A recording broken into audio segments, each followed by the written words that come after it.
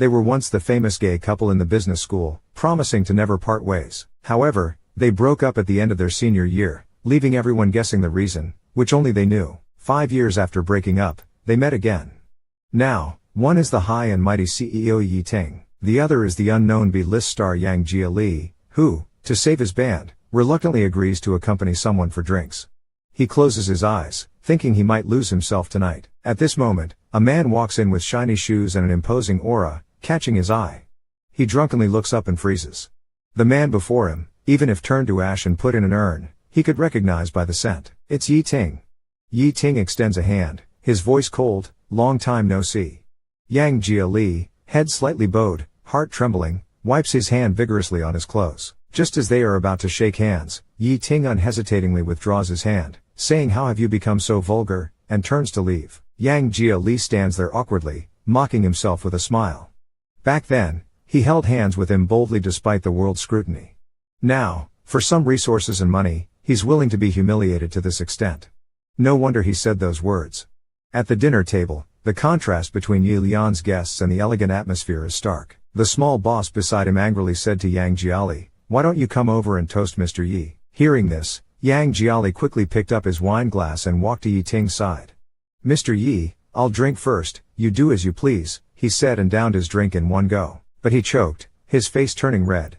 Yi Ting, standing beside him, raised his eyebrow slightly. As the gathering came to an end, everyone bid farewell, leaving only the drunken and unconscious Yang Jiali and Yi Ting in the room. Yi Ting looked at Yang Jiali lying on the table and mocked coldly. "Clearly, you can't hold your liquor, yet you come to accompany at these gatherings. You brought this upon yourself." Yang Jiali's eyes were as red as a rabbit's. He weakly lifted his head and snorted, "Life is bitter, and I have to make a living.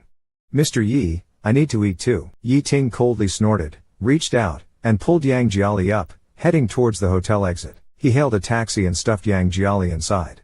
Closing the door and turning to leave, he was suddenly called back by Yang Jiali. Yi Ting frowned, wanting to say something like, "Thank you for helping me." Yang Jiali, even more dizzy from the alcohol, started speaking without thinking. He asked Yi Ting, "How have you been these years?" Yi Ting replied coldly, "Very good."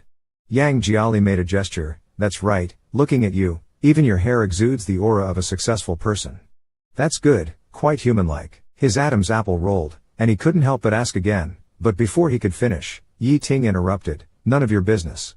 Yang Jiali lowered his eyelids, "Got it."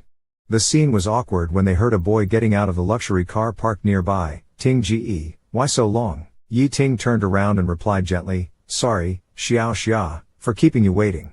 Let's go now. Are you cold? How about I take off my jacket for you?" The boy, full of youthful vigor, shook his head, "No need." Yi Ting gently pushed his head back into the car, "Be good, don't stick your head out, be careful not to bump it." "Xiao Xia, I have something to do, wait for me a bit longer." Yi Ting turned his head back, and asked Yang Jiali impatiently, "Do you still have something to say?" Yang Jiali looked at everything in front of him, showing a bitter smile, murmuring softly, "Not anymore." Yang Jiali dragged his tired body back home, and due to drinking too much, he leaned over the toilet and started to vomit. "It's great, everyone is moving forward. No one is waiting for anyone," Yang Jiali said with a bitter smile. Suddenly, a hand touched Yang Jiali's face, and Yi Ting was pressed closely in front of him. Yang Jiali teased, "Awesome. Pretending to be serious on the podium during the day, secretly taking me to the hotel at night." Ting is awesome. Ting didn't answer, chose to be a man of action, and dominantly kissed him. Two young men ignited by love, tirelessly went at it until 4:30 in the morning. Yi Ting carried Yang Jiali to the bathroom to shower. Yang Jiali dramatically said, "I am no longer the pure boy I was at 20. My 20-year virgin barrier is broken today. Yi Ting, I feel so dirty." Yi Ting gently cupped Yang Jiali's face, "I will always protect you." They were gazing deeply into each other's eyes when the phone started buzzing. It was a dream. Yang Jiali opened his drowsy eyes and answered the phone, half awake. A voice came through, "Brother Yang, the boss gave the final notice. If we can't get resources, we'll be disbanded." Another voice chimed in, "If it doesn't work, try the foot massage business next door." Li Da and Li Gong kept talking one after the other. Yang Jiali, hearing this news, was shocked awake, thought for a long time, and slapped his thigh, "I'll go find the boss." He went to the company, and the boss, with a cigarette in his mouth, firmly said, "I still say the same thing. If you can't get resources, there's no need for the company to continue the contract. Disband if you must. Don't be an eyesore." Yang Jiali, unwilling, can you really not give us another chance? Then I'll beg the president. Will that work? The boss clicked the mouse and brought up a web page. He's so young yet already the president. Yang Jiali looked up, and with just one glance, he was stunned as if struck by lightning. That face was too familiar. He recognized it instantly. Yi Ting. Yang Jiali massaged his temples and walked out with a gloomy face, thinking to himself, how the hell could it be Yi Ting? It could be Wang Ting, Li Ting, Pig Ting, Dog Ting, but it just can't be Yi Ting.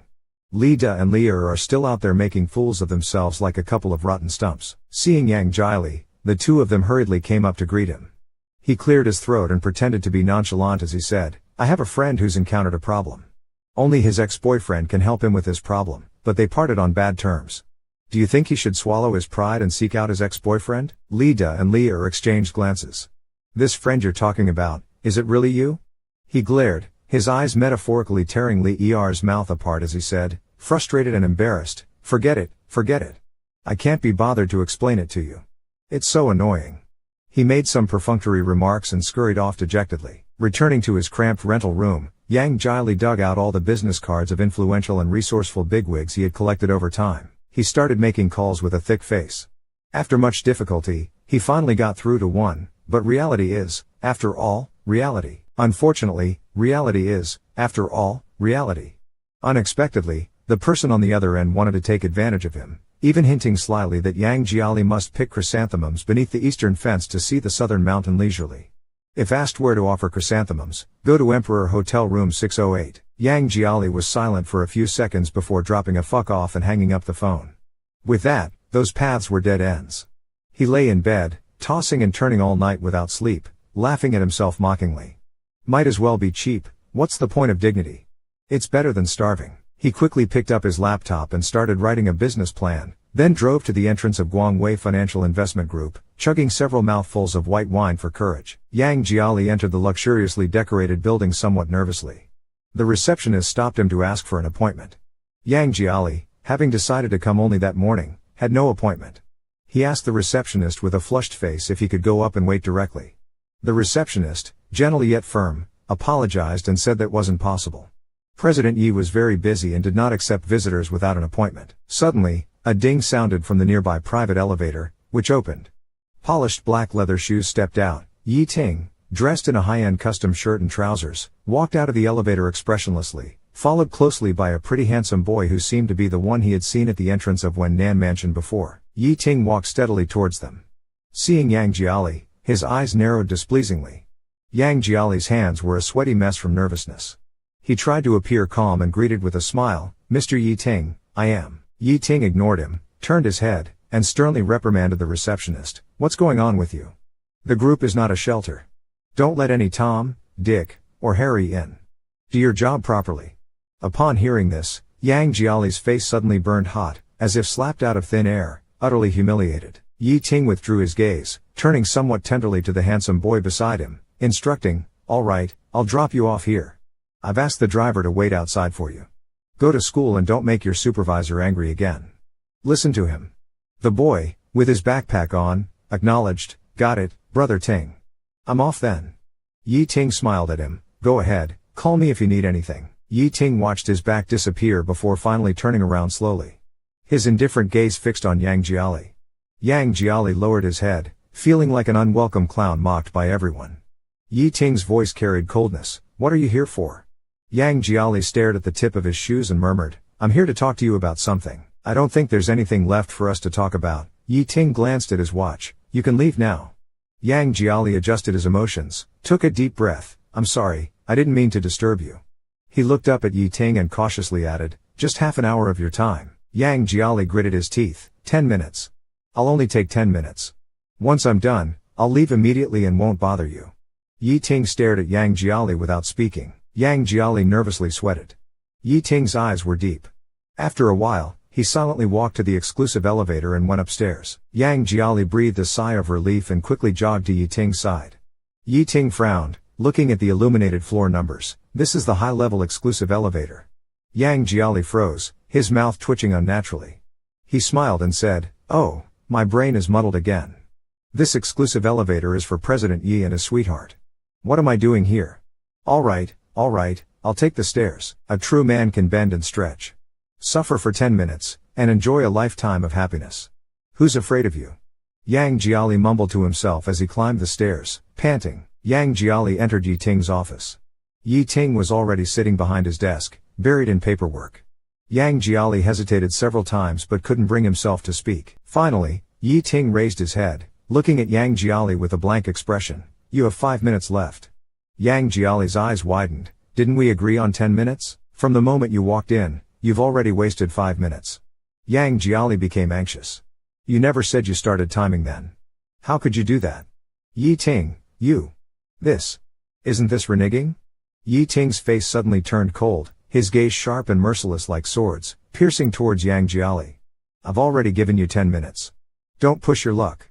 And watch your language and manners. Don't get too full of yourself. Yang Jiali was stunned, meekly agreeing. After a long while, his eyelids slowly drooped, his head lowered, and he awkwardly chuckled twice, saying he understood. President Yi, he truly lacked restraint just now. He had thought that Yi Lian Ding could join him in. Incomprehensible text, Yi Ting observed Yang Jiali, who had suddenly fallen silent. His Adam's apple bobbed slightly. There are 5 more minutes. Get to the point. Yang Jiali fumbled with his fingers, stammering as he spoke. Yi Ting, expressionless, stated, 4 minutes left. Yang Jiali quickly blurted out his difficulties, hoping for Yi Ting's leniency. Yi Ting snorted, his mouth quick to respond. Just as he was about to speak, he suddenly caught a faint whiff of alcohol on Yang Jiali. His expression turned shockingly grim. You've been drinking again? Yang Jiali nodded dumbly. I had a couple of drinks before leaving. Yi Ting's face turned extremely ugly. I remember you used to hate people reeking of alcohol, his voice cold as ice. How have you become so vulgar now? Yang Jiali, enduring the sting in Yi Ting's words, smiled and said he was young and ignorant back then. People have to grow up. I can't be willful my whole life, can I? Yang Jiali pulled out his notebook and presented it to Yi Ting. Please. Take a look at this. This is a business plan I've written. Outlining our group's development direction for the next 2 years. I guarantee I'll stake my life to ensure it's on track, and the company won't suffer any losses because of it. What do you think? Yi Ting stared at the business plan in Yang Jiali's hand for a long time. He reached out, took the plan, and then mercilessly tossed it back to Yang Jiali. Take it back. I won't look at it. Yang Jiali pleaded faintly, please, just take a glance. Yi Ting extinguished his cigarette in the glass ashtray. He looked straight at Yang Jiali and said, I have a condition. If you meet it, I'll help you. Yang Jiali's eyes brightened. He took out his phone, opened the calendar to a page with a date circled in red, and asked, do you know what day this is? Upon seeing the date, Yang Jiali's heart skipped a beat. It was his birthday, a day Yang Jiali still remembers. It was the last birthday Yi Ting celebrated with him. On the eve of his birthday, they waited for the sunrise together at the top of Fengshan Mountain. On the eve of his birthday, they waited together on the summit of Fengshan for the sunrise. The sun slowly rose from beneath the horizon, its brilliant rays instantly illuminating the heavens and the earth. Yi Ting kissed Yang Jia's bright red ears and said earnestly, Happy birthday, baby, I love you. He snapped out of his memories, glanced at the date on the calendar, and mumbled awkwardly, this isn't mine. Right, Yi Ting suddenly laughed, his smile softening. This is the day of Xiao Xia's graduation ceremony. Yang Jia's heart tightened. Ah, Xiao Xia is the boy you just saw in the hall, Yi Ting said with a smile. It's his graduation ceremony. He's a senior and will be graduating soon. The ceremony is on this day. What should I give him? Yang Jia's expression slowly stiffened. Well, he muttered after a long pause. Yi Ting sighed with a hint of helplessness. Xiao Xia has a particularly lively personality and is a bit childish. He really cares about this graduation ceremony. If I don't give him something he likes, he'll probably be upset with me again. Yang Jia stiffened. He hadn't expected Yi Ting to make such a request. He had prepared himself for humiliation, to be beaten or scolded. He was ready to endure anything for just 10 minutes. Be a dog if I must be a dog. A real man is like his own manhood, capable of both grandeur and humility. That's the true nature of a man. But he had really not anticipated that Yi Ting, this heartless bastard, would force him, his ex-boyfriend, to shamelessly pick out a gift for his new lover to win his favor. Absolutely fucking unbelievable. Yang Jia, with a dazed spirit, turned his face away. I don't know how to pick gifts. You do, Yi Ting firmly said, still with a hint of a smile. Xiao Xia's personality is very much like you used to be. A rambunctious kid with a childish heart, thinking he can touch the sky because he has someone backing him. He's bound to like what you like. I trust your choice of gift. It won't disappoint me, right? Yang Jia was furious. He really wanted to tell Yi Ting that after being battered by society for so long, his personality had changed drastically. He no longer dared to cause too much trouble. Xia can now rely on having Yi Ting behind her. But as soon as he turns around, there's no one there. Who will help him? Yang Jiali, with his head down, thinks how good it is to be cared for. Not only does he not have to worry about food, but he also receives a bunch of carefully prepared gifts. He can be an ignorant fool without a care in the world. Yi Ting takes out a card from the drawer and slides it across to Yang Jiali. This is the fund for buying the gifts. Take it. Yang Jiali looks at the card without taking it. Yi Ting taps on the table twice, seemingly displeased. I'm asking you one last time. Are you taking it or not? Yang Jiali stares at the card, his fingers almost tearing the hem of his trousers. Seeing no reaction from him, Yi Ting nods. If you're unwilling, then forget it. I'm not forcing you. Go out. I'm very busy here. Yang Jiali clenches his fist, takes a deep breath after a long while, and fiercely grabs the card into his palm. He pretends as if nothing matters, forcing a smile. All right, since it's an order from President Yi, I'll do it. Rest assured, I will choose the gifts carefully. What's my face worth anyway? I can't let President Yi's beloved be unhappy, right? Yi Ting's gaze is profound and inscrutable. You'd better do so. Turning around, Yang Jiali retreats from Yi Ting's office in a somewhat sly manner. Yi Ting watches his back for a long time before withdrawing his gaze to look at the calendar on his phone. His finger repeatedly rubs over the circled date, his eyes suddenly becoming as deep as a lake. Yang Jiali leaves the corporate building. He checks the amount in the card at the bank and is almost shocked out of his wits. There's a full 2 million in the card. Yang Jiali, in silence, puts the card back into his pocket and sits at the entrance of the bank for a while. He should have realized it long ago. But that's just the kind of person Yi Ting is. When it comes to his beloved, he can casually throw out millions just to please them for a moment. Excessive indulgence. When dealing with insignificant things, like him now, he wouldn't get such good treatment. He thought that even if he knelt and begged Yi Ting for mercy, asking for a way out or even a bite to eat, Yi Ting wouldn't bother to take a second look. Yang Jiali felt a surge of bitterness in his heart, took out his phone, and called Li Da and Li Er. The lamb hot pot on the table was still sizzling with red oil, and a case of beer was placed next to it, with several bottles already empty. Li Da was scared. Yang Ji, what are you doing? Yang Jiali chewed on some lamb and then gulped down a large mouthful of beer, eating and drinking excessively. Don't drink anymore. Li Da quickly pulled him back. If you keep drinking like this, you'll throw up. Li Er also nodded, worried.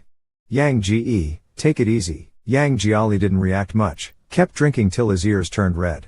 I'm not unhappy, I'm very happy right now. Yang Jiali's eyes reddened from drinking. He chuckled, I just need to make President Yi's little lover happy, and we'll have a way out. Isn't that a deal worth celebrating? Come, drink. Since Li Da and Li Er exchanged glances.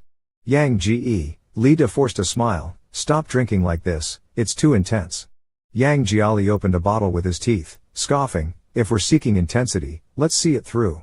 Less talk, more drinking. Li Da and Li Er had no choice but to drink along. The three idiots inexplicably finished a case of beer. When they left the food stall, all three were dizzy and couldn't walk straight. Staggering, Li Da had to carry him. Yang Jiali wrapped his arms around Li Da's neck, still restless and mumbling, why do I have to make him happy? You're doing it on purpose, definitely on purpose. Li Da stopped, what did you say? Yang Jiali mumbled, Yi Ting. He slightly opened his eyes, drunk and red, with a childlike grievance, sniffing and said in a small voice, that day was my birthday, you knew it. Li Da sighed and bumped into someone. He looked up, coughed, bro, you're blocking my way. The man standing in front of him was tall and sturdy, dressed impressively, but with a cold and tough expression, looking hard to deal with. He pointed at Yang Jiali, give him to me. Li Da frowned, sorry, we don't engage in human trafficking. Yi Ting's eyes grew stern, I told you, give the person to me. Li Da looked up warily, who exactly are you? Yi Ting took out a business card and slipped it into Li Da's coat pocket. Without saying another word, he directly took Yang Jiali from Li Da's back. Yang Jiali, pulled uncomfortably, behaved like an unruly cat, throwing a tantrum. Yi Ting forcefully dragged Yang Jiali to his side, restraining his flailing hands. Yang Jiali slowly opened his eyes to a slit, saw it was Yi Ting, frowned, and, drunk and bold, said, damn it, why is it you again, you unlucky bastard? Will this ever end? Yi Ting remained silent, his clenched jaw indicating his displeasure. Yang Jiali struggled to free himself from Yi Ting's grip, humming incoherently. Let me go, I don't want you touching me, I want Li Do to hold me. Hearing this, Yi Ting's eyes suddenly narrowed, his gaze turning extremely sharp. He grabbed Yang Jiali's chin, turning his face towards him. Behave yourself. Yet, Yang Jiali still flailed like a crab. Let go of me, don't touch me. If you touch me again, I'll. Yi Ting sneered, you'll do what? Before Yang Jiali could finish, his stomach churned, and he vomited all over Yi Ting. The moment it happened, Yi Ting's face turned utterly dark. He dragged Yang Jiali into the house, stripped him of his dirty clothes, then threw him onto the bed. The high-end custom suit was ruined by the vomit. With a cold face, Yi Ting threw the clothes into the trash and messaged his assistant to bring a new set. At some point, Yang Jiali woke up, still bleary-eyed from the alcohol. Upon seeing Yi Ting, he hummed for water, want water, pour it myself. Yi Ting remained indifferent, pouring the water himself. Yang Jiali is so drunk that his mind is foggy, shaking his head and drinking water. He wants you to pour, but you just sit there with no reaction and a terrible tone, saying, pour it yourself. Didn't you not want me to touch you? Now you want my help? Yang Jiali slightly lifts his hand but then puts it down weakly. He turns his head, and his tone drops like a roller coaster to the bottom, filled with disappointment and a bit of grievance. You can give your little lover a $2 million gift, but you can't give me a glass of water? Yi Ting, I'm thirsty. Sitting by the bed, he suddenly grabs Yang Jiali's chin, forcing his face over, his voice icy. Why do you feel wronged? Yi Ting tightens his grip, his tone even harsher. To whom I give a $2 million gift is none of your business. Why do you feel wronged? We broke up a long time ago. Stop being delusional. Yang Jiali uncomfortably struggles and suddenly starts coughing violently. Yi Ting originally had a lot of resentment and wanted to vent it, but seeing Yang Jiali clutching the bedsheet tightly, coughing until his face is red and neck is swollen, coughing so much his voice becomes hoarse, he eventually grits his teeth, let's go, and goes to the kitchen. He makes a bowl of soothing hot soup and brings it to Yang Jiali with a cold expression. Open your mouth. Yang Jiali, still groggy, sits up, brings his head closer, and bites the edge of the bowl like a young cub, sipping it slowly. After just a few sips, he starts coughing again, his eyebrows furrowed in pain. Yi Ting, expressionless, says, drink it even if it's bitter, open your mouth. But Yang Jiali shakes his head, his drunken eyes staring at Yi Ting, probably not even aware of what he's saying.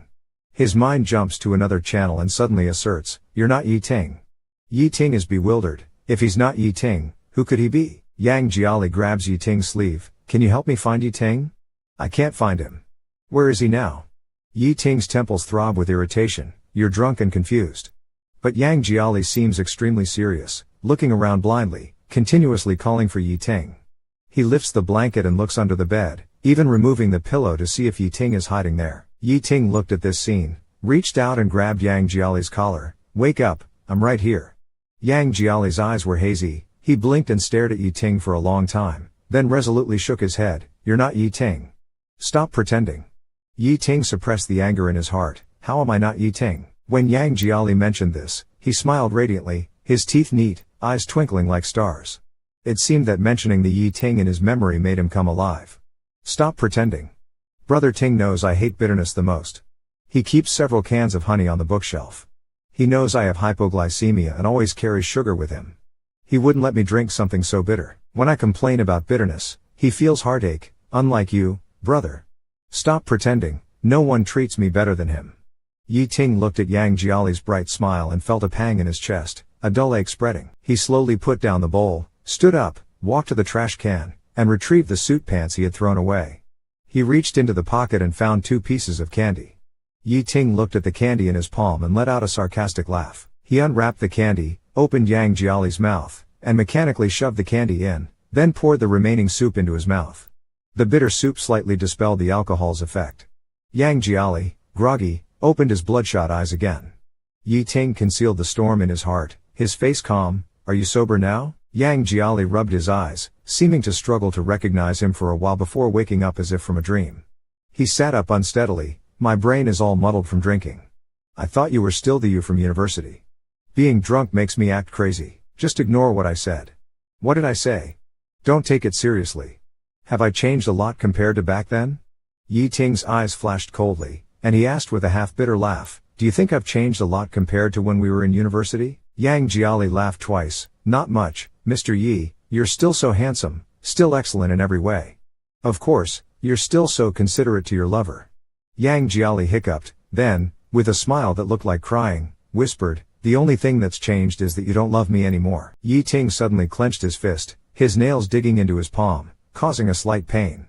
As Yang Jiali spoke, the alcohol seemed to surge again, making him look confused and spaced out. He has someone new by his side now, younger and better looking than me, who can make him happier. He stopped loving me a long time ago, doesn't even deign to look me in the eye.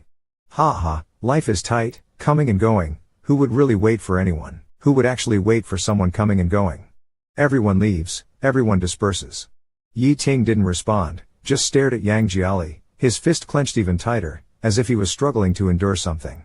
As the bedroom fell into an eerie silence, there was a knock on the door outside. It was Yi Ting's assistant delivering clothes. Yang Jiali suddenly beckoned to Yi Ting. Can I ask you a question? Yi Ting asked indifferently. Yang Jiali hugged a big sheep pillow, laughing wantonly and mysteriously. Yang Jiali was intoxicated, half lying on the bed, staring and giggling foolishly at Yi Ting, who was changing clothes. Excuse me, Mr. Yi, how many types of spiciness are there in Chongqing hot pot? Yi Ting had already had enough of being vomited on and dealing with a drunk person tonight. He straightened his clothes and perfunctorily replied, I don't know, then turned to leave. But Yang Jiali panicked. Don't go, I haven't told you the answer yet. Yi Ting's breathing became slightly heavier, sparks in his eyes. Then hurry up and say it. Yang Jiali giggled, grabbed Yi Ting's sleeve, and lowered his voice as if sharing a secret not meant for others to hear. I'll tell you, there are 4 types, mild, medium, hot, and what? Yi Ting asked. Yang Jiali leaned close to Yi Ting's ear and whispered, there's also, I miss you spicy. Yi Ting's expression changed drastically. His mood had been unstable tonight, constantly fluctuating due to Yang Jiali's antics. He slowly pinched Yang Jiali's chin. You said you miss me? Yi Ting's smile gradually disappeared.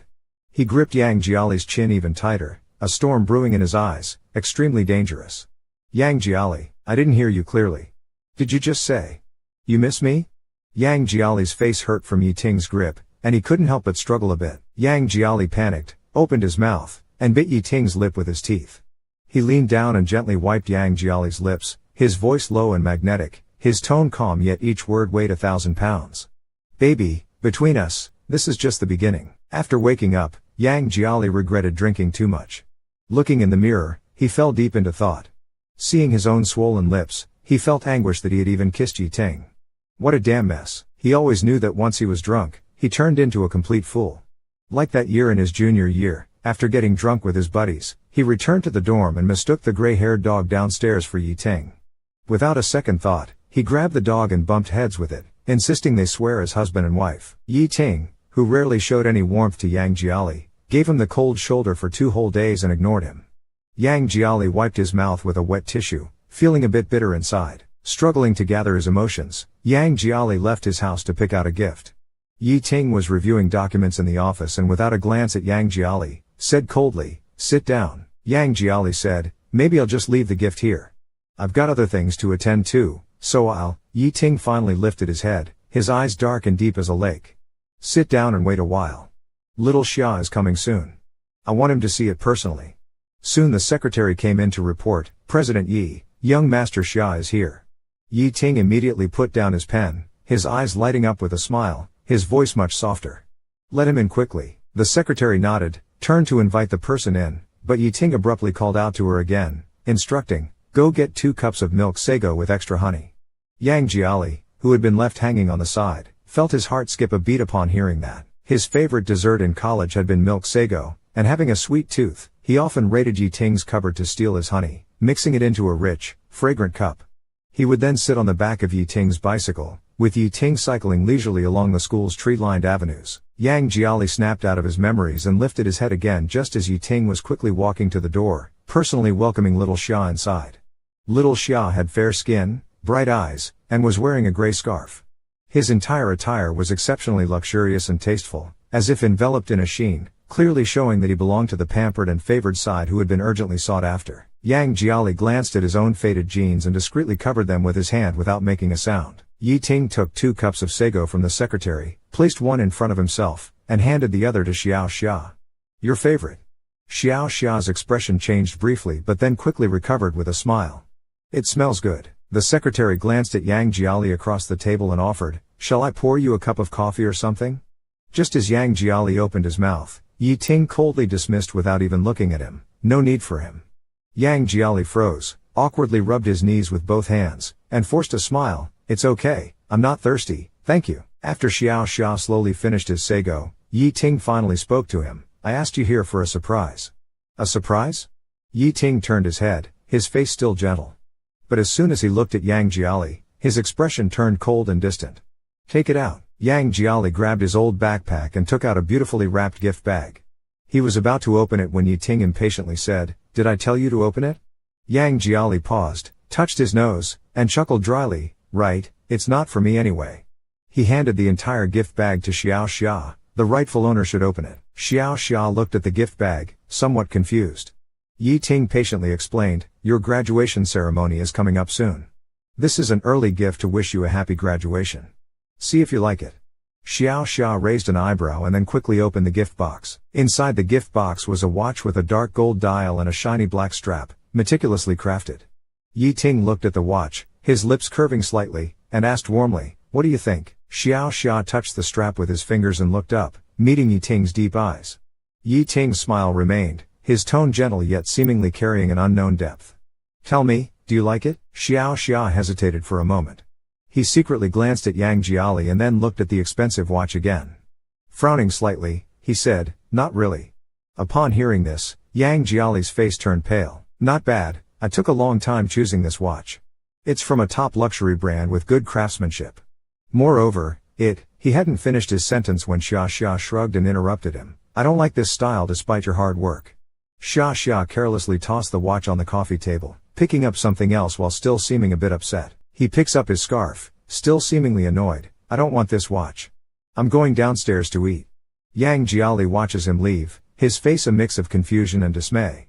He really put a lot of effort into choosing this gift, taking 3 whole days to pick it out, only for it to be discarded without a second glance. Not even Empress Dowager Qixi was this hard to serve. After Xia leaves, Yi Ting leans back on the sofa, legs crossed, smirking. "Yang Jiali, this is the good job you've done?" Yang Jiali is genuinely perplexed. He spent 3 full days shopping to please Xiao with a gift, his eyes dizzy from all the browsing, meticulously selecting this one. Yang Jiali's cheeks involuntarily twitch as he tentatively asks, "Shall I choose another one?" Yi Ting's gaze is sharp as ice, piercing through Yang Jiali.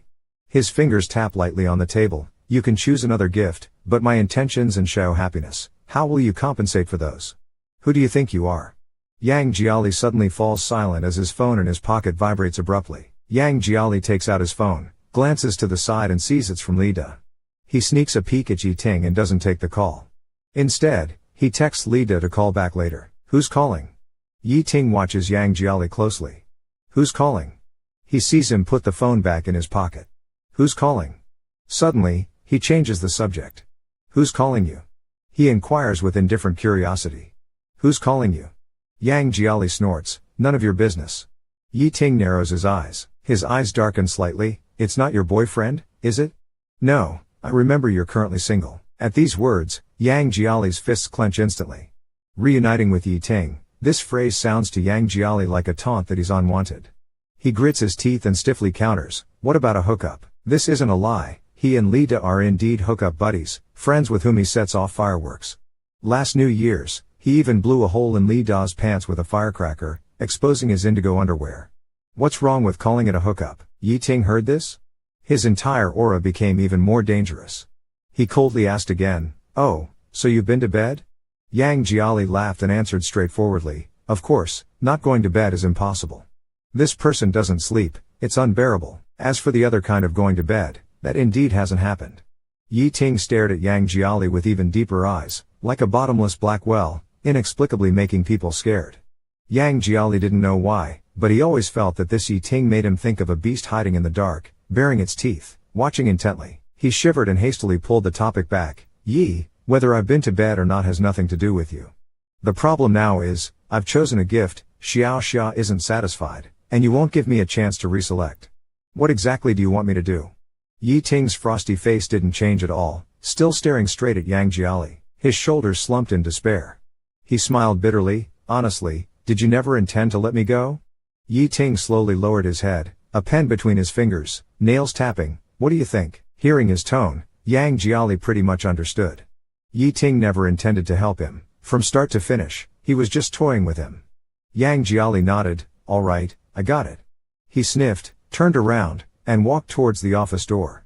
Just as he was about to reach the door, Yi Ting suddenly called out to him, wait a moment. Yang Jiali paused and turned his head. Yi Ting's eyes seemed to hide countless calculations, his lips slightly curved. Don't rush off, there's still something I haven't given you. Leisurely, Yi Ting pulled out a piece of paper from a stack of documents, walked up to Yang Jiali, and handed it to him. Yang Jiali frowned and took the paper to have a look. It was a bill for 83,000 yuan. Yi Ting's tone was calm and devoid of any emotion. 3 days ago, you vomited all over me downstairs at your place. Debts must be repaid. The price of that suit, calculated at the market rate for second hand, is 83,000 yuan. When do you plan to pay up? Yang Jiali was furious, raising his voice. That night, it was you who kept holding on to me, not letting go. That's why I threw up on you. Isn't this just shameless? Yi Ting faintly replied, oh, and sneered indifferently, if you have any objections, I can arrange for my financial lawyer to discuss it with you. Yang Jiali felt a surge of anger stuck in his chest. It took him a while to catch his breath. He took a few deep breaths. Did you plan to ruin me from the start? Yang Jiali laughed a few times, nodded, and suddenly his eyes filled with blood. You can spend 2 million to buy gifts for your mistress without blinking, but you won't leave me any way out. You are ruthless, Yi Ting. You can spend 2 million, your heart is truly cruel. Yi Ting neither confirmed nor denied, his expression unchanged, his aura still intimidating. What makes you think I would go easy on you? Yi Ting asked indifferently. Yang Jiali was stunned for a few seconds, then suddenly laughed and gave Yi Ting a thumbs up. You're right, absolutely right, and nodded vigorously. He roughly stuffed the bill into his pocket, wiped his eyes forcefully, and said with a smile, we are long done. I'm no longer someone worth your pity. Even if you forced me to death, you wouldn't even blink. I understand now. Gathering his last bit of dignity, he said, since I ruined the clothes, I will definitely pay back the money. From now on, Yi Ting, I owe you nothing, not a penny. After saying that, he no longer looked at Yi Ting and turned to leave the office. Only then did Yang Jiali realize it was snowing, the first snow of winter. The cold wind, carrying tiny snowflakes, whipped around and immediately reddened Yang Jiali's face.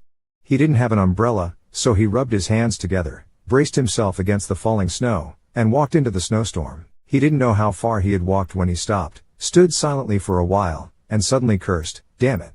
He kicked the snow on the ground, but the snow was too slippery, and he lost his balance and fell into the snow. He clutched his aching foot, suppressing a few groans of pain. Only then did he realize he had twisted his ankle again. Damn it, how unlucky can I get? Is God just messing with me, giving me a whole package of bad luck? Yang Jiali silently covered his eyes, like a cornered, whimpering little animal. Only now did he fully understand. But now he finally understood thoroughly. Yi Ting wanted to force him to death. Jia Li just sat on the ground until it got dark and his body was covered with snow. Then he laughed at himself twice, stood up, and went home. After taking just one step, he felt something tugging at his pant leg. He looked down and to his surprise, it was a kitten biting his pant leg. Yang Jia Li squatted down and touched the shivering body of the little kitten. He then noticed a small cardboard box under the bench and instantly understood, this was an abandoned stray kitten.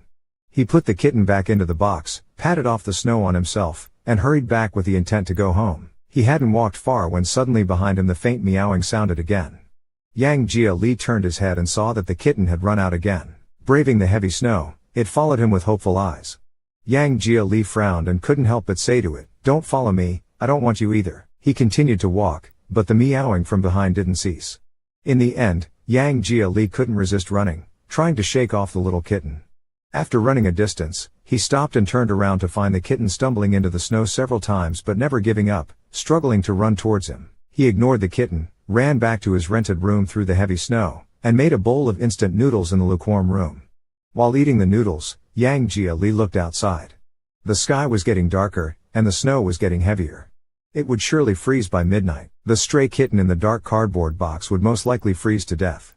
His movements eating the noodles suddenly halted, and he sat frozen as if he had been acupunctured, silent for a long time in the dim room. After who knows how long, he suddenly cursed, stood up, grabbed his keys, and ran outside. He ran back to that small park. Yang Jiali knelt in front of the bench, took the box from underneath, opened it, and saw the kitten shivering with cold. Yang Jiali looked into the kitten's moist eyes and felt it was crying. Yang Jiali stared at it for a while, finally sighed as if admitting defeat, and said, I have no money, I can't afford good cat food. With me, you will suffer. Do you understand? The kitten meowed softly. Yang Jiali reached out his trembling hand and opened it in front of the kitten. Even so, do you still want to follow me? He asked. The kitten's tiny paw landed in Yang Jiali's palm before the snowflakes did. As he looked at the small paw in his palm, his heart suddenly trembled. In the vast snow, under the lonely, dim streetlight, a stray kitten as lonely as he was put its paw into his hand. He picked up the box, quickened his pace, and ran home. He gave the stray kitten a bath and fed it something. Stroking its soft belly, he thought for a while and said, I'll call you Afu. Lately, he had been having a terrible time. Yi Ting's relentless pressure and malicious games were driving him to despair. Naming the kitten Afu might bring some luck. As he was deep in thought, his phone on the table started vibrating. Yang Jiali picked it up and saw it was a call from Li Da. At that time, he was confronting Yi Ting and didn't have a chance to answer. Yang Jiali answered the call. Li Da, what's up? Li Da's voice sounded anxious. Brother Yang, why didn't you answer my call at noon? Never mind, let's not talk about it. Brother Yang, we got a gig. Which bathhouse is hiring singers again? Li Da, I've told you, we can't go to those shady places. It's not a bathhouse, Li Da hurriedly explained. The company told me this morning that a director took a liking to one of our original songs. The event team is inviting us to perform. Hearing this, Yang Jiali couldn't believe it at first and confirmed several times with Li Da. After hanging up, he was dazed for a long time until Afu meowed a few times, snapping him back to reality. They landed a big gig. Yang Jiali's smile grew wider and wider. Finally, he yelled Yahoo! And rolled on the floor with the toy lambs, laughing like a fool. This big gig would earn them a good sum of money, meet the boss's requirements, and might even save the group. The current predicament suddenly seemed to dissolve. Yang Jiali sat up, I must take good care of you. He placed Afu on the coffee table like a revered ancestor and bowed to it. Brother Fu, you brought me good luck as soon as you came. Awesome, truly awesome. I used to be blind to your talent. From now on, I'll take good care of you. Fish snacks and cat food will be in abundance. Yang Jiali was still not done rambling happily when his phone rang again. He glanced at it and saw it was Yi Ting this time. His smile froze, and after a few seconds of hesitation, he still answered the call, trying to stay calm. President Yi, do you need something? Yi Ting's voice was as indifferent as ever. Yang Jiali, I want to ask you when you can repay the debt you owe me. Clenching his fist tightly, Yang Jiali said, I won't owe you a penny, rest assured. Yi Ting chuckled, his voice implying something deeper. If you're really out of money, I actually have a suggestion. Do you want to hear it? Yi Ting's tone was so certain, as if he foresaw Yang Jiali would be forced to play into his hands. Holding the phone, Yang Jiali snorted coldly, thanks, but I don't want to hear it. Yi Ting was taken aback. What? I said I don't want to hear it, Yang Jiali said arrogantly, his toes tapping, take your suggestion and roll back to your little xia. Stop chirping in my ear, or I'll slap you both. Yi Ting's voice suddenly darkened. Yang Jiali, from now on my surname is Dad, and my given name is Dad. You can call me Daddy. Yi Ting fell silent for a long while then said, what's wrong with you? Yang Jiali emphasized, I've just realized that without you I can still walk out of adversity on my own. We've broken up. My status is not worthy of being compared with little xia. You are absolutely right, so from now on, I'll stay far away from you. A hint of chilling danger emerged in Yi Ting's voice. Is that so? Dare to say that again? Yang Jiali held his head high, full of life. President Yi, I wish you and little xia grow old together. I will live my own life, and we'll have nothing to do with each other anymore. I'll definitely repay the money, and don't call me again. From now on, we are strangers. If you keep harassing me, watch if I don't stab you then. If you keep messing with me with malicious intent, I'll smash your head, crush sunflower seeds on you until you have a pig's head and a dog's face. Never see your freaking face again. Say goodbye to your mom for me, he said without waiting for Yi Ting to respond, poking the screen to hang up. Venting his frustration, Yang Jiali threw his phone and with a loud cheer as if downing a big drink, felt an unprecedented sense of relief and satisfaction. After being mocked by Yi Ting for so many days, not dying from it. Finally, he scored a point. Yang Jiali stuffed Afu into his pocket and declared, Afu, you owe your good fortune today to the luck you brought. No more words, Daddy's going to buy you fish treats right now. As Yang Jiali took Afu to buy fish treats, little did he know that Yi Ting, after being hung up on, was confused for quite a while, frowning as if trying to figure out what was going on with Yang Jiali. After a long thought, His frown gradually relaxed, and a slow smile crept across his face, as if he had figured it out. He picked up his phone, thought for a few seconds, and unlocked a password-protected private album. He casually opened a photo. In the photo, Yang Jiali was hugging a big sheep plushie and making a funny face, lively and unrestrained. Yi Ting gazed at the photo for a long time, shook his head, and said with a deep chuckle, still as childish as ever. In the next scene, Yang Jiali, Big Z, and Z entered the rehearsal room together, igniting a passion that had been missing for a long time. They rehearsed intensely for 4 or 5 hours. By the end, Yang Jiali's voice was hoarse, but he didn't feel uncomfortable at all. He felt a surge of enthusiasm throughout his body, and all he could see was hope. Anxiously waiting for almost a week, he still had not received a response from the committee. Finally, Yang Jiali couldn't bear it anymore and mustered the courage to call the person in charge of the committee's review. The call connected quickly, and Yang Jiali politely stated his purpose, asking how the review was going and if there was anything that needed to be modified. The person on the other end hesitated. Well, how to say? Your performance. Yang Jiali's heart skipped a beat, and his palms began to sweat immediately. The person on the other end of the phone got more and more tangled and vague. It's not that I don't want to let you pass, but the higher-ups. Yang Jiali got anxious and kept asking what was going on. Just say it straight. The other side sighed and said, all right, I'll tell you. Your performance has been cancelled, the slot has been revoked, and another singer has taken your place. We don't need your final video anymore and won't watch it. The person in charge coughed a few times, hearing Yang Jiali getting almost to the point of tears. In the end, they couldn't bear it and lowered their voice, saying, all right, I'll give you a heads up, but don't spread it around. You were replaced because the major investor of the show pressured not to let you perform. Which investor? The person in charge whispered, I can't go into details, you'll have to figure it out yourself. After hanging up, Yang Jiali rushed to the computer, opened the list of show investors, and scanned from top to bottom. When he reached the first major investor, he froze. Guangwei Financial Investment Group, Yi Ting's company. Knowing that Yi Ting was behind the scenes messing things up, pressuring to cancel his slot, Yang Jiali got furious and dialed. He called Yi Ting several times in a row, but Yi Ting didn't answer. Unwilling to give up, he also sent messages to Yi Ting, but Yi Ting didn't reply to any of them, playing dead. Yang Jiali sat in the room in silence for a long time, looking at the still unreplied messages, grabbed his coat, and went out. He arrived at Yi Ting's company, entered the lobby, and was stopped by the receptionist with a faint smile. Sir, do you have an appointment?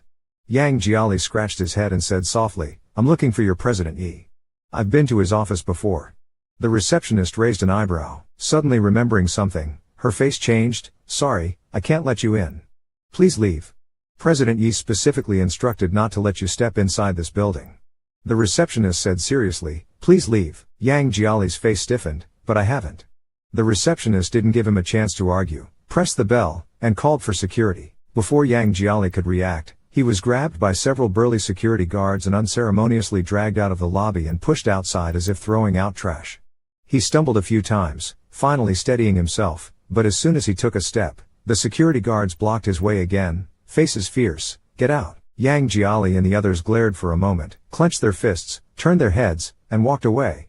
Just as he reached the steps, he stopped. He was not willing to let it go. After a while, not caring about his dignity, he bit his lip and sat directly on the steps in front of the company. If Yi Ting wouldn't let him in, fine, he would just sit at the door and wait for someone. He had to clear this matter up. Snowflakes fell, landing in Yang Jiali's hair and on his shoulders. He rubbed his frostbitten ears, breathed out a white puff, and huddled up with his knees to his chest to keep warm.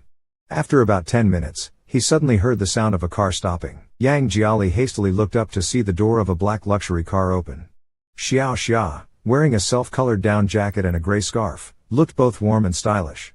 As soon as Yang Jiali saw him, he quickly gathered his strength to stand up and blocked Yi Ting's way. When Yi Ting saw Yang Jiali, he wasn't much surprised, his voice as cold as the temperature. What are you doing here? Yi Ting, one hand in his suit trouser pocket, slightly hooked his lips. I remember, half a month ago, someone told me to never call him again, never contact him again. From now on, we are strangers.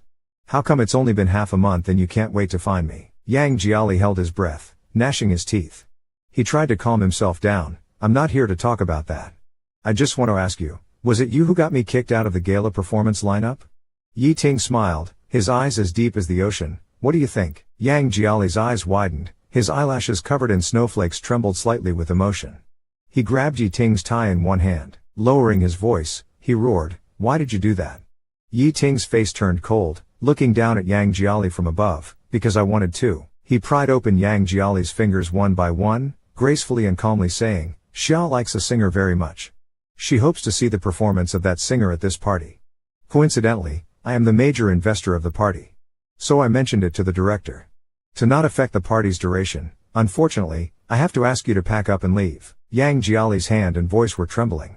"This is an opportunity I fought for myself." "Yeting, who do you think you are?" Yeting suddenly asked back, stepping closer to Yang Jiali with an imposing presence. He stared into Yang Jiali's eyes like a beast cornering its prey. "May I ask, who is he?" Yeting straightened up, feeling that some people's grievances can truly evoke pity. Some people's grievances make others feel heartbroken, making them want to do everything to make them happy. But some people's grievances only bring laughter. "Do you understand?" Yang Jiali was stunned and couldn't speak. He looked into Yi Ting's eyes for a long time, then slowly lowered his head, wiping his eyes hard with his sleeve, and laughed twice, as if mocking himself. "Indeed, why would I think of coming to you?" Yi Ting took a step closer and said in a deep voice, "Is it now? Don't forget you still owe me 80,000. You may not be able to go on stage again. What other options do you have? So, do you want to beg me now?" Yang Jiali lowered his head and said after a few seconds of silence, "No." Yi Ting's eyebrows furrowed suddenly, as if he hadn't expected Yang Jiali to answer this way. Yang Jiali took out a crumpled sheet of music from his pocket. It was the final draft he had revised countless days and nights, with eyes reddened from exhaustion. He smoothed out the sheet, wanting to say many things. He wanted to tell Yi Ting how much he wanted to perform at this gala, how much effort he had put into it, and how unwilling and sad he felt. But in the end, he said nothing and just said lightly, "Forget it." He threw the paper away without looking at Yi Ting again, turned around, and left. The snow was falling heavily, and Yang Jiali's foot injury had not fully healed. He walked on the snowy ground with uneven steps, struggling a bit. He didn't know how long he had walked when suddenly, urgent footsteps sounded behind him. Yi Ting's voice rang out, "Stop." Yang Jiali paused for a moment but continued walking forward without looking back. The emotion in Yi Ting's voice surged more intensely. "Yang Jiali, I told you to stop." He even sped up a little. The accumulated snow was soft and slippery.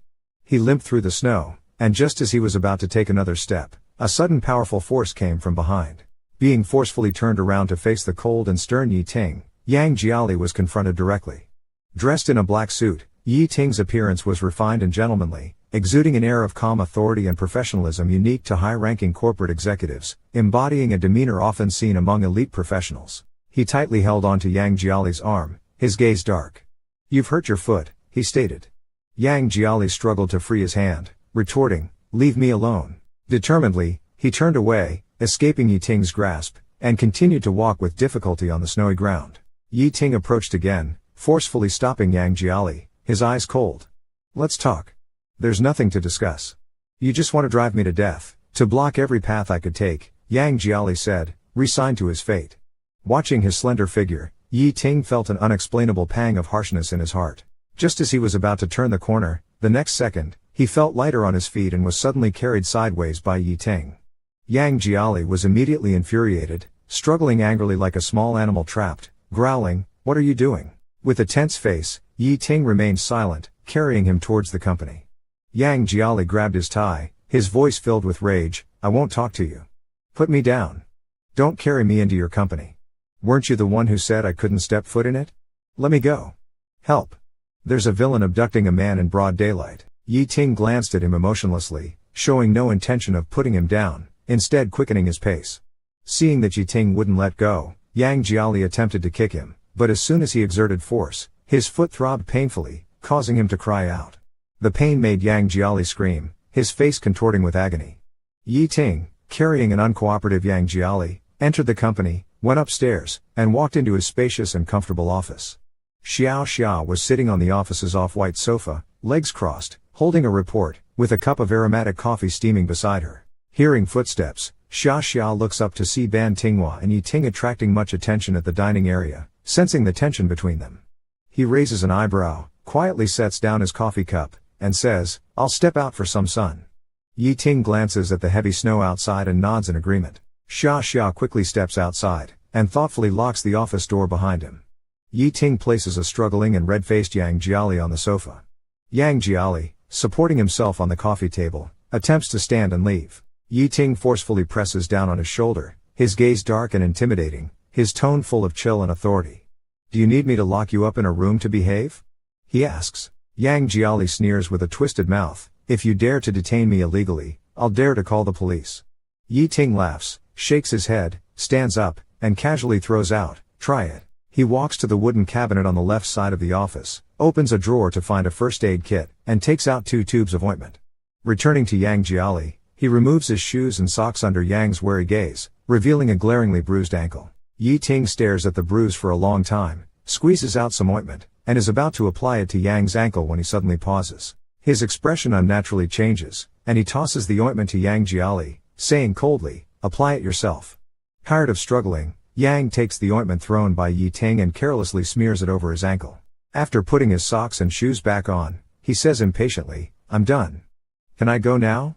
Yi Ting leans against the desk, lost in thought and unresponsive. Yang shrugs, stands up, and limps to the door, reaching out to open it. Little did he know the doorknob was locked tight. No matter how hard he pressed, the door wouldn't budge. Yang Jia was startled and turned around, only to see Yi Ting still leaning against the desk, with an almost invisible smile on his lips. "Why aren't you leaving?" exclaimed Yang Jia, pointing at the door, trying to suppress his emotions as he gritted his teeth. "Open the door." Yi Ting chuckled, still staring at Yang Jia without moving. Yang Jia felt a burning rage in his chest, his breathing grew rapid. "You dare to lock me in? I'll really call the police," he said, both shocked and angry. After hesitating for a moment, Yang Jia moved back to the sofa and sat down with a huff. "If you have something to say it quickly." Yi Ting was sitting in the boss chair, slightly turned it to face Yang Jia directly. "The lifeline of your group is still in my hands. You still owe me 80,000. When do you plan to repay the debt?" "You don't need to pay me back in installments," Yang Jia responded stiffly. Yi Ting's fingers lightly tapped on the desk, "No need to make it so troublesome." Yang Jia's ears pricked up. Yang Jiali's ears twitched slightly, as if he had a premonition. A hint of unease crept into his heart. Early in the morning, Yi Ting turned to look at the heavy snow outside the window, and there was a trace of tenderness and nostalgia in your dark eyes. "Back in the days, every morning in college, we would rent a house outside campus and live together. You always loved to make a kind of small pancake for breakfast. Do you remember?" Considering that it was inconvenient to have a same-sex relationship in the dorm, Yi Ting took it upon himself to rent a small villa outside campus. Making these pancakes was the only craft his mother taught him, and he was quite good at it. Yi Ting used to love them so much. Yang Jiali lifted his eyelids to look at Yi Ting. "Why bring this up?" Yi Ting smiled, "I haven't had them for years, and I kind of miss them, so I want you to make them for me a few more times." "Make pancakes for you?" "Ha," Yang Jiali scoffed sarcastically, "aren't you afraid I might poison you?" Perhaps reminiscing about the past, Yi Ting's expression softened a lot. He even answered with a smile, "How would you be happy if I were poisoned to death?" Yang Jiali sneered, "Last time you said if I bought gifts for Xia, you'd let our group off the hook.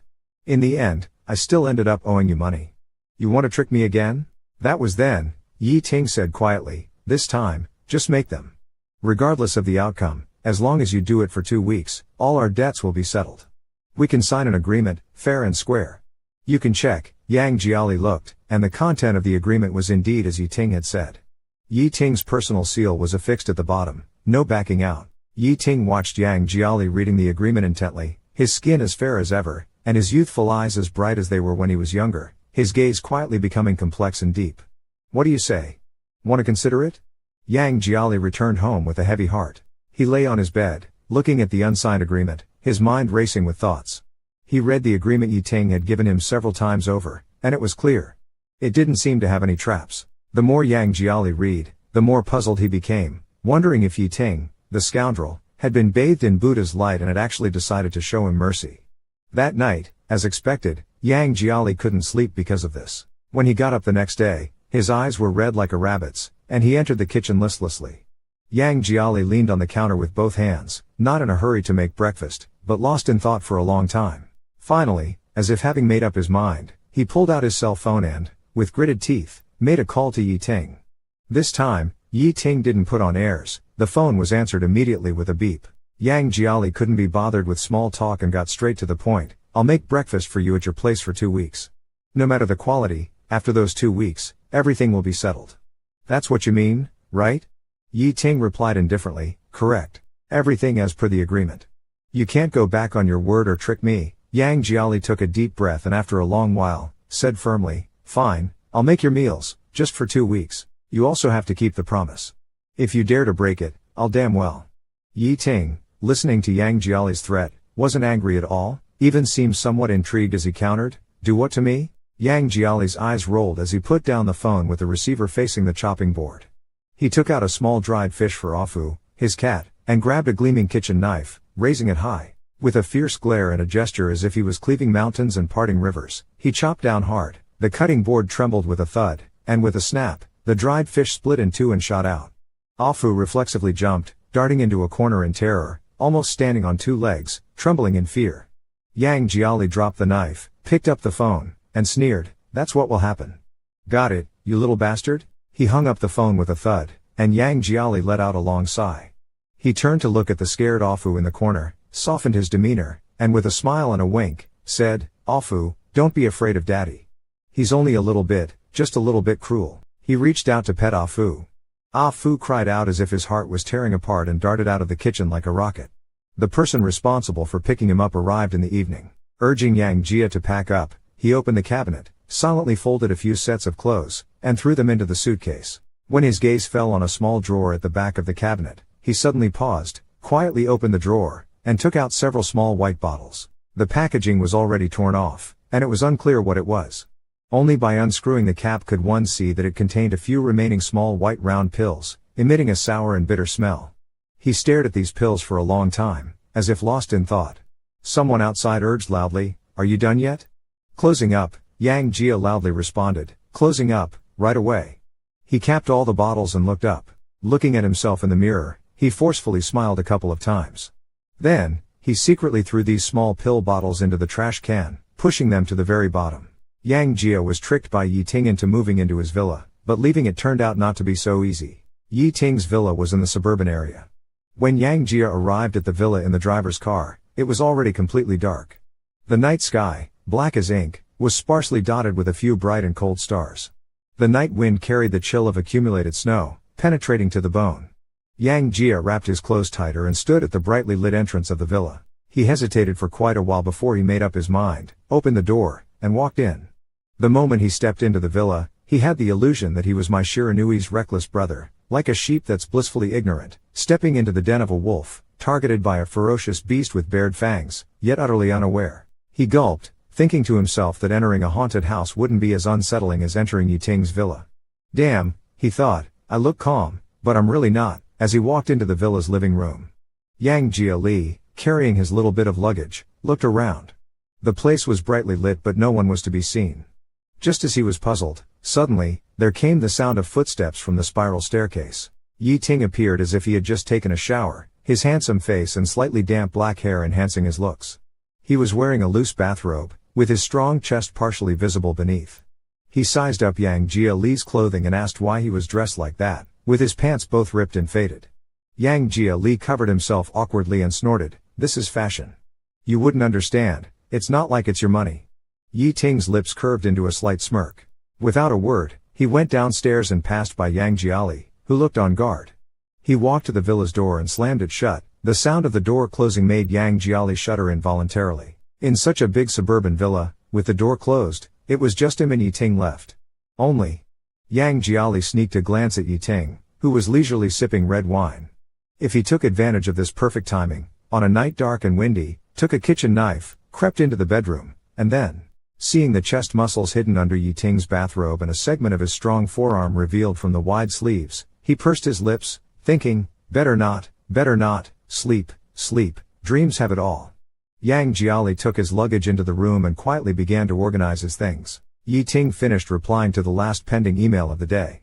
He put down his tablet and quietly walked to the door of Yang Jiali's room. Only a small lamp was on in the room, warm yet somewhat dim. Yang Jiali had already finished packing his meager luggage and was sitting on the bed with his back to Yi Ting. Yang Jiali just sat there silently, not knowing what he was thinking. The light shone on his profile, motionless like a statue, lacking vitality. Through the doorframe, Yi Ting didn't disturb him and just watched from a distance. He looked for a long time, somehow feeling that the Yang Jiali who was alone now seemed, in some indescribable way, slightly different from the one he remembered.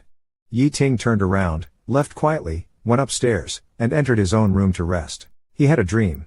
It was dim, and within the haze, he saw Yang Jiali standing not far in front of him, with his back turned, walking step by step further away. Yi Ting wanted to catch up to him, but his feet felt as if they were filled with lead and couldn't move. He could only call out to the retreating figure of Yang Jiali, "Yang Jiali, I'm telling you to stop, don't go any further." Yang Jiali turned his head to look at Yi Ting, and a tear suddenly fell from his eyes reddened with blood vessels. His lips moved slightly, wanting to say something but ultimately not saying it. His steps had already entered the cemetery. His whole body was swallowed by the darkness. Yi Ting was startled awake by this nightmare. He has always had good sleep quality and regular habits, rarely having such nightmares. He was panting in the dark and, touching his forehead, found his hand covered in cold sweat. Yi Ting took a long while to regain his usual calmness. He lifted the blanket and went downstairs, walking quietly to the door of Yang Jiali's room.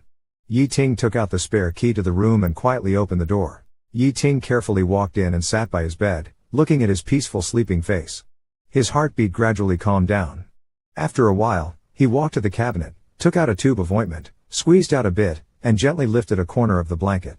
He applied a thin layer on Yang Jiali's ankle, put the ointment back in place, and sat back by the bed. He looked at Yang Jiali's drooping eyelashes and said with a chuckle, "Just like before, once you're asleep, you don't sleep comfortably. No matter how I call, you're not willing to wake up." He slowly lowered his head, getting closer to look at Yang Jiali's eyebrows and eyes. "It's been 5 years.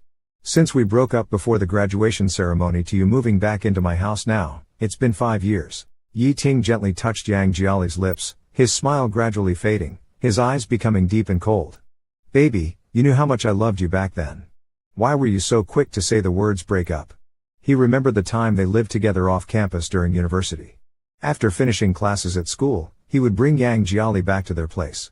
He would be busy with studying and handling business matters while Yang Jiali played around like a lively treasure. Every time night fell, with the millions of lights outside shining brightly, they would nestle in their private space undisturbed. Yi Ting stroked the short hair by Yang Jiali's ear, lowered his head, and asked, "But why were you so quick to say the words break up?" At this point, Yi Ting's gaze suddenly turned somber. He leaned in closer, a smirk on his lips but his eyes were cold and detached. "Baby, you've really made me angry now." Yi Ting slowly straightened up and took a deep breath, speaking in a low tone. "Now that you've moved into my place, locking you up might be a good idea. You won't be able to run away. You forced my hand with these methods, so don't blame me for what's happened before and what's going to happen. This is the punishment you deserve." Yi Ting tucked Yang Jiali in properly, bending down to kiss his lips a few times before standing up and leaving the room. When Yang Jiali woke up, it was 7:30 a.m. He hurried out of bed, washed up, and as per their agreement, went to the kitchen to make pancakes. It had been many years since he last made pancakes, and his skills were inevitably rusty. He flipped them a bit too late and they got burnt. Frowning, he tossed the charred pancake into the trash can. Yang Jiali thought for a moment and decided to find something like a wooden spatula to help. After searching the entire kitchen and finding nothing, he turned to the living room and opened a storage cabinet to search. When he pulled open a small drawer inside the cabinet, his gaze suddenly froze. There were several boxes still wrapped in plastic, several bottles, and a pair that looked like hand restraints. Yang Jiali picked up the restraints and looked at their shiny surface, his mouth twitching uncontrollably. "Yi Ting, that scoundrel," he thought. "The games we play in bed are getting wilder and wilder," he thought, with a mixture of feelings about their increasingly adventurous intimacies. Yang Jiali kept stealing glances at Yi Ting.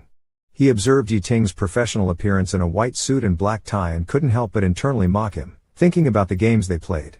"Xia xia, oh xia xia, you're in for a tough time with such a wolf in sheep's clothing," he sighed to himself. He was just about to look away when Yi Ting, who had been earnestly replying to subordinate emails, suddenly looked up and caught Yang Jiali's sneaky gaze. Yi Ting frowned and said unhappily, "What are you looking at?" "There's nothing to see." Yang Jiali awkwardly turned his head away. After a long silence, he couldn't help but ask, "Is it just the two of us living in this villa? Where's Xiao Xia?" Yi Ting swiped on the tablet emotionlessly. "Why does he need to be here?" Yang Jiali pouted, "Isn't he your current partner?" Yi Ting looked up at Yang Jiali, his gaze calm and undisturbed. "He has his own house. He is much more obedient than you," he said, taking a sip of his tea. "Besides, I don't like living with others." Yang Jiali smirked, "Then why did you force me to move in?" "You're just here to make breakfast," Yi Ting said, looking down at the screen and chuckling lightly. "You're not even qualified to be a housekeeper. Don't flatter yourself." Yang Jiali was teased by Yi Ting and fell silent. But when he bit into the biscuit, he did so with unusual ferocity, as if he wasn't just eating the biscuit, but Yi Ting's flesh. As soon as Yang Jiali's ringtone went off, it was Lida calling. Before he could even speak, he heard Lida excitedly telling him that the committee had reinstated their slot, agreed to let them perform, and asked them to come for a rehearsal tomorrow evening. Hearing the news, Yang Jiali was ecstatic. He couldn't believe that right after he agreed to Yi Ting's conditions, Yi Ting had sorted everything out. At least he kept his word. He quickly restored the copy of the music score and arrived at the performance center the next afternoon, finally finding Lida and Lear in front of a dressing room. Lida and Lear were standing in the middle of a crowd. Lear looked extremely agitated, clenching his fists so tightly his veins popped and his teeth gritted, his eyes bloodshot. Yang Jiali quickly pushed through the crowd to reach them. What's going on? Facing them was Ni Yun's manager, who didn't seem to care about anyone else. What are you arguing about? Yun Ji needs to rehearse in peace. Who do you think you are, trying to take Yun Ji's dressing room? Lear, with eyes wide and furious, retorted, half of this dressing room is ours. Why should he take it all? But Yang Jiali, with a cold look and a sarcastic smile, said regretfully, all I know is that if you're wrong, you should apologize. Suddenly, Ni Yun spoke up. Lifting his eyelids, he said, if you can get me to take a good look at you, maybe I'll consider apologizing. But, obviously, you're just a nameless dog. You're not worthy. He slowly walked up to Yang Jiali and suddenly smiled. If you want an apology, fine. As soon as his words ended, he raised his hand and, under the timid gaze of others, unhesitatingly slapped Yang Jiali across the face with a forceful, wolf-like swat, almost knocking Yang Jiali off balance. 5 bright red finger marks appeared on his face instantly. Ni Yun smiled, this is my apology. Yang Jiali's face was jerked to the side from the slap, burning with pain, his ears ringing. Ni Yun looked at Yang Jiali with calm and arrogant eyes. After delivering the slap, there was no change in his expression, as if teaching a lesson to such a disrespectful and offending newcomer was the most normal and rightful thing to do. Regaining his composure, Yang Jiali slowly lifted his head, his eyes sharpening like a wolf cub. You started the fight. I'm not hitting you, I'm teaching you, Ni Yun said calmly, schooling him on the ways of the circle. Yang Jiali wiped the blood from the corner of his mouth, his anger mounting. He clenched his fists, and unable to hold back, he cursed and raised his fist, ready to hit back fiercely. Amidst the chaos, someone rushed into the crowd and pulled Yang Jiali away. Director Zheng turned to Ni Yun, his previously stern face breaking into a warm smile. Brother Ni, it's been too long. I'm so glad you could make it today. Welcome, welcome. He then pointed angrily at Yang Jiali, you three, bring your things over here. With crossed arms and a sarcastic sneer, he said, where do you three get the confidence to cross Ni Yun? Do you no longer want to survive in this industry? Yang Jiali turned his head and let out a cold, scoffing laugh. Director Zheng, pointing at Yang Jiali, said, it's not just about slapping you, if you wanted your mother's ashes. Yang Jiali's face turned furious. He reached out and grabbed Director Zheng's collar. What did you say? Director Zheng frowned, what are you doing? Want to start a fight again? Say that again. Yang Jiali lunged forward, pushing him against the wall with a murderous look in his eyes. What about my mother's what? Director Zheng, a bit intimidated by Yang Jiali's sudden aggression, struggled to break free and subtly moved away. All right, let's not get into that. He straightened his collar with a fox-like slyness and continued to lecture, in any case, you all better be careful. Don't mess with the wrong people. Starting today, you're no longer allowed to use any of the break rooms or the makeup room. With that, he hurriedly quickened his pace and left. Yang Jiali stared at his retreating figure, his eyes darkening to the extreme. Lear patted Yang Jiali's back and quietly said, Brother Yang, I'm sorry, I was impulsive. Before he could finish, Yang Jiali suddenly stood up, I'm going to the restroom. With his head down, he walked through the corridor and into the nearest restroom, where he punched the porcelain wall several times. He stood silently in front of a white porcelain wall in the bathroom. After venting his anger violently, he walked to the sink. In the mirror, his eyes were bloodshot, and his fists were covered in blood. Suddenly, a man came out of the bathroom. The man spoke, his voice pleasant and gentle. Hurting yourself is not the best way to release your emotions. Yang Jiali's heart trembled. He looked up. The man beside him was wearing a white shirt with a dark blue tie, gold-rimmed glasses on his nose, and had a handsome, gentle demeanor. The man didn't say anything further. He took out some band-aids and gently placed them on Yang Jiali's bleeding wounds. Yang Jiali looked at the band-aids on his hand, his eyes welling up. With his head down, he said, Thank you. The man replied softly, You're welcome, it's just a small thing. Yang Jiali forced a smile, took a deep breath, and smelled the man's light cologne. The man sighed softly and said, "The person you dislike will never feel remorse because you are hurt. Take good care of yourself for those who care about you." The man smiled, took out his card holder, pulled out a business card, and handed it to Yang Jiali. "Here's my card. Take it if you need it. I hope to see you again." Yang Jiali accepted the card and took a closer look. Executive President of Ronghai Entertainment Investment Company, Limited, Zhao Shanghai. He looked up at the man's back for a long time. A black business car stopped in front of the mansion. The driver opened the rear door and bent down to talk to Yi Ting, who was reading documents in the back seat. "Mr. Yi, we've arrived at Wennan Mansion. There's light snow outside, please be careful." The driver asked, "Should I wait here until your social engagement is over?" Yi Ting put on his suit jacket, tightened his tie, and instructed the driver to go to the arts center. "Wait for Yang Jiali to finish the rehearsal and bring him over here. Wait downstairs at the mansion." The gathering ended at 10, and all the bosses left one after another. Yi Ting, with his suit jacket over his arm, walked to the entrance of the mansion and saw that the snow had indeed gotten heavier. Just as he opened his umbrella, he heard Ni Yun catching up from behind, speaking to him in a somewhat gentle tone. "The snow is so heavy, and I forgot to bring an umbrella. The snow is heavy, I forgot to bring an umbrella. Director Yi, could you give me a lift? My car is over there." Yi Ting remains expressionless, nods his head. Ni Yun moves closer to Yi Ting, quietly grabs his sleeve and squeezes under the same umbrella with him. Yang Jia silently sits in the car. Perhaps sensing something, he looks out the window. When he sees Ni Yun beside Yi Ting, smiling radiantly and looking intimate, his gaze sharply changes, and after a long while, he lowers his head again, sinking into the darkness. He quietly closes the window, puts on a mask. Yi Ting escorts Ni Yun to his car. Ni Yun opens the door, doesn't rush in. "I really owe you thanks for today, Director Yi." Yi Ting nods calmly. Director Yi has just returned to the country and might not be too familiar with this place. Ni Yun's eyes gradually curve into a smile, his eyes brimming with laughter. "If you need anything, you can contact me anytime. I know many interesting places. You are the person I admire the most. It would be my honor to accompany you and make you happy." The pocket of his suit pants moves slightly. Yi Ting looks down. Ni Yun has quietly slipped a business card with his contact information into the pocket of Yi Ting's suit pants, his fingers discreetly, without making a sound, tracing his leg through the fabric. Yi Ting says nothing and turns back to his car. After getting into the back seat, Yi Ting looks at Yang Jia's profile, frowns and asks, "Why are you wearing a mask all of a sudden?" Yang Jia turns his head slightly, looks at the falling snow outside, and replies, "Cold." Seeing his reaction, Yi Ting knows something is off. His eyes narrow, his presence suddenly becomes more imposing, his voice deep, "Take off the mask." Yang Jia glances at Yi Ting, his tone seemingly prickly, "I would love to take it off. If by doing so, it could infect and kill you, I wouldn't hesitate for a second." Yi Ting's expression cools slightly, and he reaches out to directly pull off Yang Jia's mask. Yang Jiali instantly became furious. "What are you doing?" he shouted, then immediately turned his head and buried it in the dim corner, not letting Yi Ting see. "Lift your head up." Yi Ting couldn't be bothered to waste words anymore.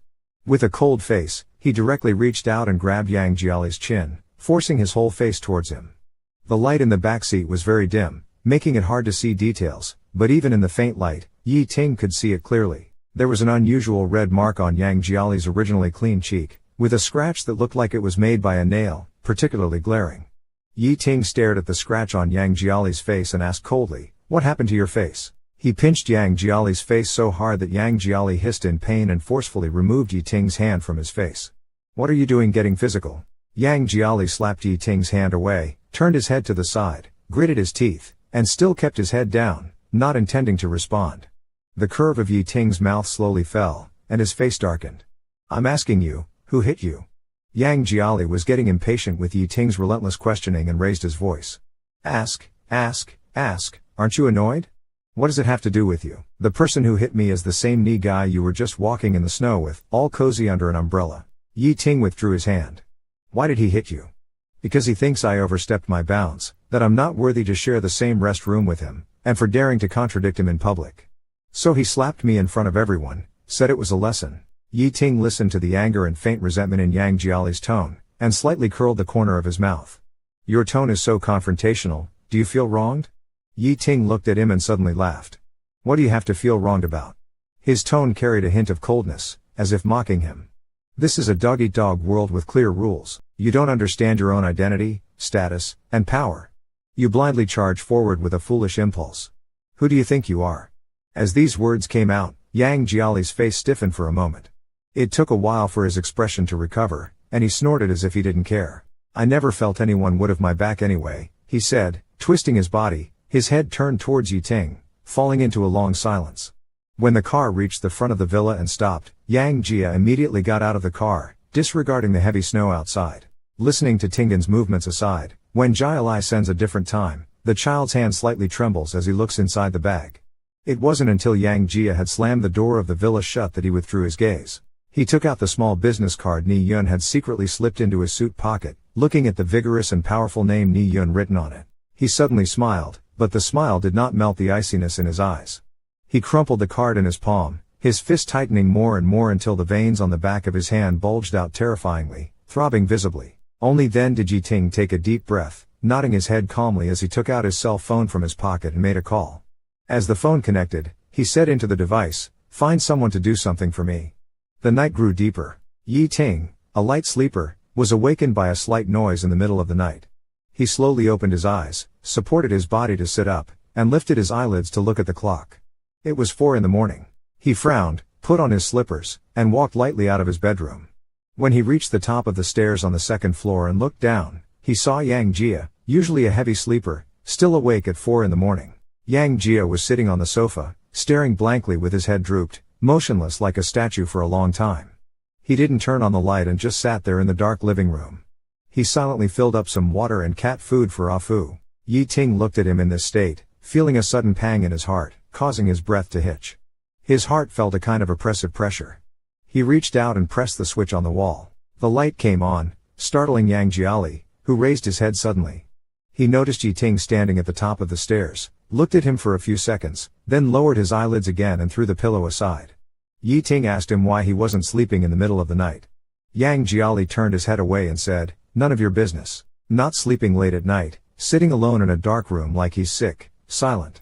Yi Ting moved closer to Yang Jiali's face and asked, "Are you trying to gain my sympathy?" Yang Jiali's body stiffened, and he slowly raised his head. He slowly raised his head to meet Yi Ting's gaze and, after a moment, spat out fiercely. Seeing his reaction, Yi Ting didn't get angry but laughed instead. It seemed it was indeed about that slap. Feeling aggrieved, he pinched Yang Jia's hand and pressed the struggling Yang Jia down even more firmly. Yi Ting pressed Yang Jia's hands tightly against the wall, leaning in so close, almost pressing his body against Yang Jia. As if suddenly thinking of something that mattered a lot to him, he stared at Yang Jia closely and asked, "Do you have any regrets now?" To this day, being bullied with no one to help, having to swallow the humiliation. "Do you have any regrets?" "What regrets?" Yang Jia countered. "Regretting breaking up with me." Yi Ting increased the pressure of his grip. "You're well aware if we were still together, if Ni Yun dared to touch a hair on your head, I'd make him suffer 10 times more, pay 100 times over to atone to you, to let you vent your anger." Yang Jia sneered and continued his words, "But we broke up. So you won't stand by my side. Instead, you're happy to stand by and watch my misfortune, to see how miserable I am without you, right?" Yi Ting didn't speak, his smile just deepened slightly. His fingers gently brushed over the slightly healed scars on Yang Jia's face, his hot breath on Yang Jia's ear. His voice was complex and unclear, softly saying, "Baby, be good and tell me, do you regret it?" Yang Jia got angry, his voice slightly trembling. "What does my regret have anything to do with you? Just want to hear how much I regret leaving you, how miserable and unsatisfactory my life is without you, just to satisfy your vanity and gloat over my misfortune." Yang Jiali responded with a cold sneer, suddenly raising his leg aiming to shove Yi Ting's crotch with his knee, hoping to make him roll away. Yi Ting, catching a glimpse of Yang Jiali's movement from the corner of his eye, was already on guard. As Yang Jiali's leg came up, he exerted a fierce force, pinning Yang Jiali between the wall and himself, tightly restraining his body and rendering him immobile. Yi Ting narrowed his eyes, his voice cold and cutting. "I remember you being quite clingy in college. Why are you now so reluctant to be in my company?" Yang Jiali replied, "But the past is the past. You are nothing but a scoundrel now, and I don't want to spend a second by your side." Yi Ting's smile initially lingered at the corners of his mouth, but upon hearing these words, his expression gradually darkened. He coldly said, "Say it again, I don't want to spend a second with you."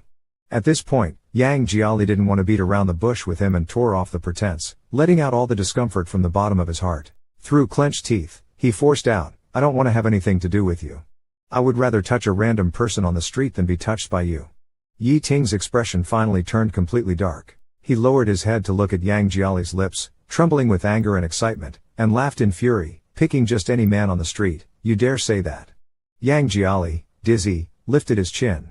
Yi Ting took a deep breath and said, you might not have realized one thing. He tightened his grip on Yang Jiali's hand. Right now, I hold the upper hand. You might end up crying and begging me to fuck you.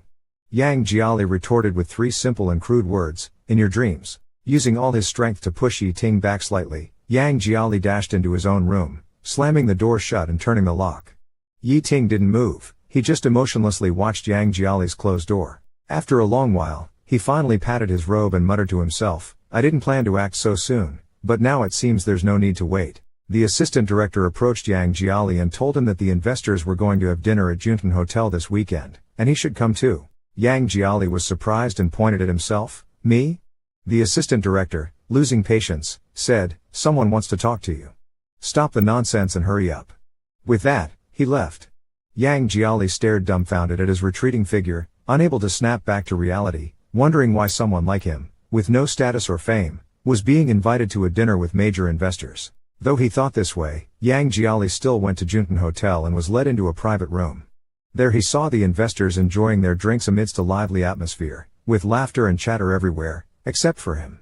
Yi Ting was seated at the main seat with Ni Yun pouring him wine affectionately and engaging in intimate conversation, while Yi Ting was talking to a boss next to him, not sparing a glance in his direction.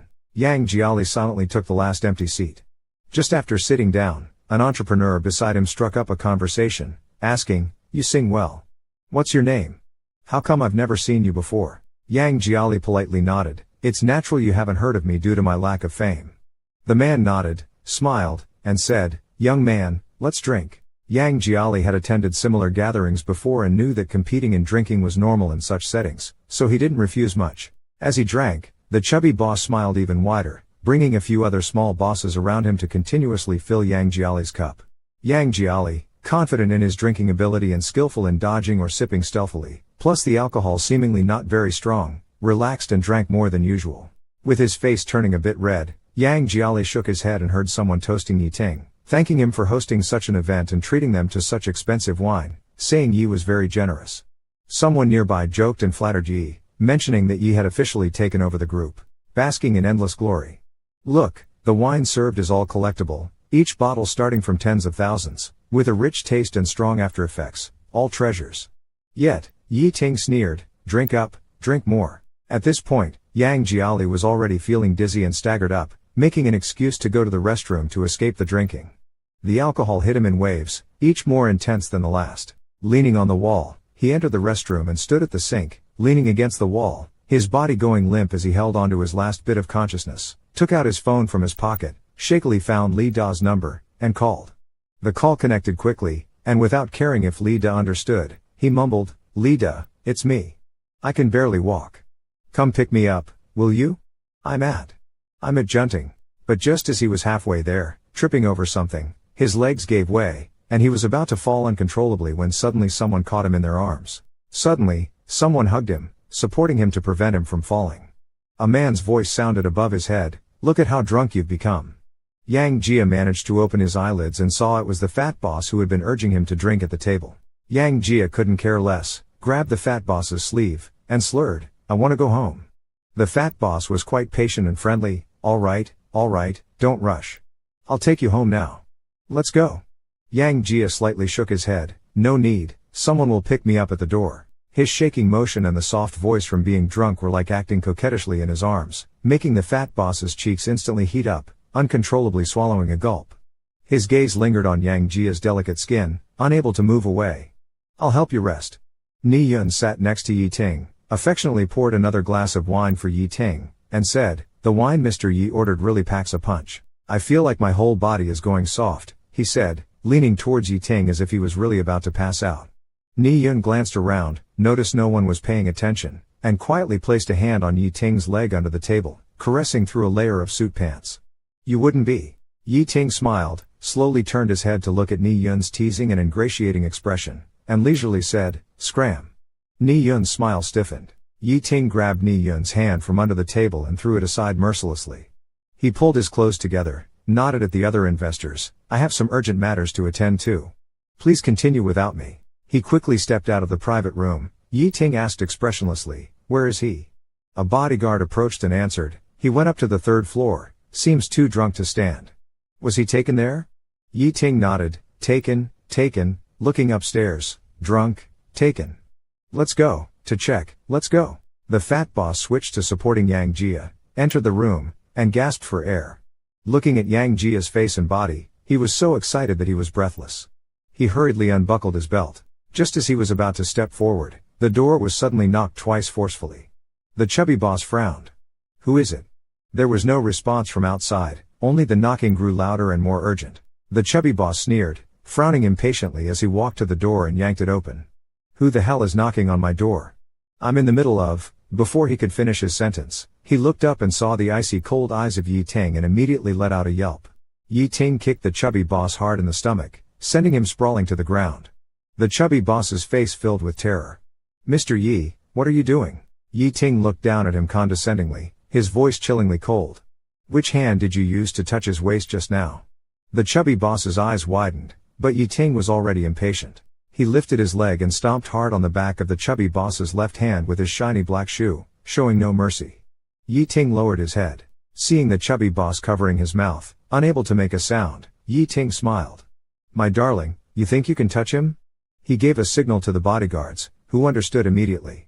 They grabbed the chubby boss and dragged him out, thoughtfully closing the door behind them. Once the door was shut, the suite returned to silence. Yi Ting walked to the edge of the bed and looked at Yang Jiali, who was lying there, drunk and mumbling softly. Yang Jiali had his eyes closed and eyebrows furrowed, seeming a bit uneasy, as he mumbled softly, "Home. I want to go home." When Yang Jiali woke up, his head was throbbing with pain. He instinctively tried to move, but his entire body felt like it had been crushed, sharp pain shooting up from his bones. Yang Jiali let out a cry of pain and immediately regained consciousness.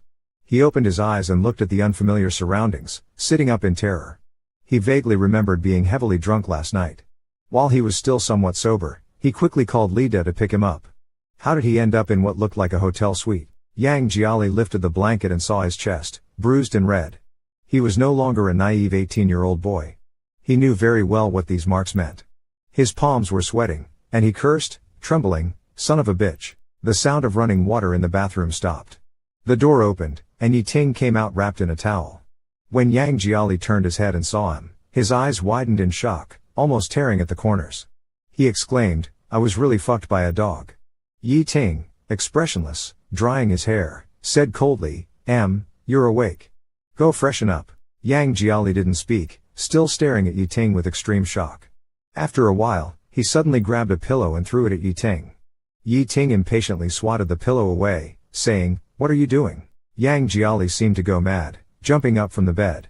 "If you dare mess with me, I'll fight you to the death." But as soon as his feet touched the floor, his legs gave out, and he collapsed onto the ground.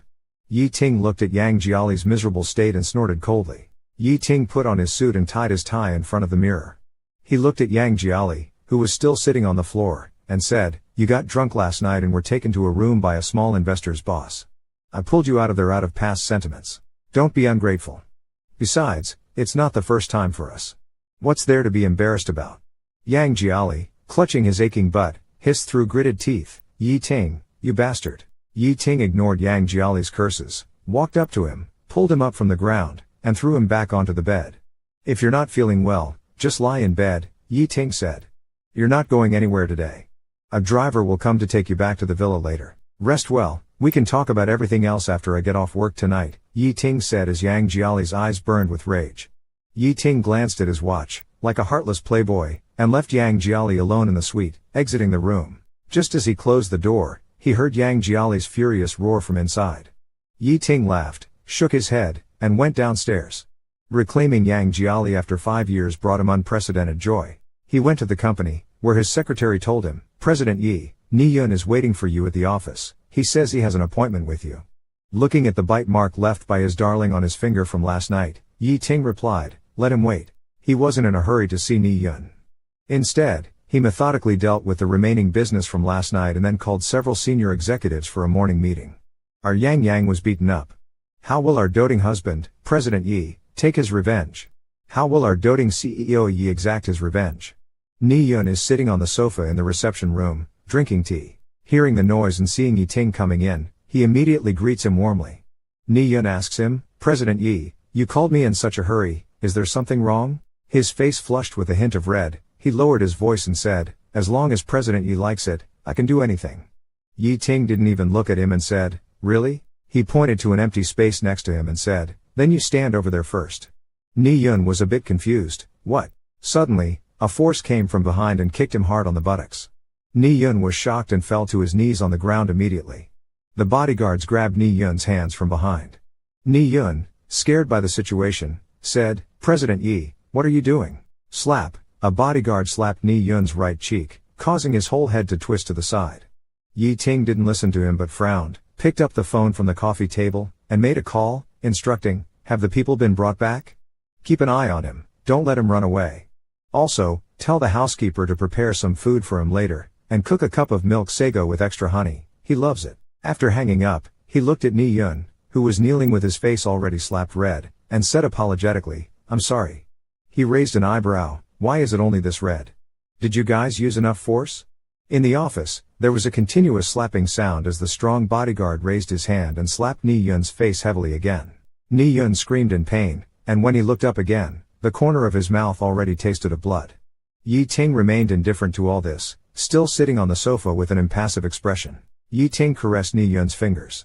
His tone was quite gentle, but to Ni Yun's ears, it carried a chill that could seep into his bones. Do you know why I said your hands were beautiful that day? Yi Ting's smile gradually faded, and he looked at Ni Yun expressionlessly. You should have cherished such a pair of beautiful hands. But the last thing you should have done was to hit his face. Ni Yun was stunned, his mind in turmoil, somehow realizing who Yi Ting was talking about. He and I broke up 5 years ago. Yi Ting shook his head somewhat helplessly. Even if I've been holding back for 5 years, I'm only willing to bully him a little, use some tricks on him, press him down, but if it really comes to physically hitting him, causing him pain, I can't bear to. Yi Ting slowly tightened his grip on Ni Yun's hand. Ni Yun soon cried out in pain, grabbing Yi Ting's ankle. President Yi, I dare not anymore, he immediately knelt down. Please, President Yi, let me go. I dare not do it again, President Yi. After a while, Yi Ting surprisingly nodded, saying he could let him go. Ni Yun's body shook, and he looked up in surprise and joy. Really? But you have to do something for me, act out a play for me, Ni Yun blinked. What play? Yi Ting smiled, his gaze drifting off to somewhere as he softly said, a play that will make him have no choice but to seek refuge in my arms. Yi Ting opened the hidden album on his phone, looking at one of the photos where Yang Jiali took the initiative to kiss him, and thought back to the satisfaction of possessing Yang Jiali again last night, feeling content and in high spirits. He was about to close the album when a call came in. The call was from the security staff of the villa, their voice slightly anxious, saying that General Yi and young Master Yang had run off. Yi Ting's expression darkened, and he immediately tightened his grip on the phone. What happened? Young Master Yang was fine in the villa, but suddenly insisted on leaving to go back home. We didn't have time to notify you before he grabbed A. The security guard whispered, today, whoever tries to stop him, he said he'd beat them with his stick fighting technique. We wanted to stop him, but you had instructed us not to lay hands on him, so we let him go. Yi Ting was silent for a while before he came back to his senses.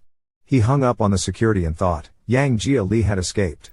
With just a closed pole in hand, Yi Ting stumbled and ran, escaping the villa complex. Thinking to himself, what kind of treasure must be hidden in the villa that warranted such heavy security? Once he caught his breath, he suddenly felt conflicted. He didn't know where to go or whom to find. Now, just thinking about Yi Ting saying he wanted to have a serious talk with him tonight made Yang Jiali shiver. Feeling helpless, a thought suddenly flashed through his mind, and he thought of someone. The call connected quickly. Just like that day, the gentle male voice came through. Hearing this, Yang Jiali stuttered for a long while, barely making sense. Hello, I am.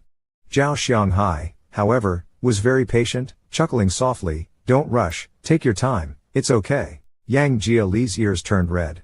He took a deep breath, steadied his emotions, and finally managed to explain his situation. After hearing him out, Zhao Xianghai fell silent for a moment. So, you're saying you've run into some trouble and need a place to lay low for a while, is that right? Yang Jiali nodded. Is 6 o'clock okay? Zhao Shanghai suddenly interrupted him and asked. Yang Jiali was startled for a moment, not reacting. I have a meeting today, I probably won't be free until 6, Zhao Shanghai said. You tell me a place, and I'll drive there at 6. Let's talk first. Do you think that's okay? Upon hearing this, Yang Jiali hurriedly nodded, speaking with a trembling voice from excitement. That's fine, thank you. After hanging up, Yang Jiali wiped his eyes and looked up at the gloomy sky, his nose suddenly sour. With a bittersweet and helpless chuckle, Yang Jiali left. He put on the mask he had just bought and sneaked back to his rented room. He had arranged to meet CEO Zhao at 6 o'clock at a nearby intersection. Before that, he wanted to go back and pack some things. Fumbling for the light switch, he turned on the room's light, and the sight in front of him left him astonished. Yi Ting was seated steadily on a chair not far away, legs crossed, holding an English report, with thin-rimmed metal glasses perched on his nose, expressionlessly watching him. Meeting Yang Jiali's gaze, Yi Ting slowly broke into a smile and said, "Still have the energy to plan an escape? Seems like I wasn't harsh enough last night." Yang Jiali's body shook, and without a word, he turned to run. He had barely reached the foyer, his hand not yet touching the doorknob, when someone slammed the door shut from the outside. Yang Jiali panicked, pulled the doorknob hopelessly, banging and shaking it fiercely. "Open the door. Who's out there? Open it." He yanked at the doorknob with all his might. He pulled the door handle with all his might, but unfortunately, it seemed as if someone outside was holding the door tightly shut. No matter how hard he tried, the door didn't budge, not even a crack. It was tightly closed, determined to trap him inside. Yang Jiali's heart skipped a beat. When he turned around, he saw that Yi Ting had already put down the report and stood up. "Why panic?" Yi Ting said, "Am I going to eat you or something?" Yang Jiali leaned against the door, thinking, "You bastard, aren't you just trying to eat me up, leaving nothing behind?" Yi Ting walked step by step towards Yang Jiali, raising his hand without saying a word, reaching for Yang Jiali. Yang Jiali's face changed, instinctively dodging. Yi Ting took off Yang Jiali's mask and calmly asked, "Why don't you listen?" Yang Jiali frowned, not understanding what he meant. Yi Ting continued to ask, "Why did you try to run away?"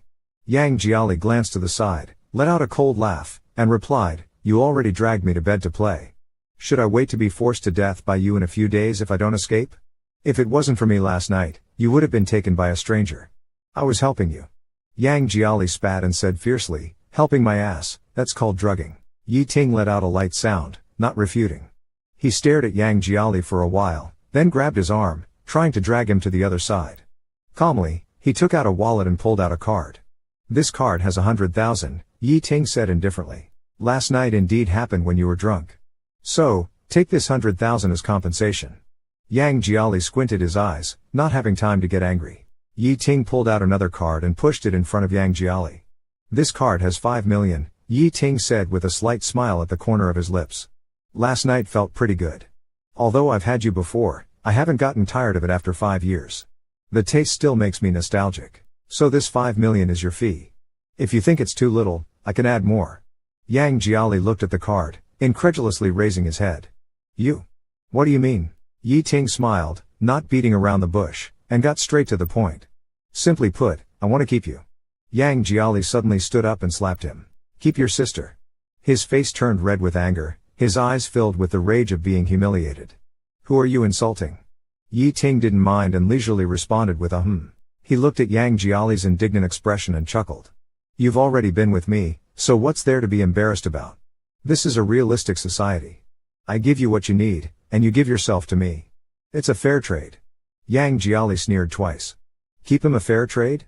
Yi Ting could say such shameless words. Damn, his face is thicker than Jupiter. He roared, "Yi Ting, what the hell do you really want?" Yi Ting held the bank card between his fingers and waved it. "I'll give you another chance. Take the card and be obedient."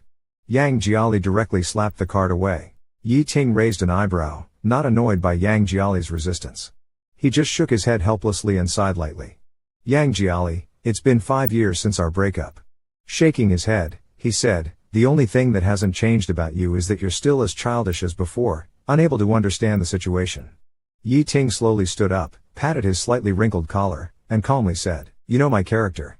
I always get what I want. As long as I still find it fresh, I have to play with it until I get tired of it. And you, I know all your weaknesses, friends, career, dreams. Everything you care about, I can control in my hands. Do you understand?" Yang Jiali gritted his teeth, glaring at Yi Ting, and after a while, coldly squeezed out a sentence, "You are a dog." Yi Ting chuckled softly. It seems you're too emotional right now. How about this? I'll give you 3 more days to think it over. I'll come and ask you again in 3 days. After kissing him enough, he released the struggling wolf cub in his arms, smiling, you only have 3 days. Don't act impulsively. Think it over. Good night. After Yi Ting left, Yang Jiali lay down on the ground, feeling completely powerless. The gloomy emotions in his chest were like ink dripping into clear water, gradually spreading and diffusing. He sat alone in the dim room until nearly 6 o'clock. Yang Jiali got up and went downstairs first. He had an appointment with Zhao Shanghai at 6 o'clock nearby. He went to a small coffee shop nearby. Zhao Shanghai took a sip of coffee, looked at Yang Jiali, who had his head down, and asked, "What's going on? Can you tell me in detail?" Yang Jiali glanced at him, wanting to speak but hesitating. If they had met before he was caught by Yi Ting, he would have told the whole story clearly. But after being threatened by Yi Ting just now, he suddenly became worried. He wasn't worried about himself, on the contrary, if it was only him going against Yi Ting, he had nothing to fear, for his life was worthless anyway. Zhao Shanghai's eyes were gentle, and his tone was patient. Don't be afraid. Just tell me what's going on, and we'll figure out a way to solve the problem together, okay?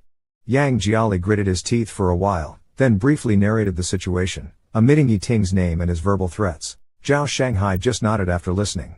I roughly understand. Here, take this. Zhao Shanghai handed him a business card with a smile. Don't worry. There's always a way to solve the problem. Keep this card. It's my lawyer friend's card. I think the best way to deal with someone who keeps trying to coerce you is to call the police or file a lawsuit to eliminate future troubles. What do you think? Yang Jiali sniffled, looking at Zhao Shanghai's warm smile, and still took the card, holding it gently in his hand. He didn't say much, just nodded slightly and said, "Thank you, I understand." Hearing Zhao Shanghai's concerned words, Yang Jiali felt a lump in his throat. A stranger he had only met once or twice could show such kindness, yet Yi Ting, his ex-boyfriend who once loved him dearly, now left him almost without a way out. After thanking Zhao Shanghai profusely, Yang Jiali returned to his rented room. For the next 2 days, he didn't even step outside, just staying alone in the small, dim room. Zhao Shanghai listened and just nodded. I probably understood it. Zhao Shanghai handed him a business card and smiled. He said, "Don't worry. There's always a way to solve this problem." Sent a photo to Yang Jiali. The content of the photo was simple, 2 contracts. They were the contracts of Li Da and Li with a signing period of 8 years. Yang Jiali understood the intention behind Yi Ting sending this photo. Yi Ting was using Li Da and Li to force him to comply. Yang Jiali closed the message box and immediately called Yi Ting. Neither of them spoke upon connection. They could only hear each other's breathing, like a silent contest. After a long time, Yang Jiali finally spoke with a hoarse voice, "Are you happy if you drive me to death?" Yi Ting laughed. He did not answer Yang Jiali's question but calmly reminded him, "You have 10 hours left." After hanging up, Yang Jiali received a WeChat message from Li Da.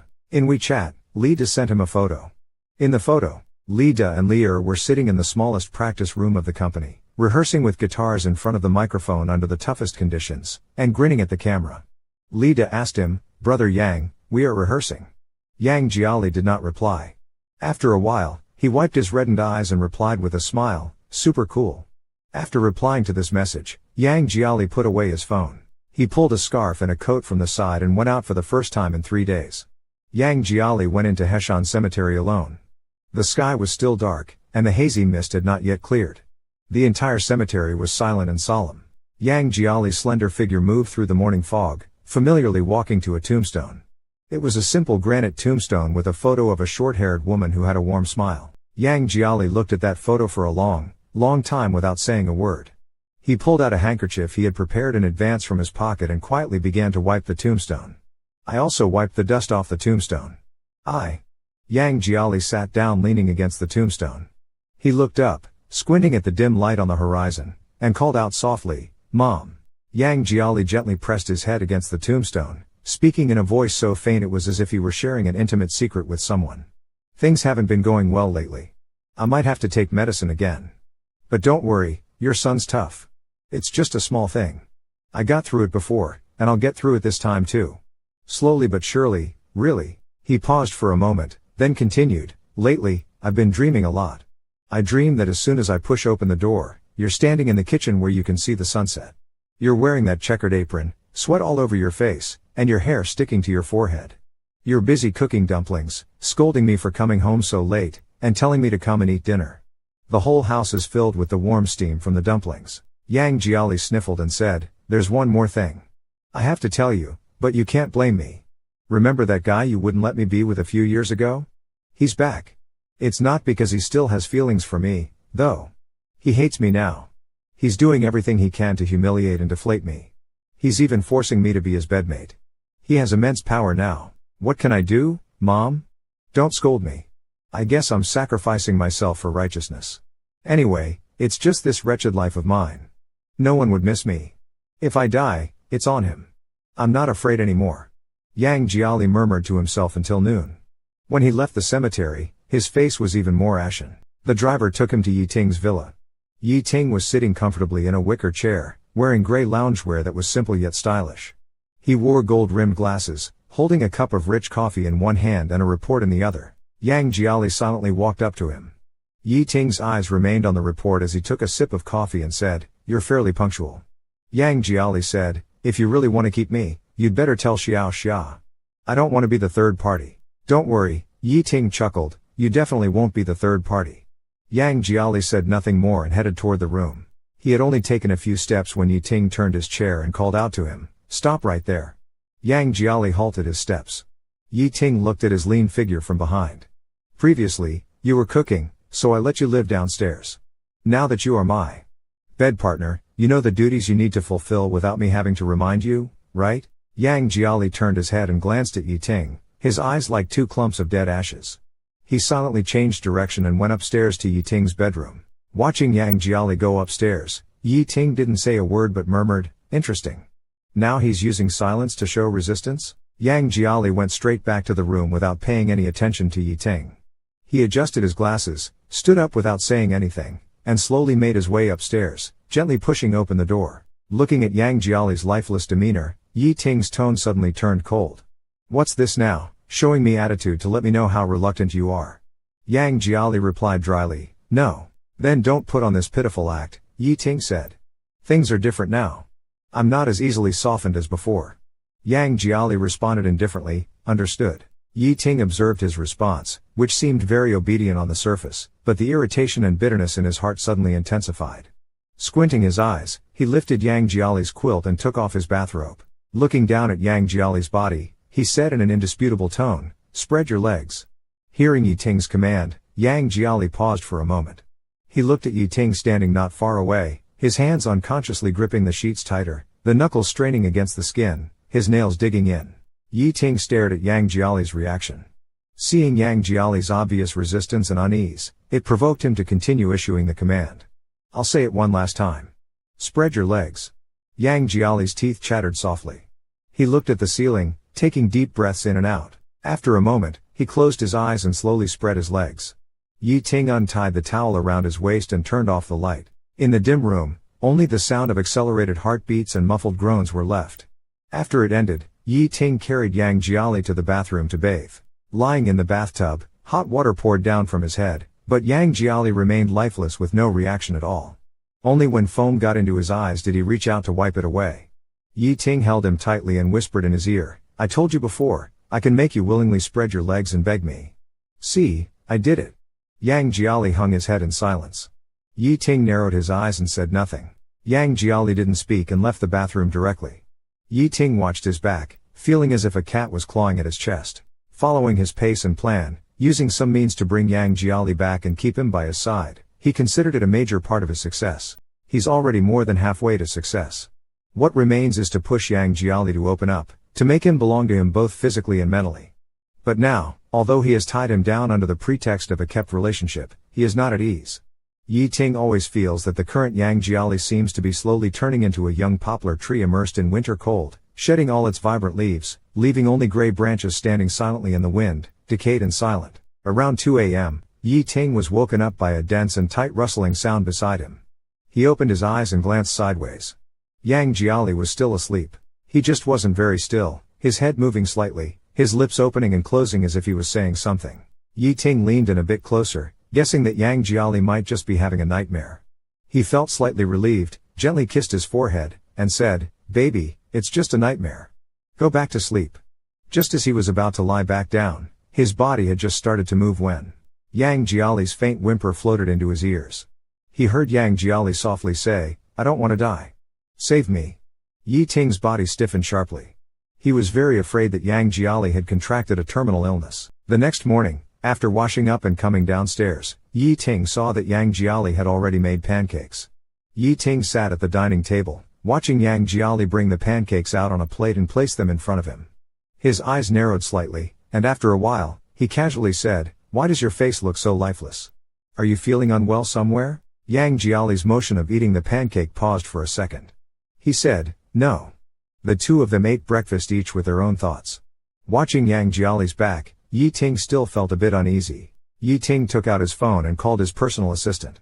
On the other end, he calmly instructed, "Find a reliable hospital for me and arrange for a full medical checkup."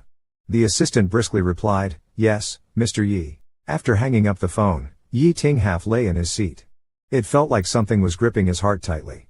During work, he kept thinking about Yang Jiali's state. This feeling of irritation affected Yi Ting's work efficiency all day. Yi Ting was leaning back in his boss chair, resting when the phone on his desk vibrated. He picked it up and saw it was Ni Yun.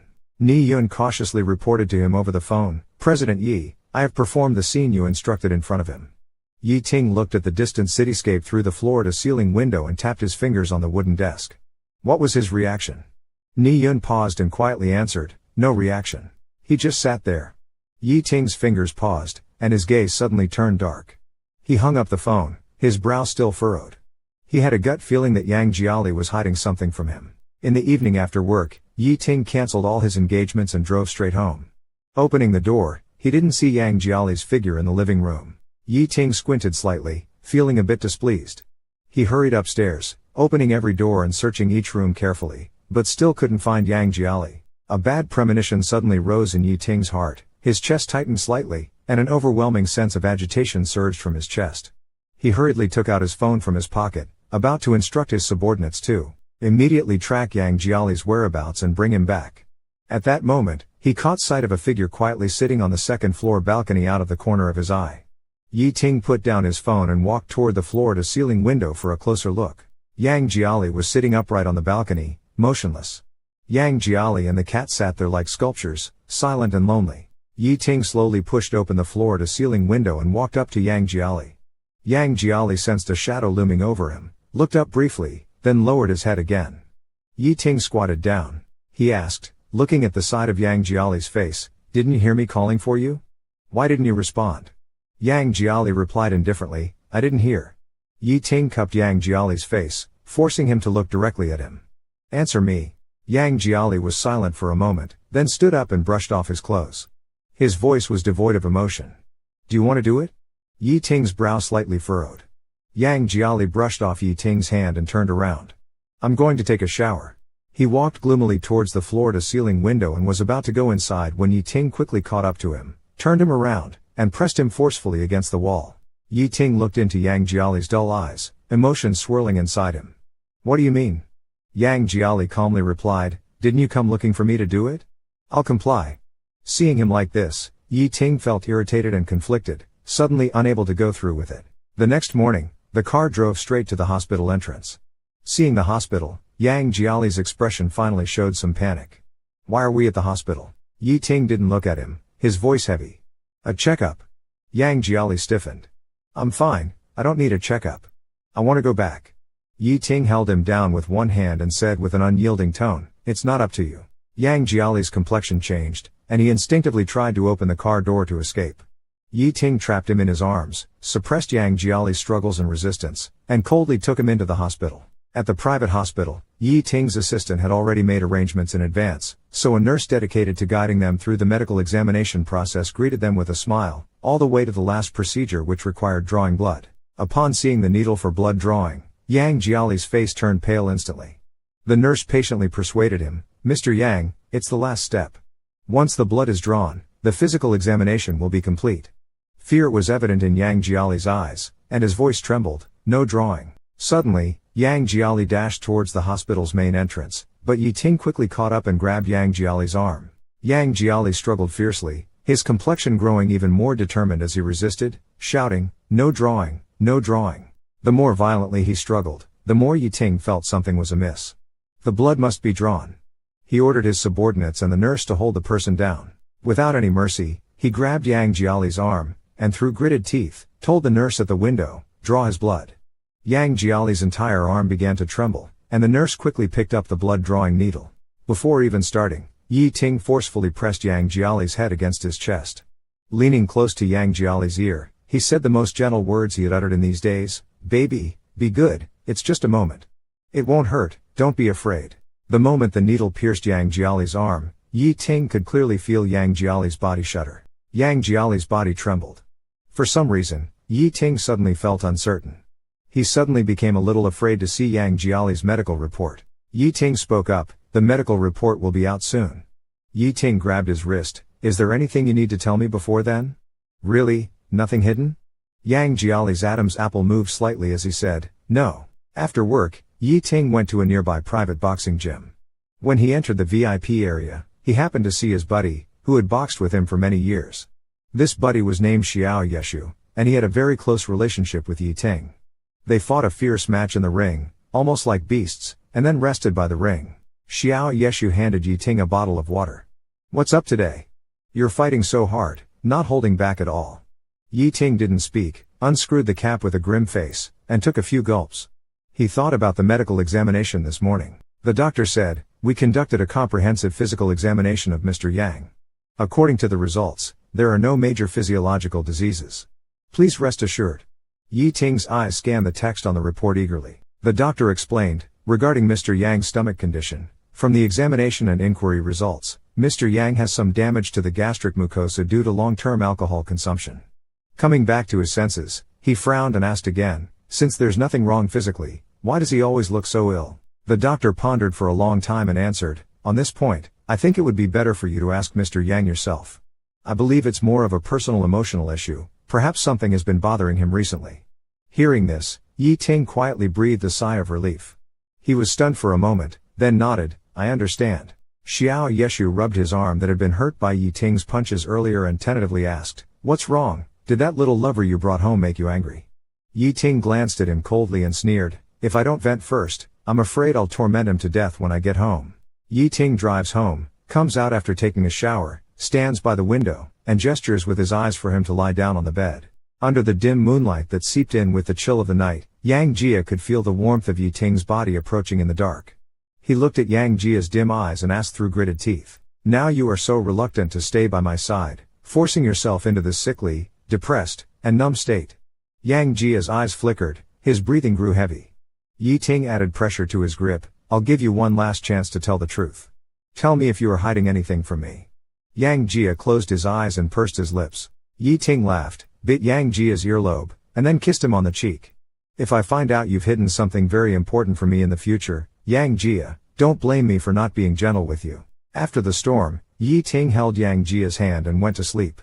After hearing Yi Ting's even breathing, Yang Jia slowly opened his eyes. It seemed as if there were dark shadows floating in front of him, making him slightly dizzy. There was also a surge of emotions in his chest, making him gasp for air in bursts. Unable to sleep until 3 a.m., Yang Jia swallowed quietly, gently turned his head, and confirmed that Yi Ting was asleep. He carefully withdrew his hand from Yi Ting's grasp. He put on his pajamas, got out of bed with light movements, and walked downstairs. Yang Jia opened the door to the room he used to live in. He walked to a small cabinet in the corner, crouched down, and slowly pulled out the bottom drawer. Inside the drawer were several bottles of medicine. Yang Jia took out a small bottle without a label. Just as he was about to twist off the cap, he heard a deep and cold male voice behind him, "What are you eating?"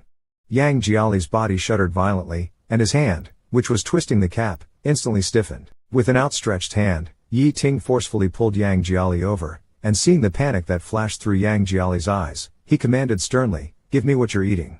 Yang Jiali was forced to turn around. He calmed his emotions forcibly, and turned his head, "I haven't eaten yet." Yi Ting scrutinized Yang Jiali's expression and opened his hand. Yang Jiali hesitated for a few seconds, then extended his hands wide open, revealing they were empty. He said forcefully, "Like I said, I haven't had the chance to eat yet. Everything is in the cupboard." Yi Ting turned on the light, squatted down, and pulled out the entire drawer, then poured all the bottles and jars from inside it next to him. The little bottles rolled around, clinking loudly. Yi Ting looked deeply at Yang Jiali and began to inspect the bottles one by one. Yang Jiali stood by, occasionally looking nervous, his face slightly pale, and sweat forming on his forehead. Yi Ting had turned over all the medicine bottles. Pointing to the pile of bottles, Yi Ting asked Yang Jiali, "What are you eating these for?" To regulate the body, Yang Jiali touched his nose, took out the bottle of melatonin, and poured 2 pills onto his palm. "I was planning to eat 2 of these because I can't sleep. This helps with sleep." Yi Ting nodded, "Okay, then I'll take these bottles away. I will have someone check the pills inside to see exactly what they are, and then I'll return them to you."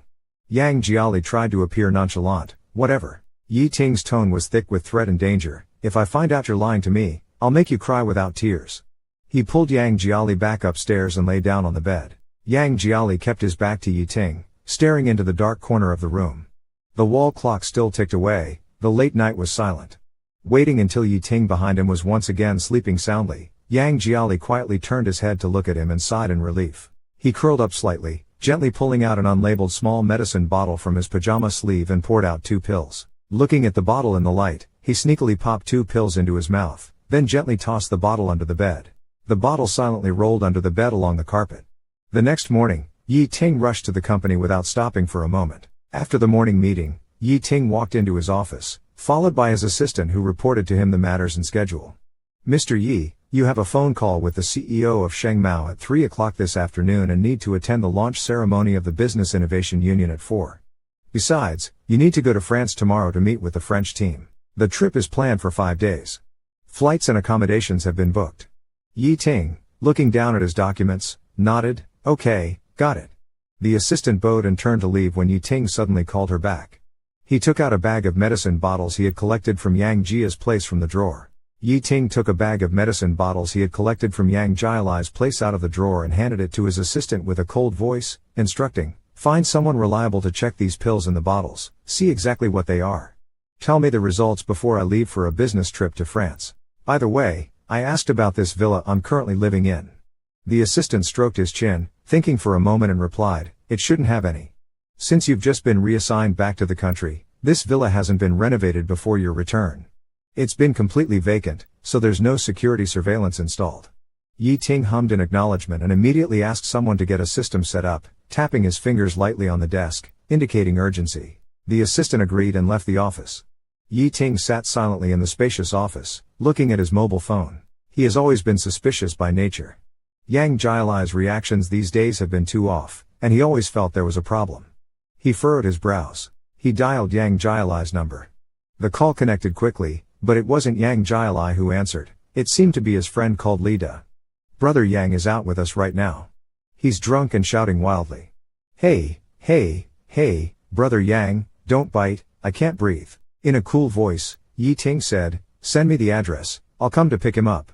After receiving the location from Lida, Yi Ting personally drove to the place. Before even reaching the corner, Yi Ting saw from afar that Yang Jiali was clinging tightly to Lida, refusing to let go. Yi Ting's expression turned even colder. He stopped the car and opened the door. Lida seemed not to expect that the person coming to pick up Yang Jiali would be such a formidable and imposing man. He was stunned for several seconds before coming to his senses. To Yang Jiali, who was lying on him, Lida said, "Brother Yang, wake up, your friend has come to pick you up." Yang Jiali struggled to open his eyes, murmuring incoherently, refusing to leave. "Hand him over to me." Yi Ting's face was tense.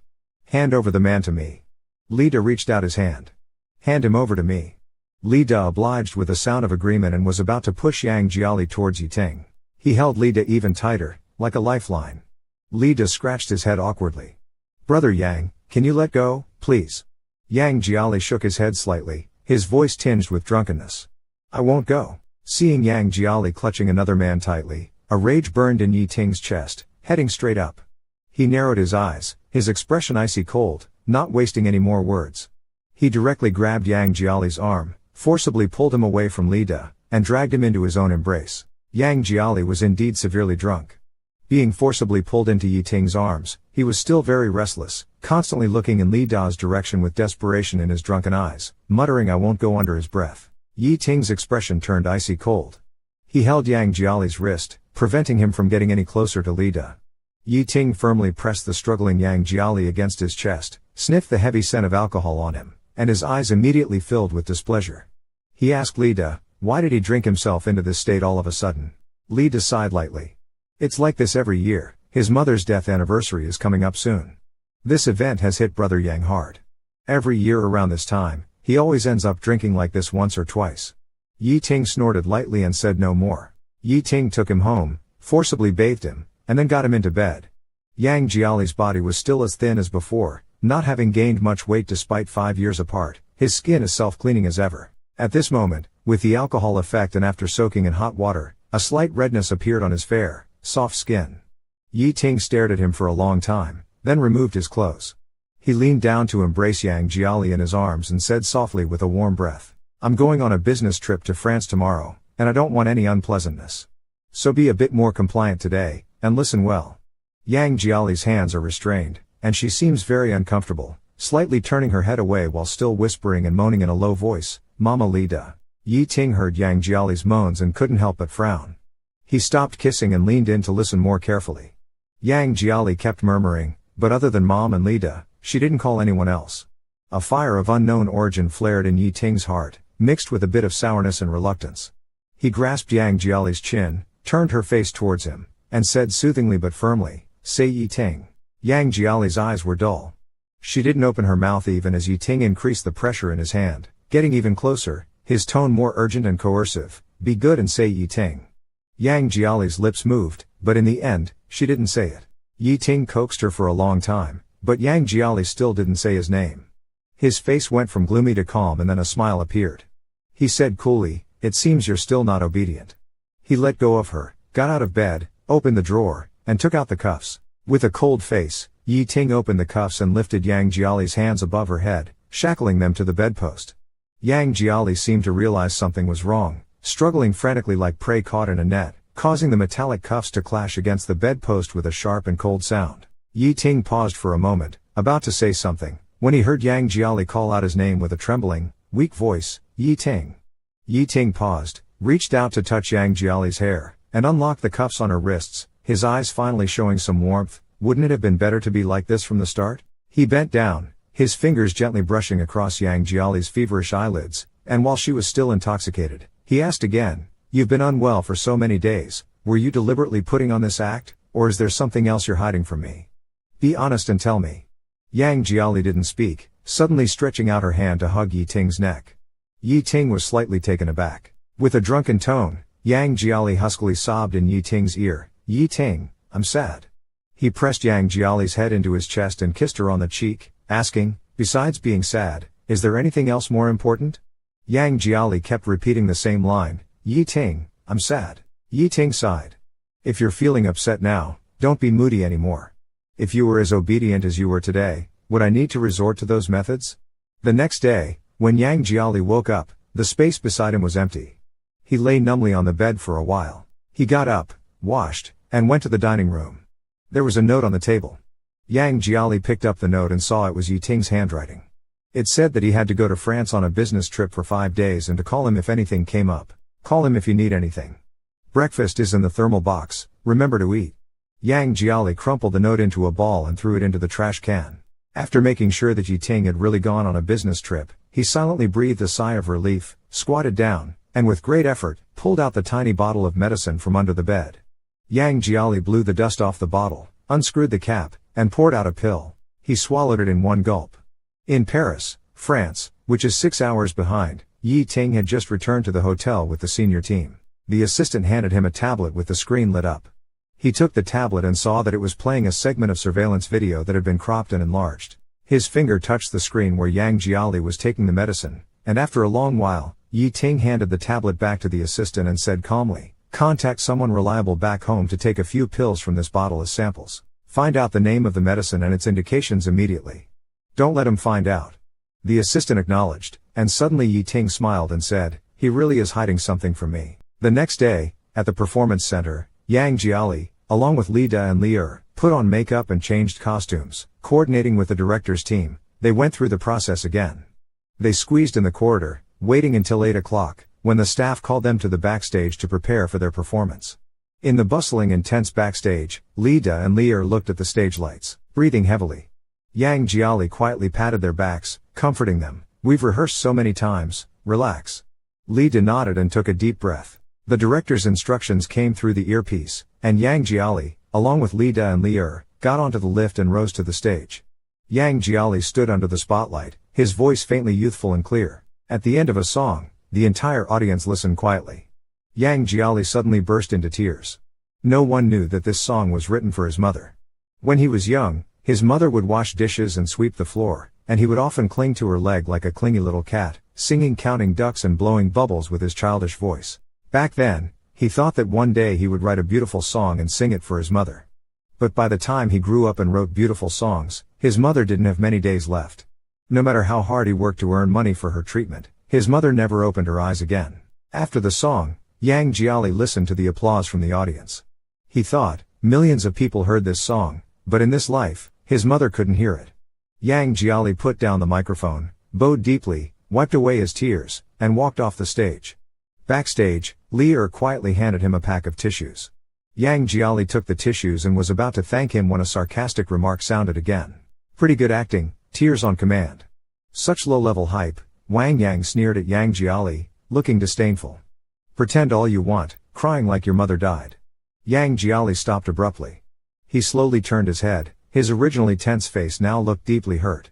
His expression turned gloomy as he looked at Wang Yang and suppressed his anger, replying, "Shut your filthy mouth." Wang Yang was intimidated by his gaze and took a step back. Wang Yang muttered quietly, "A bastard with no one to raise him."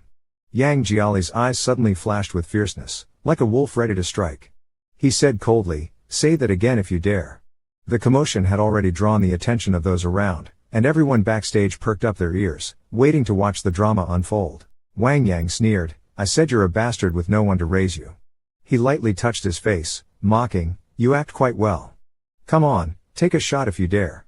Just as Wang Yang finished speaking, before he could react, Yang Jiali had already swung his fist, landing a punch squarely on Wang Yang's face. Wang Yang was punched so hard that he staggered back a few steps, almost falling onto someone else. Chaos erupted backstage. Yang Jiali, with eyes burning red, looked ready to beat Wang Yang severely. Fortunately, Li Da and Li held him back with all their strength. It wasn't until the staff surrounded them and the event director scolded them harshly that the commotion ceased. Before the event ended, Yang Jiali, along with Li Da and Li were thrown out of the performance center. Standing at the main entrance, Li Da looked at Yang Jiali's expression and worriedly asked, "Yang Ji, are you okay?" Yang Jiali gritted his teeth with determination, and with red, strained eyes, he shook his head. In a hoarse voice, he said, "You all go back first. I'm fine. I'll take a cab back to the villa." As soon as the door was opened, Yang Jiali hurriedly rushed to the bedroom, silently washed his hands, brushed his teeth, and climbed into bed. He fished out a bottle of medicine from under the bed, stuffed a pill into his mouth, and gulped down water. When he finally calmed down, he opened his hand and realized it was still trembling. Unbeknownst to him, his fingernail had cut his palm, and there was a patch of fresh blood. He slept extremely unrestfully, tossing and turning several times before falling asleep. Yang Jiali was woken up by the continuous ringing of his cell phone. In a daze, he answered the call and put it to his ear. Li Da's exceedingly anxious voice came through, "Brother Yang, where are you?" Yang Jiali opened his eyes, "I'm in the room." Li Da's voice was trembling, "Forget it, I won't ask you about that now. Just check to see if there's any media waiting outside to ambush you. Quick, take a look." Yang Jiali jolted awake, sat up, and stumbled to the window. He cautiously pulled the curtain open a crack. The usually quiet villa entrance was today surprisingly crowded with various people, those with cameras, holding microphones, broadcasting live on the internet. Some were blocking the entrance, in a waiting posture. Li Da seemed to have guessed the situation and tried to stay calm. "Brother Yang, listen to me. Hide and don't go outside at all." Yang Jiali let the curtain fall back into place. "What's going on?" Li Da sounded quite angry, gritting his teeth. "Check Weibo." After hanging up, Yang Jiali opened the long-neglected Weibo to find the top trending search, "Heartache for Wang Yang." A video clip shot from behind by an onlooker has gone viral, pushing the heat to a climax. The video was cleverly edited to show Yang Jiali swinging a punch at Wang Yang's face and seemingly going berserk trying to beat him harshly. As soon as the video came out, it caused a sensation. Wang Yang himself then posted a public announcement video. In the video, with a band-aid on his face, he spoke to the camera, "Thank you to the fans who care about me, and please stop spreading the video. Please stop spreading the video. I don't want anyone else to be hurt by this. Thank you." Yang Jiali could feel his teeth clenching. Holding his breath, he opened his Weibo, which had very few followers. His Weibo comment section was completely dominated by Wang Yang's massive fanbase, filled with unspeakable insults. Putting down his phone, Yang Jiali's breathing suddenly grew heavy, his complexion turning ashen. A spasm in his stomach changed his expression, and he rushed into the bathroom, slipping along the way. He vomited violently into the toilet, then huddled next to the chilly porcelain wall, closed his eyes, and the buzzing in his ears began, as if he could hear the mocking laughter and insults from all around. In the dim light, Yang Jiali took deep breaths, visibly agitated in an abnormal way. It felt like a dark emotion was stuck in his chest, rising to his throat, about to overwhelm him. As if everything was being swallowed by darkness, Yi Ting was called out of a meeting by his assistant in Paris, France. Yi Ting left the meeting room and adjusted his tie, somewhat irritable. "What's the matter?" he asked. The assistant handed him a tablet and whispered a few words. Yi Ting's gaze darkened as he looked at the chaotic public opinion on the tablet. He said to contact relevant media to suppress the discussion and shift the focus. The assistant blinked. "What else shall we do?" Yi Ting paused for a few seconds, then suddenly smiled and waved his hand. "Don't take any action just yet." The assistant looked puzzled. Yi Ting handed the tablet back. "Last time with Ni Yun's incident, you had it resolved behind my back before I even knew it. This time, let's wait." The assistant whispered, "The online abuse is quite severe." Yi Ting hummed softly in response, "A little hardship will do him good. He's been too emotional lately, always with a deathly pale face, not knowing how to bow his head nor how to listen." Taking a deep breath, Yi Ting chuckled, "I'll wait for him to ask me for help personally." Yang Jiali still sat on the floor. Despite the warmth of the room, he felt cold all over, with his lips and fingers trembling continuously, like a shivering, stiff-stricken stray dog on a winter's night. He closed his eyes, and the buzzing in his ears didn't stop for a moment, the noise coming from all directions. His phone on the floor rang again, startling him. He grabbed the phone in a panic. It was an incoming call from an unknown number. Subconsciously, he answered the call. Before the phone even reached his ear, he heard a cold, resentful voice from the other end, loudly cursing, "Bug, go die. If you punch Wang Yang, countless people will punch your corpse. Just wait, you won't die a good death." Yang Jiali abruptly hung up. Right after the call ended, his phone started vibrating continuously, non-stop. Text messages from various unknown numbers kept flooding his inbox, all filled with unbearable insults. Yang Jiali knew his mobile number must have been exposed. He didn't dare to open a single message, hastily turned off his phone, and even removed the SIM card. He leaned against the headboard, feeling waves of nausea and a suffocating pain in his chest, lying on the ground in agony. He glanced at the calendar on the desk. That date was circled in big. It was the anniversary of his mother's death. Yang Jiali eventually ended up with severe depression. This day was the anniversary of his mother's death. He would visit his mother's grave and talk to her, never missing a year. He packed the pancakes he had cooked into a bag. He took out the fresh flowers he had prepared in advance. Yang Jiali changed his clothes, put on a black down jacket, wore a mask and a black baseball cap, and left the villa from the backyard, tiptoeing around the front gate. Just a few steps out of the villa, he heard an extremely excited shout from behind, "He's come out."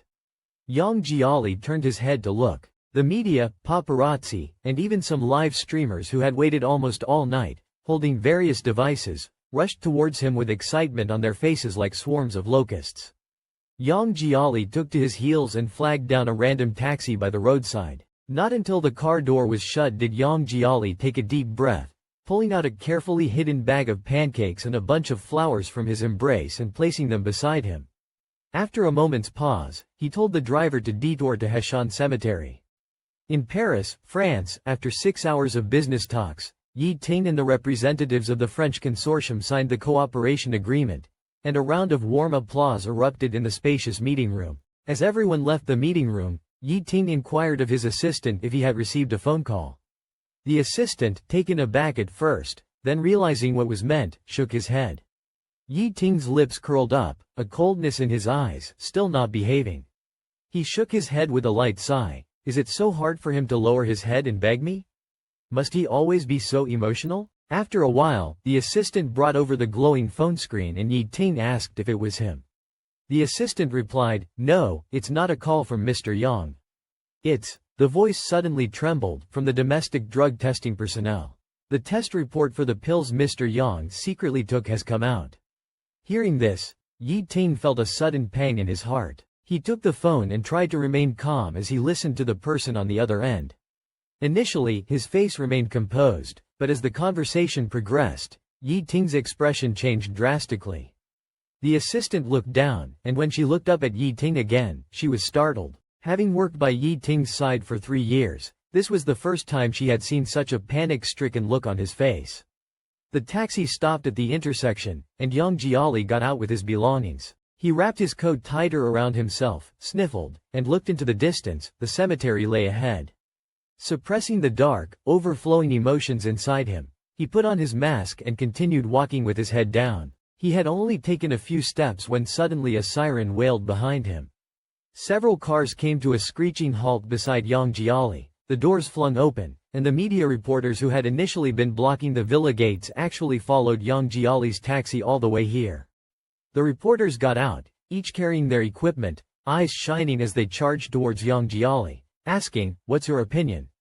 He lifted his leg, ready to run. Unfortunately, there were quite a few cars parked around this time, and the paparazzi completely surrounded Yang Jiali, not giving him any chance to leave. Yang Jiali stood amidst the crowd, his eyes full of panic like a lost child, not knowing where to go. Layers of cameras and microphones were thrust in front of Yang Jiali, and a cacophony of noise exploded in his ears. "Yang Jiali, please talk about your thoughts on the incident." As the scene was in chaos, suddenly, from an unknown direction, an egg flew through the air.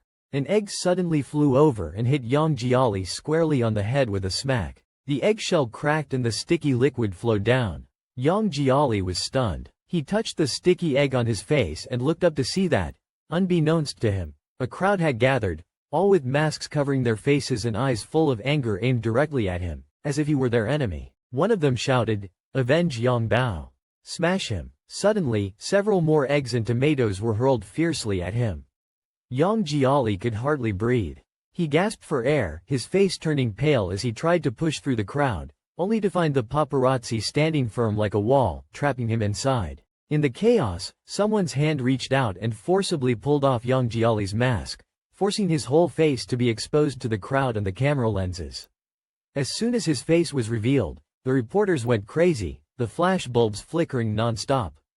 As the media pressed closer, Yang Jiali raised his head, his eyes bloodshot, and seemingly losing control. He reached out and forcefully knocked away several cameras that were in his face.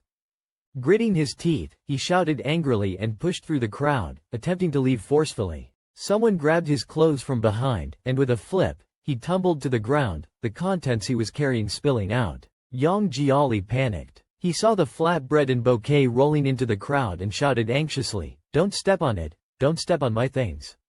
Get out of the way." No one heard his cries. Everyone was too busy snapping photos for a scoop and chasing the next big story. When Yang Jiali finally managed to push the people away, he saw the flowers scattered on the ground, next to the crushed flatbread.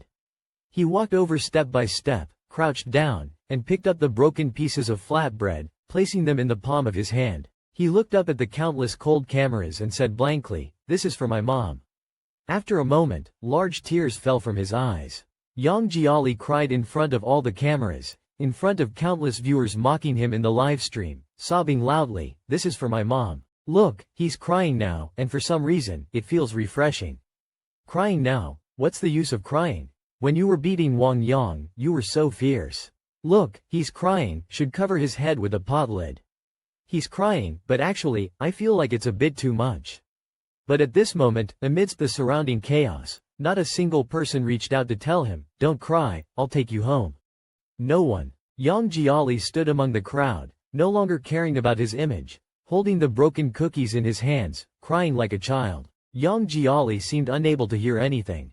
He could feel the glaring lights flashing at him, but the harsh noise seemed to suddenly disappear from his mind, leaving only a faint buzzing. He didn't resist anymore and just stood there, numb. The media took this opportunity to snap photos from all directions. When they finally had enough footage, they packed up their equipment, gave Yang Jiali a few insincere words of comfort, and left satisfied in their cars. A female reporter, feeling a bit guilty before leaving, took out a tissue and wiped the flour, egg, and blood off Yang Jiali's face.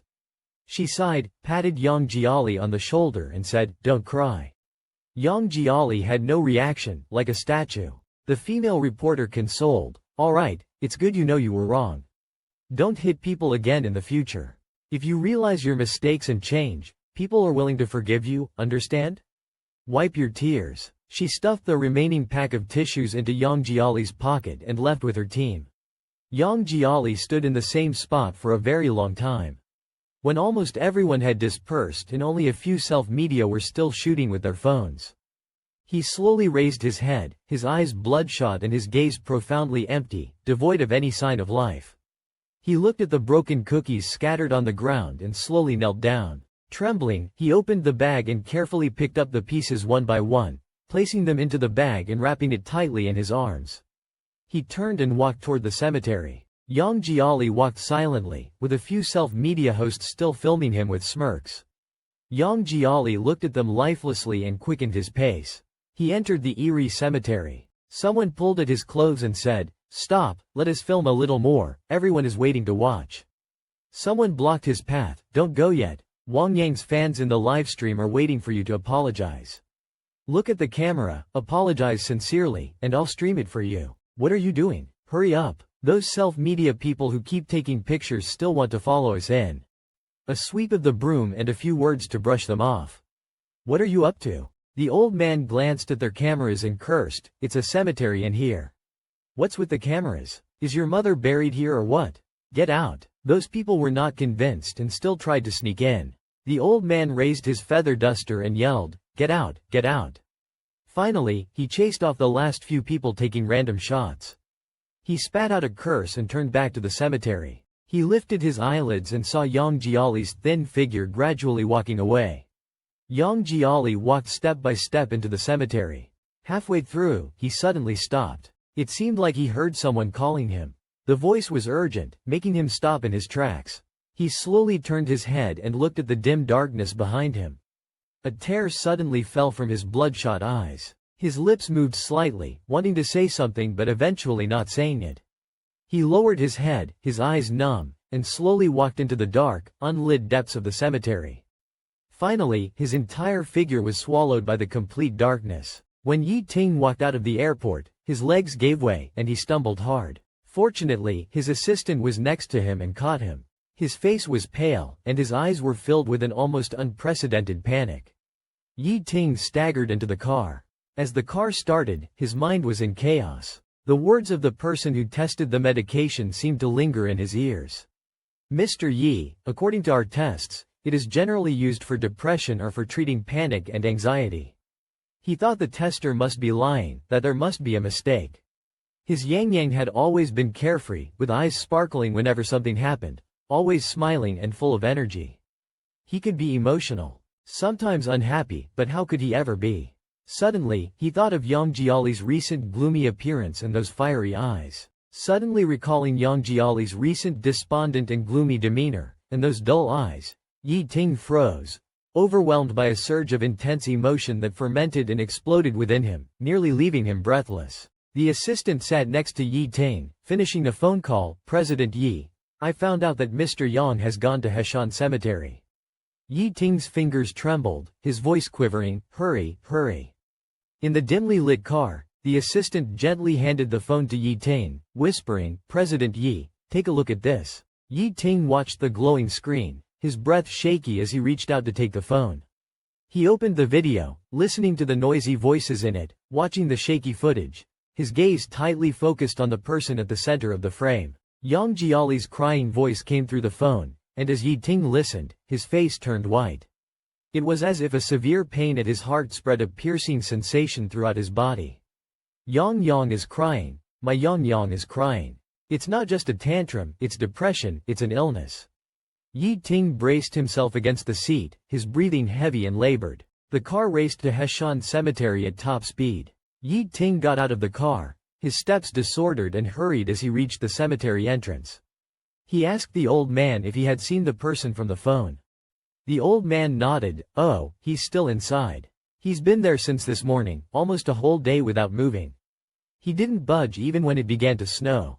The child seems to be in a daze, as if something's wrong. I didn't dare to talk to him. You go and see for yourself. Yi Ting barged into the cemetery.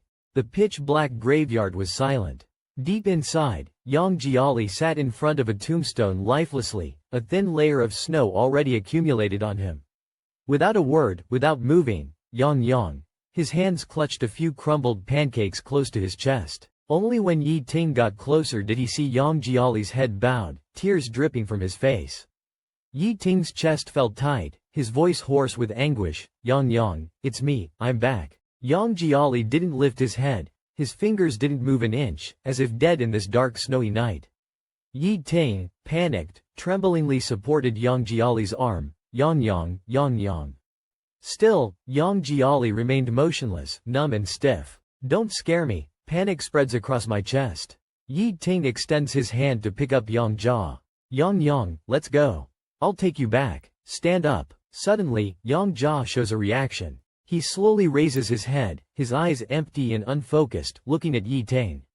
Yi Ting looks into his eyes, and suddenly, a sharp pain takes his breath away. Yang Jia stares blankly for a while, then slowly lowers his head, leaning against the cold tombstone. When Yi Ting tries to touch him again, he hears Yang Jia say in a very weak voice, "It started when Xiao Huang died." Yang Jia's eyes are empty as if recalling something. A small dog raised by my grandma, with black eyes. It would wag its tail and even smile when it saw me. It grew up with me until I was 8. It was very clingy. Every time I went to school, it would lie by the door and watch the road in the village.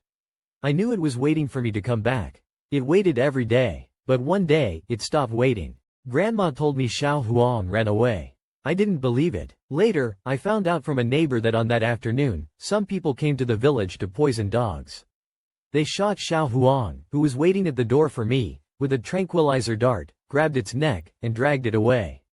I never saw it again. I knew it would never come back. A tear falls from Yang Jia's eyes, streaming down his numb face. From that moment on, I knew that people's hearts are dark.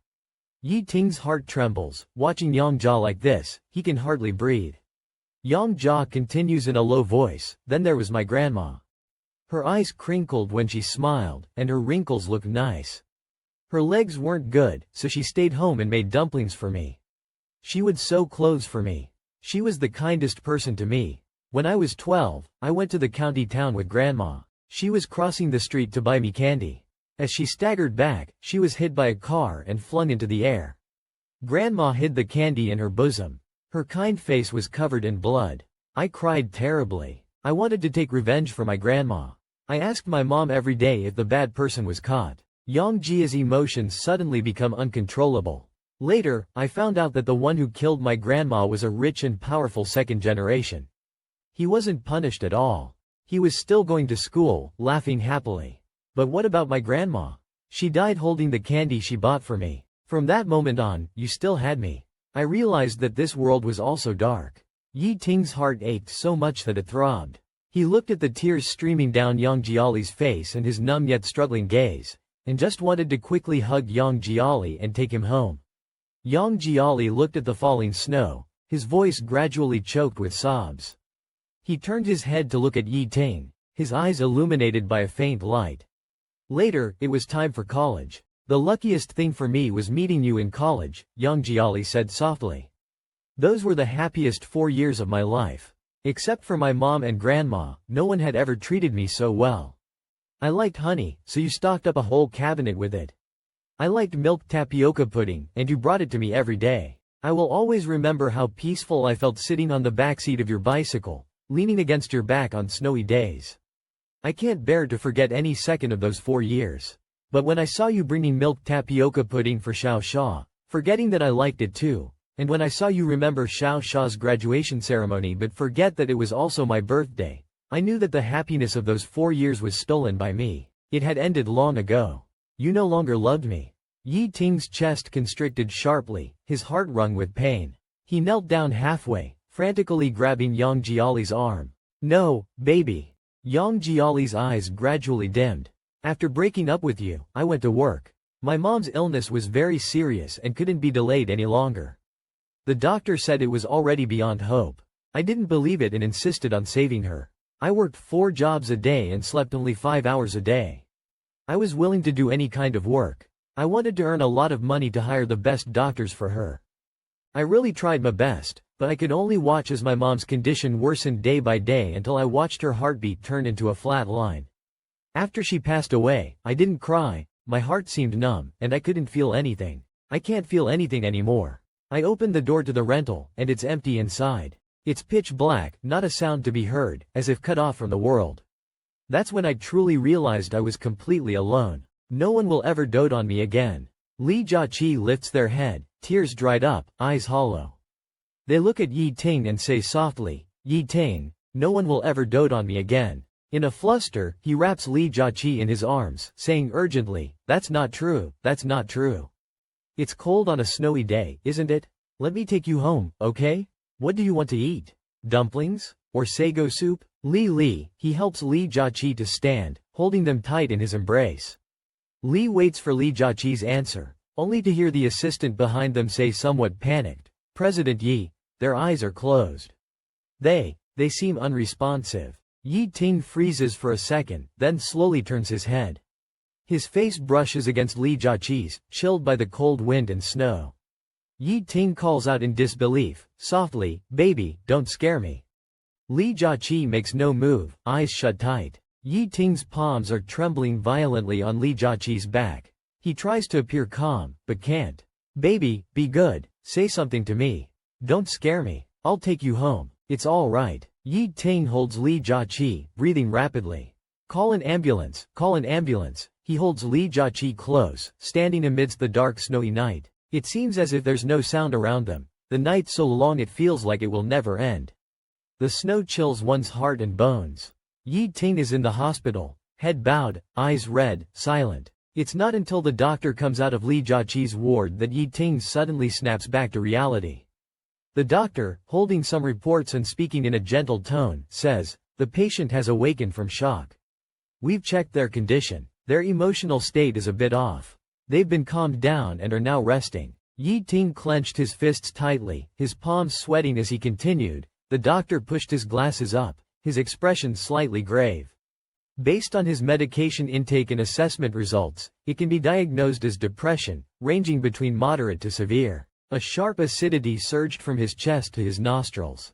Depression. He remembered forcing Yang Jia to get a medical checkup once, where the doctor told him there were no major physical illnesses. He had carelessly relaxed about mental health, even thinking Yang Jia's sickly and worried look was just for show or moodiness. He always felt that someone as carefree and always happy as Yang Jia couldn't possibly suffer from such an illness.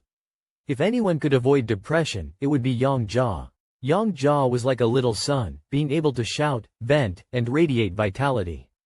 That bright smile seemed to carry light, shining straight into people's hearts.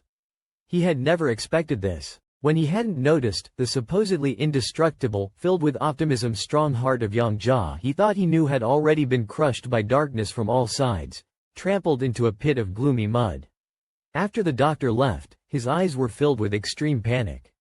My Yang, he always felt this was like a nightmare, but it was all happening right before his eyes. He walked unsteadily into Yang Jia's ward. Yang Jia lay on the bed, breathing shallowly, his eyes tightly shut, his face pale and lips dry.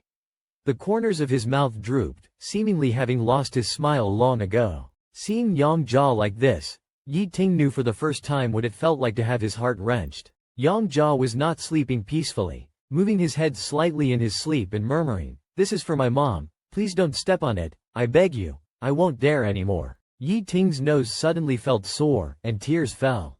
He squatted down, touched Yang Jia's hair, and softly soothed, "Baby, don't be afraid, I won't let you be bullied again." Yang Jiali gradually calmed down, and at the moment his eyebrows relaxed, he whispered, "Take me home." Before he knew that Yang Jiali was ill, he forced Yang Jiali to submit by handcuffing him to the head of the bed. Ignoring his struggles, indifferent to his pain and the tears that fell, exerting force to almost make him cry out in pain. Yi Ting suddenly couldn't bear it anymore. He took deep breaths. Emotions surged, and with a loud slap, Yi Ting fiercely slapped his own face. It's only now that Yi Ting realizes he cares about Yang Jiali, but everything is too late.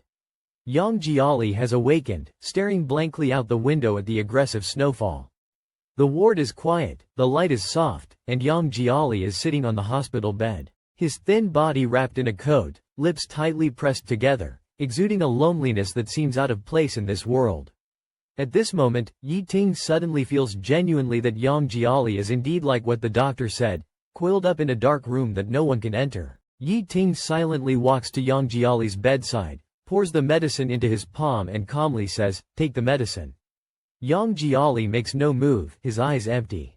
Yi Ting feels a twinge in his heart, leans closer, close enough to kiss with a slight bow of the head. Yi Ting continues to coax patiently, "Be good, open your mouth and take the medicine." Yang Jiali silently turns his head away, ignoring him. Yi Ting pauses for a few seconds, slowly reaches out, uses a bit of force to turn Yang Jiali's head towards him, and brings the medicine to his lips. "You won't recover from your illness if you don't take the medicine. Be obedient, now." Yang Jiali feels uncomfortable being pulled by Yi Ting, frowning in discomfort and humming. He frees himself from Yi Ting's hand and sits in silence. Yi Ting looks at his lonely and silent figure, filled with distress. He takes a deep breath, suppressing all emotions. "I tried everything to coax Yang not to be mad at me. As long as you take your medicine obediently, I will give you whatever you want, okay?" However, Yang Jiali still did not respond. Yi Ting bit his teeth, a thought struck him. "How about this? I'll take revenge for you. Just take the medicine and I will deal with Wang Yang." Initially, Yang Jiali was numb and silent, but upon hearing the words, "Wang Yang," his whole body trembled violently like a frightened rabbit. His face turned pale with fear, and he said, I won't dare to do it again." Seeing this, Yi Ting felt as if he was struck hard in the chest. Yi Ting felt as if his chest had been struck hard, a severe pain spreading through him. He closed his eyes tightly, suppressing the sting in his nose. He lowered his voice and said, "You can do whatever you want. If you wish, I can bring him here to kneel and kowtow to you." The thought of Wang Yang's rampant behavior that day, forcing Yang Jiali into his current state, filled Yi Ting's eyes with hatred. "Or I can have someone slash his face, break his legs, make sure he never gets on stage again, and ruin his reputation." Yang Jiali lifted his eyelids slightly and looked steadily at Yi Ting. Yi Ting, trembling, softly pleaded, "Baby, take your medicine." It seemed as if Yi Ting's reddened eyes moved Yang Jiali. Slowly, he leaned his head out, like a young cub licking water, and took the pill from Yi Ting's palm into his mouth. After Yang Jiali took the medicine, Yi Ting breathed a sigh of relief. Yang Jiali was resistant to staying in the hospital, so Yi Ting consulted the doctor and decided to take Yang Jiali home to recuperate. When the car arrived at the villa with Yang Jiali and Yi Ting, Yang Jiali refused to go inside. Yi Ting patiently persuaded him, "We're home. It's cold and snowy, let's go inside." Yang Jiali shrank back a few steps, and Yi Ting was at a loss. He heard Yang Jiali softly muttering, "This is not home." Yi Ting forcefully pulled Yang Jiali over, saying, "Be good and come back with me." There was resistance and struggle in Yang Jiali's eyes. "There will be people forcing me inside." "No." Yi Ting inhaled sharply. He never imagined that the time he handcuffed Yang Jiali, forcing him to submit and serve him, would leave such a traumatic shadow on Yang Jiali. With difficulty, Yi Ting said, "If not here, then where do you want to go?" Yi Ting followed him to an old building. This was a small place Yang Jiali had once rented on his own. Yang Jiali went upstairs, opened the door as if only here did he consider home, the only place that could give him peace of mind. Yi Ting watched him curl up under the covers for quite some time before slowly recovering. He nodded and said, "You want to live here, okay." He whispered in Yang Jiali's ear, "Baby, I'm here with you." Yi Ting originally wanted to move in as well, but Yang Jiali also had a very strong resistance to him. As soon as he approached Yang Jiali's small bed, Yang Jiali would curl up and burrow into the corner, his eyes flashing with wariness, extremely tense, like a little lamb hiding from a wolf. Yi Ting tried several times back and forth, but Yang Jiali just wouldn't let him stay here. Sighing deeply, Yi Ting raised his hand. Okay, I won't stay in your room." Helpless, Yi Ting smiled and left the room. Yi Ting instructed his men to rent a room nearby.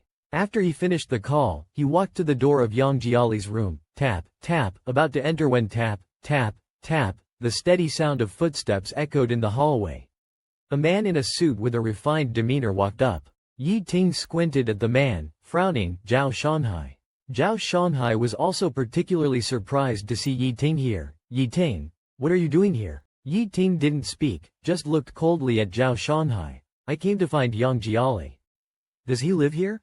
As soon as Yi Ting heard Zhao Shanhai was looking for Yang Jiali, he immediately became vigilant. What's your relationship with him? I've heard about his situation and wanted to see if he's okay. Zhao Shanhai maintained a graceful and gentlemanly smile. I suppose we're friends. Yi Ting suspiciously opened the door. Upon entering, Yi Ting's voice was stern and cold. Don't get close to him. His mental state is not good right now. He has tendencies toward depression and autism, and he doesn't like seeing people. He hides when he sees anyone. Not just you, even I. When I want to hold him for a while, he resists a lot. You'd better not go in, so as not to startle him. After saying that, Yi Ting turned to the coffee table in the living room to prepare the medicine Yang Jiali would need to take. When he looked up again, Zhao Shanhai had already approached Yang Jiali. Yi Ting was startled, his eyes immediately turning cold and extremely furious. He was about to scold Zhao Shanhai for entering without permission. When he looked into the bedroom, he saw Zhao Shanhai slowly sitting by Yang Jiali's bed in the quiet room. Upon seeing Zhao Shanhai, Yang Jiali's eyes softened and he no longer looked guarded. He slowly moved closer. As Zhao Shanhai called gently, Yi Ting, holding a glass of warm water and medicine, stood at the door and saw this scene. He felt as if another hard slap landed on his face. A strong sense of jealousy exploded in his chest, almost causing him to lose control of his emotions. Yi Ting felt as if his heart was being squeezed, a sharp feeling of bitterness and pain rising in his chest. His breathing became heavier in an instant. The veins on the back of his hand holding the water cup bulged, and the glass cup nearly shattered under the pressure. His eyes turned red, and waves of intense emotion surged within them. Walking to Yang Jiali's side, Yi Ting tried to speak more gently, handing over the medicine and warm water. Take the medicine. Yang Jiali didn't respond. Yi Ting's eyes darkened, reaching out to pull Yang Jiali back to his side. Yang Jiali struggled as soon as Yi Ting touched him, clearly showing resistance. Zhao Shanhai softly reassured, it's okay, it's okay. Yi Ting's nails dug into his palms, dark anger churning inside him, but he couldn't explode. He took a deep breath, sat beside Yang Jiali, and patiently coaxed, be good, take the medicine, open your mouth. Yang Jiali didn't touch the medicine Yi Ting handed over. Seeing this, Zhao Shanhai sighed, let me try. Taking the medicine and hot water from Yi Ting's hand, Zhao Shanhai smiled at Yang Jiali. As a CEO who always presents an imposing figure, he looked especially gentle and approachable when he smiled. He raised his hand and said, take the medicine, okay? Come on. Yang Jiali hesitated for a moment and lowered his head.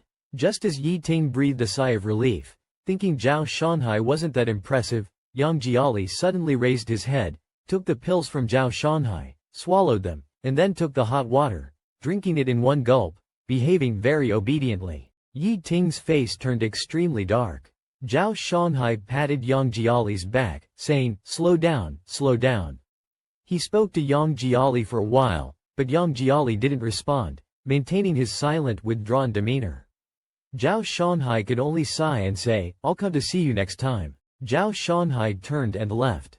Yi Ting followed him to the door. With his hand on the doorknob, Zhao Shanhai looked at Yi Ting, whose face was cold, and said in a low voice, Yang Jiali has roughly told me about his situation before. Yang Jiali had briefly talked to me about his affairs before. Yi Ting's heart skipped a beat, and Zhao Shanhai let out a laugh, his voice turning cold. If he was referring to you at that time, and you were the one who did those things to him, then his current resistance and wariness towards you are all justified. Watching Zhao Shanhai leave the place, Yi Ting closed the door heavily. Zhao Shanhai exited the rental room and hurriedly descended the stairs. Suddenly, he stretched out a finger and started writing on his hand. Just now, Yang Jiali had held his hand, and while he was still puzzled, he felt a series of touches on his palm. He then realized that Yang Jiali had been secretly writing on his palm. Probably because Yi Ting was present, he couldn't speak openly, so he had to converse with him in such a covert way. Zhao Shanhai retraced the words Yang Jiali wrote on his palm, rewriting them from memory, stroke by stroke. Yang Jiali had written 3 simple words on his palm. Take me away. After Zhao Shanghai left, Yang Jiali remained silent. Yi Ting watched the quiet figure, feeling as if a blunt object was pounding and thudding in his chest, causing a sour and stabbing pain, along with resentment. He approached 2 steps closer and reached out his hand, trying to speak in a calm tone. Yang, come here. In the darkness, a pair of wary eyes were fixed on Yi Ting, even shrinking back a bit. Yi Ting saw his retreating movement, his heart trembled, and his eyes instantly reddened. He knelt on one knee on the bed, reached out, and grabbed Yang Jiali's sleeve. Yang Jiali seemed panicked. His body tensed like a startled little animal. If he could climb walls, he probably would have already scurried up to the ceiling by now. Yi Jian was deeply affected by the scene of Yang Jiali not daring to approach him, which Wang Jinyu and Hai did not commit. He clenched his teeth, holding back the unwillingness in his heart, and still forcefully pulled Yang Jiali into his embrace. He whispered in Yang Jiali's ear, "What do I have to fear? I won't do anything to you." Yang Jiali trembled slightly in Yi Ting's arms. Yi Ting patted his back and extended his hand. "Hug me, be obedient." No matter how much Yi Ting coaxed, Yang Jiali just wouldn't extend his hands to hug Yi Ting, not even a little. But looking at Yang Jiali's current state, it seemed that he would not accept Yi Ting's approach under any circumstances. He gently turned Yang Jiali's face, half hopeful and half solemn, and asked, "Tell me, what am I to you?" Yang Jiali looked at Yi Ting for a while and said word by word, "You are a dog, you are a demon." Yi Ting slightly hooked his lips, pulled Yang Jiali back into his arms, and whispered in his ear, "Wrong answer, baby, remember, from now on, I am your man," Yi Ting said very seriously. He stole a kiss on Yang Jiali's cheek, pressed against Yang Jiali's warm ear, lowered his voice, magnetic and alluring, "You are sick now, I will take good care of you. Whatever you want, I will fulfill unconditionally. As long as you wish, I will give, but if you throw yourself into someone else's arms, I can't bear to do anything to you. But I can't guarantee about others." Yang Jiali seemed to understand, his breathing tightened. In the end, Yi Ting kissed Yang Jiali's forehead, sighed softly, "You are mine. You are not allowed to run away or make me suffer like that again, okay? Be good." The next day, Yi Ting entered the office, just sat down on the chair, and his assistant handed him a document. Opening the document, the first page, the first line read, "Wang Yang, male, 2 years old," with a photo of Wang Yang next to it, his eyes smiling, innocent and naive. The assistant said softly, "This is the information compiled after our people thoroughly investigated Wang Yang in the past few days. Please review it." Yi Ting hummed in response, slowly turned the page, his eyes cold. "Have you prepared everything I asked for?" The assistant turned to leave, but paused and asked tentatively, "President Yi, do we really have to do this? Isn't it a bit too radical?" Yi Ting lifted his eyelids to glance at the assistant. That glance alone frightened the assistant, breaking out in cold sweat. Remembering the state Yang Jiali was pushed into by Wang Yang, the assistant wiped his sweat, dared not say more, and quickly exited the office. Yi Ting quietly flipped through Wang Yang's information. After finishing, he leaned back in his chair, silent for a long time. He reached out, pulled out the page with Wang Yang's photo, put it into the shredder, and whispered with a smile, "Baby, shall we kill him? Is that okay?" When Wang Yang arrived at Wennan Mansion, it was already 6 o'clock. It was pitch dark, and snow was falling. His assistant gently reminded him, "Brother Yang, the company said that at the dinner later, you have to toast the bosses in order. Don't forget." Wang Yang frowned, his annoyance at the traffic jam suddenly surged. He turned around and slapped the young girl across the face with a smack, cursing. The girl was hit with a slap out of nowhere, tears instantly welling up in her eyes. She didn't dare to speak, quietly wiped away her tears, and shut her mouth. Wang Yang opened the car door, cursing again, "Didn't you see it's snowing outside? Hand me my coat and umbrella. You're as unresponsive as a dead pig. What are you even good for?" Wang Yang got out of the car with a sour face, entered the private room under the guidance of the mansion's head waiter. As soon as he pushed open the door, Wang Yang's expression changed. His lips curved into a smile, instantly changing his demeanor, revealing neat teeth, and his eyes became clean and clear, as innocent as a child. Wang Yang looked around. The place was filled except for an empty seat next to Yi Ting. He took the seat, his heart slightly pounding. Yi Ting was holding a glass of wine, and when Wang Yang came over, he glanced at him out of the corner of his eye without saying a word. Wang Yang, feeling bold, picked up a glass of wine and with a smile, said, "President Yi." Yi Ting turned his head, looked at him deeply, and after a long while, clinked glasses with him. This pleasantly surprised Wang Yang. He had always heard that Yi Ting, the newly appointed president of Guanghu Finance who was handsome and wealthy, was extremely cold and indifferent, someone who was naturally aloof and didn't care about anyone. Wang Yang held his breath, his ears flushing with honor.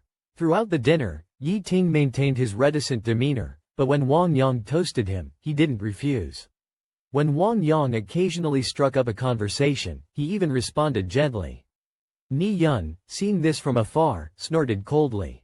Ni Yun's agent, a bit worriedly, said to him, "Wang Yang is quite adept at his tactics. This kid Wang Yang is quite capable. Why does it feel like President Yi treats him differently? Could it be that they are hooking up?" Ni Yun curled his lips. That day, he only slapped Yang Jiali once, and Yi Ting almost disfigured him and crushed his hands. He raised his hand and looked at the scars on his fingers that hadn't faded yet. Wang Yang really put Yang Jiali in a bad spot this time. Ni Yun sneered and shook his head. "Fool, let him be." The dinner party ended, and Yi Ting got up. Wang Yang followed closely behind him. It was still snowing outside, and it was quite cold. Ting was wearing a black woolen coat, adjusting his collar. Wang Yang wanted to talk to him, but his phone rang again. He answered it. It turned out that the driver who was supposed to pick him up was still stuck in traffic, and asked him to wait a bit longer at the door. Yi Ting finished adjusting his collar, looked at Wang Yang who had just hung up the phone, and suddenly said, "I'll take you home." Wang Yang was taken aback. "It's really congested outside. You'll probably have to wait another 10 minutes. Yi Ting calmly said, "It's so cold. Get in my car first, I'll take you." At first, Wang Yang didn't react. When he did, his eyes widened. Sitting in Yi Ting's luxury car, Wang Yang felt a bit uneasy. He often heard people say that Yi Ting had no interest in the unspoken rules of the circle. Since his return to the country, he had never seen him bring any beautiful men or women back. To this day, no one had ever been in his car. Today, Yi Ting took the initiative to drive him. Could it be that Yi Ting had other intentions toward him? Wang Yang couldn't help but blush, discreetly observing Yi Ting the whole time. Trying to guess his intentions, Yi Ting didn't say a word the entire time and drove Wang Yang to his destination. After the car stopped, Wang Yang opened the door and was about to get out. Yi Ting suddenly called out to him, "Wait." Wang Yang's movements paused, and he looked at Yi Ting, holding his breath. Yi Ting slowly leaned over, smiled after a while, and gently wiped Wang Yang's cheek with his thumb, his voice low and magnetic, "Your face is dirty." It took him a long time to come back to his senses, and he called out in disbelief, "President Yi." Yi Ting smiled faintly, "What's wrong?" Wang Yang's ears turned red, and he lowered his head, took a deep breath, "Can I add you on WeChat?" Yi Ting didn't say anything, staring at Wang Yang's face. Wang Yang felt nervous. When afraid of displeasing Yi Ting suddenly nodded his head, making Wang Yang very happy. He took the initiative to scan Yi Ting's WeChat QR code. A friend request interface popped up on the screen. Yi Ting's avatar was a little sheep with its mouth open, as if it was calling out. His WeChat name was also very simple, just 2 characters, Home Sheep. Wang Yang asked him, "Home Sheep? Mr. Yi, what does your WeChat name mean?" Yi Ting's eyes deepened, a rare gentle warmth appeared in his eyes. "I'm born in the year of the sheep and I like sheep." Wang Yang let out a long, "Oh," somewhat embarrassedly scratching his head. He said softly, "My name has Yang in it." Mr. Yi, saying this makes people quite embarrassed. Yi Ting's eyebrows slightly furrowed, he laughed but said nothing, just steadily took back his phone. Wang Yang hesitated for a long time, thinking Yi Ting was about to leave, then waved his phone at him, "Let's keep in touch via WeChat." Yi Ting also smiled, WeChat contact. After Wang Yang left, Yi Ting didn't start the car but rolled down the window, watching the direction Wang Yang left in, his gaze cold to the bone. He chuckled, "What's the point of a fall from standing? You have to let people float up high from the ground first, let them inflate with arrogance, and then from thousands of feet high, harshly smash them down. That's what you call a complete and utter defeat, A pain so deep it breaks bones and tendons, from which there's no coming back. Yang Jia sat by the window, expressionless. A knock sounded from outside, and the caregiver in charge of watching Yang Jia opened the door. A man in a suit and leather shoes stood outside, saying, "I'm Assistant Wang, Mr. Zhao's assistant. Mr. Zhao has instructed me to deliver something. Is Mr. Yang inside?" Assistant Wang walked into the room, saw Yang Jia sitting by the window, and approached with a smile. "Mr. Yang, Mr. Zhao heard you were sick and asked me to bring you something to boost your health. Is it okay if I leave it here?" He placed a handful of items beside Yang Jia's legs. As he straightened up, he whispered into Yang Jia's ear, "Don't worry," Mr. Zhao said, to just wait a bit.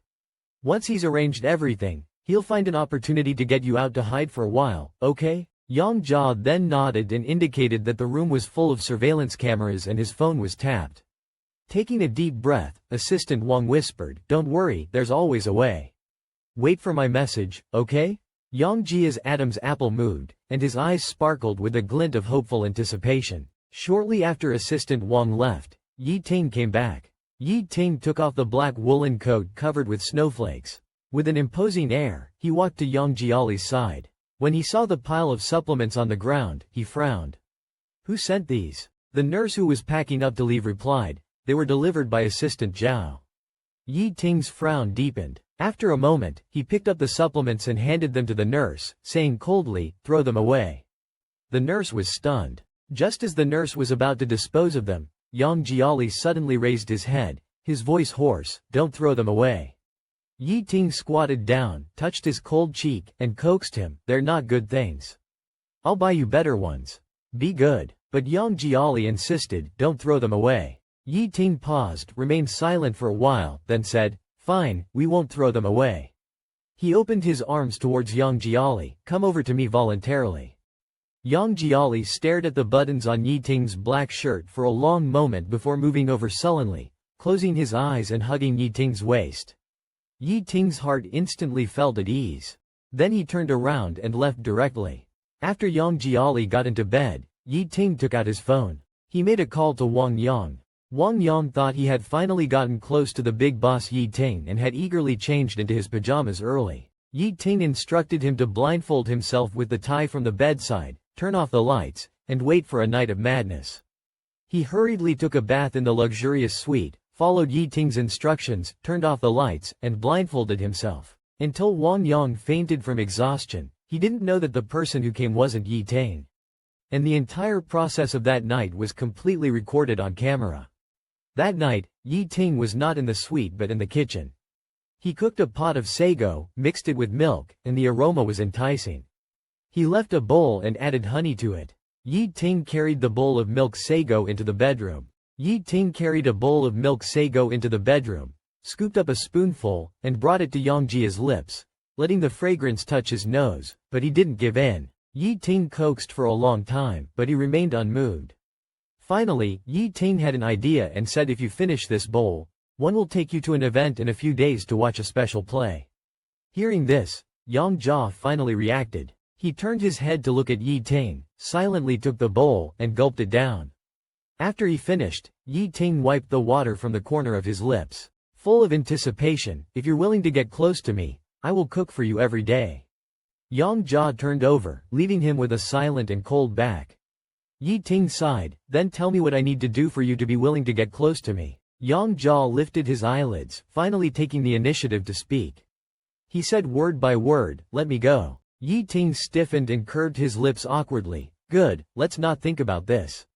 Yang Jia closed his eyes in disappointment. "If anyone dares to take you away," Yi Ting's voice suddenly turned cold, "I would personally break that person's bones." Yang Jia shuddered and turned his head to glare at him fiercely. Looking around, Yang Jia saw Zhao Shanhai sitting in the guest seats with his legs crossed, laughing and talking with some CEO. Sensing someone's gaze, Zhao Shanhai turned his head, saw Yang Jia, raised his eyebrows, and Yi Ting took Yang Jia to sit down in the front row, telling him there were no media cameras here. "Don't be afraid." Zhao Shanhai walked up to Yang Jiali with a glass of wine and smiled. "How are you feeling, Xiao Yang? Are you feeling better?" Yi Ting saw Zhao Shanhai and was filled with displeasure, pulling Yang Jiali closer to himself and said, "You don't need to worry. Zhao Shanghai shrugged, not taking Yi Ting's words too seriously. He reached out to shake hands with Yang Jiali. Yi Ting squinted his eyes and said directly, "No need for a handshake. He's fine, and I'll take good care of him." Zhao Shanghai laughed. President Yi is really assertive. However, I think Xiao Yang should have his own opinion. As he said this, he looked at Yang Jiali. Without hesitation, Yang Jiali reached out and firmly grasped Zhao Shanghai's hand. The moment their hands clasped, Yang Jiali seemed to freeze for a second but quickly regained his composure. After Zhao Shanghai left, Yang Jiali said to Yi Ting that he needed to go to the restroom. This was the first time in many days that Yang Jiali had taken the initiative to speak to Yi Ting. Yi Ting was stunned for a few seconds, and his gaze softened. "I'll accompany you." While it was said to be accompaniment, it was actually an assertive surveillance and control. Yang Jiali did not expose this and entered the restroom expressionlessly. Locking the stall door, Yang Jiali opened his clenched fist, revealing a half-wet note, sweated on from the palm. It was secretly passed to him by Zhao Shanghai during their handshake. Yang Jiali anxiously unfolded the note and skimmed through it, his heart pounding hard a few times. He memorized the content written on it. Then Yang Jiali threw the note into the toilet and flushed it away. Yi Ting was leaning against the porcelain wall outside. Seeing Yang Jiali come out, he pulled him closer and smiled. "Why did you come out so quickly? What did you do in there? Did you go to the bathroom?" Yang Jiali's body jolted in shock, and he hurriedly quickened his pace. Yi Ting watched his figure from behind and stood up to follow him. Back in the venue, Yang Jiali sat in a corner specially arranged by Yi Ting, avoiding the media's cameras, feeling quite at ease. Yi Ting, with a faint smile, took out a mask from his suit pocket, and put it on Yang Jiali's face. Wang Yang wore a pink suit with his fringed bangs hanging over his forehead, making his face look even more innocent and boyish, like an adolescent who hasn't fully grown yet. He briefly spoke a few words on stage, which immediately ignited the fans' wild screams from the back rows. Yang Jiali heard someone in the back rows criticizing, accusing him of being pretentious and hyping things up, and showing off at the charity gala. Suddenly, a lengthy post appeared, written from the perspective of an insider, detailing how Wang Yang and others had. Someone impatiently hissed, "He's being really popular now. His fans are rampant all over the internet. Who dares to criticize him will just be waiting to be torn apart. Better not talk about it, to avoid trouble for yourself. Isn't it just because he has a financial backer? The circle's opinion of him is so poor now. Once the backer doesn't want him anymore, I think he's done for." Looking up, there seemed to be a disturbance at the main stage's entrance. A shadow broke free from the staff's control and charged straight onto the stage. Wearing a cap and a black mask, holding a bottle, he approached Wang Yang and suddenly splashed the contents of the bottle all over Wang Yang. Wang Yang, still lost in the song, was wiping the few tears from his eyes. Looking up, his whole head was drenched. The thick black liquid dripped down along his hair, staining his entire face. Wang Yang's expression froze in an instant, and the venue erupted in chaos.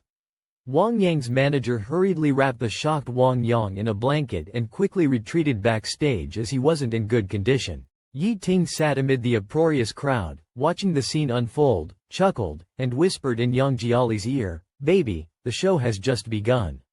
When Wang Yang attended an event the next day, he was surrounded by media, cameras nearly pressing against his face, and microphones almost poking into his nostrils. Wang Yang, annoyed by the flashing lights, had just put on his mask when someone, itching to do more, reached out and yanked it off, causing his ear to suddenly hurt. Wang Yang covered his ears, feeling dizzy. A woman's voice tinged with sobs then rang out, "Wang Yang, you deceiver, betraying our emotions." Suddenly, an egg flew towards him. With a smack, it hit Wang Yang's face. Stunned, after shaking his head for 2 seconds, he reached up to touch it, and the foul-smelling egg yolk rolled down. Wang Yang looked around in shock, his legs went weak. Amidst the chaos, someone stepped hard on the back of his hand a few times, causing him to immediately scream in pain. Yi Ting said with a smile, "Baby, is this scene good to watch?" Yang Jia stared intensely at the screen, clenching his fists tightly. While all the media were drawn to the company's foyer, Wang Yang slipped out the back door and took a car to Yi Ting's company. Even though he was fairly certain that the video was leaked from Yi Ting's side, he had no other choice. Whether it was crying, begging, or selling his body, Only Yi Ting could help him now. Upon entering Yi Ting's company, Yi Ting's assistant, as if expecting him, led him into a room. They brought him into a room where one wall was a huge custom-made glass wall, opaque from the other side. Wang Yang was touching the glass when suddenly the door was slammed open by several fierce-looking bodyguards. Wang Yang was startled and angry. "What are you doing? Get out!" Yi Ting held Yang Jiali as they sat behind the glass wall, witnessing the scene. Yi Ting turned to Yang Jiali and whispered, "Baby, do you feel better watching this?" Yang Jiali didn't respond. Yi Ting heard a bodyguard asking through his earpiece, "Should we continue?" Watching Yang Jiali clench his teeth in a mix of hate and sorrow, Yi Ting gently covered Yang Jiali's fists with his broad palms and instructed, "Continue." In another room, Yi Ting, holding Yang Jiali's hand, asked softly if he felt any better. Yang Jiali looked complicated and felt a chill all over. Glancing at the gently smiling Yi Ting, he suddenly shivered. Yi Ting, feeling Yang Jiali's slight trembling, paused his smile and sighed. He kissed Yang Jiali's ear like a dragonfly skimming water and said in a low voice, "Don't be afraid of me. You're mine, how could I bear it? Just stay by my side, will you?" Yang Jiali looked at the fresh bloodstain on the floor inside the glass wall, took a breath, and hurriedly stood up. Without looking at Yi Ting, he walked into the dark resting room. Yi Ting sat beside his bed, touched his face with the back of his hand. Yang Jiali glanced at him and said hoarsely, "You, go back." Yi Ting was silent for a moment and then softly said, "All right, you sleep. I won't disturb you anymore. If you wake up and can't sleep or feel upset, you can come find me next door, no matter the time, as long as you want." As he spoke, Yi Ting lowered his head, his nose almost touching Yang Jiali's. He leaned towards Yang Jiali's lips and slowly bent down. Yang Jiali didn't resist much. He let Yi Ting kiss him lightly at the corner of his lips, the warmth fleeting. Yi Ting's eyes deepened and finally, he said, "Baby, you can come to me. I'll treat you well, but you're not allowed to go see other men and make me worry. Remember that?" Yang Jia tightly closed his eyes, neither agreeing nor arguing. Yi Ting smiled, turned off the light, and walked out of Yang Jia's room in the dimness. Hearing the click of the door closing, Yang Jia's heart relaxed, and he finally breathed out. The wall clock tick-tocked. Yang Jia lay in the dark with his eyes open, sleepless. At midnight, all was silent. The night deepened. Yang Jia quietly got out of bed and opened his backpack in the dark. He quickly packed a change of clothes, a medical appointment, important documents, and other essentials. Then he changed into a black down jacket and pants, his figure blending into the night, hardly discernible. At 12:29, he put on a cap and a black mask, stood at the window looking out through the building's windows. The dilapidated neighborhood was peaceful. At the back gate of the neighborhood, a row of trees was planted, and a car was parked far away under their shadow. Yang Jia raised his watch, staring at the second hand, tick-tock, tick-tock. He counted down in his heart, 6, 5, 4, 3, 2. As the second hand jumped the last notch, he eagerly looked towards the car. In the dim night, the car's headlights flashed 3 times quickly. Yang Jia shuddered. The opportunity had come. Yang Jiali didn't turn on the light, the room was pitch black. He felt for the doorknob and quietly opened the door. There was no sound in the hallway, it was silent all around. Only the dim green light of the emergency exit sign at the base of the wall was glowing. Yang Jiali knew that Yi Ting was a light sleeper, so he didn't dare to run recklessly while going downstairs. Just like a child learning to walk, he held onto the railing and carefully placed one foot after another on the steps, not making a single sound. 4th floor, 3rd floor, 2nd floor. Yang Jiali felt his heart pounding violently in his chest. As long as he got out of this building, he could run freely.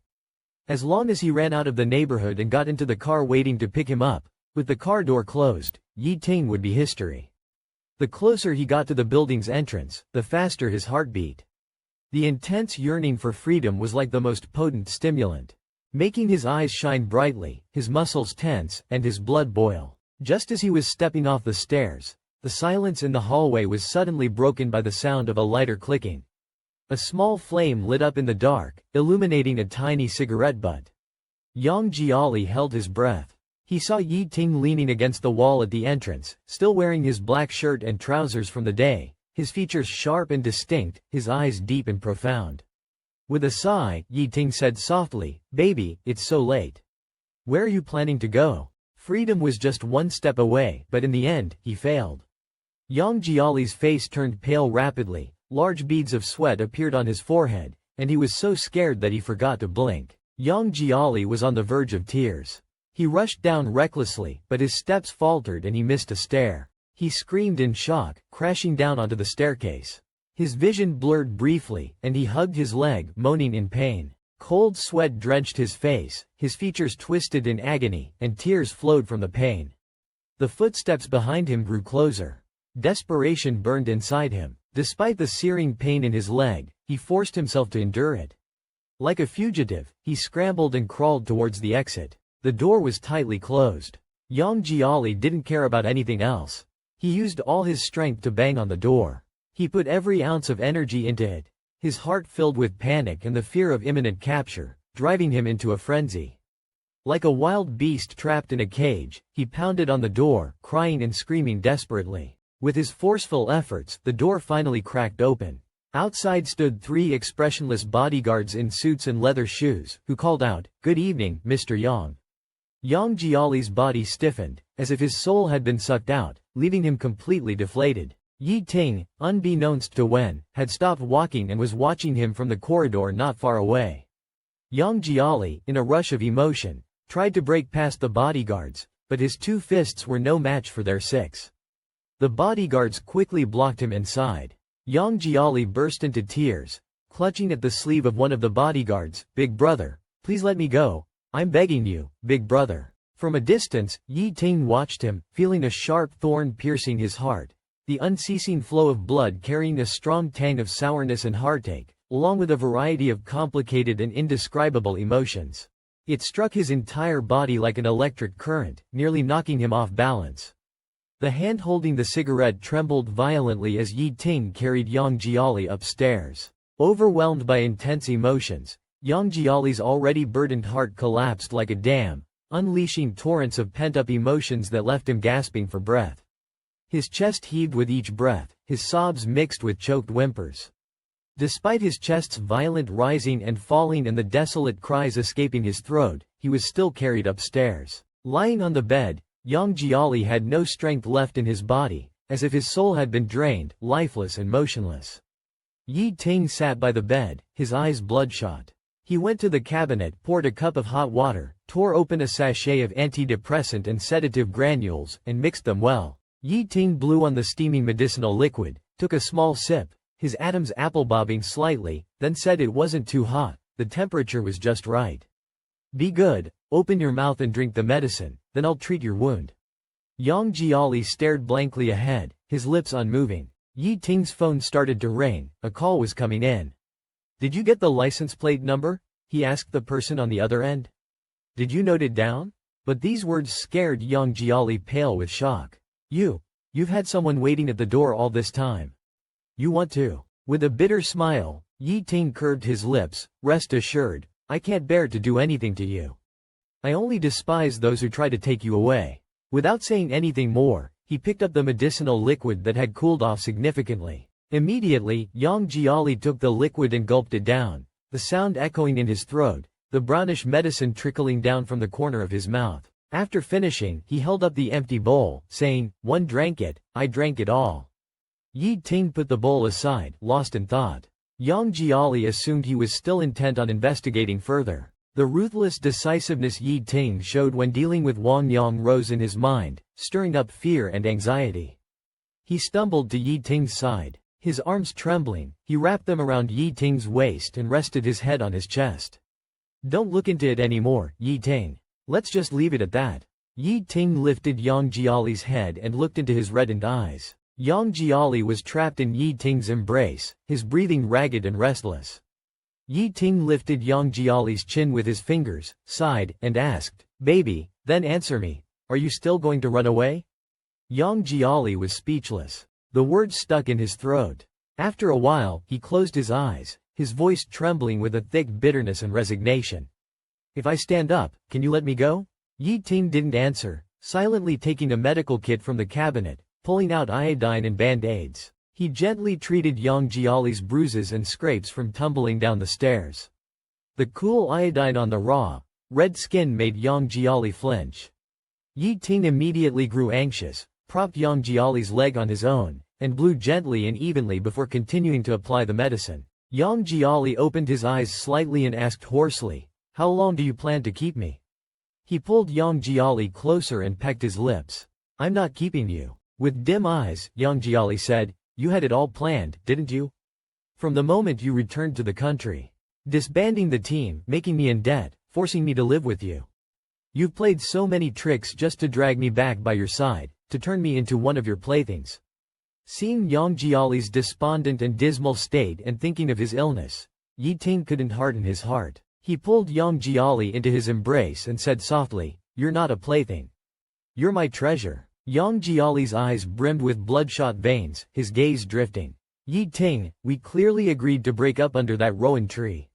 I haven't forgotten, and you shouldn't have either. What's the point of clinging onto me like a mad dog now? At the beginning, the reasons that led to our breakup, how many of them are still unresolved? Count them yourself." Yang Jiali's heart trembled, she tilted her head. "We have already broken up for 5 years. Whatever should be over, is over." Upon hearing this, Yi Ting's eyes suddenly became gloomy. He hooked his lips, touched Yang Jiali's face, and said, "If I say it's not over, it will never be over." Yang Jiali was speechless, her words stuck in her throat. Yi Ting brought the topic back, and in a low voice said, "So answer me, are you still running away or not?" Yang Jiali turned her head away, silent. She has a straightforward personality and can't lie. Whenever she tries to lie, she gives herself away. But she couldn't say this out loud. Yang Jiali chose to remain silent. Yi Ting observed her reaction, his gaze deepening. He suddenly said, "I can make people stop chasing the car that helped you escape and call them off." Yang Jiali was shaken, looking at Yi Ting in surprise. After struggling internally for a while, she ultimately did not want to implicate Brother Hai and the driver he sent to help her escape. Biting her lip, she reached out and hugged Yi Ting's neck, adopting an extremely intimate posture. He carried Yang Jiali into his bedroom and placed her on the spacious double bed. He tucked her in without saying anything and closed his eyes. Until dawn, Yang Jiali was playing with Ah Fu, while in her mind she went over the events of last night again, quietly pondering how Yi Ting could have guessed that she was planning to run away, and had been waiting at the entrance early in the morning. She was so deep in thought that she didn't notice the doorbell ringing several times. When she finally snapped back to reality, she quickly put down Ah Fu, went to the door, and opened it. Outside stood a somewhat familiar young man with short hair, round eyes, and a youthful look that couldn't be hidden. Seeing that it was Yang Jiali, the young man scratched his head and asked somewhat embarrassedly, "Excuse me, is Yi Ting, who lives here, in? I just wanted to ask him something." The boy became shy again, his clean face suddenly flushed. "Do you still want to rent my room? I can move out. I'm a bit tight on money lately." Yang Jiali blinked, noticing that the Patek Philippe watch on the boy's hand was gone. Just then, the door opened, and Yi Ting dressed in a black shirt and slacks entered with a briefcase. When he saw the scene inside, Yi Ting's eyes darkened further. He approached Yang Jiali with a cold face, not saying a word, grabbed his arm and silently pulled him onto the couch. He asked Lan Tian what he was doing here. Lan Tian coughed, "I just wanted to ask you if you're still renting my room? I'm a bit short on money lately." Yi Ting crossed his legs, uninterested. "You can leave now." Before Lan Tian could speak again, Yi Ting's gaze shifted to Yang Jiali, noticing his opened neckline and the cool breeze passing through. Yi Ting frowned, looking around the room. "Where's the caretaker?" The nurse was frowning beside him. Lan Tian's eyes suddenly lit up when he heard this. He had just been wondering, what if the house can't be rented out? How should I raise money? Yi Ting's words gave him an idea. He carefully raised his hand. Yi Ting glanced at him coldly, always finding him annoying. Lan Tian whispered, "Mr. Yi, are you thinking of hiring a caregiver for Yan Yan?" Lan Tian swallowed nervously and chuckled sheepishly. "If you're considering hiring a new caregiver, do you think I'd be suitable?" Yi Ting's expression darkened, and he rejected him without hesitation, leaving no room for negotiation. Yang Jiali watched the scene and suddenly spoke up. "Yi Ting, my throat feels rough." His voice softened. "What's wrong? Why am I speaking?" Yang Jiali glanced at Lan Tian and suggested, "Let him be my caregiver." Yi Ting sighed, "I'll find you a professional who can take better care of you." Be obedient. Lan Tian hurriedly clung to the doorframe. "Mr. Yi," Yi Ting's hand on the doorknob, his gaze cold and indifferent. "Anything else?" Yang Yang agreed to have me as his caregiver, Lan Tian muttered quietly, why are you still being stubborn? Lan Tian seized the last opportunity to defend himself, but Yang and I really hit it off. It's only been an afternoon, and I'm already close to him. Yi Ting's gaze suddenly grew colder, and with a sneer, he said, that makes it even worse. After speaking, he slammed the door shut. Yi Ting said nothing, took a shower, and came out wrapped in a towel, his muscular chest covered in water droplets. Yang Jiali instantly shifted his body toward the wall. Yi Ting, displeased, asked, just because I won't let that person be your caregiver, you're going to be mad at me? Yang Jiali was forcibly held in Yi Ting's arms and couldn't break free. He simply gave up struggling, using one hand to push against Yi Ting's chest to keep some distance. He also lowered his voice, I just want to be in control. Can't I hire someone to my liking? Yi Ting sighed, baby, I said he. I don't want a cold and indifferent caregiver, Yang Jelly interrupted Yi Ting, cutting him off mid-sentence. He looked into Yi Ting's dark eyes with a bitter smile and said, you've already locked me up. I'm locked in this cage all day long. I finally made a good friend, can't I be happy for a moment? Yi Ting pressed his lips together without speaking, looking deeply at Yang Jelly. Yang Jelly's heart skipped a beat. Yi Ting said, I'll investigate his background first. Once I'm sure there's no problem, I'll bring him over. Yang Jelly didn't want to fail at the last moment.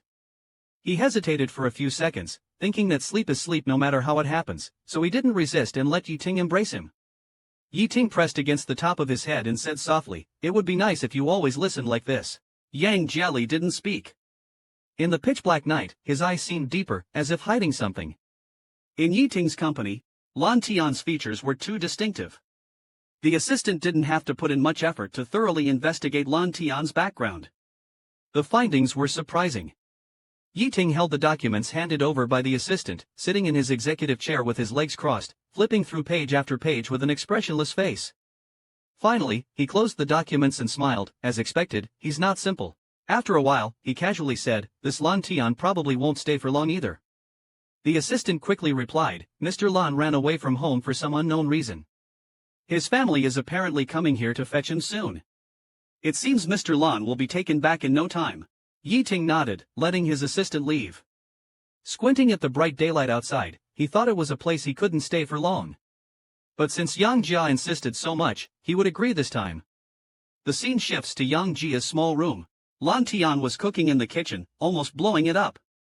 Yang Jia said quietly, I have hands and feet, I can take care of myself. Feeling a bit embarrassed, Lan Tian said, Mr. Yi asked me to take care of you, but I haven't done anything all these days. I'm still getting paid, which feels quite awkward. Eventually, it was Yang Jia who made breakfast. Taking advantage of Yi Ting's absence, he curiously asked Yang Jia, Yang, what exactly is your relationship with Mr. Yi? Yang Jia laughed at himself, I'm a pet he keeps in a cage. Seeing Yang Jia a bit unhappy, Lan Tian made a funny face trying to cheer him up. Suddenly, Yang Jia lowered his voice and his gaze deepened, I need your help with something. Lan Tian asked, what is it?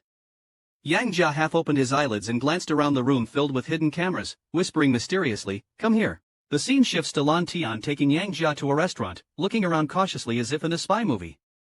Yang Jia said helplessly, isn't this too nervous? Lan Tian, holding his racing heart, said with widened eyes, how can I not be nervous? Mr. Ye's wrath might be lurking in any corner watching us. I managed to cover for you and bring you out. Make sure your mask is on tight. Follow me. Lan Tian watched Yang Jia go inside in relief. He looked around, confirming there were no suspicious figures before feeling at ease. Yang Jia entered the private room, and Jia Shanghai was already sitting inside, not wearing a suit today. Dressed simply in a gray jacket paired with dark black pants, he looked far less uptight and abstinent than usual, appearing younger and much gentler. Yang Jelly felt quite embarrassed, his face flushing as he replied, I'm really sorry for putting Haigo through so much trouble to arrange this, and yet I couldn't escape. It was a wasted opportunity. It's not your fault. Yi Ting's thinking is too meticulous. He had seen through it all along but acted as if nothing was amiss, secretly arranging everything. It's no wonder you couldn't escape. Jia Shanghai adjusted his glasses, his eyes deep. So, you really hate him that much? He lowered his head in silence for a long while before murmuring, Haigo, nobody wants to be someone else's pet. Yi Ting is too obsessive and calculating. His attitude towards me is more about unwillingness, so he wants to capture me back, confining me within his control. Right now, he still has some feelings for me, but if one day he's completely satisfied, then what would happen to me, a toy he's finally tired of? Yang Jelly thought of the scene where Wang Yang was forced to bow, and shuddered. Zhao Shanghai nonchalantly sipped his tea, his Adam's apple bobbing slightly as if contemplating something. After a while, he put down the teacup and asked softly, "If you're given another chance, would you plan to escape again?" Yang Jelly's eyes lit up, and he nodded without hesitation. Lan Tian found a small table by the window downstairs. and asked the waiter to serve him a large glass of iced cola. Previously at home, Ruan Yanting, who was only 5 years and 7 months older than him, would manage him daily just like his father. He wouldn't allow him to drink even a sip more. Now that he slipped away, with the sky high and the emperor far away, who else is there? Lan Tian bit down on his straw, his eyes wide as he held his breath, ready to guzzle down. Looking up, he saw a man and a woman walking by not far away. Seeing that man, Lan Tian's little face turned pale as if frightened, and he shrank back into a corner. Hiding in the corner, Lan Tian watched the man, his eyes filled with shock, thinking it's really a case of speak of the devil. Rubbing his eyes, he only saw Ruan Yanting, who didn't notice him, but instead nodded and smiled lightly at the woman beside him. The woman clasped Ruan Yanting's arm, and he did not refuse. He even took off his suit jacket, considerately covering the woman with it as if afraid she would get cold. Since childhood, Ruan Yanting had always been like his older brother, but now seeing Ruan Yanting having been with him and then turning to mingle with a beautiful woman, Lan Tian felt a fire brewing in his heart, clenching his fists in secret. Lan Tian took Yang Jelly back home. As soon as he opened the door, Yang Jelly saw Yiting, who was sitting imposingly on the sofa.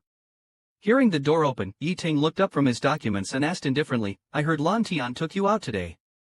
Where did you go?" Yang Jelly paused while placing his keys, calmly responding, "I was feeling stuffy, so he just took me out for a couple of rounds." "Is that so?" Yiting hooked his lips slightly. "Baby, you must not lie to me. Lying to me will be punished." Yang Jelly felt a tightness in his chest and hurried into the bedroom. Before going to bed at night, it was set to watch a quite healing movie together. Yiting pulled Yang Jelly over more gently, his tone much softer. "The medication and treatment these days seem to be working well. You look much more spirited than before, not sick every day. Looking quite good." Yang Jelly didn't say a word. "I couldn't help asking Yiting, what would you do if one day I left you?" Without thinking, Yiting replied, "That day will never come." Yang Jia was not convinced. What if it really happens? Yiting's eyes suddenly darkened. He grabbed Yang Jia's chin somewhat displeased, and said, "Your thoughts are starting to wander again." Yiting's eyes were like a melancholic wolf's. "Baby, my patience has limits," he said. "I've told you, as long as you stay by my side, I can give you everything. If you keep being naughty, I will have to use some methods to make sure you can't leave me." Yang Jia turned his head. "You say you care about me, but you just want to confine me in the house." Yiting's eyes darkened, and he suddenly smiled. "Confining you is to let you recuperate. If I really didn't care about you, why would I go through all this trouble? I would just cut off all your contacts with the outside world and drive away anyone who might help you escape. I would chain you to the bed with a thin iron chain, and you wouldn't be able to go anywhere. I want you to only have eyes and heart for me. I would be with you every day until your body can't be without me." Yiting touched Yang Jia's face, his smile deepening. "This is what it means to treat you like a pet. Baby, you should be satisfied. I would never want to use these methods on you. Don't say those things that annoy me anymore. Can't we just live well together?" Yang Jia widened his eyes, and after a long moment, he barely squeezed out a sentence, "You're crazy." Yiting hummed indifferently, "Then you are the antidote." Suddenly the atmosphere changed, and Yiting's kissing did not stop. Moving slowly up Yang Jia's neck to his earlobe and ear, Yang Jia shuddered as he realized Yiting's intent. He panicked and quickly pushed him away. Yiting kissed Yang Jia's cheek and sighed, "When and how will you be willing to open up your heart and body to me? We are supposed to spend a lifetime together. How long do you plan to keep running away?" Yang Jelly closed his eyes, his teeth clattering, feeling something amiss. Lan Tian has been acting as if he's hiding something these past few days. Yang Jelly was busy revising the songs he wrote before, and when he looked up, he saw Lan Tian staring out the window soullessly, still holding the milk pouring gesture. The milk had already overflowed the cup and was dripping onto the floor from the coffee table. Yang Jelly coughed loudly, snapping Lan Tian back to reality. Seeing the spilled milk, Lan Tian stuck out his tongue and hurriedly started cleaning up. Yang Jelly sighed, "What's been wrong with you lately? Ever since we came back from the restaurant, you've seemed out of sorts." Lan Tian shook his head, "I'm fine, I'm really good, and quite happy actually." Yang Jelly smirked and shook his head, then suddenly, there was a knock on the door. Avoiding further discussion, Lan Tian got up, "I'll get the door." He walked to the door and pressed the handle to see a tall, handsome man standing outside, with striking eyebrows and piercing eyes. The moment Lan Tian saw this man, his mind buzzed and he squeezed out 3 words between his teeth. Ruan Yanting. He merely smiled faintly. He reached out and touched Lan Tian's cheek, smiling, had enough of your runaway game? You've been out for so long, isn't it time to come back with me? Lan Tian cursed, what runaway game? I'm serious here. Ruan Yanting casually hummed, alright, if you say it's serious, then it's serious. So now, isn't it time to come back with me? Where are your things? I'll help you carry them down.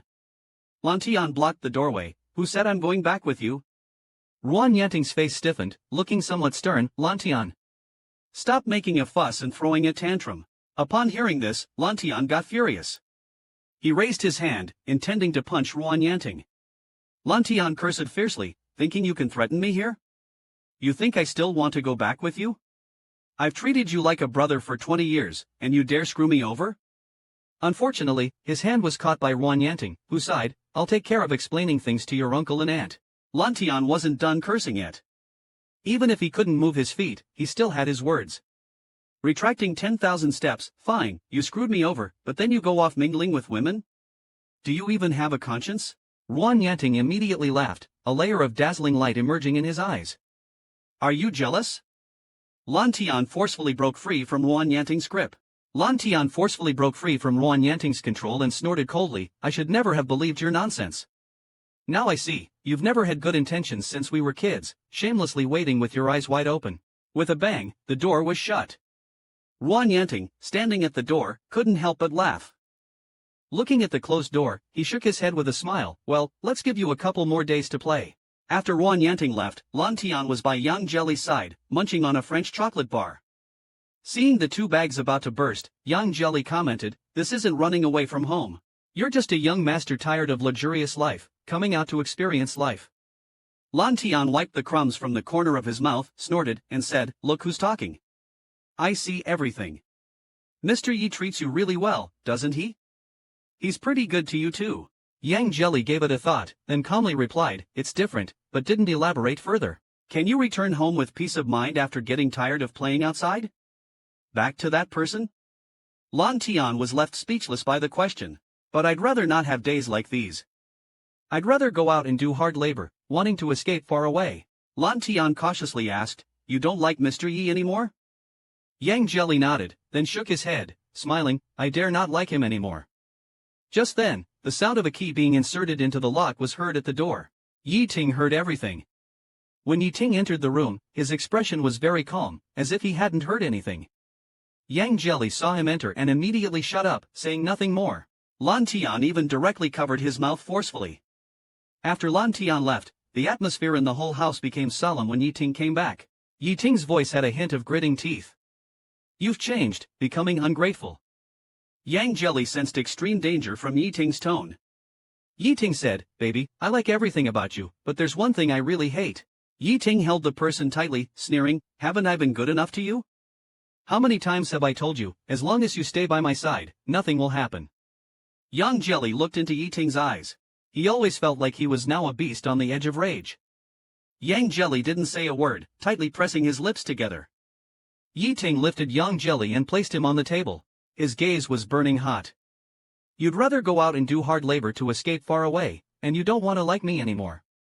Your repeated rejections don't anger me as much as this sentence. With that, he pulled down Yang Jelly's pants. Yi Ting kissed Yang Jelly forcefully and said, Yang, I'll give you one last chance. Tell me you still like me. This sentence was nonsense. As long as you say it, I'll believe you and treat you very well from now on. Yi Ting's grip tightened, anxious yet restrained. Don't throw a tantrum, speak up. Yang Jelly looked deeply at Yi Ting and said word by word, I never lie.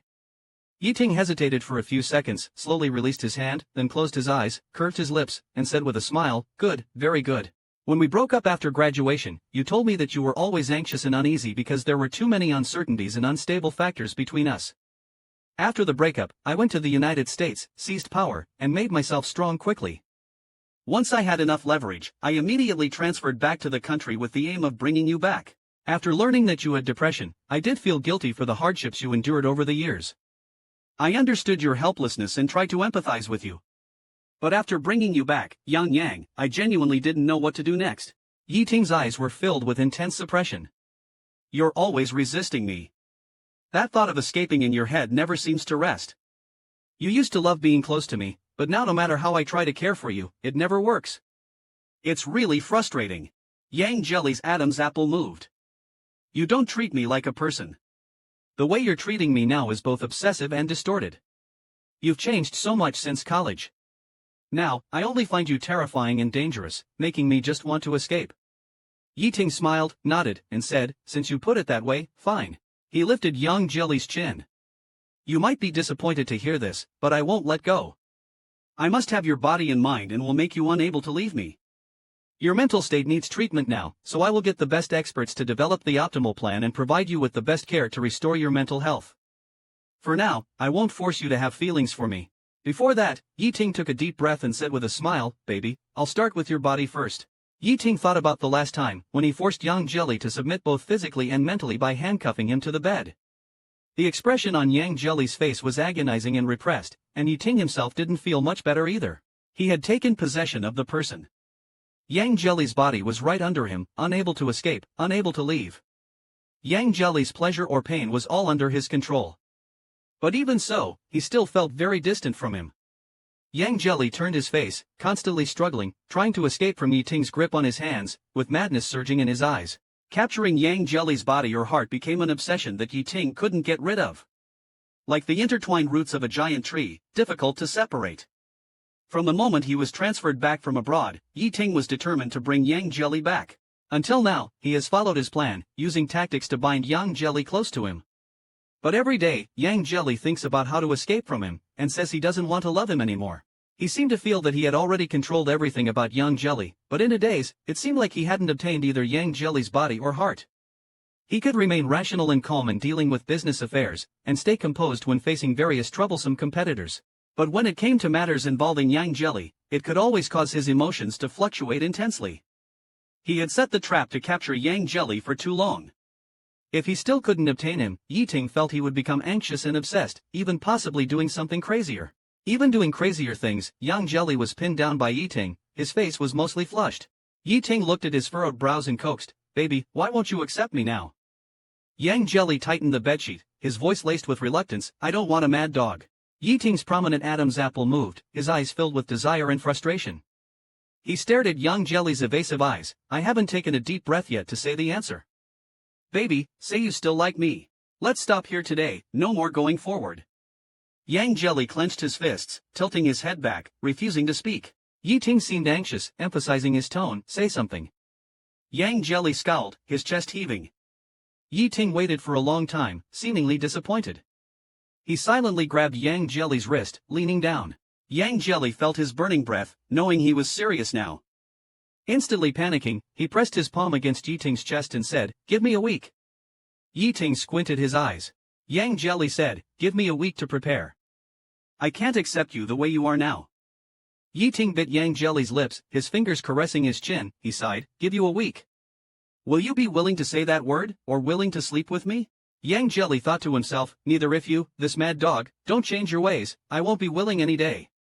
But Yi Ting was in a frenzy, Yang Jelly didn't want to enrage him further, so he vaguely said, I'll think about it. Yi Ting gazed deeply at Yang Jelly, and after a moment, he slowly released Yang Jelly's hand, his voice hoarse, don't let me down. In the end, he couldn't bring himself to force anything. Yi Ting went to the restroom to sort himself out. That night, Yang Jelly was locked in Yi Ting's embrace. Yi Ting had already fallen asleep, but Yang lay awake, thinking a lot. The next morning after breakfast, Yi Ting dressed as usual in a suit and tie. Just as Yang Jelly was about to go back to his room for more sleep, Yi Ting held him back, come to the company with me today. Yang Jelly didn't want to go, but Yi Ting, having given in last night on matters of intimacy, insisted today. He gripped Yang Jelly's hand, not allowing him to let go, it's too boring for you to stay at home alone.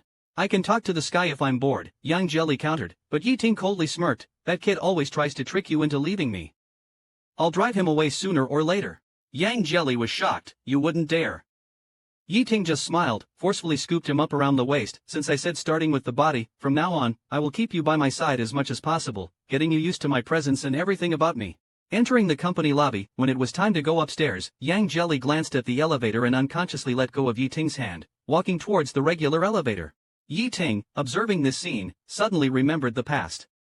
To vent his frustration and to make Yang Jelly recognize their difference, forcing him to yield, he had once, in front of others, forced Yang Jelly out of the VIP elevator to take the regular one. Now, once again at the elevator with Yang Jelly, Yang no longer followed him passively but obediently stood in front of the regular elevator, understanding and aware of the bigger picture. Yet, Yi Ting felt an intense bitterness in his heart. He watched Yang Jelly standing at the elevator entrance, looking down at his phone, and without a word, he pulled him into the empty high-rise exclusive elevator. Yang Jelly coughed, "I'm not a senior executive." Yi Ting's jaw was tense, his breathing a bit rough. "If I tell you to sit, you sit." Yang Jelly hummed lightly, letting go and looked at the glowing screen beside him, and said as if mocking himself, "It was you who pushed me out with your own hands." Yi Ting felt as if his heart was fiercely poked. He suddenly felt a bit annoyed. Initially, to pressure Yang Jelly and force him back to his side, he said many hurtful things with a hardened heart. In front of others, he treated his Yang coldly. He had Yang Jelly pick a gift for Xiao Xia during his birthday, fully aware of how much Yang Jelly valued the opportunity to perform. With just one phone call, he dashed that hope. Now, Yang Jelly really has become wise to these matters, incredibly obedient. He took the regular elevator on his own initiative. Whether it was any birthday or festival, the hope for a surprise never appeared in his eyes again. After that chaotic performance, he never pleaded to participate in any performance again. It seemed like he pursued nothing anymore, except for freedom. The elevator slowly ascended. Whether it was too stuffy inside or emotions were surging, Yi Ting felt a momentary difficulty in breathing. When the elevator doors opened with a ding, Yi Ting tightened his grip on Yang Jelly's hand in his palm. With a hoarse voice, he said, "It won't happen again."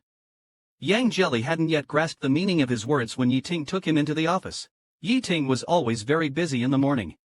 Several regular meetings were already prepared, waiting for his arrival. He hurriedly organized the necessary meeting documents for review. He looked up and said, "Please review this, please review this." Yang Jelly was already nestled on the sofa in the resting area. Just then, the secretary came in with a stack of documents. "President Yi, the senior executive meeting starts at 9. After the meeting, regarding the Tianhai District Investment Project, several main investors will have a discussion with you. This is the material needed for the discussion. Please review it." Yi Ting rubbed his temples, frowning. "Who's coming today?" The secretary opened the work manual. President Wu from Hengxin, President Ruan from Taifeng Finance, President Zhao from Ronghai Entertainment. His body tensed for a moment. Yi Ting glanced at him out of the corner of his eye and waved the secretary out. He walked up to Yang Jelly, looking at him with a faint smile. "Baby, Zhao Shanghai will come over later." Yang Jelly's heart trembled slightly, but he maintained a calm facade. "Got it." Yi Ting's finger rested on Yang Jelly's lips, his eyes dark and deep as he asked, "Do you want to see him?" Yang Jelly thought, "Even if I wanted to see him, you crazy dog wouldn't let me." Sure enough, the next second, Yi Ting pulled Yang Jelly over and kissed him, laughing, "Even if you want to see him, I won't let you. He likes to meddle too much, always instigating things. I really don't like him now." Yi Ting patted Yang Jelly's face, "Don't trust him anymore. Stop believing him. Listen to me." Yang Jelly couldn't stand what he said about Hage. In a fit of anger, she retorted coldly, "I decide where I go. It's none of your business." Yi Ting squinted his eyes, his face darkening immediately. He forcibly pulled Yang Jelly into the lounge of the office, pressing her onto the bed. "You're tired and need rest. Have a good sleep here. I'll be back." Before closing the door and leaving the office, Yi Ting told the following bodyguards, "Keep a good watch over him. Don't let him run around." The bodyguards responded respectfully. Yi Ting headed to the meeting room. After an hour's routine meeting, he entered conference room A with his assistant. Yi Ting's capital involvement was too aggressive. In this Dahai district project, he wanted to carve out a significant slice of the benefits, which was not proceeding smoothly. Especially when Yi Ting proposed several terms clearly targeting Zhao Shanghai, Zhao's face turned even darker. When the meeting ended, Zhao Shanghai waited for Yi Ting to come out and said with a smirk, "Yi, your resentment against me is truly something a /." Yi Ting handed the meeting documents to his secretary and added dismissively, "Mr. Zhao, take good care of your own matters. You can't afford to mess with my people." Zhao Shanghai squinted, his smile gradually disappearing. The atmosphere was tense when suddenly, from the other side, a bodyguard shouted, Mr. Yang, Mr. Yi has instructions, Yi Ting's expression turned cold. He saw Yang Jelly running over, sweating and holding 3 cups of drinks. The bodyguard, perspiring nervously, said, Sorry, Mr. Yi. Mr. Yang insisted on going downstairs to buy bubble milk tea and barged out. We didn't dare to use force and couldn't stop him, Yi Ting gave them a cold glance and dismissed them. He looked at Yang Jelly, who was flushed from running, and said disapprovingly, Didn't I tell you to stay put and wait for me? Why are you so disobedient, Yang Jelly panted, I wanted to drink some bubble tea with milk and sago, He shook the cup in his hand, glanced at Zhao Shanghai, and said, Brother Hai has helped me a lot in the past. I've never been able to repay you and don't have much money. Since it's so cold, I'd like to buy you a cup of hot tea. Please don't mind, He handed the other cup to Zhao Shanghai. Before Zhao Shanghai could take it, Yetian snatched it away, with a somewhat unsettling smile. Let me see, Yetian inspected the cup that Yang Jelly had handed to Zhao Shanghai, holding it firmly in his palm. The cup was sealed with a lid, so nothing could be hidden inside. There was only a small label with the tea's name and price stuck on the body of the cup. There were no secret messages on the sides or bottom. It was very clean, but Yetian frowned, feeling something was off. Seeing Yetian's eyes fixed on the cup, Yang Jelly's throat felt dry as he took out the last cup of hot tea and handed it to Yetian. I bought you a cup too. Hearing this, Yetian raised an eyebrow and focused on Yang Jelly's hand. He was somewhat incredulous. You bought one for me, Yang Jelly said, drink it if you want to. In his life, Yetian had received countless luxurious and expensive things, and none had ever caused such a strange ripple in his heart. He looked again at the cup Yang Jelly had given to Zhao Shanghai but still couldn't see anything unusual. With great magnanimity, he handed it to Zhao Shanghai. The rightful owner gritted his teeth and smiled, don't let Yang Yang's kind gesture go to waste, and don't get any other ideas. Zhao Shanghai took the hot tea from Yang Jelly and left. Yetian's cold eyes watched as Zhao Shanghai departed. He then dragged Yang Jelly into the office. As soon as the office door closed, Yetian, as though provoked, acted high and mighty, pressing Yang Jelly with questions, are you so fond of that Zhao guy? As soon as I leave, you cozy up to him, don't you, Yang Jelly was extremely uncomfortable being stared at by Yetian. He turned his head away but was forcibly turned back by Yetian. Do you like him, Yang Jelly was angry. Nonsense. Yi Ting squinted and said with a cold smile, you'd better not have other intentions towards him, otherwise, I will not hold back. Yang, don't step on my bottom line, understand, Yang Jelly glanced sideways and said righteously, Haigu and I are just friends. I am grateful for all the help he gave me when I was in trouble, and he encouraged me many times. I just want to repay him, and a cup of hot tea is nothing. Besides, you know Haigu has a partner. Don't judge with your own thoughts. Yi Ting understood this point. Zhao Shanghai is not someone who would mess around outside, and his brother Xiaoyi wouldn't allow Zhao Shanghai to cheat either, even though Xiaoyi has recently hinted several times that he is tired of this family life and of Zhao Shanghai. But Yi Ting felt uncomfortable no matter what. Yang Jelly wished he could push him 3 meters away, yet he was still thinking and worrying about Haigu. Yi Ting gritted his teeth and asked, why is that Zhao guy a perfect gentleman in your heart, and no matter how well I treat you, I am just a mad dog you hate, isn't it? Yang Jelly's Adam's apple moved. At least he doesn't humiliate me in front of others, doesn't treat me as someone without dignity to play with at will, doesn't force me to the point of no return repeatedly, and certainly doesn't rape me.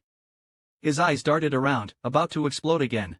Yang Jelly didn't want to dwell on this topic any longer. He quickly raised the milk tea in his hand. I bought this for you, are you going to drink it or not? It's getting cold.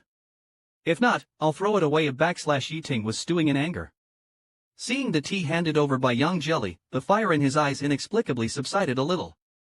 He cast a sideways glance at Yang Jelly.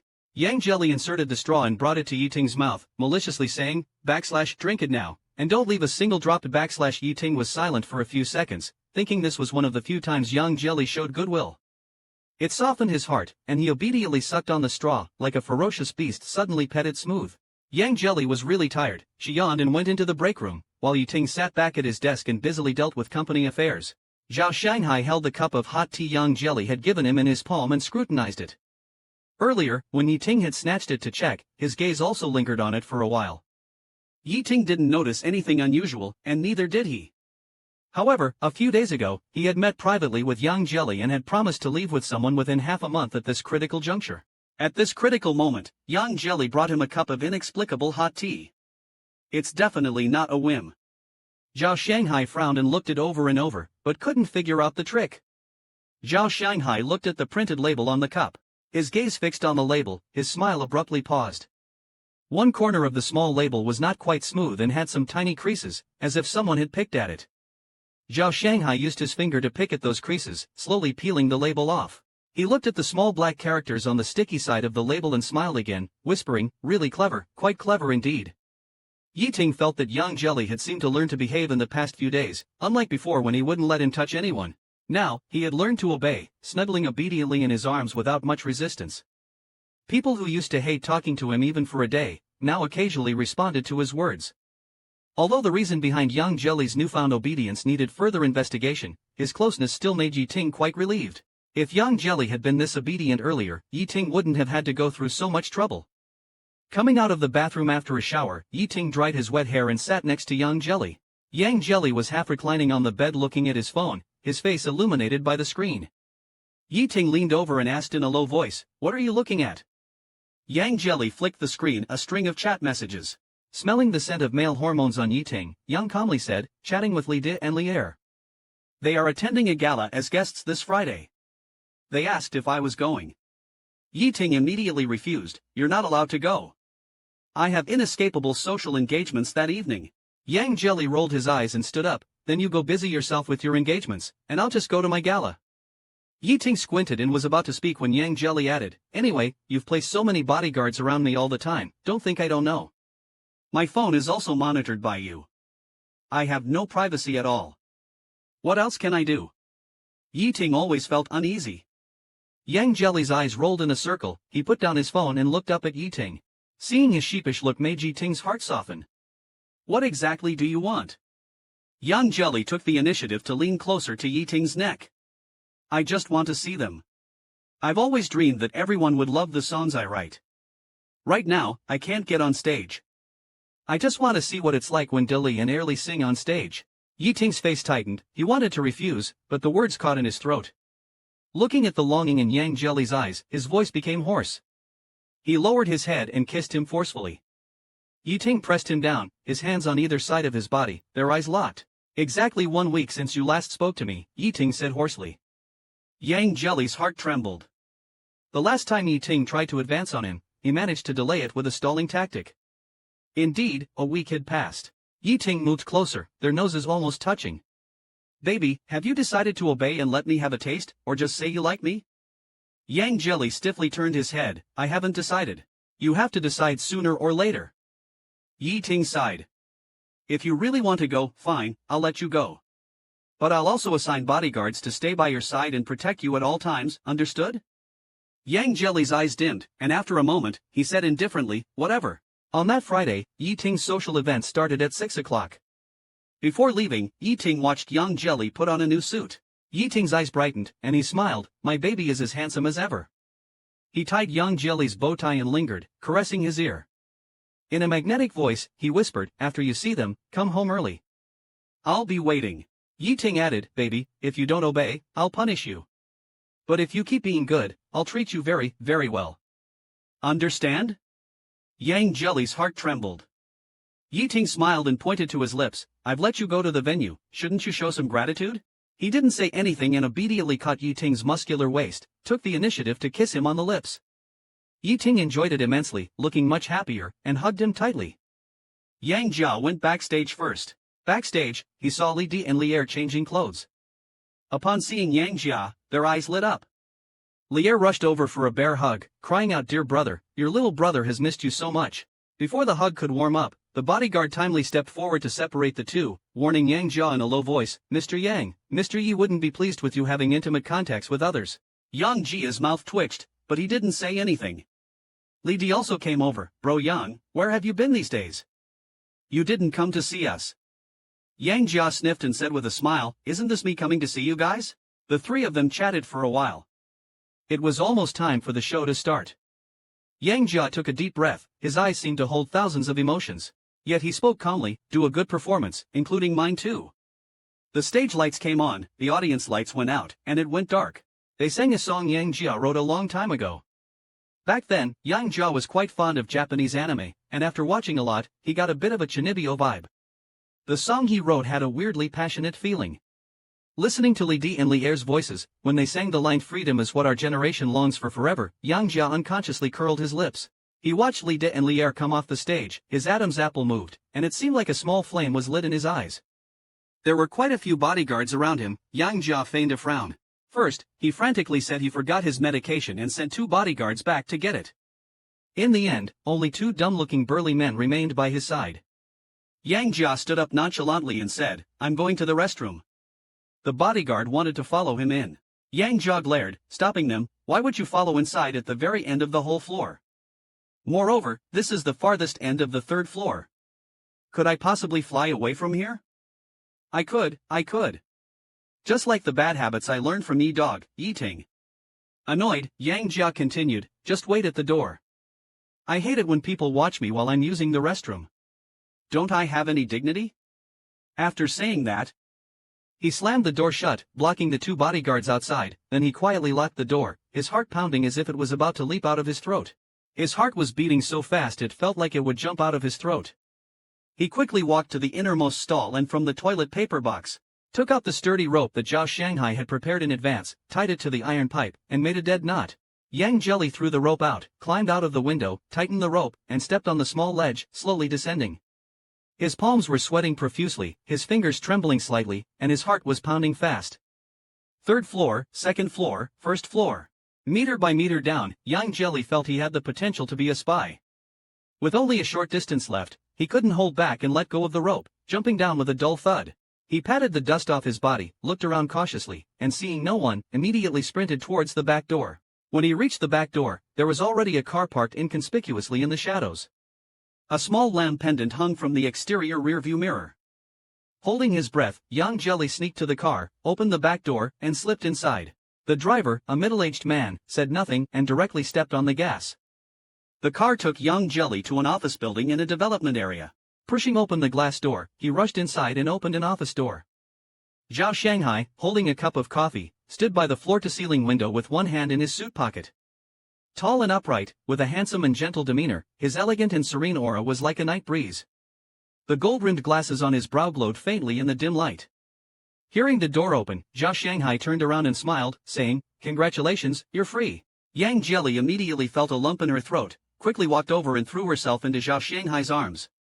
Her voice was muffled, "Brother Hai, thank you, thank you." Zhao Shanghai chuckled, looking slightly more relaxed.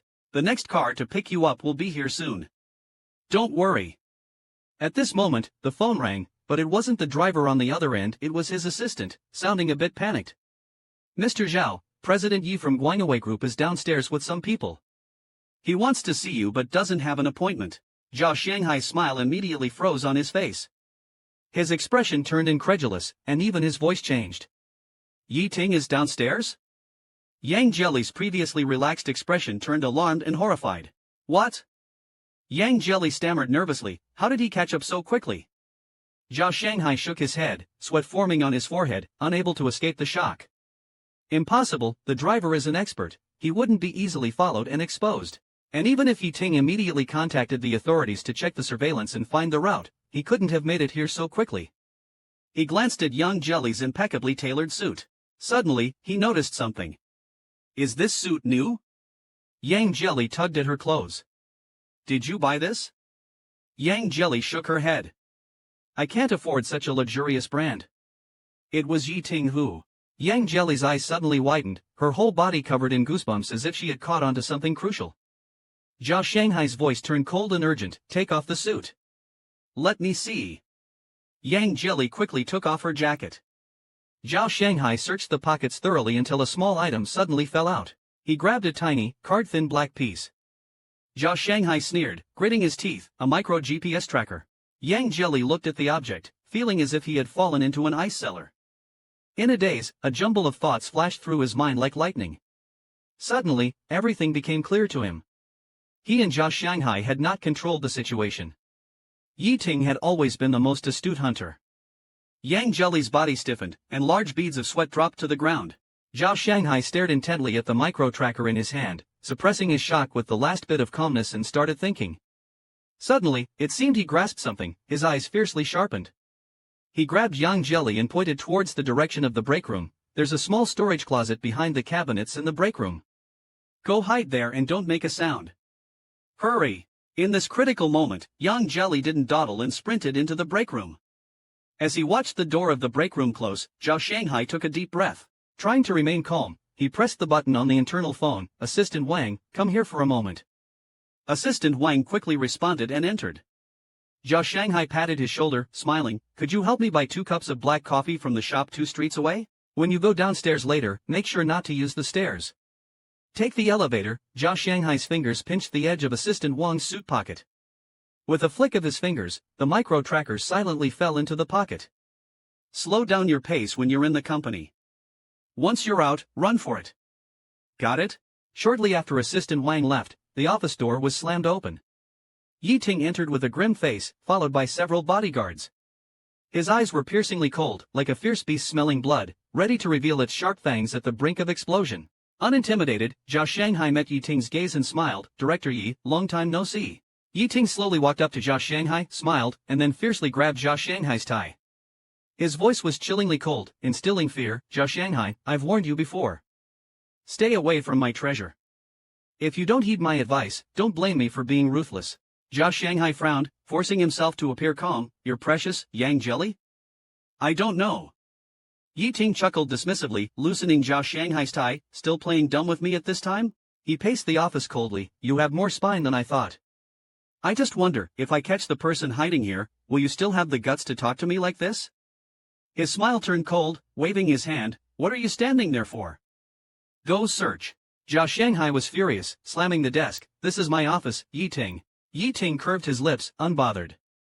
A glance caught the tightly shut door of the resting room. Striding to the resting room, he opened the door. The room was dark, the lights off. Yi Ting first opened the wardrobe.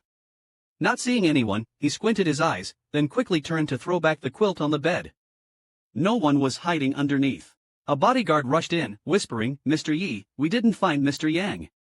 Yi Ting paused, his voice sounding as if squeezed through clenched teeth. Are you sure? Just then, another bodyguard hurried in, handing over a glowing tablet. Mr. Yi, look, Mr. Yang's location has changed. Yi Ting's eyes sharpened. Yi Ting's eyes turned sharper as he glanced at the real-time location. Yi Ting sneered and said no wonder he was so confident. It turned out he let the person go again.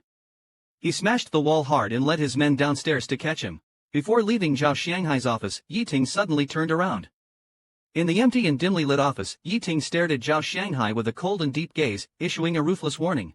Even Zhao Shanghai, who is usually so composed, felt like he was plunged into icy water in February when stared at by Yi Ting's terrifying eyes. His legs felt weak, and he was cold all over. Zhao Shanghai stood in place until he could no longer hear those footsteps. He then hurried to the door of the restroom and opened the small storage nook. Yang Jelly was curled up inside like a kitten, silent, holding his breath until his face turned red. As soon as he breathed in the fresh air, he took a deep breath, his chest rising and falling heavily. He's gone. Without time to say more, Zhao Shanghai pulled him out and hurriedly stuffed a few things into his hands, his eyes flashing with urgency. You only have a few minutes. Go through the hallway and take the freight elevator down to the basement level. There's a car waiting for you at the back door. Don't ask any questions, someone will take you to a safe place once you're in the car. Zhao Shanghai didn't give Yang Jelly a chance to hesitate, pushing him out forcefully. Go! Yang Jelly knew he couldn't afford to dawdle at this moment. If he failed to escape this time, both he and Zhao Shanghai would be torn apart by this mad dog Yi Ting. Grabbing his things and wrapping himself in his coat, Yang Jelly didn't waste a second and got into the freight elevator.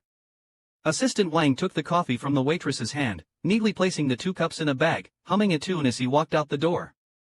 Suddenly, there was a commotion behind him, but Assistant Wang paid no mind. A sudden force from behind knocked him down like a dog eating dirt. Assistant Wang cried out in panic, Who are you? What are you doing? The bodyguards who had caught up were dumbfounded to find that this person wasn't Yang Jelly. Yi Ting arrived a few seconds later. Seeing Assistant Wang's face, he instantly understood everything. Zhao Shanghai had played a trick right under his nose, pulling off a switcheroo, a diversion tactic. Yang Jelly quietly made his way to the basement, cautiously surveying his surroundings. Finding no sign of Yi Ting's men, he bolted toward the back door where a car was parked, its rear door ajar. His eyes lit up as he dived into the back seat and slammed the door closed. The driver, with a voice deep as a drum, sat in front. Mr. Yang, Yang Jelly panted, "It's me." The driver, half his face shrouded in darkness, smiled and told him to buckle up, only to encounter Yi Ting, who had just returned. Yang Jelly could only cover his head, use his hat to hide his face, and pray he wouldn't be seen. He later realized his shirt was soaked through with sweat, sticky and damp. Swallowing dryly, he tried to speak but found himself too exhausted and weak. A sly smile crept on his lips, he was no longer a pet. Yi Ting forcefully pushed open Zhao Shanghai's office door. Zhao, in a slender, self-colored shirt, neatly adjusted his collar and tie. Behind his gold-rimmed glasses were a pair of shrewd, handsome eyes, twinkling with a hint of amusement. "Why are you back, Mr. Yi?" he said half calmly, half smiling. "I'm not hiding anyone here." Yi Ting strode towards Zhao Shanghai, loosening his black tie. Before Zhao could speak, Yi Ting chuckled. With a fierce fist, Yi Ting punched Zhao Shanghai straight in the face without warning. Caught off guard, Zhao stumbled backward, nearly losing his balance. His gold-rimmed glasses flew off due to the force of the punch and landed on the ground. Zhao looked up, his eyes quickly filling with anger. Yi Ting, radiating an aura of intense aggression, stood before a steadying Zhao, ready to land another punch. Gripping Zhao Shanghai's collar tightly, Yi Ting's eyes reddened with fury, resembling an enraged beast. Zhao got the feeling that, in that moment, Yi Ting might genuinely have harbored the intent to kill. "No wonder Yang Jelly is so desperate to escape from you," Zhao said, his eyes coldly amused. "You're indeed nothing more than a mad dog that knows only how to bite." Zhao Shanghai, as if aiming at a moment when Yi Ting's guard was down, suddenly threw punches back, striking Yi Ting's cheek with knuckles cracking loudly. "Zhao Shanghai, you're courting death." Both being prominent bosses, they wrestled, with their bodyguards surrounding them, staring dumbfounded at their bosses fighting Zhao Shanghai. Yi Ting's gaze remained cold as ice.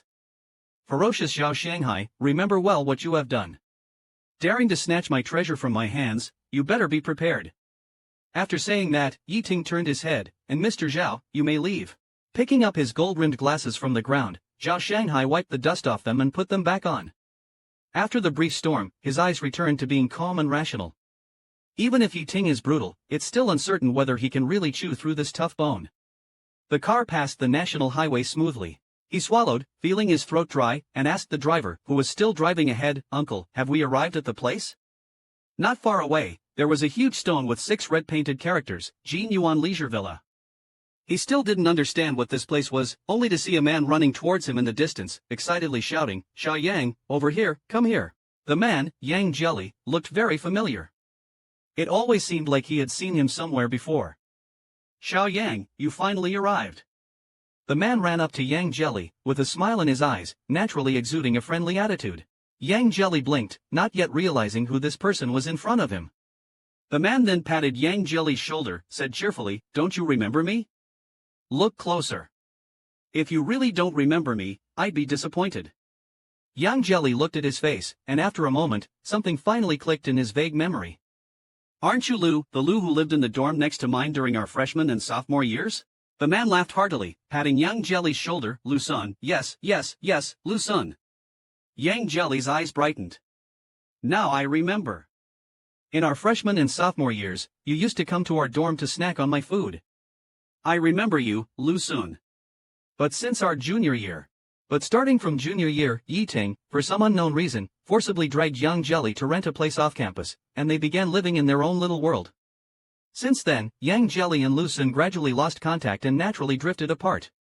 Yang Jelly's smile became brighter. "Sun-ji-e, what are you doing here?" Seeing Yang Jelly's puzzled expression, Lu-sun continued to explain, "I got to know Hai-ji through partnering on a few investment projects. We had talked before and knew we were college alumni. After you got into trouble, Hai-ji privately contacted me, asking if you could hide at my place for a while. Coincidentally, I recently opened a new leisure resort, which is perfect for you to lay low. Rest assured, my place is absolutely safe and hidden, no one will find you." Only then did Yang Jelly feel relieved. Yi Ting used all the manpower he could and meticulously searched for several days. He investigated all possible hiding places for Yang Jelly, reviewed related surveillance footage, and checked vehicles. However, there were too many vehicles coming and going nearby, and the traffic on the national highway was even denser. After several days, there was no progress at all. It was as if Yang Jelly had grown wings and flown away, disappearing without a trace.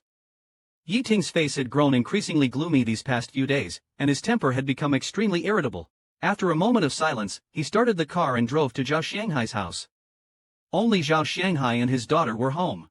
When the daughter heard the doorbell, she immediately ran to open the door. Yi Ting walked in unceremoniously. Considering Zhao Shanghai's daughter was in the room, he didn't immediately act out.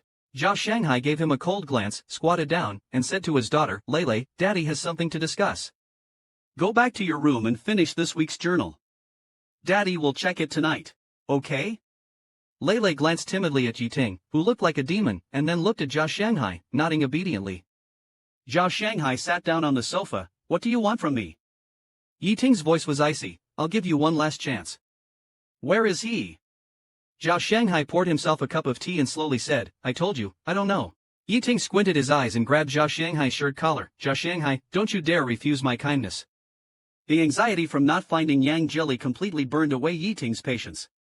If he thought he could force Zhao Shanghai to reveal Yang Jelly's whereabouts by roughing him up now, Yi Ting felt he wouldn't hesitate to break Zhao Shanghai's bones. "Don't think I can't really do anything to you. I'm being polite to you out of respect for Xiao Yi. Otherwise, with just a few companies and that bit of power you have, do you really think you have the capital to fight me?" Zhao Shanghai's face also turned cold. "What do you want?" Before Yi Ting could speak, they heard the sound of a door opening behind him.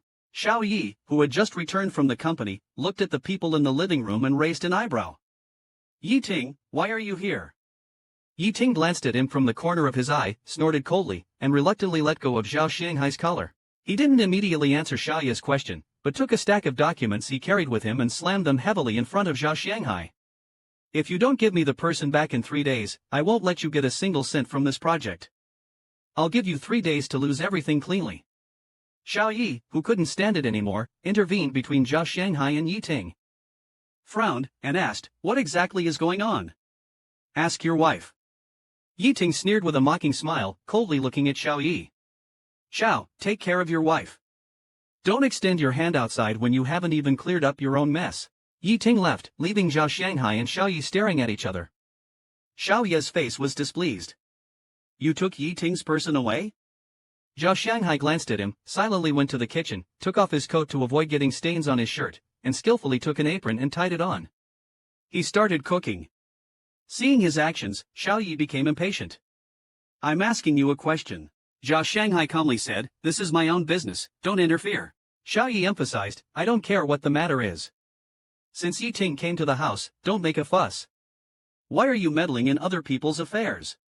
If he wants his person back, give them back to him. Hurry up and return the person to him." Zhao Shanghai paused his cooking actions for a moment. "I said you don't need to interfere.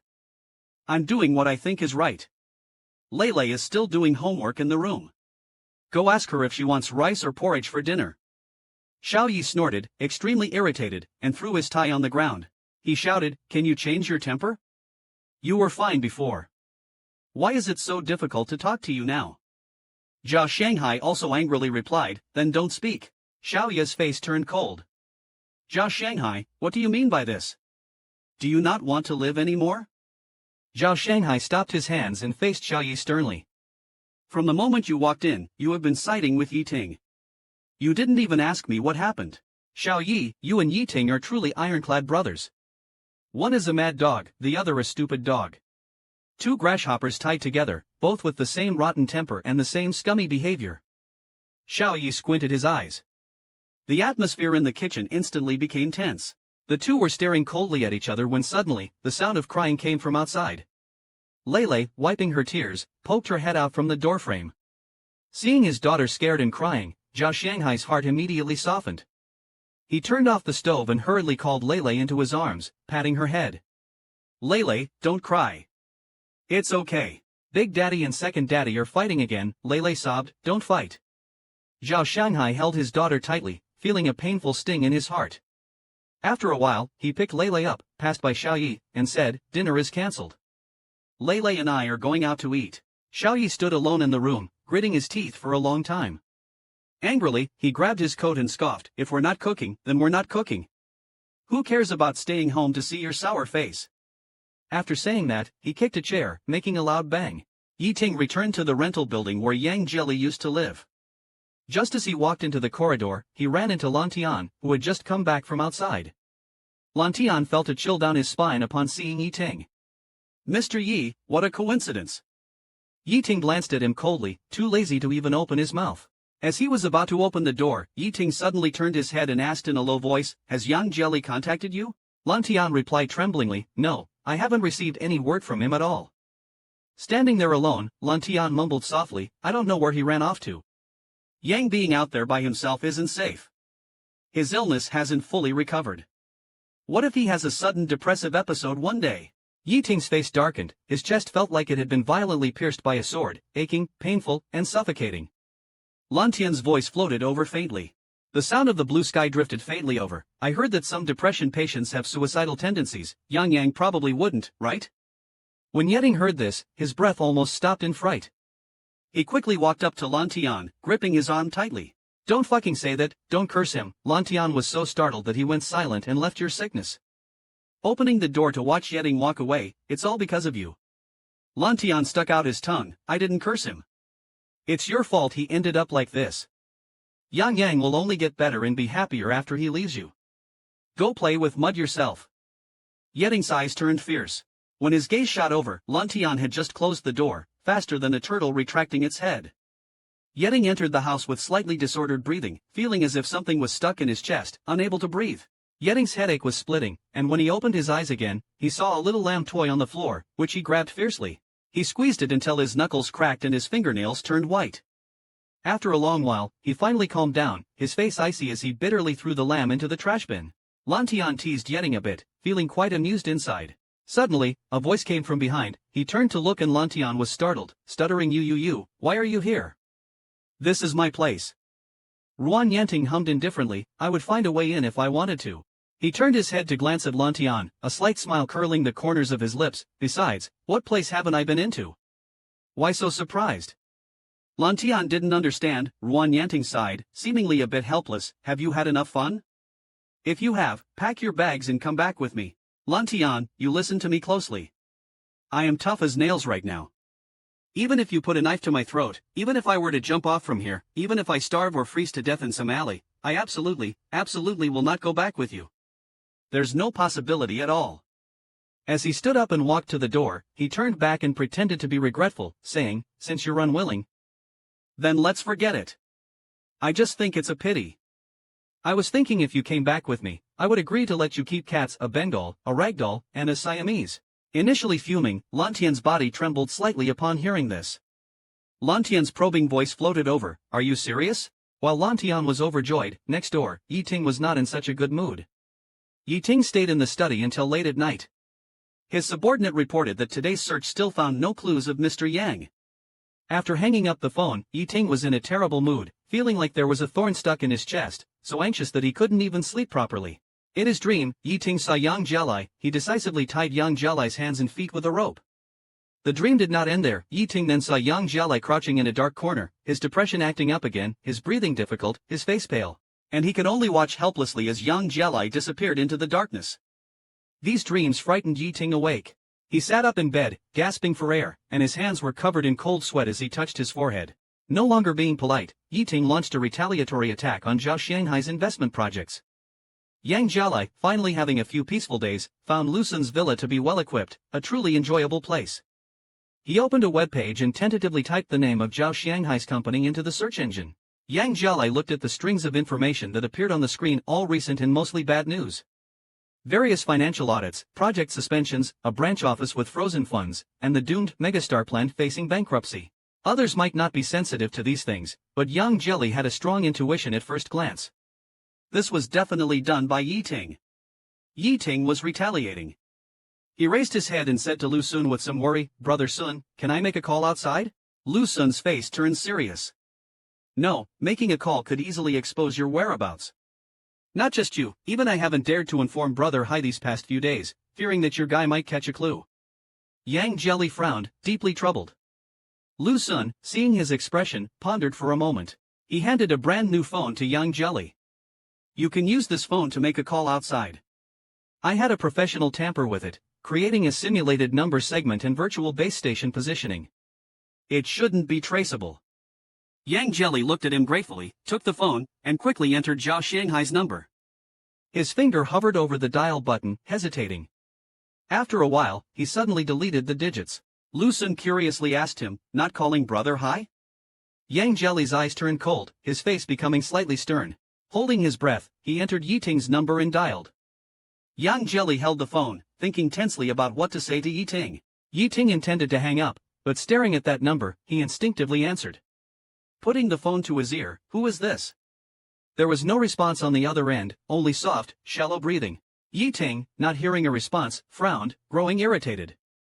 A thought flashed in his mind, and his eyes briefly showed a fierce look. Even his voice turned cold. He gritted his teeth. "Yang Jelly, it's me." Yiting paused for a few seconds when he heard his voice. With a hoarse voice, he said, "You finally called? Are you enjoying the game of running away?" Yang Jelly said over the phone, "I'm happy to escape your mad dog control." Yiting held his breath and deepened his voice, "Where are you?"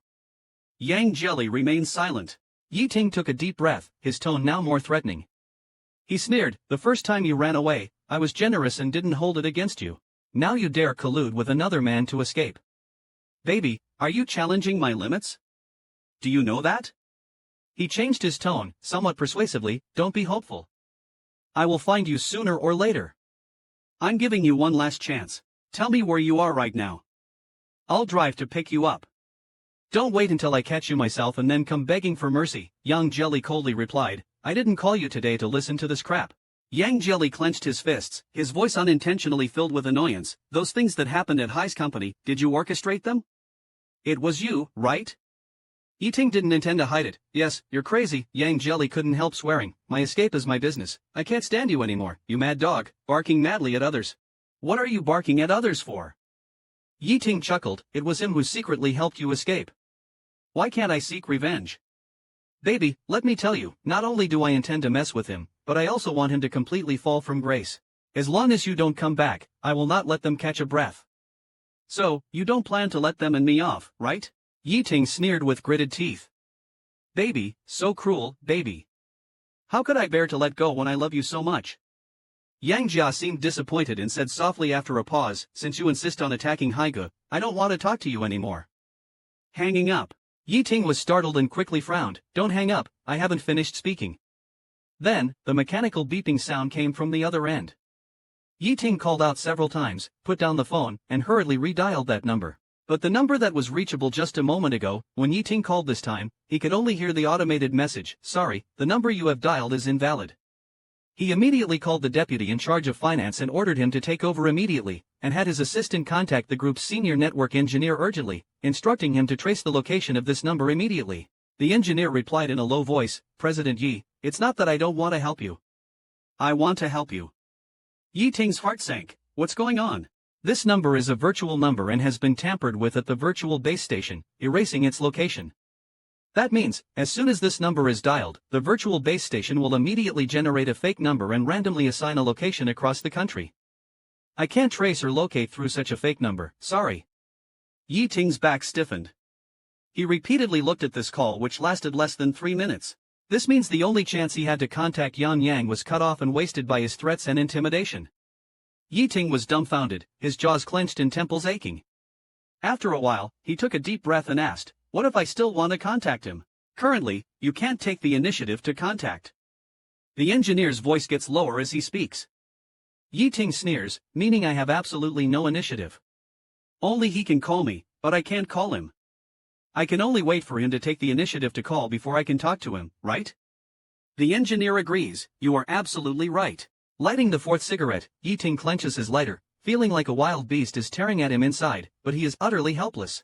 He thought this would allow him to turn over the hideout where Yang Jia is hiding, so he didn't care much. He just kept threatening, wanting him to give in and listen. But since hanging up the phone, he realized he hadn't managed to say anything he wanted to.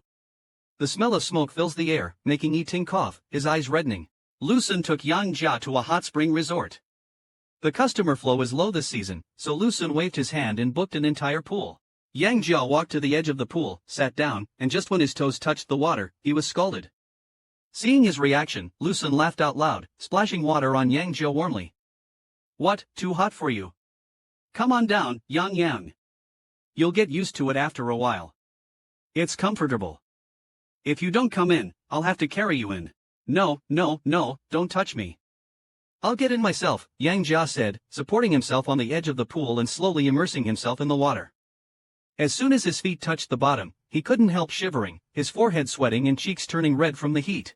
You look good, Lucen initially said with a smile, but upon seeing Yang Jia's slender and fair upper body, his smile froze momentarily and a shadow crossed his eyes. Blinking, Lucen smiled and said, you look good. I've always thought you were handsome. Yang Jia felt awkward at Lu Sun's words, scratching his head. Bro Sun, in the 2 years of college, as far as I know, you've had 2 girlfriends. Each with long dark hair and large breasts. You're a straight guy, and I'm a dude. Please don't joke like this. It's kind of embarrassing. After a long time, in a very low voice, he quietly said / whispered, what if it's not purely straight, / whisper he's enjoying the soak, / whisper. The phone, wrapped in a transparent bag, vibrates. Lucen picks up the phone and sees an unknown number. Frowning, he answers, only to hear Zhao Xianghai's voice. Zhao Xianghai chuckles, it's me, Zhao, me. Is Yang Jieli by your side?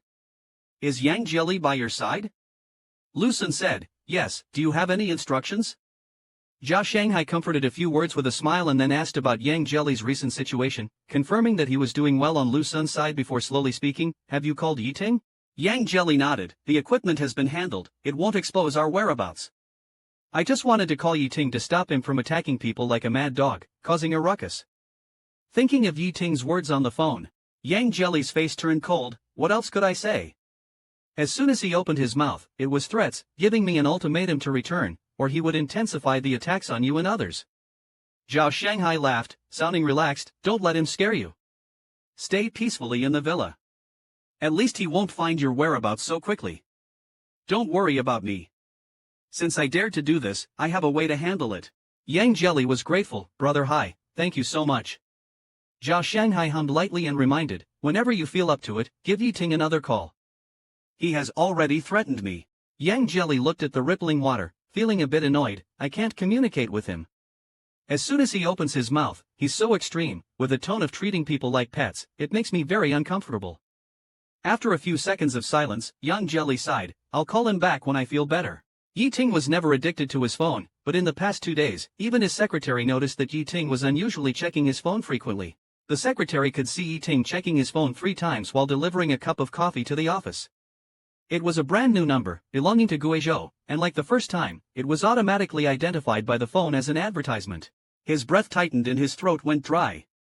He quickly stood up and smiled at the others, excuse me for a moment, I have to take a call. He quickly pressed the answer button, suppressing his surging emotions as he put the phone to his ear, calmly and deeply saying hello. The other end quickly responded, it was a female voice saying hello. Hello, a female voice said. Yiting frowned as he listened to the rapid-fire speech from the other side. Hello sir, this is the Guizhou distillery. Congratulations! You've been selected as a lucky customer nationwide. The original price of Maotai original liquor is 1,000 yuan, but now it only costs 199. Yiting cursed under his breath. At the entrance of the mansion, he ran into Zhao Shanghai again. Yiting glanced at him, squinted, and asked, have you called Yang Jieli? Yiting's tone wasn't as harsh as it had been in recent days. Zhao Shanghai looked at him in surprise, then snorted. It seems like President Ye's temper has indeed softened. Yang Jieli only ran away because you pushed him away yourself. He doesn't want to stay with you. Expecting him to call you? You'll have to wait until he feels like it. Yiting coldly laughed and retorted, you're the boss, how can you mind other people's business so diligently? Yang Jieli doesn't want to stay with me. Do you think Xiaoyi enjoys staying with you now? How long has it been since he went back to the home you two share? Don't you know? Zhao Shanghai's expression darkened as Yiting hit the nail on the head. Clenching his fist, he forced himself to calm down and said, my family affairs are none of your concern, President Yi. It's true that Xiaoyi hasn't been home for a long time. Even when he does come home, it's only to drop off Lele. He leaves shortly after.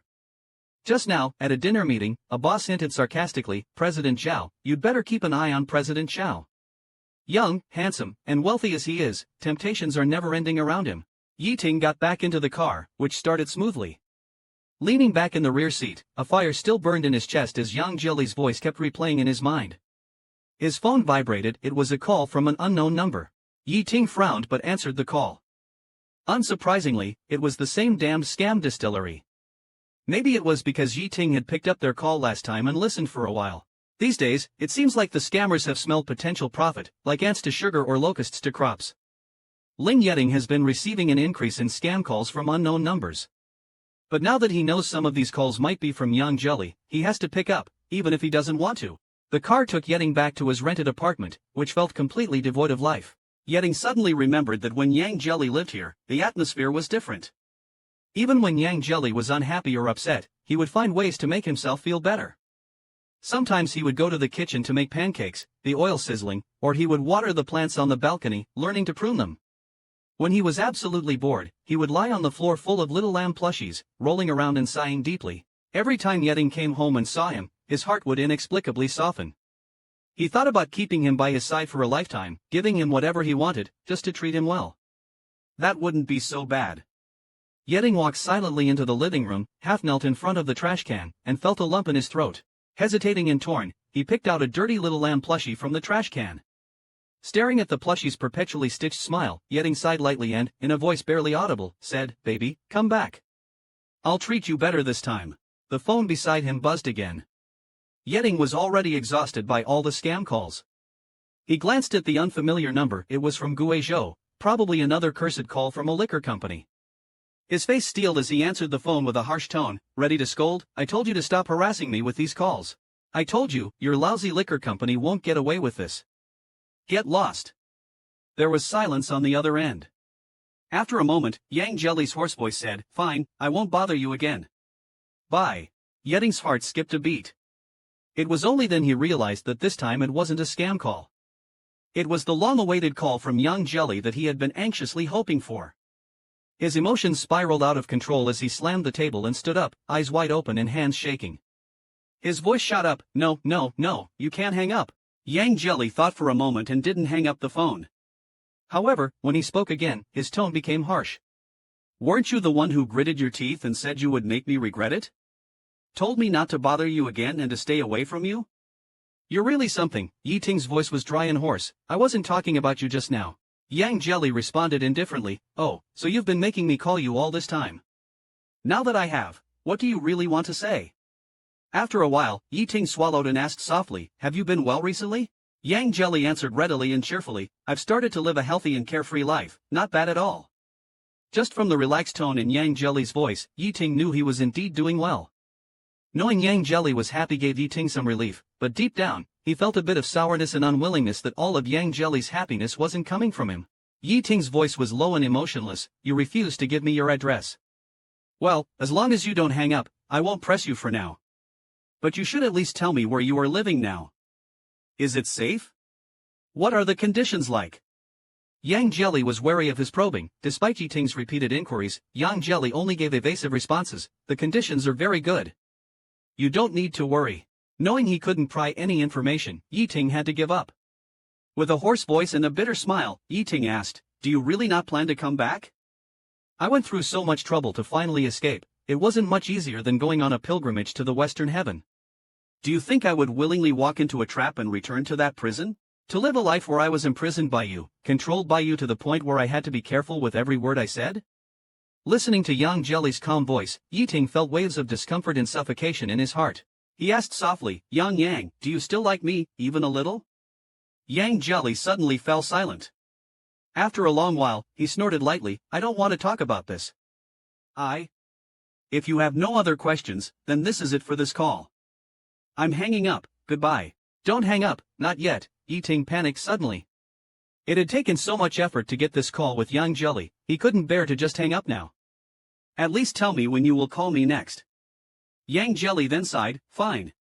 If you ever stop targeting Brother Hai, and withdraw those pointless acts of revenge, stop your petty revenge attacks, then I'll call you next Friday night, and we'll talk." Yi Ting was still not satisfied. "Depending on my mood, since you don't want to come back for now, can you call me every Friday from now on?" Yang Jelly reluctantly agreed. "Got it." Yi Ting hadn't even caught his breath when he heard a faint male voice on Yang Jelly's side, sounding quite excited. Yang, I'm still wrapping up the pool. Let's go to the hot spring tonight. I'll wait for you to change clothes." Yi Ting's eyes widened, a sharp light flashing in his pupils, and his tone became gloomy. "Who are you talking to?" Yang Jelly couldn't be bothered to answer Yi Ting and directly hung up the phone. Yi Ting heard the mechanical beeping from the other end and clenched his teeth. He clearly heard the enthusiasm and intimacy in the man's words, even inviting Yang Jelly to the hot spring. Yi Ting stared at the screen showing the just-ended call, feelings churning inside him. When he saw Yang Jelly's face on the bright phone screen, he felt like a part of his heart had been hollowed out, empty, bitter, and painful. In the office, Yi Ting couldn't calm down. His mind was full of Yang Jelly. The secretary waited for about 10 minutes, seeing that Yi Ting still hadn't acknowledged her, she timidly spoke up, "Good morning, sir." Yi Ting finally looked up. It's almost Friday, his eyes sharp as an eagle's. "What is it?" "Documents that need your signature," the secretary said, placing several stacks of files on Yi Ting's desk. The secretary cautiously asked, "Should we intensify our efforts to completely block their path?" Yi Ting closed his eyes in thought, massaging his temples, and reluctantly said, "Call it off. Given the current situation, going after Zhao Shanghai holds little meaning, it's just for revenge. But if giving up on Zhao Shanghai means Yang Jelly will willingly call him every week, allowing him to talk to Yang Jelly once, then giving up revenge might be worth it." Yi Ting leaned back in his chair, holding his head in his hands, frowning for a long time. He had just finished a call with Yang Jelly, and he already wanted to hear his voice again. Near the end of the workday, Yi Ting called Zhao Shanghai. Yi Ting said coldly, "I'm here to warn you today." Zhao Shanghai asked in confusion, "Warn me about what?" Yi Ting took a deep breath. "Yang Jelly has run far away and doesn't want to come back." "Fine, I'll allow him to stay out for a while. But Zhao Shanghai, you better remember this clearly. First, if Yang Jelly gets hurt or wronged during this period, I'll come after you." Zhao Shanghai sneered, "The greatest wrong Yang Jelly has suffered is from you. Rest assured, without you, he will be very happy." Yi Ting felt a pang in his chest but restrained himself. He then received a call from Xiao Yi. Xiao Yi invited him to box. Yi Ting, still fuming with anger, agreed. He had his driver fetch his boxing gear from home and took him to a private boxing gym they frequented. The gym was membership only with few visitors, providing a good training atmosphere and a nice environment. In the locker room, Yi Ting changed into his gear and took out his personal gloves. When he entered the training area, he saw Xiao Yi sweating profusely, happily punching a sandbag. Beside him stood a somewhat slim boy with fair skin who looked quite good. Yi Ting frowned, feeling the boy looked familiar, like an actor or star he had seen before. Carrying his gloves, he walked over to Xiao Yi. The boy smiled first and greeted him, "Hello, Mr. Yi. I'm Mr. Zhao's friend. My last name is Fu. I particularly enjoy boxing. Men who box look very handsome. Mr. Xiao said he was coming to box, so I begged him to bring me along to watch and maybe teach me a few things." Yi Ting curled his lips into a smile, lightly bumping his gloved fist against the boy's. "Oh, that's nice. If you like boxing, why don't I teach you a couple of moves? Come on, try to catch this punch." He swung a hook punch and struck hard. That boy was so scared he almost lost his face, stumbling backward and tripping over something, ending up sitting on the ground in a mess. Xiao Yi frowned, raised his chin at the boy, and said, "You can leave now." The boy got up, patted his butt, and hurried out. Xiao Yi hung the towel around his neck, tightened the bottle cap, and said, "He's just a sweet talker who loves to show off. Why do you mess with him?" Yi Ting climbed onto the ring. "I just don't like him." "How come, after living with Zhao Shanghai for 7 years, you're finally tired of it and thinking of trying something new outside?" Xiao Yi jumped onto the ring as well. "I just find it interesting." Yi Ting asked again, "Does Zhao Shanghai know?" Xiao Yi paused his movement of adjusting his gloves upon hearing this and said in a muffled voice after a while, "He doesn't need to know." Yi Ting made a sound of acknowledgement and said nothing more. The two brothers had a good fight, both with something on their minds, making the fight particularly intense. In the end, it was a tie. They got off the ring, took a shower, changed clothes, and went to the top-floor private room to drink. After pouring the drinks, Xiao Yi motioned with his chin towards Yi Ting, teasing with a smile, "Doesn't he look like someone?" Yi Ting calmly took his glass. "Look like who?" "Like your little Yang Yang." Xiao Yi crossed his legs and swirled the wine in his glass. "You still haven't brought him back?" Yi Ting frowned, downed his drink in one gulp. Xiao Yi said lightly, "He's trying so hard to escape, just let him go." "Can't you find someone like him elsewhere? Why must it be him? Just let it go, it'll be easy for both of you." Yi Ting slowly put down his glass, his eyes darkening. "No. If one day Zhao Shanghai decides to leave you, not wanting to stay with you anymore, would you just let it go and make it easy for both of you?" Xiao Yi was taken aback, obviously never considered this question. After a long moment, he coughed and said in a low voice, "I've been with Zhao Shanghai for 7 years. He won't leave. Yi Ting smiled, me too. On his way home from work, Zhao Shanghai received a call. Assistant Wang reported a few business matters, saying that all restrictions on Yi Ting's side had been lifted, funds had started to flow back, and the project's restructuring was progressing well. After finishing these reports, Assistant Wang hesitated for a few seconds. "There's one more thing," he stammered. "I saw Mr. Xiao, bringing a celebrity into the boxing gym today." The smile on Zhao Shanghai's lips faded.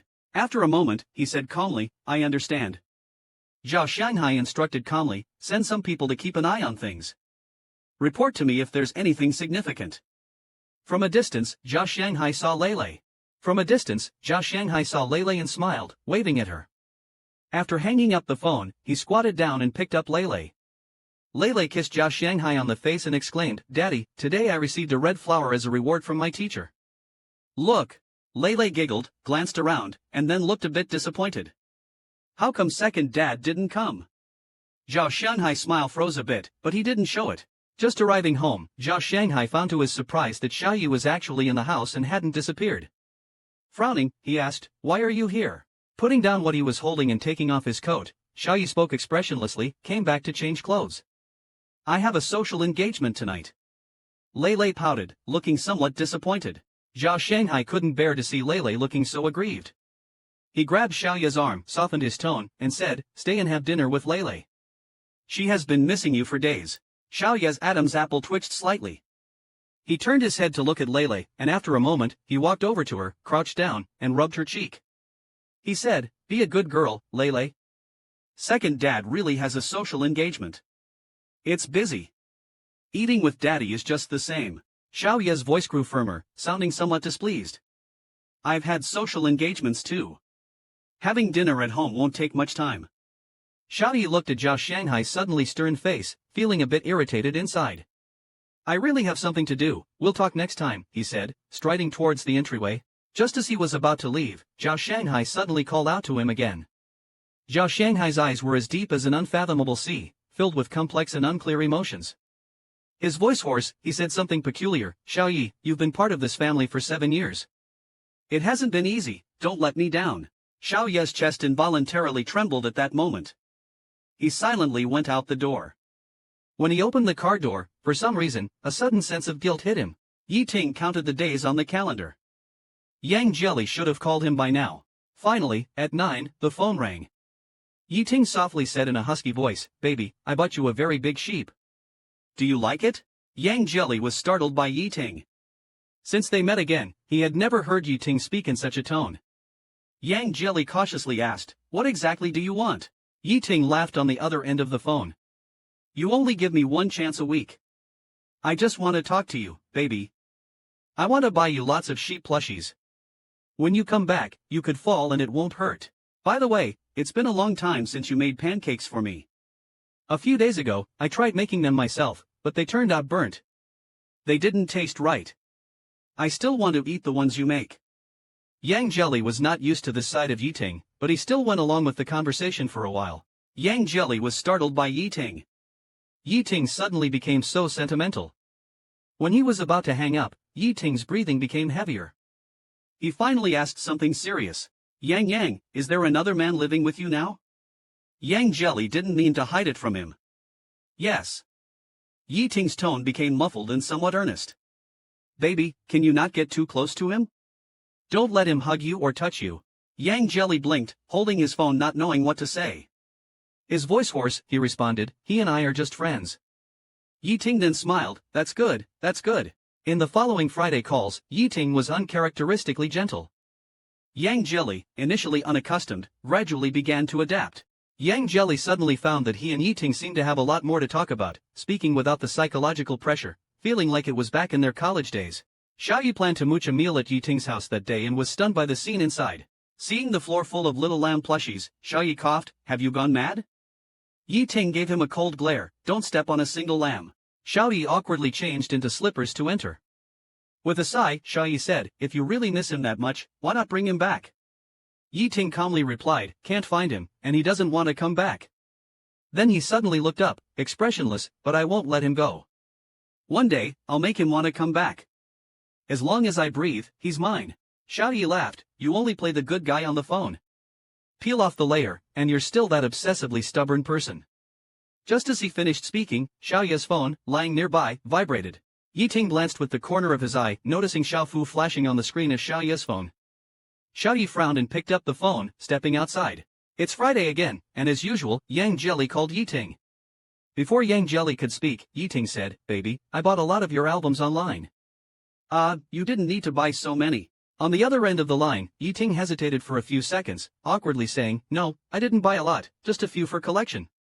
After finishing his sentence, Yi Ting lowered his head and quietly kicked a large box full of brand new albums under the table with his shoe. Yi Ting said, "Baby, I've listened to all the songs in your albums, but I'd like you to sing them live for me." "Can you?" Yang Jelly asked him which song he wanted to hear. Yi Ting thought for a moment and said, "That song Youth Tour." Yang Jelly picked up a guitar, placed his phone beside him, and started playing. With a clear, youthful voice, he sang. This song was written by Yang Jelly a long time ago, about a boy's experiences after meeting his true love. Amidst the bustling city, they looked at each other with affection, hooking their little fingers. They sat on the same bicycle during the soft, orange sunset, riding along the school avenue with a ringing bell. During the darkening sky, they walked through the city streets, passing breakfast stalls filled with the aroma of soy milk, and during the heavy snowfall, they hid in a quiet house away from the noise and disturbances. It was like retreating into a small world that belonged only to them. The boy nestled against his true love.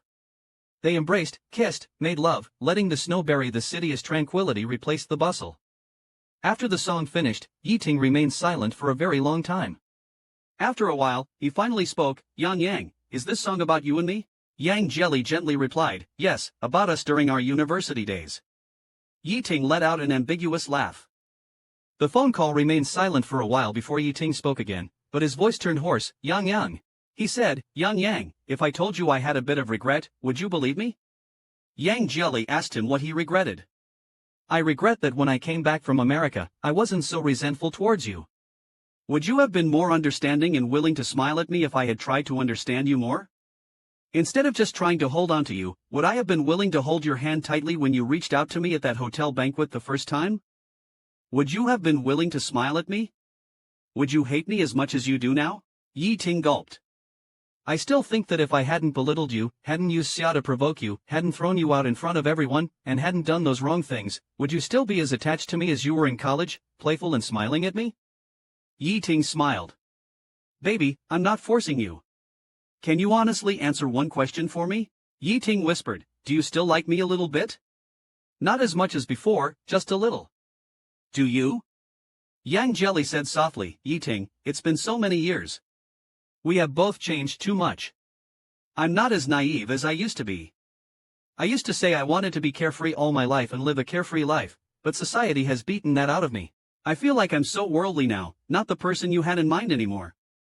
You too, in college, although you were cold and arrogant and a bit domineering, you were still quite nice. But now, you're like a vicious wolf, biting whoever you catch, extreme and brutal."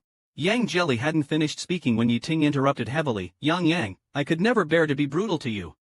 Yang Jelly scoffed, "Humiliation, rape, binding, imprisonment, isn't that enough?" Yi Ting was silent for a moment. "If you are willing to come back, I promise none of that will happen again." Yang Jelly took a deep breath. "Honestly, I don't quite believe you." After a while, there was no response from the other end of the phone. Only then did he realize the call had been disconnected at some point.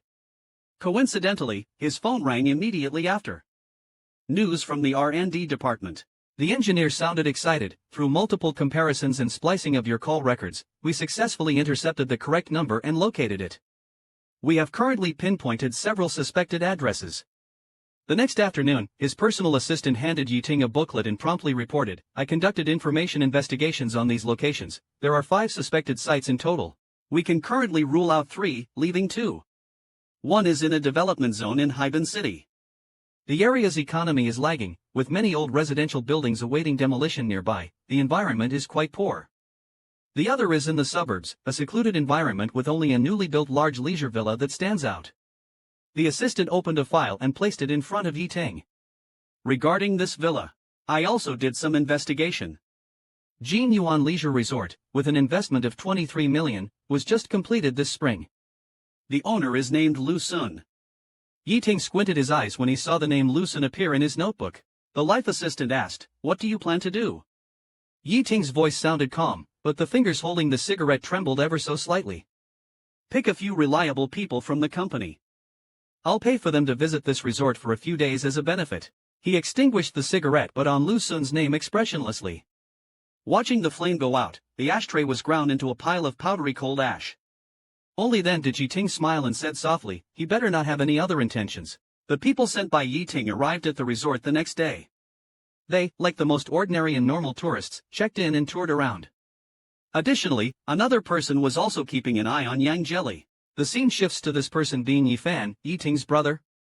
He plans to have someone approach and monitor Yang Jelly first, and this person is Wang Yang. After being devastated by Yi Ting, Wang Yang also had some mental issues. It was Yi Fan who helped him when he was at his most downcast. But Yi Fan is very skilled in PUA.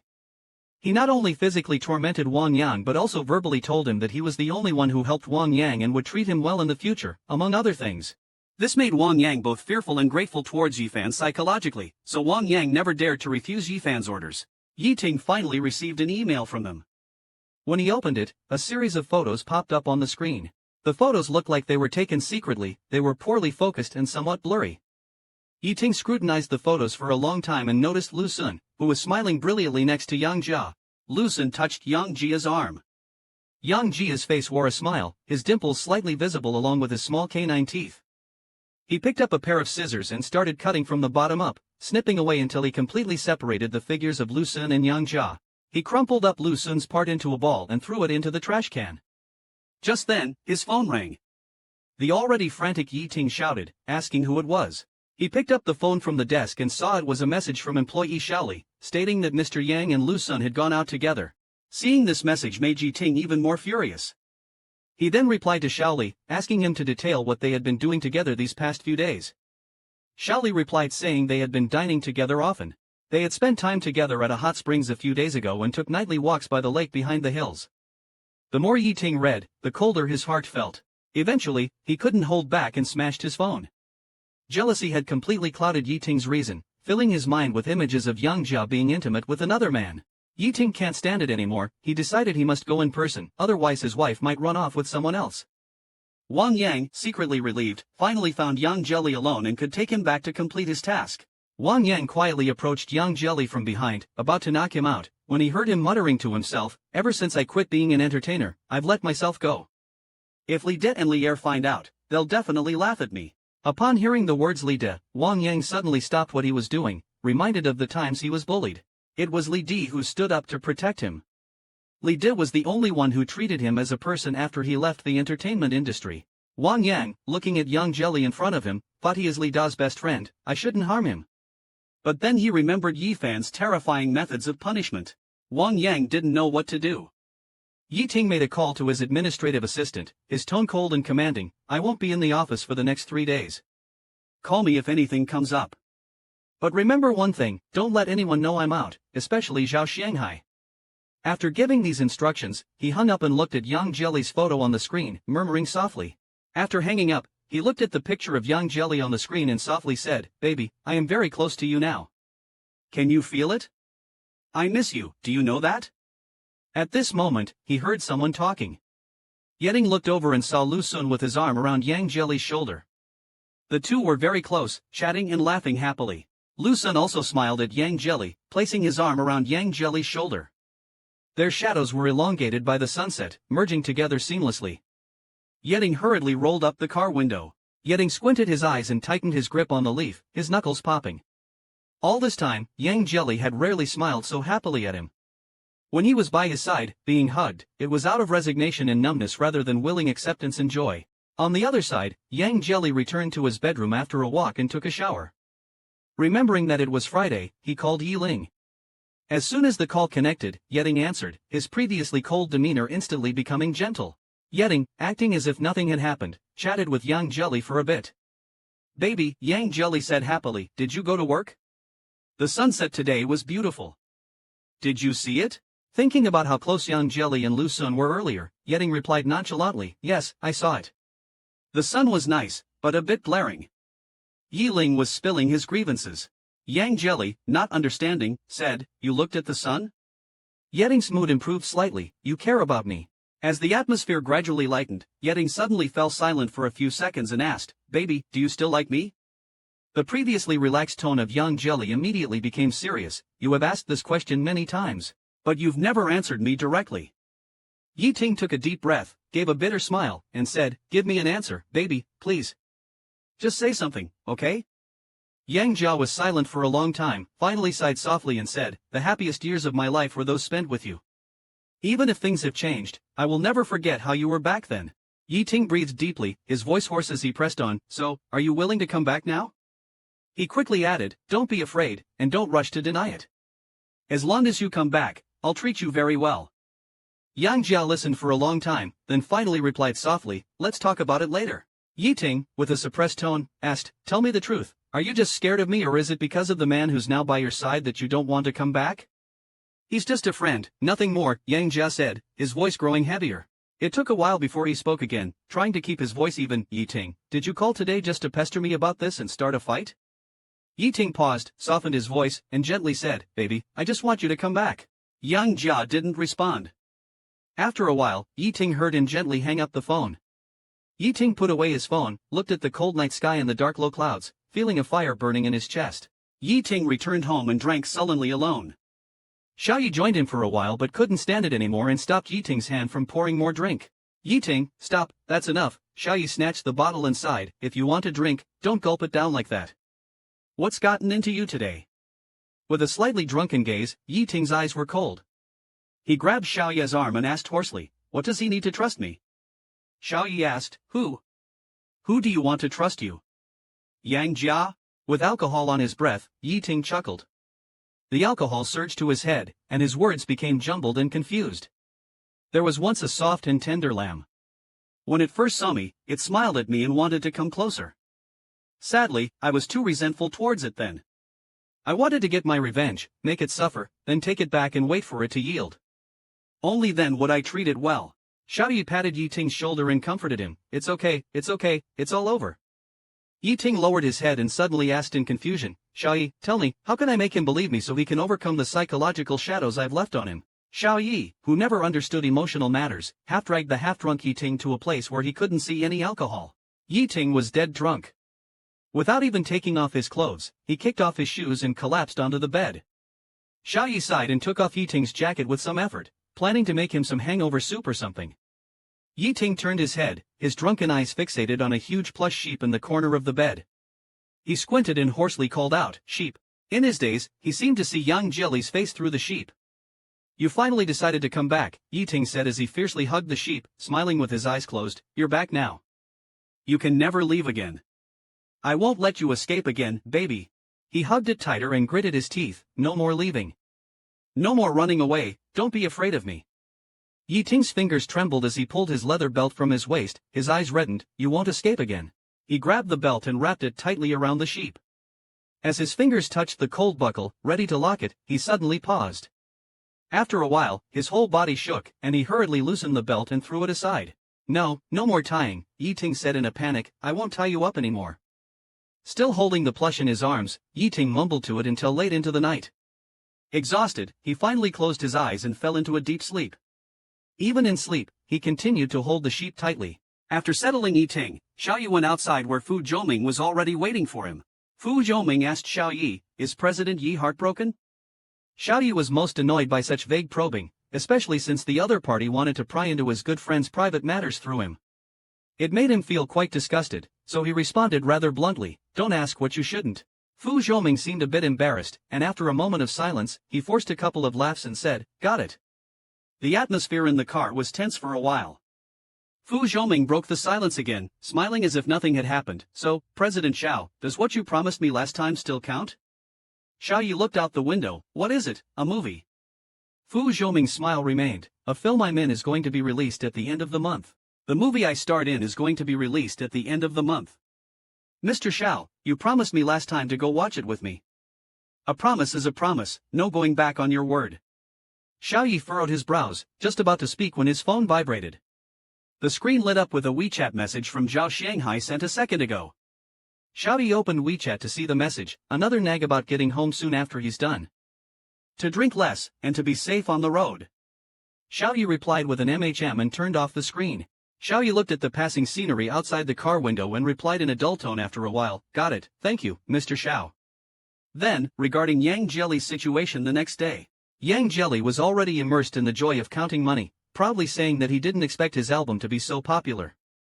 Just in time to use this money to buy something extra for Brother Sun, to avoid always feeling bad about just enjoying things by myself. Suddenly, the ringtone of his phone scared him to the point of losing his soul. Picking up the phone, it was a call from an unknown number. He thought to himself that this number should be confidential and not supposed to receive calls. After looking carefully again, he felt the number seemed familiar. Then it hit him, this number belonged to Lan Tian. Yang Jelly wondered how Lan Tian got his current number. Lan Tian then started, "I'm going abroad. Before I leave, I wanted to see you, but couldn't." "Fine, I'm also your dedicated nurse. Mr. Zhao hid you too well. I asked him several times, and he refused to tell." Hearing Lan Tian's complaining voice, Yang Jelly couldn't help but smile. "Then how did you find out now?" Lan Tian chuckled twice. "It's all thanks to my Tingting. She managed to pry your information from Mr. Zhao's mouth." Yang Jelly was stunned for a few seconds before realizing that this Tingting referred to Ruan Yanting. "By the sound of it, you're not mad at him anymore. Planning to go with him?" "Still mad, after all, a man's chastity is ruined." "But listen," Yang Jelly brought the phone closer, and from Lan Tian's side, the sound of cats meowing could be heard. Yang Jelly couldn't hold back his laughter, iron bones and indomitable spirit, bending only for cats, awesome, awesome. The two hadn't seen each other for a long time, but now they've finally gotten in touch, chatting on the phone for so long it became hot to the touch. Towards the end of our chat, Lan Tian hurriedly shouted, "I won't talk to you anymore. I need to pack up. I have a flight at 11. Oh, right, I forgot to tell you, if you're free sometime, fly to the US. I'll take you, I'll reimburse your plane ticket, cover all your accommodation, and you can even hold my cat." Yang Jelly was still immersed in the joy of chatting with Lan Tian when someone pushed the door and entered. He put down his phone, intending to follow downstairs, but hesitated, then turned back to pick up a stack of money. Yang Jelly entered a restaurant downstairs, where Lu Sun was sitting by a window, smiling. Seeing the smile on Lu Sun's face, he couldn't help but feel curious and asked, "Brother Sun, what's making you so happy?" The steak hadn't arrived yet, and the restaurant door was opened again, with a group of people coming in. He found it strange, there were many empty seats around, yet many people, for some reason, chose to sit quite close to Yang Jelly's table, not talking much, just silently waiting after ordering. After Yang Jelly looked away, those few people also sneakily glanced over. He felt a bit puzzled, but after thinking it through, he figured he was just being too sensitive. If there was an issue with this traveler who had stayed for so long, Yi Ting would have found out early. One of them, who was closest to Yang Jelly, silently took out a mobile phone and gently placed it upside down on the table. The waiter brought over the steak that Lu Sun personally cooked. Yang Jelly cut a small piece, put it in his mouth, chewed for a while, and after swallowing, he didn't skimp on praise. "Just a few days of practice and you've got this skill, Brother Sun, you're quite talented." Hearing this, Lu Sun was overjoyed, his handsome eyes shining brightly. Liu Bei was preparing to say something softly, but Yang Jelly felt a bit embarrassed and didn't know how to react. "Brother Sun, what are you doing?" Lu Sun's eyes gradually became fiery. Before Yang Jelly could speak, Lu Sun suddenly reached out and grasped Yang Jelly's hand, his eyes filled with intense earnestness. Yang Jelly's hand was held by Lu Sun, feeling somewhat embarrassed. He exerted force in his arm, trying to pull his hand out of Lu Sun's grasp, but Lu Sun held on very tight and wouldn't let go, his gaze becoming increasingly passionate as he looked straight into Yang Jelly's eyes and spoke.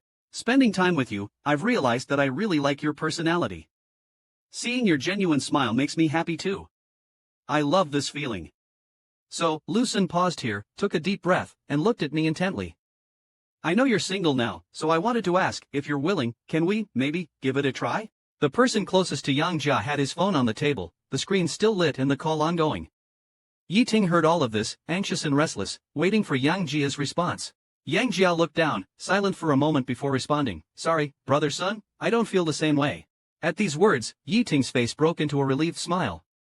Yang Jia scratched his head, embarrassed, and continued, "Moreover, I actually came here today to consult with you.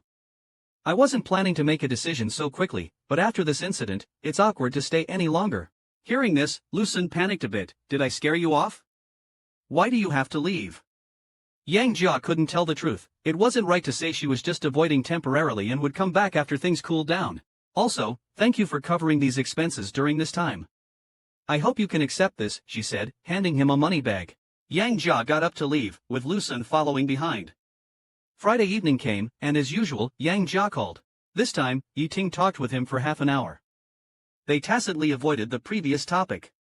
Yang Jia was still oblivious to everything, and Yi Ting remained unassuming, quietly listening to Yang Jia's youthful, clear voice fading into his ears.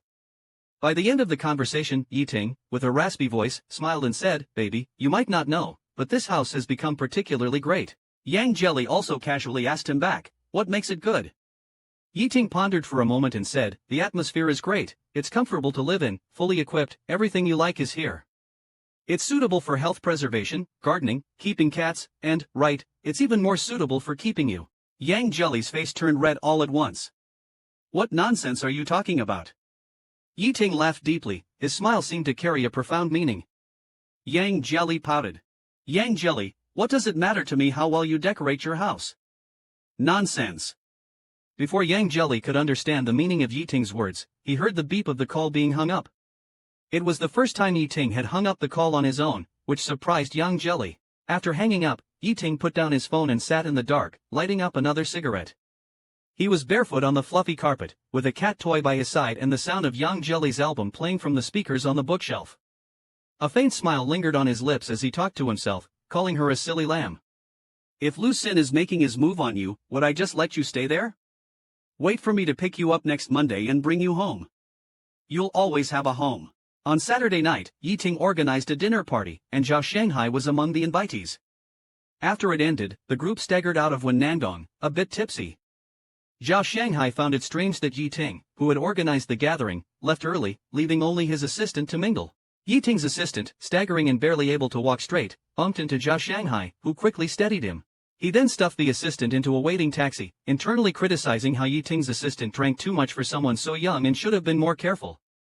Just then, the assistant's phone lit up on the ground. Zhao Shanghai noticed and bent to pick it up.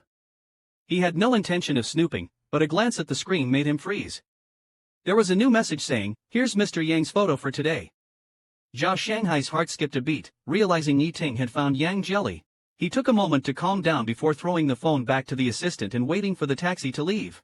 Zhao Shanghai took out his phone and called Yang Jelly. When Yang Jelly answered, it seemed like she had been awakened by the call, yawning sleepily and saying, "Brother, hi?" Zhao Shanghai calmly asked, "Yang, are you still at the villa? I'm still here planning to find a house and then move away." "What's wrong?" Zhao Shanghai held his breath, his voice deep. "What I'm going to say next is very important. Adjust your state first, make sure your emotions are stable. Don't panic." On Monday, Yi Ting set off with his bodyguards as planned. This time, Yi Ting didn't hide, instead, he entered the villa with his entourage openly. Lu Sun's expression was unpleasant. Seeing Yi Ting entering with people, he just sneered twice. Yi Ting, observing Lu Sun's sneer and his reaction, suddenly felt uneasy, sensing a bad premonition. Only when Yi Ting approached did Lu Sun slowly put down his teacup and said indifferently, "Mr. Yi of Changhui Group has also deigned to visit this unremarkable villa. I apologize for the lack of proper reception." Yi Ting narrowed his eyes. The two men silently stared at each other for a while. Yi Ting spoke coldly, "I don't want to beat around the bush. Give me back my person." Lu Sun played dumb. "Person? What person? Did I kidnap someone from Mr. Yi?" Yi Ting then reached out and firmly grasped Lu Sun's neck, slamming him against the wall. His eyes fierce with shock and anger, he repeated, "Say it again." Lu Sun coughed twice, his face turning red from the choke. Staring with wide eyes, finally grinding his teeth and putting aside all pretense, he said, "He knew you were coming, how could he not run away quickly?" Yi Ting's fingers gradually tightened. He turned his head and swept a glance at his bodyguards and coldly ordered, "Go check." The bodyguards did as told and soon returned, drenched in cold sweat. "Mr. Yi, he's indeed not here." Yi Ting turned back, his eyes blazing with a bloodthirsty intensity. He gritted his teeth. "Then where did he go?" Lu Sun, unable to escape Yi Ting's frenzied grip, choked out, "I don't know." Yi Ting clenched his other fist, the knuckles cracking ominously. "Lu Sun, I'm warning you again, stop playing your tricks in front of me. You're nothing in my eyes. Where is he? Tell me now, immediately." Lu Sun's eyes were wide open, showing a defiant spirit, a vein throbbing on his forehead. "I told you I fucking don't know. He knew beforehand that you were coming. He packed up and left the night before, even I didn't get a chance to tell. He only left money and a letter." Yi Ting was half convinced until Lu Sun took out the letter from his pocket and then he finally let go. Yi Ting read the letter quickly and thoroughly, his eyes brewing a storm. He crumpled the letter, gave Lu Sun a piercing look, and waved for his bodyguards to leave. Before leaving the VIP lounge, Yi Ting turned his head and said indifferently to Lu Sun, "You should feel lucky that Yang has been living with you these days. You've indeed treated him well. And you're lucky you didn't really succeed." After saying that, he picked up his foot and violently kicked Lu Sun in the stomach. Having said his harsh words and thrown his punch, Yi Ting left swiftly without looking back. Wang Yang, who was in the shadows, witnessed all this and only then realized that Yang Jelly had left. The scene shifts to the next day. The bodyguard, who worked overtime last night to track Yang Jelly's movements, informed Yi Ting's assistant. So, the assistant came early to report to Yi Ting. After listening, Yi Ting looked up and asked, who from the military district was supposed to meet him? The assistant replied, no one met him. The car just went straight in. Our people couldn't get in because the security is too tight. Yi Ting extinguished his cigarette in the ashtray and ordered, keep a close eye on the people nearby. Check everything thoroughly. At this moment, the assistant mentioned another discovery, saying that when they checked the surveillance last night, they found a suspicious man who had been following Yang Nyonyo for a week. Yi Ting, looking at the surveillance video handed over by the assistant, wondered why he dared to show up. The assistant stuttered in reply, Wang Yang is not acting alone. Our initial judgment is that the person behind him is Fan Xiao. Yi Ting suddenly stood up, incredulously shouting, Yi Fan? This morning, as usual, the assistant came to report Yang Jelly's activities to Yi Ting. We've seen Mr. Yang from a distance a few times. He seems to be in good condition and adapting well to the environment there. After listening, Yi Ting felt somewhat disappointed. It seems he really doesn't plan to come out to see me. No matter how much I want to treat him well, he really refuses to come back to me. Yi Ting was silent for a moment before suddenly asking, how are things on Yi Fan's side? The assistant replied, we also have people following him. Recently, it seems he has increased his manpower. Yi Ting stood by the window, looking at the scenery outside. His eyes darkened. He couldn't wait any longer. If he delayed, Yang Yang would face more danger. He had to find a way to get Yang Yang to go out. The assistant was also a bit troubled after hearing this. Mr. Yang was very cautious and even arranged meetings with friends within the military district. Suddenly, Yi Ting had a flash of inspiration. Who did Yang Yang meet with? The assistant replied, it was his former teammates, Li De and Li Er. Yi Ting smiled slightly and came up with a plan. How could I have forgotten about them? How could I forget them? The bait to get Yang Yang out is ready. Besides, Yang Jelly has no idea that Yi Ting is plotting again. He is happily entertaining Li De and Li Er. They haven't seen each other for a long time. As soon as they met, Li Er threw herself into Yang Jelly's arms expressing how much she missed him. Yang Jelly wiped Li Er's tears and said, alright, haven't I come back to see you guys? There's hot pot prepared inside, let's talk while we eat. Upon hearing there was food, Li Er's eyes lit up, and she looked no longer sad. The three of them ate the hot pot noisily. Li De asked Yang Jelly about his future plans. Yang Jelly wiped the sauce from the corner of his mouth and said, I want to find a regular job to get by for now. Once things settle down, I still want to sing. Li De put his hand on Yang Jelly's and said, Brother Yang, no matter what, I'll follow you. Li Er also said firmly, believe in Brother Yang and you will have eternal life. No matter how poor or down and out we are, we will always be a team, a family. Hearing their words, Yang Jelly felt a sudden pang in his nose. Thank you guys. Say no more, everything is in the drink. Yang Jelly's gloomy mood lifted. He sniffed, picked up a can of cold beer, banged it on the table, and shouted, let's go, drink up. It's indeed happiest with friends. Given the chance, I should get Brother Hai to come over for a gathering. To hell with men or whatever. Thinking of this, Yang Jelly sent a WeChat message to Zhao Shanghai asking him to come over for a meal when he had time. Zhao Shanghai was at the office at that moment. Seeing the WeChat and the photo of the three of them at the gathering, he couldn't help but shake his head. This little Yang is still like a child. At this moment, Assistant 2 pushed the door open and came in. His face looked a bit worried, his eyes filled with concern. Zhao Shanghai found his appearance a bit strange. Why are you in such a panic? Assistant Wang's voice was a bit soft. President Zhao, the photos we just received. Zhao Shanghai asked, whose photos? Assistant Wang replied, President Zhao's. Zhao Shanghai's hand, which was wiping sweat, unknowingly froze. Assistant Wang raised his head, his voice faltering. President Zhao went to see a movie with a young celebrity, and they were photographed. Zhao Shanghai took the tablet from Assistant Wang's hands. The screen glowed quietly, displaying a photo. In the photo, Xiao Yi was as tall and handsome as ever, accompanied by a young and attractive boy. Zhao Shanghai silently looked at the photo for a long time before asking in a hoarse voice, "When was this?"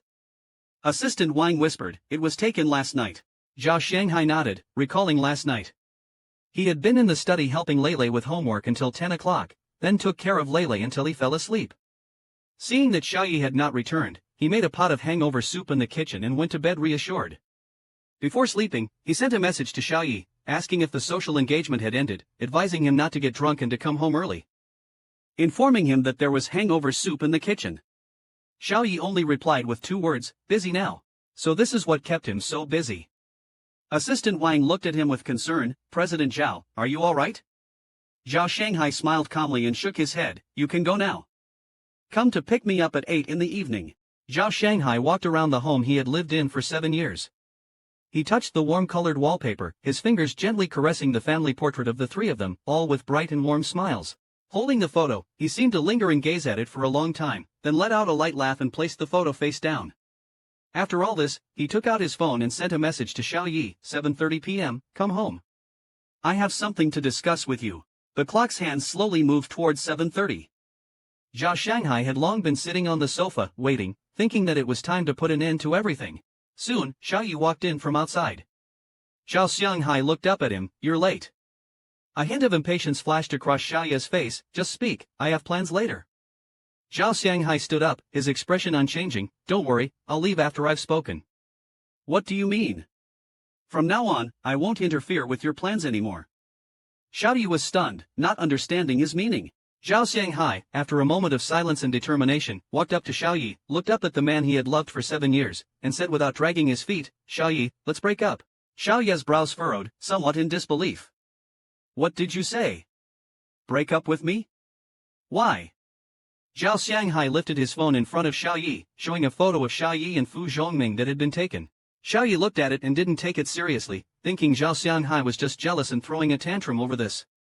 "I just watched a movie with him, nothing else." "Are you really making a fuss over this?" he said, as he put his hand on Zhao Shanghai's shoulder. Zhao Shanghai forcefully pushed Xiao Yi away without mincing words, piercing through the facade, "What's the big deal?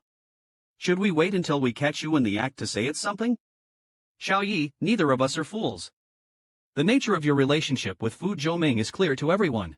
Xiao Yi's gaze tightened, and he pursed his thin lips. "Aren't you being annoying? Haven't I just explained?" Zhao Shanghai calmed himself down and spoke again, "I don't need explanations. Let's break up and set each other free." Xiao Yi turned his head away, with a look of frustration, "If you're willing to make a fuss over this little thing, then let's break up. Who outside isn't more understanding and sensible than you?" A hint of defiance suddenly appeared on Zhao Shanghai's usually composed face. "Coincidentally, I now also think those younger guys outside are more pleasing to the eye than you, a mad dog. Oh, and that little star has quite the charm. Not just you, even I want to have a go. How about that?" Xiao Yi's face turned dark instantly, his teeth clenched. Zhao Shanghai. Seeing his dark expression, Zhao Shanghai's smile grew even wider. He walked towards the door with ease. "I don't have time to argue with you. From now on, we'll mind our own business." Zhao Shanghai, feigning strength, didn't look back until he reached outside the villa, where he felt utterly drained. The chilly night wind blew against his face. Damn, 7 years of relationship finally ends. At this moment, Zhao Shanghai saw Xiao Yi's luxury car. He walked up to the car and saw Fu Zhongming's clothes still in the passenger seat. He thought Xiao Yi and they might have been in the car before. Zhao Shanghai suddenly felt waves of anger surging in his heart. He picked up a stone from the ground and threw it with great force. The stone smashed into Xiao Yi's car window with a sharp momentum. "Fuck you, Xiao Yi." It was as if he had finally erupted after holding back for many years. He furiously smashed the car window again, shouting angrily and desperately, "Fuck you, Xiao Yi." The next day, as soon as Yi Ting arrived, he asked his assistant, "Have Li Di and Li Er been invited?" The assistant hesitated and said, "They are on their way, but Yi, is this really appropriate?" Yi Ting smiled and said, "Why not? Mr. Yang is clearly afraid of your methods. If we target Mr. Yang's friends, won't he be even more upset?" Looking at Yang Jelly's photo, Yi Ting calmly said, "Let him resent me. It's better than him falling into Yi Fan's hands. Besides, I don't want to force him this time. I just want to meet him and make a deal with him." Moreover, Yang Jelly, after meeting Li Di and the others, started looking for a job. It wasn't as smooth as he had thought, just preparing the job resumes took a long time. Also, many of the demos he made before were in the practice room. Moreover, before I made many demos that were left in the practice room, I asked for help from Lidi and Lier, but they did not respond. Yang Jelly looked at the WeChat interface. The messages sent to Lidi and Lier never received a response again. At first, Yang Jelly thought they were busy and didn't pay much attention, but when he didn't get a reply from Lidi and Lier for 2 consecutive days, he started to feel uneasy. He was thinking about taking a taxi to check on the place where Lidi and Lier lived. Before he could leave, he received a phone call. The call was from Yi Ting's assistant. The assistant said calmly on the other end, "Mr. Yang, President Yi would like to invite you to come to the office for a visit. He has some matters to discuss with you in person. Don't worry, your freedom will not be restricted, and you can leave after the talk." Yang Jelly knew that it was only a matter of time before Yi Ting discovered his whereabouts, but he did not expect it to happen so soon. After spending a good while mentally preparing himself, he regained his composure and said, "I don't know what there is to talk about, I and he." "Mr. Yang," the assistant interrupted him, gently hinting, "have you lost contact with the two Mr. Lees?" Yang Jelly was shocked, his eyes widened suddenly, and he clenched his fists instantly. "Is it you?" The person on the phone replied, "President Yi has invited the two Mr. Lees as guests."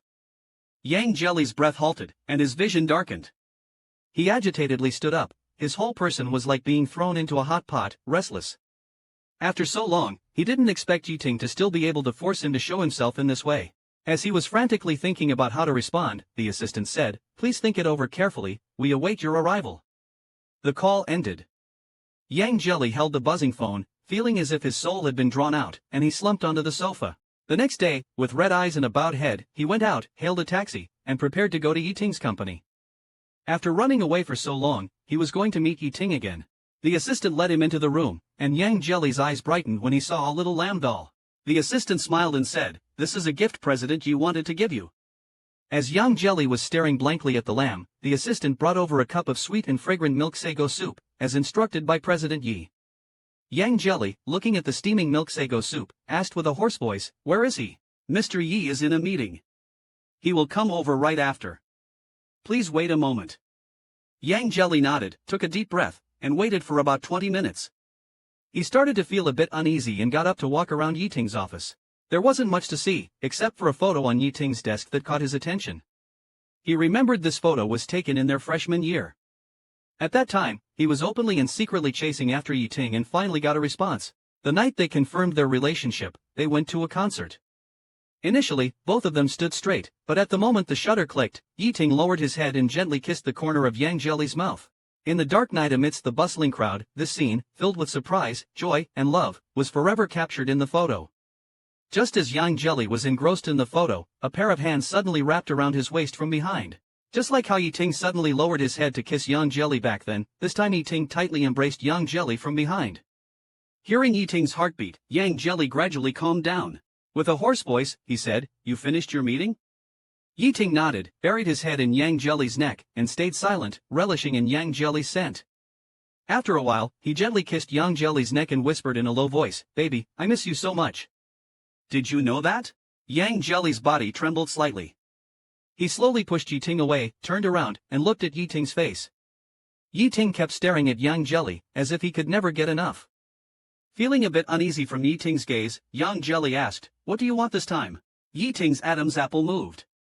His warm hand gently touched Yang Jelly's cheek, caressing it with affection and reluctance.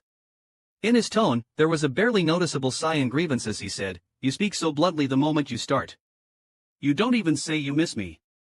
Yang Jelly didn't want to waste words with him. He moved Yi Ting's hand away, lifted his head to meet his gaze, and said, "I don't want to talk about anything else right now. You use Li Di and Lier to threaten me. Fine, as you wish.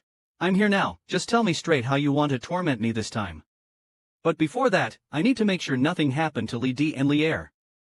Yi Ting looked deep in thought, as if he wanted to say something, but ultimately he didn't speak. He silently took out his mobile phone from the side, dialed a video call, and handed the phone to Yang Jelly. When Yang Jelly took the phone, the call had just connected. The screen was blurry for a moment, then Li Di and Lier appeared. Both were wearing loose robes, leaning on luxurious massage chairs, with their feet in a medicinal bath, their faces red from the steam, looking extremely relaxed, probably enjoying themselves somewhere. Seeing their cheeks plump like yentai apples, Yang Jelly was temporarily reassured. After hanging up the call, Yiting took back his phone and apologized with a bitter smile. I'm sorry for forcing you out this way again. Yang Jelly slowly disengaged from him and said calmly, speak. You've gone through so much trouble to force me out. What's so important that you need to talk about? Yiting felt a pang of pain in his heart from Yang Jelly's dry voice. He led Yang Jelly to sit on the sofa, picked up the cup of milk with sago, and said, drink this first, then I'll tell you. Knowing that Yang Jelly just didn't want to accept his kindness, Yiting smiled wryly, scooped a spoonful and brought it to Yang Jelly's lips. As long as you obediently finish this cup, I'll tell you my intentions. Yang Jelly had no choice but to sip the milk sago little by little. Yiting's eyes sparkled with excitement. Seeing Yang Jelly finish, he leaned over and lightly kissed the corner of Yang Jelly's mouth, his eyes immediately smiling, whispered, baby, you're really sweet. Yang Jelly's ears heated up, and he instinctively moved a bit further away, grumbling, I finished the drink. What do you want to do now? Hurry up and say it. Returning to the main topic, Yiting's previously relaxed expression gradually became serious, seemingly very reluctant to face it. After a long moment, he finally turned to look at Yang Jelly, his eyes brimming with a sticky bitterness. Escaping from under my watch twice, hiding in the villa for so long, and even fleeing to the United States alone, just to avoid being caught by me. Baby, I want to ask you, do you really not want to be with me anymore? Yang Jelly clenched his fists quietly. He wanted to say yes, but seeing Yiting's gaze, the words just wouldn't come out. The words were on the tip of his tongue, but he couldn't spit them out. Yiting didn't wait for his answer, lowered his head, and chuckled meaningfully. To be honest, after all this chasing, both you and I are tired. I don't want to continue this game anymore. Yiting took a deep breath and said, what I want to say is you're free now. You don't need to run around anymore. You don't need to hide from me. You're free. I won't bother you anymore. Seeing Yang Jia's eyes suddenly widen, Yiting added, of course, you still need to agree to one condition. Yang Jia's heart tightened sharply. What condition? Yang Jia's heart tightened sharply. What condition? Yiting gently stroked Yang Jia's cheek and stared intently for a while. He leaned close to his ear and whispered, stay with me for 1 more month. Yang Jia frowned, 1 month? Yes, Yiting whispered, move in with me for 30 days, 1 month. Yiting's gaze turned distant. I need you to be with me wholeheartedly for this month, without any distractions, just like during our college days. Yang Jia reminded him, we've already broken up. Yiting frowned slightly, displeased, and lightly scratched Yang Jia's waist with his claw. I know, you don't need to remind me. Yiting turned around and sighed, whether it's genuine or whatever, even if it's an act, you need to act like you still love me, just like in our college days. Just like when you were always chasing after me. Before I'm really ready to let you go, just 1 more month. Stay with me for 1 last month without regrets, okay? Yang Jia slowly turned around and saw Yiting's handsome face, his eyes bloodshot. His lips trembling, he frantically grabbed his belongings. Let me think, he stumbled back to his rental room. After hearing such impactful words, Yang Jelly spent another sleepless night. Sitting up in frustration, Yang Jelly regretted agreeing to give Yiting a response the next day. What now? In a few hours it will be daylight and I still haven't decided. Forget it, I won't sleep. Just as Yang Jelly was about to get out of bed, he looked down and saw the box under the cabinet. He took it out and started to look through it while sitting on a stool. What caught his eye was the photo he saw at Yiting's place. Holding the photo in his hand, it was taken after they attended a concert together, posing with Xiao Jiao Jiao. Yiting had a copy, and so did he. Yang Jelly touched the beaming faces in the photo. Indeed, there was a note written by himself on it. He then flipped through the other photos, including one of Yiting cooking for him. Back then, the school held a collective wedding for the staff. Yang Jelly, amidst the sweet atmosphere, lightly bumped his head twice against Yiting's chest and asked softly with sparkling eyes, do you think we'll have a day like this? Yiting rubbed his head, we will, because you are mine for life. They broke up in their senior year amidst the hustle and bustle of people, the contagion of separation spreading at the eve of graduation, the ceremony, and the farewell station. That summer, many people drifted apart. Regrets and resentments, no matter how well hidden, were secretly etched at the bottom of their hearts, in places they least wanted others to know.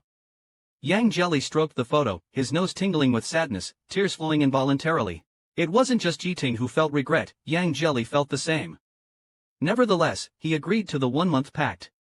Only by doing so could they both truly let go of the past, forgive each other, and welcome a new life.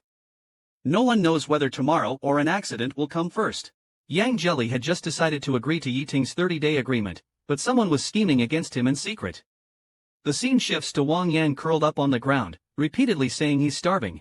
At this moment, someone comes over with a piece of bread in front of Wang Yang. Seeing it's Yifan, Wang Yang sits up in terror and backs away a few steps. Yifan frowns at the scene and says coldly, "Are you truly not hungry, or are you just throwing a tantrum and deliberately not taking what I give you?" Wang Yang trembles and says, "I'm sorry, I didn't dare, I'll eat right away."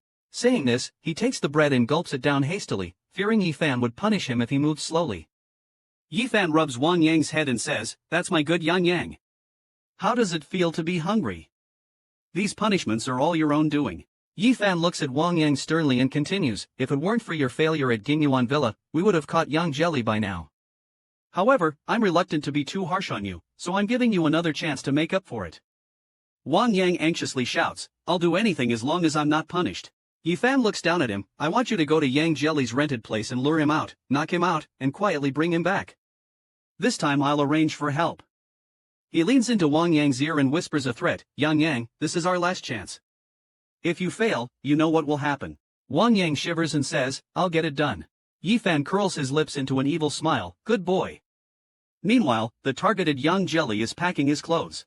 Thinking to tidy up first so that when Yiting arrives, I can take her straight away, I heard the doorbell ring and Yang Jelly thought it was Yiting, and hurried to answer the door. When the door opened, it was a man dressed heavily. Yang Jelly felt the man looked strange and somewhat familiar, but couldn't recall who he was. He asked, "Who are you?" The man was none other than Wang Yang. Hearing Yang Jiali's question, his voice trembled slightly, "I live in the apartment above yours. My clothes were blown away by the wind, may I come in to retrieve them?" Yang Jiali didn't think too much and smiled as he welcomed the man inside. As soon as Wang Yang entered, he began looking around. Yang Jiali found this odd, thinking, "Isn't he here to retrieve something? The balcony is over there." Wang Yang made no move in that direction, which made Yang Jiali suspicious. Yang Jiali quickly stepped forward and grabbed Wang Yang's arm. "You aren't here to retrieve anything, what are you trying to do? Please leave my house." As Wang Yang struggled, his hat coincidentally fell off. Yang Jiali pressed forward and as he approached Wang Yang, he saw Wang Yang's pupils dilate suddenly. Just as he felt something was wrong, a hand reached from behind and covered his mouth and nose tightly with a wet cloth. Meanwhile, Yiting was heading upstairs holding a cup of milk with sago. Who could have imagined someone was waiting for him? As he reached the door, he saw chaos in the corridor. The bodyguards looked anxious and pale under the corridor lights. Yiting stepped forward and asked what happened. The bodyguards broke out in a cold sweat, causing a chill in Yiting's heart. The smile froze at the corner of my mouth. "Where is my person?" Yiting had a thought as he pushed away the protective clock, only to see the room in a mess. But there was no sign of Yang Jelly. Yiting immediately got angry, grabbed the bodyguard by the collar, and demanded, "What's going on? Weren't you supposed to watch downstairs? Where is the person?" The bodyguard stuttered in response, "I don't know. Today, apart from someone moving out." Before he could finish, Yiting threw him heavily against the wall. He clenched his fists and yelled at the agent and others, "What are you staring at? Find the person. Immediately." After the bodyguard left, Yiting stood still, his face pale and his fingers almost breaking the skin of his palm. He knew it was Yifan's doing. Thinking of the torture Yang Jelly must be enduring, Yiting couldn't help but punch the wall in frustration. Meanwhile, Yang Jelly was knocked out and immediately taken to Yifan, who had prepared a metal cage. Yifan stuffed Yang Jelly into it right away. Seeing Yang Jelly in the cage, Yifan became somewhat manic. "Yang Jelly, I finally caught you." After speaking, he grabbed Wang Yang next to him, and said with a light laugh, "Yang Yang, you did well this time. Come sleep in my room tonight. I'll take good care of you. Go take a shower first." Wang Yang looked somewhat scared upon hearing this, but he couldn't disobey and went upstairs to wait obediently. After Wang Yang left, Yifan's man asked, "What's the plan next, Mr. Fan?" Yifan smiled, "No hurry. With such a big bargaining chip, is there any worry that Yiting won't beg for mercy immediately?" Yifan hesitated a bit. "Even in the United States, Yiting is so ruthless towards you, his brother. Would he give in for this boy?" Yifan replied with considerable confidence, "You don't understand. This is Yiting's Achilles heel. Harming me, his brother-in-law, is far more torturous for him than being harmed himself." After finishing his speech, he took out his phone and fiercely took several photos of Yang Jia, then said with a twisted expression, "I shall show some mercy and soothe my dear brother." He wondered how Yiting would react upon receiving the photos. At this moment, Yiting was almost going mad. He had mobilized everyone to look for Yang Jia, but despite all his efforts, he couldn't find any trace of Yang Jia. His beloved had been kidnapped right under his nose, and Yiting felt a murderous rage. Then, the phone on the table rang.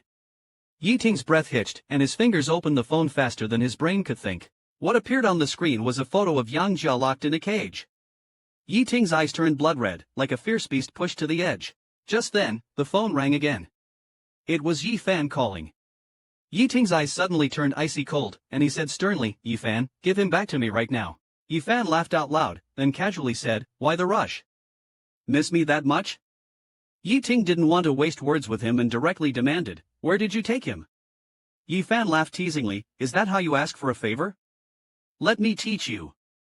If you're anxious to have your darling back, you should start by calling me big brother and sweet-talk me." Yiting clenched his lips and remained silent.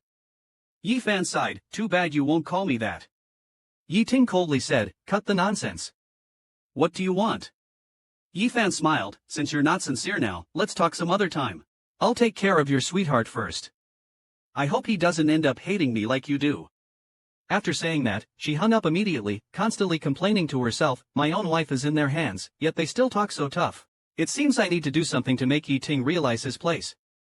Thinking of this, he called over Wang Yang who was nearby and whispered, Yang, let's do something interesting." Soon, they arrived at the cage where Yang Jelly was held. Yi Fan turned to the bodyguard and asked, "Why hasn't he woken up yet?" The bodyguard lowered his head and said, "The ether concentration used yesterday was too high, just wait a bit longer." Yi Fan nodded, "I don't have the patience. Go wake him up." The bodyguard immediately picked up a bucket of cold water and walked towards Yang Jelly. Yang Jelly was abruptly awakened by the splash of cold water. He opened his eyes still a bit dazed, flashes of the moments before he fainted crossed his mind. Yang Jelly felt a slight shock in his heart and quickly realized he had been kidnapped. Seeing that Yang Jelly was awake, Yi Fan smiled, "You're finally awake." Yang Jelly's eyes widened in anger, gritting his teeth, "Yi Fan." Yi Fan crouched in front of the cage, "It seems my brother's wife still recognizes me." While holding Yang Jelly's neck, he remarked, "Yiting has kept you very well, skin so soft and tender. I wonder how much you would hurt if you were injured." A sudden realization dawned on Yang Jelly, this kidnapping was very likely meant to use him as a target to strike at Yiting. Yi Fan looked meaningfully at Yang Jelly, with a deeper smile on his lips. He brought Wang Yang into his arms, kissed him on the face, then began to speak. Yang, think about who made you hated and cursed by millions, becoming like a rat crossing the street." It was him. Wang Yang pointed at Yang Jelly. Yi Fan continued to induce, "Now he's like a dog locked in a cage, unable to escape. What do you want to do to him?" Immediately, a bodyguard handed over a baseball bat. Yi Fan put the bat into Wang Yang's hand and whispered in his ear, "Go on, I'll have someone drag him out for you." Then, he gently pushed Wang Yang towards the cage. Understanding the cue, the bodyguard stepped forward to unlock the cage and dragged the tied-up Yang Jelly out forcefully. Yi Fan, with a smiling face, switched his phone to video recording mode. Wang Yang slowly walked up to Yang Jelly, raised the baseball bat, and swung it down mercilessly. While shouting, "It's all your fault," as if not venting enough, he lifted his foot and kicked hard into Yang Jelly's abdomen. But no matter how Wang Yang beat him, Yang Jelly just bit his lip and didn't make a sound. After a while, Yi Fan didn't hear Yang Jelly cry out in pain, and the smile on his face slowly disappeared. He ordered the nearby bodyguard, "Separate them." The bodyguard stepped forward and pulled the out-of-control Wang Yang to one side. Yi Fan looked at Yang Jelly on the ground, clapped his hands in approval, "Not bad, worthy of my brother's attention. Quite interesting. Knowing I was recording, you endured without making a sound, fearing that Yiting would go crazy if he heard, right?" After speaking, you lifted your leg and stomped hard on Yang Jia's hand. Yang Jia wanted to scream, but the last bit of reason and persistence made him forcefully suppress it. Yi Fan squatted down, touched Yang Jia's face with his finger, and said, "Look, you're even crying but still refuse to beg for mercy. Frankly, if you were mine, I would have really admired your spirit. But unfortunately, you belong to Yiting, so I have no choice but to find a way to break your spirit. Then I have no choice but to find a way to challenge your spirit." Yang Jelly sneered with disdain, "Stop being so eerie and creepy, it's disgusting." Yi Fan's eyes immediately sharpened, truly courting death. He said to his bodyguard, "Get some skilled fighters to deal with him. Just don't kill him. Our poor young Yang is going to suffer from another round of beating." Meanwhile, Yiting, fearing he would miss any news about Yang Jelly, hasn't closed his eyes for 2 days. Even his assistant couldn't stand it and came to persuade him. Yiting stopped what he was doing and slowly said, "No, Yang is still waiting for me. Moreover, every time I close my eyes, I think of Yang being tortured. In my dreams, Yang Jelly is always holding onto the iron cage, shouting at me, 'Yiting, it hurts, save me.' Thinking of this, Yi Ting wished he could kill Yi Fan and the others. At this moment, the phone by his side rang. Yi Ting immediately answered it. His voice was ominous and chilling. Yi Fan, if you dare to target him in any way, I will kill you. Yi Fan smiled. So, can we have a proper talk now? Yi Ting got straight to the point. What are your conditions? Just say it all at once. Yi Fan, while wiping his knife, didn't beat around the bush and directly said, first, I want that piece of land in Tianhai district. Yi Ting almost immediately agreed without thinking. Yi Fan raised an eyebrow. I'm not finished. I also want 8% of the shares in Guangwei. Yi Ting bluntly said, you're being too greedy. Yi Fan sneered, greedy? I haven't demanded all the shares you have, which is already sparing you face. Moreover, a mere share in exchange for your beloved's safety, I think you're making a profit. Yi Ting took a deep breath, considered for a few minutes, and finally agreed, fine, I'll have my secretary prepare the contract. The secretary hesitated. After all, it wasn't a small matter and wanted to advise Yi Ting to reconsider. When Yi Ting saw that the secretary wasn't moving, he yelled, what's taking so long? Get on with it. The secretary sighed and had no choice but to go prepare. Hearing this, Yi Fan was even more pleased with himself. I have one last demand. I want you to withdraw from the coastal area bidding this time. Yi Ting hesitated now. This was his biggest project since returning to the country and taking office, having consumed nearly a year of the company's efforts. Yi Ting clenched his teeth and sneered, you want to devour the fruits of my year's work and then run to the Yi family to claim merit and use this to suppress me? Yi Fan blinked and exclaimed, no wonder grandfather favored you, indeed, your insight is profound. Yi Ting silently retorted, what makes you think I would hand over such a big project to you? Yi Fan, wrapping his arm around Yang Jiali's neck, threatened, because right now, I'm standing here with a knife at your Yang Yang's throat. If you displease me, my hand might slip, and I might accidentally cut off his ear. Yi Ting urgently responded, stop. Dare touch a hair on his head and see. Then he said, I can agree to these conditions, but you must first let me talk to Yang Yang. Hearing how readily Yi Ting agreed, Yi Fan remarked, truly a man of sentiment. He set the phone to speaker mode and threw it into the cage. Yi Ting's anxious voice came through the speaker, baby, can you hear me? Yang Jiali, hearing the voice, had reddened eyes but was unable to speak, fearing that he would start crying the moment he opened his mouth. Seeing that Yang Jiali wasn't speaking, Yi Fan kicked the cage and scolded, hurry up. Yang Jiali calmed his emotions. He couldn't cry in front of Yi Ting. He still had to deal with Yi Fan and couldn't disturb his own spirit. Yang Jiali's voice trembled, I'm here, Yi Ting, I'm fine, go ahead. Yi Ting, on the other end of the phone, was so heartbroken he could hardly breathe, thinking, silly Yang Yang, his voice is shaking like this and he still says he's fine. Why pretend in front of me? He tried to calm himself down and gently reassured Yang Yang, I'll pick you up and take you home soon. Don't be afraid. I'm here with you. Yang Jelly, with reddened eyes, shook his head, I'm not scared. Do you really think I'm a scaredy cat who gets frightened easily? I'm a man too. I can handle it, no need to worry. Yi Ting's heart almost stopped. How could he not hear the trembling in Yang Jelly's voice from the pain? Nobody understands Yang Yang's fear of pain better than him. But he had to calm down and gently reassure, I've talked things over with Yi Fan. He won't bother you anymore. I promise I'll bring you home soon. Before he could finish, Yang Jelly suddenly got emotional, did you agree to drop out of the bidding? Yi paused for a few seconds and smiled gently. It's just a project, no big deal. Yang Jelly's eyes reddened even more, almost as if they would bleed. It is a big deal. Yi Fan can't kill me. Why would you give him the project? Haven't you worked hard on it for a year? You clearly told me it was important to you. Stop pretending it doesn't matter. Yi Ting sighed, Yang Yang, don't get upset. Listen to me. Yes, I put a lot of effort into the project, but compared to your safety, it's worthless. We can earn money again, but there's only one Yang Yang for me. I can't afford to lose you. Yang Jelly laughed and cried at the same time, still joking at a time like this. You're hopeless.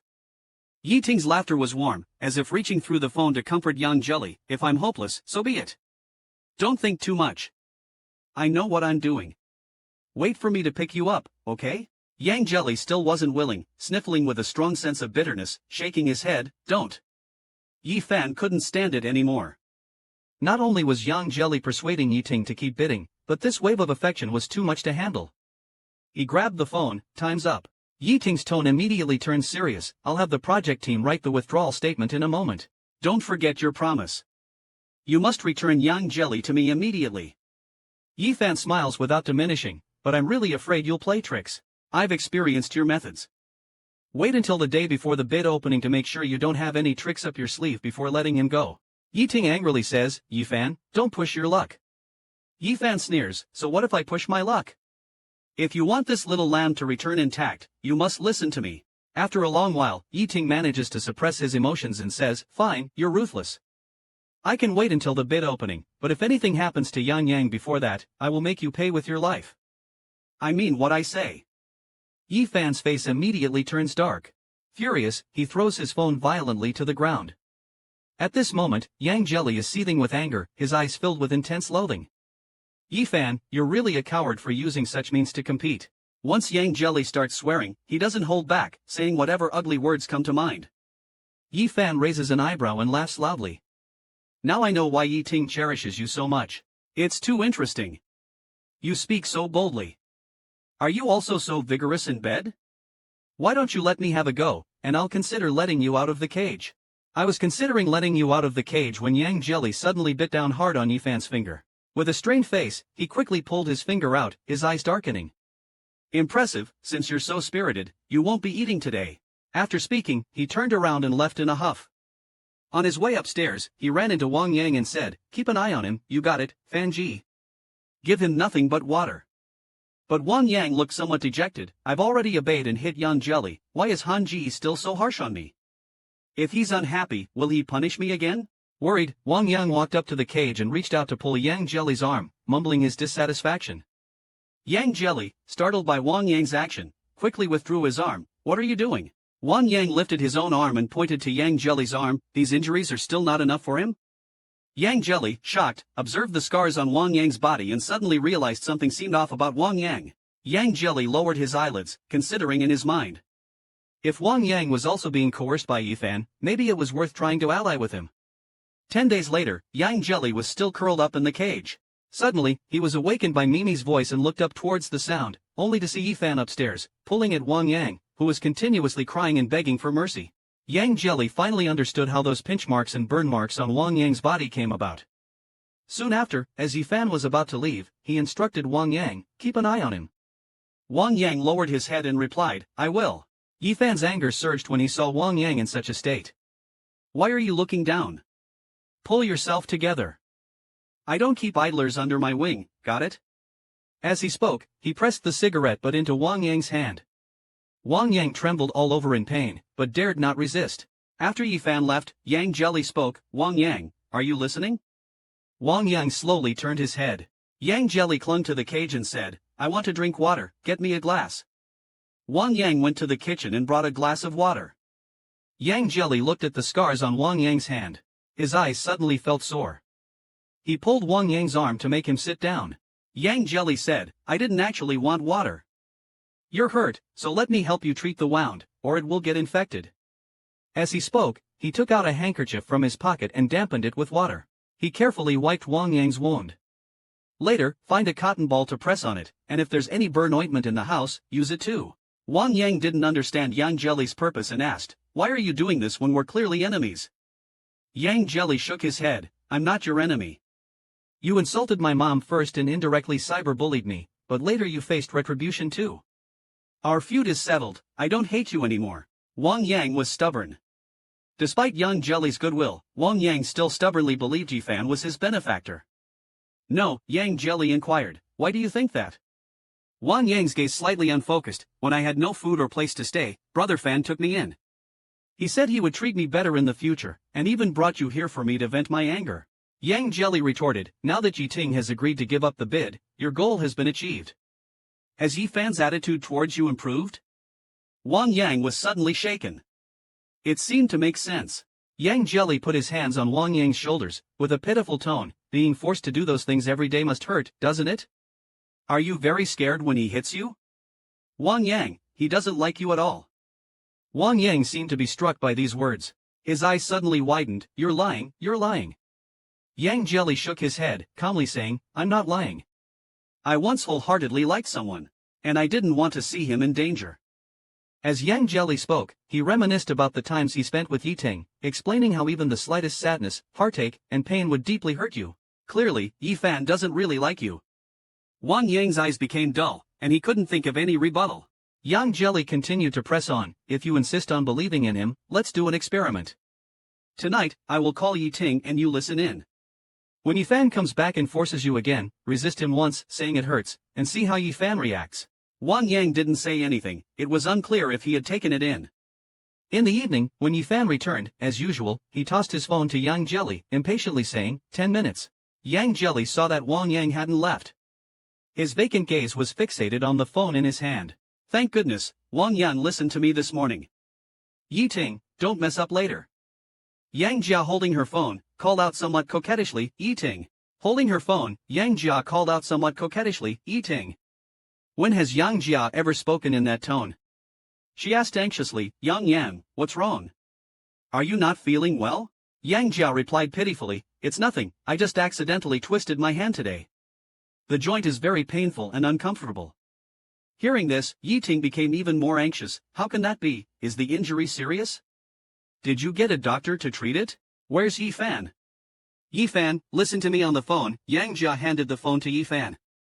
Yi Fan took the phone with a grim face and started negotiating with Yi Ting. Wang Yang silently observed all this. His usually indifferent eyes ignited a small spark. Yi Ting can't bear to see Yang Jia in pain. Is this what liking someone is like?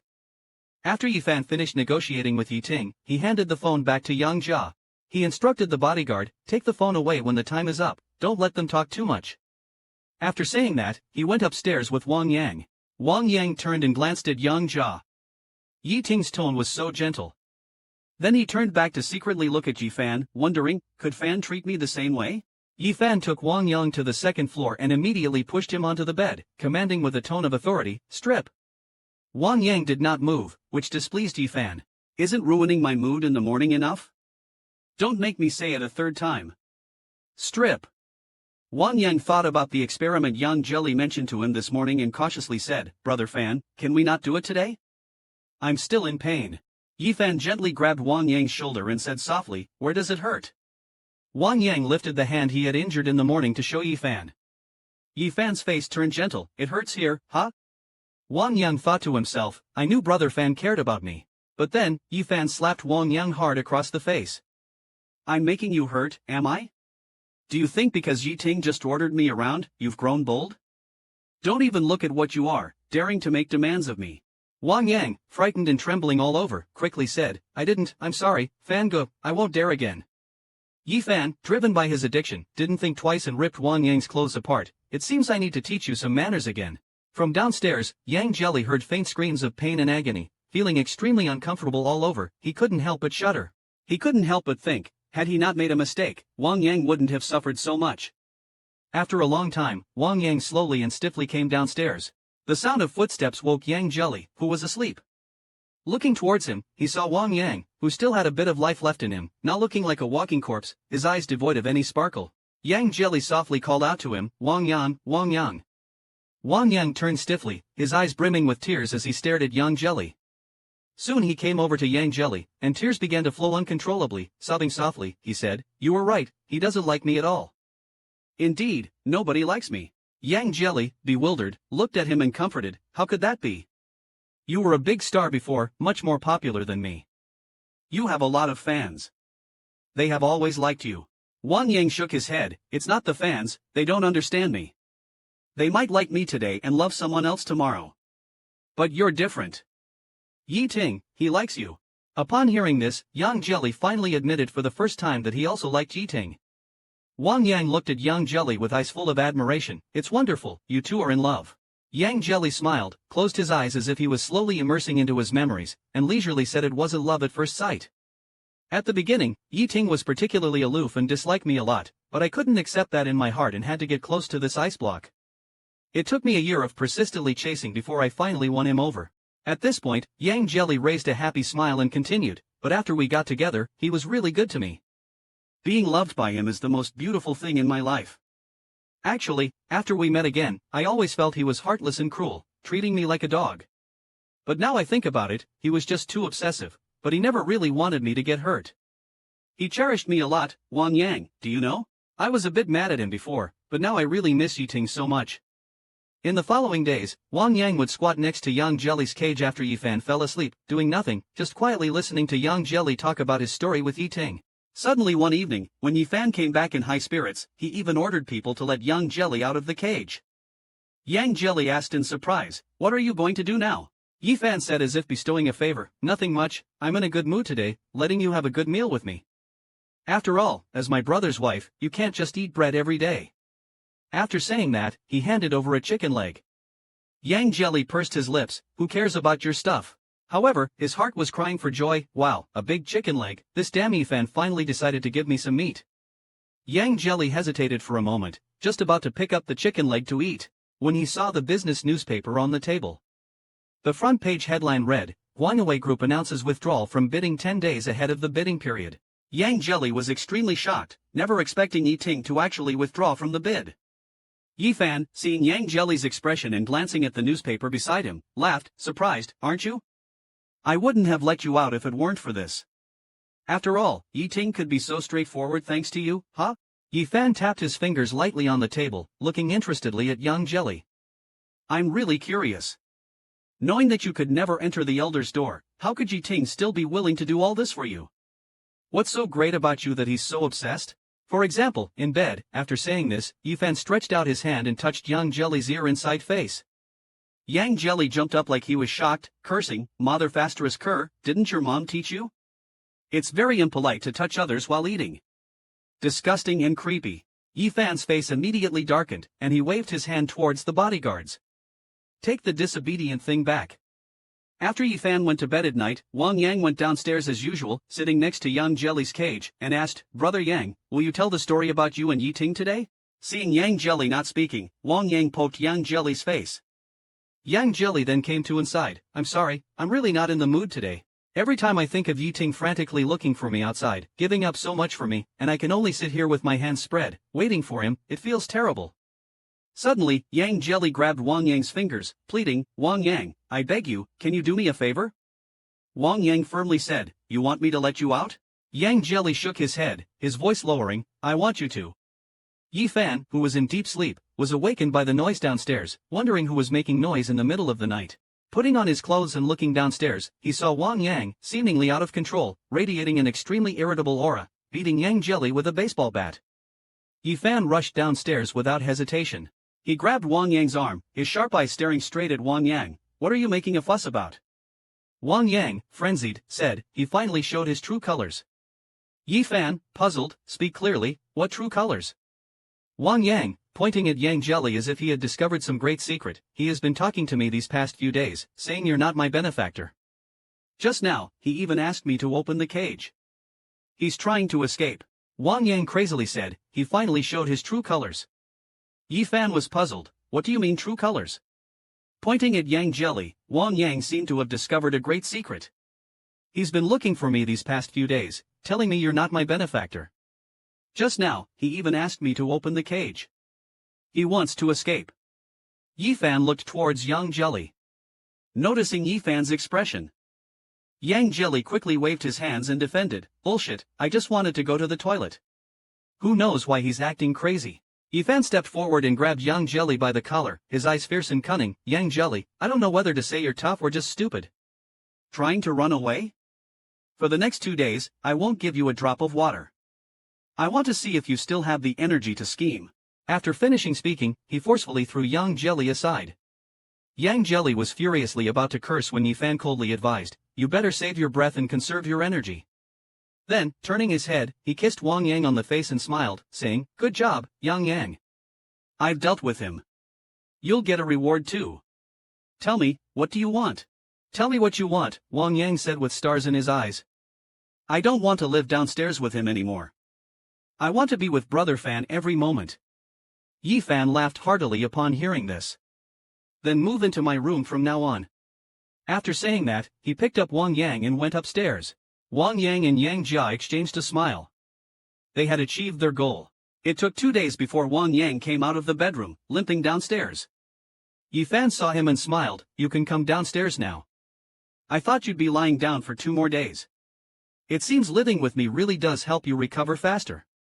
Wang Yang moved closer and hugged Yifan's neck, cooing, "Of course, it's better to live in brother Fan's room." Hearing this, Yifan was in a great mood. Yang Yang has been getting more and more obedient recently. "That's right, I've always said that as long as you're obedient, I'll treat you well." Just as the two were enjoying their affectionate moment, an untimely voice interrupted them. It was Yang Jia, who was hungry and making growling noises. Yifan walked over and joked, "How does it feel to not eat for 2 days? Still dare to run away?" Seeing Yang Jia motionless, he ordered Wang Yang, who was behind him, "Get him something to eat. It's not his time to starve to death yet." Wang Yang nodded. He brought over a piece of bread and sneakily glanced at Yifan, who was reading the newspaper on the sofa in the distance, before quietly saying to Yang Jia, "Here's what you asked for." In addition to the bread, there was also a small note. Yang Jia quickly took it, and upon opening it, he saw it was about the price and other details, immediately beaming with joy. "Our plan worked, Wang Yang. It's really Yifan's bid price." "That's great." This was what Yang Jia had asked Wang Yang to do. "Yiting, it's not just you who can protect me, I can protect you too," Yang Jia thought, his mind racing. To pass the information he knew to Yiting, he had to take a risk. Suddenly standing up and shouting loudly at Yifan, who was cleaning the car, "I haven't called Yiting today to check in. You promised I could talk to him every day." Yifan took out his phone, dialed Yiting, and kicked the phone next to Yang Jelly's cage. The call connected quickly, and Yiting's deep voice came through. "Baby, how was your day?" Before Yang Jelly could speak, Yiting continued anxiously, "It's getting cold, make sure you eat well and take care of yourself. Can you wait patiently for me to come pick you up?" Hearing this, Yang Jelly felt a wave of sadness, hid the bread behind her, and nodded with difficulty, "I'm fine, just missing you a bit." Hearing Yang Jelly's almost coquettish tone, Yiting's heart melted even more, and his voice softened, coaxing, "I miss you too. Don't be afraid, I will come to get you the day after tomorrow. How about I take my annual leave and we go for a vacation, okay?" Yang Jelly, with teary eyes, retorted, "Oh come on, you big boss, leaving your company to travel with me? How much money would that cost?" Yang Jelly counted on her fingers, shook her head and said, "I can't even calculate this number, you know I've always been really bad at math." Then, she suddenly smiled and asked, "By the way, do you remember how many marks I scored in advanced mathematics?" Yiting was slightly shocked when he heard this question. "Why are you asking this?" Yang Jelly playfully said, "Just tell me if you remember or not. You always act like you can't forget our campus days, don't tell me you've really forgotten our shared memories." Yiting quickly countered, "How could I? I remember everything." Then, Yang Jelly asked a few more bizarre questions. How many students were in our international trade major? How much did we usually pay for a bucket of braised pork? Yiting was perplexed and did not respond. Yang Jelly continued, "Can't answer again, huh?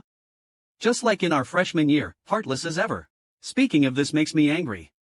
How could you throw away the gift I gave you? That was money I earned from selling umbrellas, 100 umbrellas. Do you know how many I managed to sell in a month?" Yiting frowned, wondering why Yang Jelly always asked him such sudden questions. "Is this more important than checking in with me?" Yiting finally got impatient and gravely said, Yang, we only have one call each day. I'm more concerned about how you're doing. Can we talk about these secondary matters later?" Yang Jelly got a bit anxious. "Yiting, this isn't secondary. I even wrote a diary about it at the time. The diary is in the luggage I haven't packed. If you open it on December 5th, you'll see." Yifan saw Yang Jelly reaching for the phone and scolded, "Are you done talking? I want my phone back." Yang Jelly anxiously said, "Wait, let me say a few more words." She put the phone to her ear, her voice trembling slightly. "Yiting, from the time we met until now, you've always been protecting me, giving up many things for me. But Yiting, I also want to protect you this time. Do you know that?" Yiting was stunned, his eyes filled with confusion. Yang, but the call on Yang Jelly's side was taken away by Yifan. Before the call disconnected, Yiting could vaguely hear Yang Jelly's tearful plea, "I also want to protect you. Don't give up. Please, let me help you this time." Yiting stood there in a daze, utterly confused by the strange questions Yang Jelly raised and what she meant by saying not to give up. While Yiting was frowning in thought, the bid document on the table caught his attention. Yiting jolted in realization, thinking of a possibility, chills running down his spine. He quickly found the diary that Yang Jelly mentioned, swiftly opened it to the page for December 5th, which clearly recorded that 57 units were sold that day. Purchased 100 units, which means 57%. There were other issues too. Yiting tried hard to recall the answers. Advanced math score was 63, braised pork cost 15. Yi Ting hurriedly opened his bid document. Following the format above, apply this series of numbers. These are Yi Fan's bidding figures. Yi Ting's breathing momentarily stopped, and he felt numb all over, collapsing to the ground. In that instant, he understood everything, so this is what Yang Yang meant by protection. Even though Yang Yang was locked up in such a dark place, he still tried his best to help him. Yi Ting tightly hugged the bid document, tears streaming down his bloodshot eyes. The usually cold Yi Ting, this time, was like a child who finally got candy. After crying for a while, Yi Ting slowly recovered and secretly swore in his heart, "Wait for it, Yi Fan. Yang Jelly and this project must return to my hands." On Yang Jelly's side, the evening before the bid opening, Yang Jelly's hands were tightly bound with thick ropes. The bodyguard threw him out of the cage, and then Yi Fan instructed the bodyguard, "Go find a car with 2 drivers."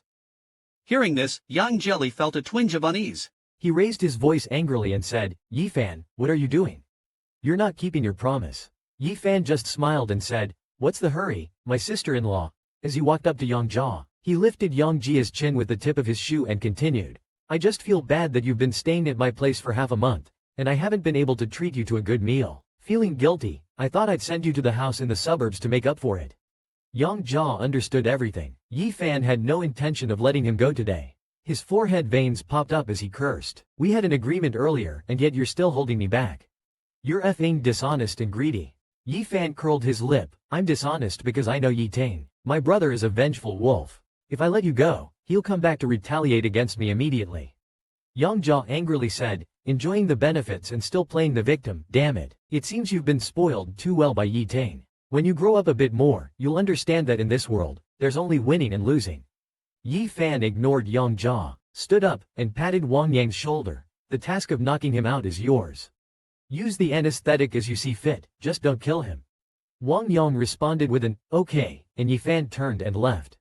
But once Yi Fan was completely out of sight, Wang Yang quickly helped Yang Jia up and whispered, "You guessed right." Yang Jia smiled with a slight raise of his lips. "Well, having been in love with Yi Ting for so long, I know the Yi family's innate skill is to scheme against others. If I don't stay alert, both Yi Ting and I would be doomed." Wang Yang looked around cautiously and gestured to Yang Jia to keep his voice down. Then he pulled a dagger out of his pocket and silently slipped it into Yang Jiali's clothes. Standing up, he said, "I won't give you anesthesia. Pretend to faint by yourself. I need to leave before they get suspicious." Yang Jiali looked at Wang Yang full of gratitude. Thank you for being willing to help me like this." Wang Yang's eyes, wet and red, seemed to hold countless emotions. Hoarsely, he said, "It's nothing. I just think you and Yi Ting should be together properly. You know, every time I look at you, I only have one thought. It's nice to have someone who cares." Yang Jiali's nose tingled with emotion, wanting to say something but unable to. Wang Yang gave a bitter smile. "All right, let's not talk about this. I really have to go. See you in the car, brother Yang." Yang Jiali looked at him with determination. "Don't worry, I will definitely get you out." Soon, 2 bodyguards dragged Yang Jiali out and stuffed him into the car. Wang Yang was also sitting in the car. Yang Jiali secretly touched Wang Yang's hand. They exchanged a glance with a smile, their hands tightly clasped together. At this moment, they were not just friends, but also trustworthy comrades. At this time, the car started to wobble and head into the darkness. During the drive, they didn't notice the stone in front of the tire, causing the car to jolt violently. One of the bodyguards complained, "Can you even drive? You're about to make me throw up." The other one retorted loudly, and the two began to argue, with the bodyguard in the passenger seat even grabbing the steering wheel. Yang Jiali thought to himself, the car has been driving for 3 hours, it should be out of Yi Fan's sight by now. And now they forced the car to a stop themselves. "It seems like even the heavens are helping me," Yang Jiali quietly said to Wang Yang. "Are you ready?" Wang Yang gave a slight nod. The two of them stared fiercely at the bodyguards in front of them, waiting for Yang Jiali to count to 1. At the same time, they lunged at the people in front of them. Wang Yang used his arm to choke the bodyguard in front of him. Yang Jiali threatened, "Hurry and open the door." Under the pressure of the knife at his throat, he had no choice but to open the door. Yang Jiali and Wang Yang quickly got out of the car and ran. The bodyguards were no pushovers and quickly caught up with them. Did they really think they could escape just by getting out of the car? Yang Jiali didn't waste any words, kicked the man in his most vulnerable place. The bodyguard clutched his precious parts, groaning in pain like a wild boar. Another bodyguard immediately stepped forward and grabbed Yang Jiali. Wang Yang saw the situation and a thought flashed in his mind. No one is paying attention to me now. If I leave in the confusion, I can escape from Yifan. But that thought quickly vanished. What good is escaping? I have no place to go. My future is dark. But Brother Yang is different. He is a good man, he has Yi Ting, and many people are waiting for him. Wang Yang looked ahead with a gloomy face, as Yang Jia struggled to break free.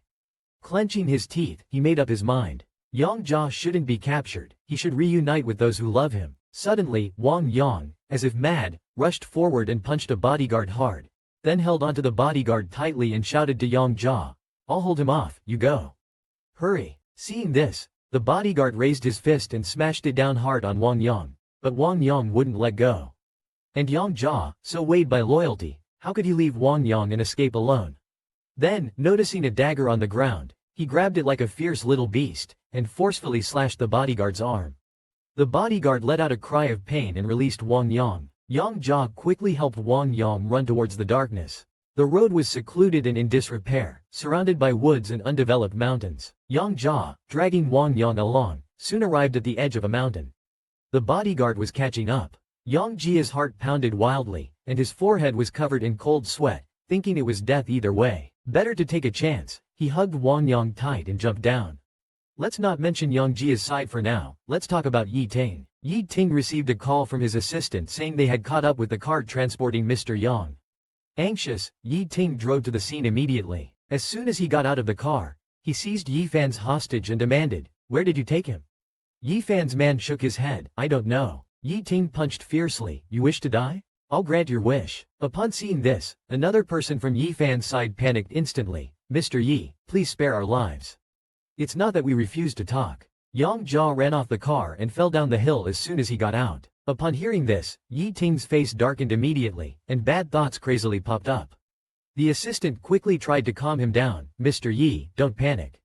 Our people have also checked the small slope beside the car. The terrain there is relatively gentle. Since Mr. Yang is not there, he probably wasn't seriously injured and has left on his own." Yi Ting glared at the assistant and said menacingly, "Don't talk about probabilities. Contact the search and rescue team to scour the mountain. I need to ascertain Yang Yang's condition as soon as possible." The assistant acknowledged and went to handle it. At this moment, Yi Ting couldn't help but pray in his heart, "Wait for me, Yang Yang. You must be alright." While Yi Ting was frantically searching for Yang Jia was actually carrying Wang Yang and moving forward on foot, and Wang Yang woke up midway. Wang Yang woke up in the middle and called out weakly, "Brother Yang." Yang Jia Li sighed in relief and said, "You're finally awake.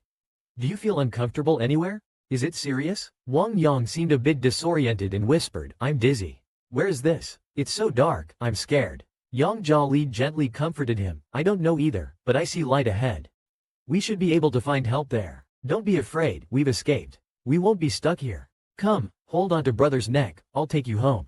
Tears slid from the corner of Wang Yang's eyes, and his voice grew faint, "I don't have a home." Yang Jia Li's breath caught. He comforted, "Don't think like that. The world is so big, you'll find a place to belong. I'll carry you out. If you're scared, I'll sing you a little happiness, okay?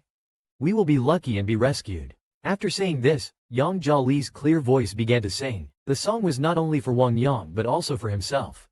As Yang Jia Li sang, tears unknowingly streamed down his face, making him think of Yi Ting. He heard that after their breakup, Yi Ting sang this song too. Someone so cold, turning red-eyed in front of so many people while singing it. Now that I'm gone, he must be even more frantic. So I can't give up. Yang Jia Li gritted his teeth, determined to hold on. Once they get down the mountain, they can contact Yi Ting. At that moment, he didn't notice a stone underfoot and tripped, both of them falling to the ground with a cry. Yang Jia Li looked at the unconscious Wang Yang beside him and then at his own injured leg, feeling a bitterness rise in his heart. What should I do now? It's even harder to get out. Yi Ting, if only you were here. At that moment, a voice came to his ear. "Yang Yang, is that you?" Yang Yang. Yang Jia Li thought, "Am I hearing things? This voice is." He turned eagerly to look, and it really was Yi Ting. He had come looking for them. Yang Jia Li, seeing this man as if descended from heaven, burst into tears, disregarding her frail body, and flung herself into Yi Ting's arms, sobbing loudly, "You're here, you finally came." Yi Ting's heart was breaking as he held her tightly, his voice trembling, "Baby, I found you. It's all right now, don't cry. If you have any grievances, tell me, okay?"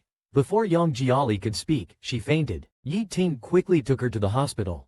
Soon after Yang Jia Li woke up, Yi Ting hurriedly approached, his voice trembling as he softly called, "Baby, you're awake." Yang Jiali slowly sat up, looking uncertainly at her own hands. Is it really Yi Ting?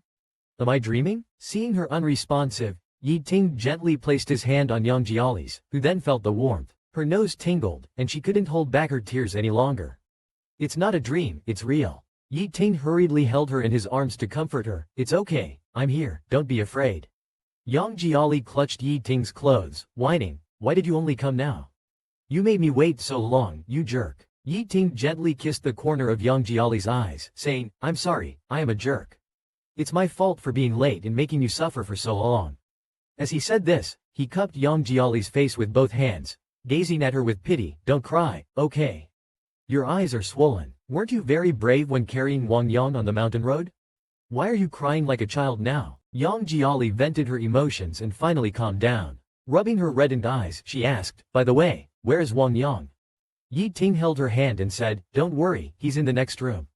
Although his condition is more serious than yours, the doctors have taken care of it. Yang Jiali suddenly remembered something, looking tense. What about that tendering project? I've already given you hints. Don't tell me you don't understand. Yi Ting smiled. Don't worry, I got it. I've already found another bidder to win the project back. Yang Jiali finally felt relieved when hearing this. Yi Ting gently stroked Yang Jiali's face, his eyes shining. Baby, it's you who helped me. Thank you for your protection. Yang Jiali sniffled, her nose sour again. Yi Ting, you fool, what would you do without me? Then she dived straight into Yi Ting's arms. Yi Ting's eyes reddened too, whispering, yes, what would I do without you? So you must get well soon and stay by my side, okay? The two clung to each other for a while. Remembering that Yang Jiali hadn't eaten in a long time, Yi Ting hurriedly picked up the food beside him. Hungry, right? Eat something first. But as soon as he opened the box, Yang Jiali started to retch. Yi Ting panicked. What's wrong? Are you feeling unwell? Yang Jiali squeezed out a voice amid coughing. It's okay. I've been just drinking water and eating dry bread for over half a month. My stomach is burning, and I feel sick smelling anything. Yi Ting bristled immediately. What, over a half month? Is Yi Fan only feeding you this? How dare he? Yang Jiali spilled her grievances like beans from a bamboo tube, and he beats me often. Look at these bruises. Yi Ting's face changed seeing those marks. He said distress-edly, why didn't you tell me? The situation is so dire, you should have told me over the phone. Yang Jiali retorted, what's the use of telling you? It would only make you worry and mess things up even worse for me. Yi Ting cornered his lips. So now you are willing to let me worry? Yang Jiali blushed. It's different now. I wish you would spoil me to death. Yi Ting held Yang Jiali tightly in his arms. I will never let you suffer again, nor will I ever let you leave me, I swear. Yang Jiali playfully scolded. What, still planning to keep me close to you? Yi Ting became anxious. I won't treat you that way anymore. Baby, do you remember our love agreement? Stay with me for another month, and when the time is up, I will respect your choice to stay or leave. So, can you give me another chance to prove myself? Yang Jiali nodded, then smiled, placing her hand in Yi Ting's hand, and solemnly said one word, okay. After being bedridden for many days, Yang Jiali was finally discharged. Yi Ting kindly reminded, you're not going back to your own home. Suddenly, he turned mysterious and said, baby, I prepared a surprise for you today. Yang Jiali widened her eyes at Yi Ting, asking, where's the surprise? Yi Ting didn't waste words. He reached out and pointed forward. Following the direction of his finger, Yang Jiali saw Li Da and Li standing like two fools in front of Yi Ting's black bedley, twisting their arms into a heart shape, giggling, happy discharge, brother Yang. Yang Jiali couldn't bear to look directly, stepped forward and lightly patted Li jokingly scolding, you two fools, so embarrassing. Li touched his nose, aren't we happy for you? Li Da nodded too, when you were missing for more than half a month. Before you disappeared for nearly half a month, we were almost scared to death. Yang Jiali patted his chest, still as flamboyant and youthful as ever. Don't worry now, everything's fine. Dad can still sing with you two silly sons for another 10 years. Yi Ting, who had been standing by silently, couldn't help but sigh. I haven't seen him this vibrant in a long time. Yi Ting's lips slightly curled up. He walked to the side of the car and opened the door. Let's go, baby. You guys can chat in the car. Yang Jiali looked towards the hospital and said, wait a bit longer, Wang Yang hasn't come out yet. Upon hearing the name Wang Yang, Li Da's face turned cold. Let's go, Yang Jie. Why wait for that kind of person? He's not worth your kindness. I don't really believe he can truly repent.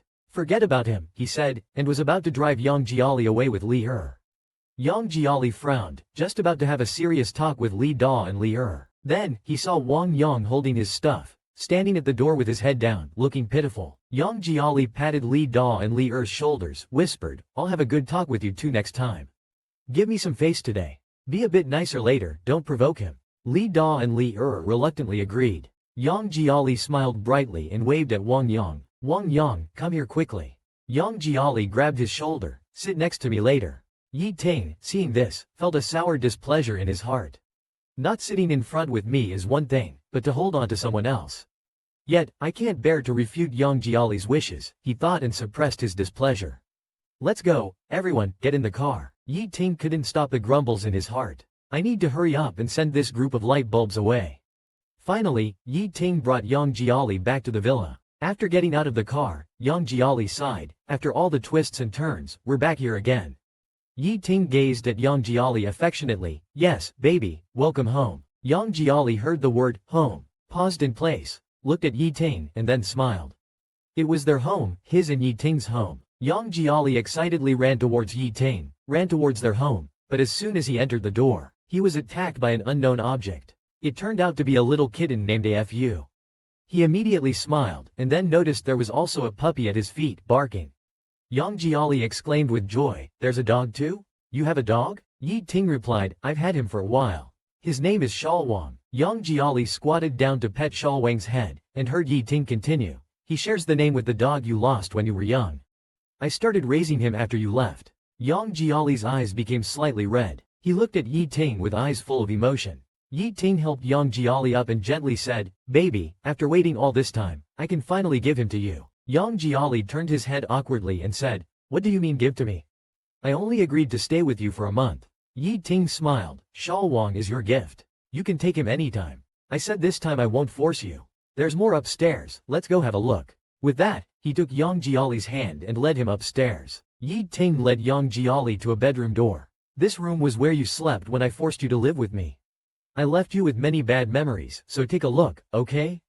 he said as he opened the door. Yang Jiali was a bit resistant, but after a while, he turned to look at the bedroom. The bedroom had changed its color scheme and renovation style. The bed and floor were covered with little lamb plushies, making it incredibly cozy.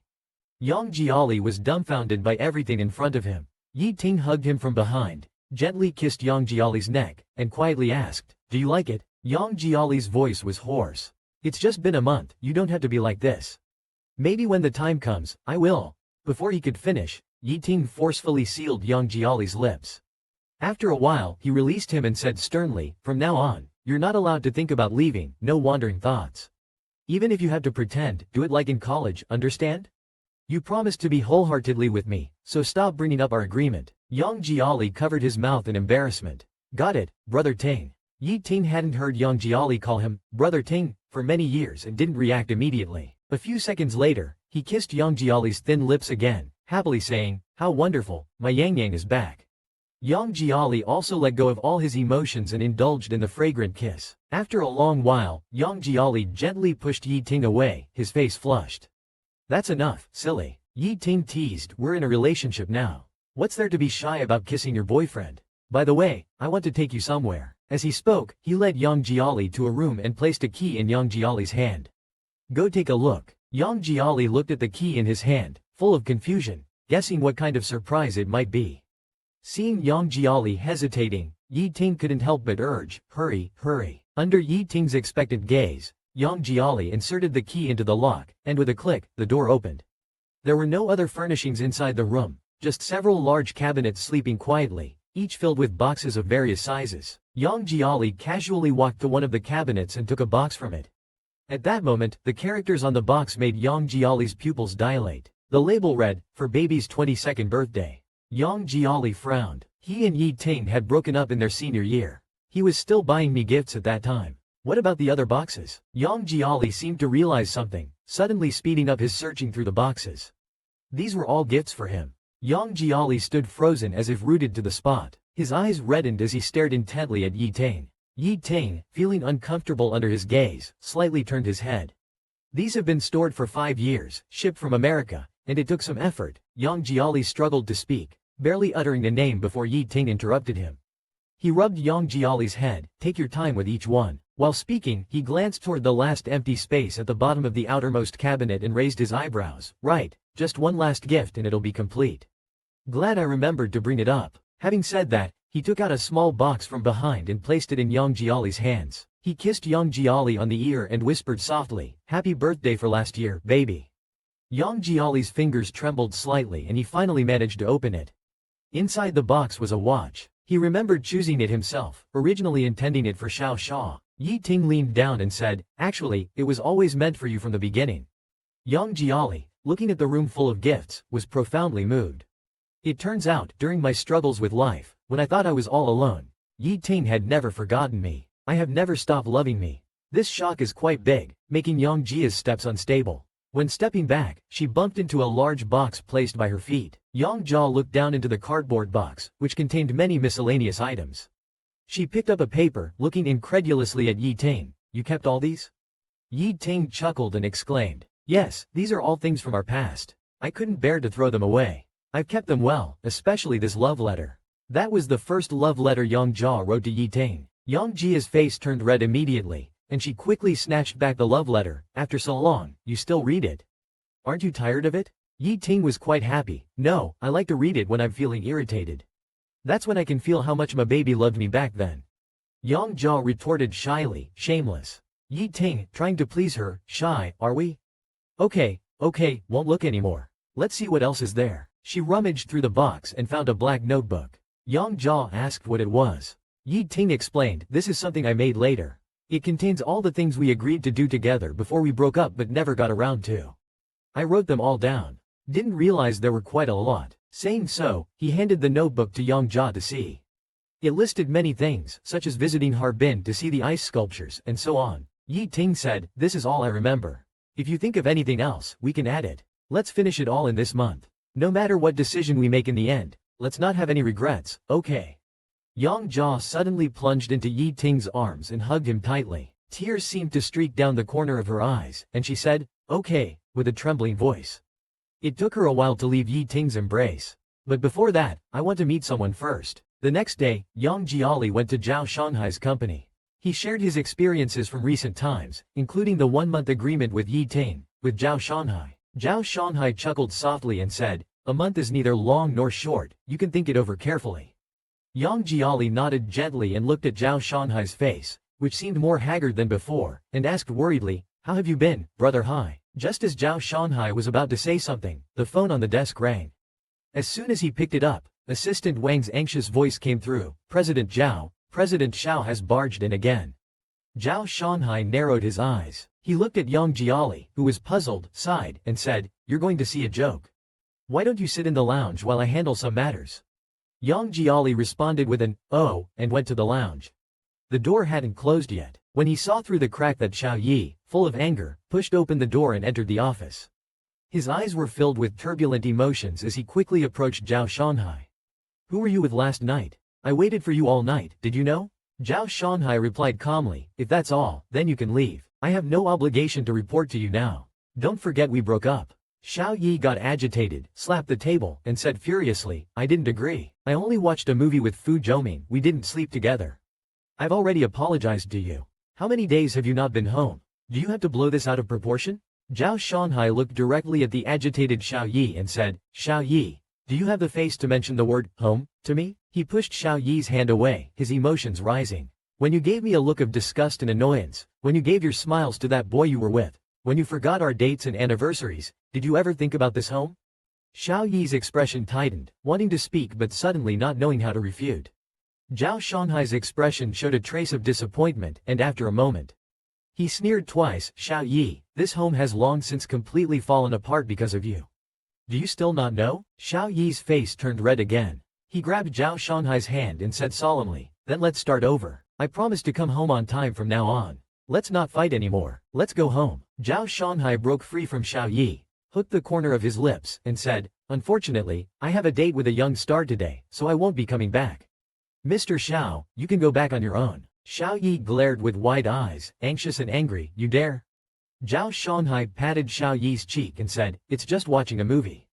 What are you making a big deal out of? If you really care, then I'll apologize to you when I get back." After saying that, he turned and shouted towards the door, "Someone, see the guest out. From now on, without an appointment, Mr. Xiao is not allowed in." Following the bodyguard's response, he dragged the tall and strong Xiao Yi out. Xiao Yi was still furious, as if fire was igniting in his eyes. "Zhao Shanghai, you're doing this on purpose, aren't you? You're not allowed to go, did you hear me?" Zhao Shanghai's voice suddenly softened. "Xiao Yi, do you know what it feels like to give up hope?" Xiao Yi was stunned for a moment, his movements halted. Zhao Shanghai hooked his lips, leaned into Xiao Yi's ear and said, "The moment you decided to emotionally cheat and not come home all night, I knew everything clearly." Xiao Yi wanted to say something, but was forcibly dragged away by the bodyguard. Meanwhile, Zhao Shanghai was not calm inside, silently saying to himself, "It's too late, Xiao Yi." Yang Jia leaned out from the resting area and cautiously called out, "Brother Hai." Zhao Shanghai came back to his senses and forced a laugh towards Yang Jia. "You've seen a joke." Yang Jia talked with Zhao Shanghai for a while, comforted him, and reminded him to seek him out if needed before suggesting to leave. He left the company and went straight into Yi Ting's car. Seeing Yang Jia's worried and frowning face, Yi Ting anxiously asked, "What's wrong? You look so down." The question immediately set Yang Jia off, who shouted at the innocent Yi Ting, "It's all because of that Xiao Yi, truly worthy of being your good brother, just like you, a dog." Yi Ting gently smiled and said, "All right, you're always worrying about other people's business. We agreed to spend as much time as possible together in these 30 days. You can't be with me while holding a grudge." Yang Jia took a deep breath. "Got it, I'm very professional. Where are we going next?" Yi Ting kissed Yang Jiali's hand and said, "Of course, we are off to do what's on our list. Everything's packed, let's set off." Yang Jiali was stunned, and Yi Ting smiled. "That's right, Yang, come with me." In the following days, Yi Ting indeed took action. They visited an ice sculpture exhibition where their faces turned red from the cold, but their eyes sparkled with excitement. Afterwards, they went to Disney. They enjoyed the Peter Pan adventure, which Yang Jiali had been looking forward to, and went to Nanluguxiang, where Yang Jiali even fed Yi Ting some local snacks. They went to many places, not just in China but also abroad. The two seemed to truly mend their past regrets and slowly rediscovered the feeling of being in love from years ago. However, the only downside of this journey was that they kept moving, which exhausted Yang Jiali's back. So tired, Yang Jiali collapsed on the bed as soon as they returned to the hotel. Exhausted, Yang Jiali collapsed on the bed as soon as he returned to the hotel, while Yi Ting massaged him and said, "Tired already?" Yang Jiali playfully complained, "We've been to so many places these past few days, flying around everywhere. Who can handle that?" Yi Ting rubbed Yang Jiali's hair and said, "Rest well tonight. We'll head back to our country tomorrow."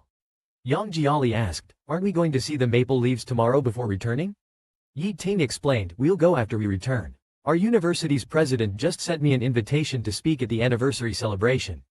Baby, let's go back to school together." And so, the two exchanged a deep gaze and spent another night together. Yi Ting took Yang Jiali back to their university. Yang Jiali excitedly snapped photos, remarking, "It's been 5 years, the school has changed so much.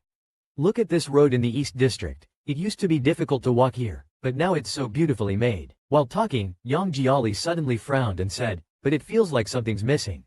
He then realized, "Right, where's that tree?" Feigning ignorance, Yi Ting asked, "What tree?" Yang Jiali pointed to a spot, "The Photinia tree, the one under which we talked about breaking up." Hearing this, Yi Ting was overwhelmed. "I don't know." Yang Jiali narrowed his eyes and moved closer to Yi Ting. "You didn't have it removed, did you?" Yi Ting turned his head away quickly. "Of course not." Just then, Yang Jiali perked up his ears and heard a passing student say, "Mr. Yi from Guanghu Group is also coming." Another student replied, "Is he the alumnus who donated money for the renovation of the East Campus? If it wasn't for his request to remove the Photinia tree, I wouldn't know how long I would have had to endure that weird smell." Yang Jiali drew out a long, "Oh," then looked coldly at Yi Ting, who gave him a pleading look and weakly called him, "baby." When no one was paying attention, Yang Jiali forcefully pulled Yi Ting to a corner and pinned him against the wall. He laughed and scolded, "Still trying to deceive me? Arguing with a tree, aren't you being childish?" Yi Ting's face flushed red, and he huffed, "I just don't like that tree, out of sight, out of mind." Yang Jiali laughed in frustration, "You still think you're right? Stubborn bad guy." After saying that, he immediately opened Yi Ting's suit and shirt collar and tie, and gently bit on his collarbone. Yi Ting immediately felt delighted. "Feel better now?" Yang Jiali arrogantly said, "I'm not stooping to argue with a childish ghost like you. You, milk bun, always do these silly things. Aren't you afraid the juniors will laugh at you?" While saying this, he helped Yi Ting button up his collar and properly tied his tie. Yi Ting gently said, "No way, baby, have you forgotten? I'm the public's favorite guy at school." Later, Yi Ting gave a lecture in the college auditorium and began signing autographs. The younger students couldn't stop praising him. Seeing this, Yang Jiali awkwardly turned his face away and couldn't help but mutter quietly, "Such a poser." Unfortunately, a junior girl overheard him. She immediately got upset and angrily said, "How can you speak like that? If you can do better, then do it. What are you proving here?" Yang Jiali very sensibly responded, alright, I'm wrong, okay? I'll go get his autograph for you as an apology, alright?" The junior girl urged Yang Jiali to hurry up. Finally, it was Yang Jiali's turn. He handed over 2 autograph books to Yi Ting, putting on a bold front. "Senior, could you sign this for me please?" Yi Ting looked at him, surprised. A smile secretly spread across his eyes as he picked up the pen and signed his name in the books. Yang Jiali handed the books to the junior girl and was about to leave when Yi Ting stopped him. "Wait, I'm not done signing yet." Yang Jiali looked at Yi Ting puzzlingly. A slight smile appeared on Yi Ting's handsome yet serious face as he took Yang Jiali's hand and drew a small heart in his palm. After leaving the briefing room, they went straight to the car. Yang Jiali, embarrassed by the heart on his hand, said, "Drawing this in front of so many people, do you have no shame?" Yi Ting sweetly responded, "I don't need shame, I just need you." Yang Jiali gently pushed Yi Ting away, playfully saying, "Senior, you really have a way with words. No wonder you dazzle all those classmates." Suddenly, Yi Ting pinned Yang Jiali against the car door, pressing him down into the narrow seat, staring intensely and passionately. "Feeling itchy again? I really need to teach you a lesson today." In a playful tone, Yang Jiali responded, "Senior, this isn't right. What if the juniors see your heroic image?" Yi Ting, enjoying the act, replied, "I think it's perfectly fine. Right now, I don't want to do anything else, just want to kiss someone until they cry," said Yi Ting.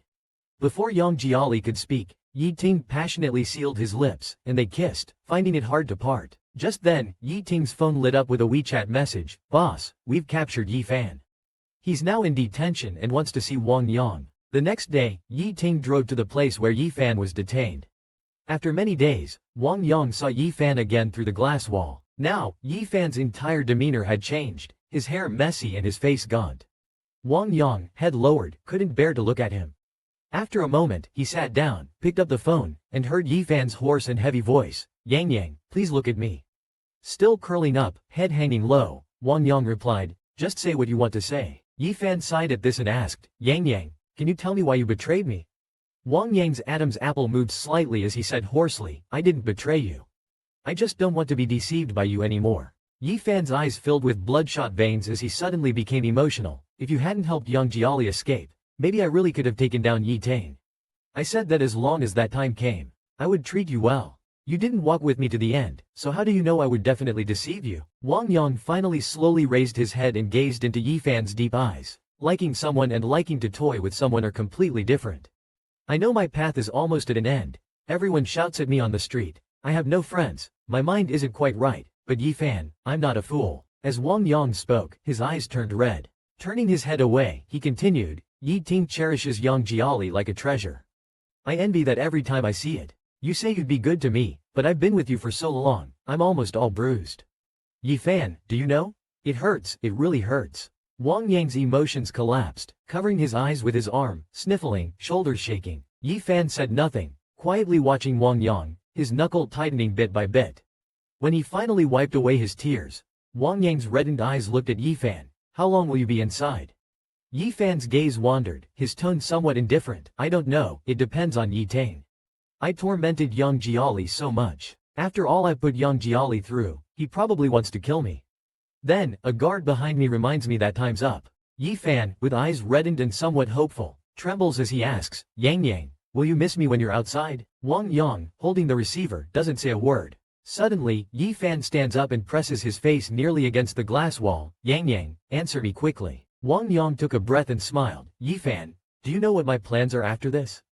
Without waiting for Yi Fan's reply, Wang Yang lowered his voice and said something very tenderly. Hearing those words, Yi Fan's eyes widened in shock, and he froze completely. Wang Yang stood up, turned around, and left, while Yi Fan suddenly went crazy behind the glass wall, like a wild beast tormented to madness. Wang Yang left the detention center, smiled ruefully, and looked up at the sky with squinted eyes. The sunlight was just right. Yang Jiali, who had been waiting outside, hurried over. What did that bastard say to you?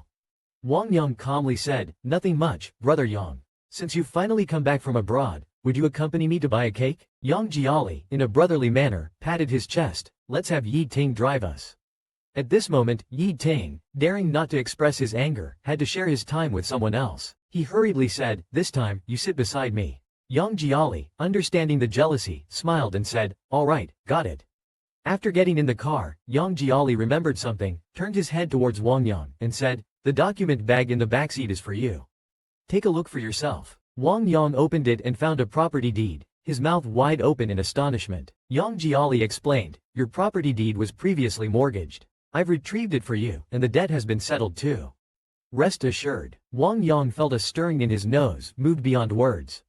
All his thoughts finally condensed into 2 words, thank you. Yang Jiali waved his hand, we're settled now regarding our past accounts. Regarding your contract, I will also have Yi Ting lift all restrictions against you. You can continue working. While speaking, Yang Jiali shrugged at Yi Ting, glaring at him. Make a statement. Yi Ting patted Yang Jiali on the head, indulgently saying, if you say lift it, then it's lifted. Whatever you say, I'll follow, Yi Ting exclaimed. Good grief, this dog food is so unexpected. Soon, they arrived at the cake shop. Yi Ting also wanted to get out of the car. Yang Jiali pressed him back into the driver's seat, chuckling, driver, just stay in the car. Driver, just wait for me to come back. Yi Ting squinted his eyes, his gaze leisurely expressing disagreement. Yang Jiali looked around, then kissed Yi Ting on the cheek. How about now? Unable to resist this sweet gesture, Yi Ting naturally agreed. Finally, Yang Jiali and Wang Yang got out of the car. In the store, Wang Yang chose a pretty nice cake design. The clerk handed out the order form for him to fill in the address. Wang Yang picked up the pen and wrote down Yang Jiali's address. Yang Jiali tugged at him, whispering, why are you writing my address? Wang Yang smiled and said, brother Yang, I'm really grateful to you. You helped me see a lot and took me with you to escape. I remember all the long mountain roads we walked. But, brother Yang, I'm sorry, I really don't have much money left, just a cake in a bag. Don't disdain it or refuse it. Yang Jiali was silent for a few seconds, then patted Wang Yang, okay, then thank you. At this moment, bystanders recognized Yang Jiali and got excitedly chattering around him for autographs. Some also noticed Wang Yang, tentatively asking, are you friends with brother Yang? Can we have your autograph too? Someone quietly said, he looks familiar, especially like that guy who previously bullied brother Yang. What's his name? Wang something. Wang Yang's face suddenly flushed. He quickly lowered his head and rushed out like a rat crossing the street. Yi Ting and Yang Jiali escorted Wang Yang back to his neighborhood. Yang Jiali asked worriedly, Wang Yang, are you really okay in the cake shop just now? Wang Yang forced a smile and said, I'm fine, thank you, brother Yang, for bringing me back. His eyes were sparkling. If you're fine, come over to my place at 8 p.m. tonight. I'll cook, and we can have the cake you bought together, to celebrate escaping the devil's den and being reborn. Wang Yang smiled, I won't come. I'm tired today and want to rest. Although a bit disappointed, Yang Jiali patted Wang Yang's shoulder, alright, then. You have a good rest tonight, and we can talk about other things later. After saying this, as Yang Jiali was about to leave, Wang Yang called out to him with a hoarse voice, brother Yang, I'm sorry. I used to insult your mother and caused you so much trouble. It was my fault, and I want to apologize again. Yang Jiali gently replied, it's all in the past, no need to mention it. Wang Yang rubbed his eyes and smiled, brother Yang, I will remember your kindness forever. Yang Jiali paused for a few seconds, then smiled and ruffled Wang Yang's hair, silly to say things like that. At this moment, Yi Ting, sitting in the car, couldn't help but stick his head out, baby, it's time to go back. Yang Jiali replied helplessly, stop rushing me, I'm coming, annoying. After saying goodbye to Wang Yang, he got into the car. Wang Yang watched them leave, stood there dazed for a while, then slowly went upstairs to his place. Opening the door, he was greeted by a cool breeze and a thin layer of dust on the floor. Wang Yang put away the smile on his face, hanging his head low with a bleak look in his eyes. The things he wanted to do were finally done. In the end, it was nice to return here and have some peace. It's just that this place has become as dirty as I am. At that moment, the poster of the movie, Infernal Affairs, on the wall caught Wang Yang's attention. He remembered the scene on the rooftop in the movie where Andy Lau said, I had no choice before, but now I want to be a good person. Images of everything he had experienced flashed through Wang Yang's mind. He laughed at himself mockingly, feeling an unstoppable sadness in his heart. I also want to start over, but it seems very difficult now. Maybe it's better to hope for a chance in the next life. By then, there should be someone willing to treat me kindly. That person would approach him step by step with a smile as gentle as the breeze, backlit by the bright sunset. With a trace of hopeful desire, Wang Yang slowly closed his eyes. Yi Ting and Yang Jiali quickly returned home. As soon as they entered the door, Yi Ting pinned Yang Jiali against it with a dominant move. Yang Jiali looked at Yi Ting, puzzled. Why are you pressing me against the door as soon as we get in? Yi Ting pouted with grievance. You've been with someone else all day today. Yang Jiali raised an eyebrow.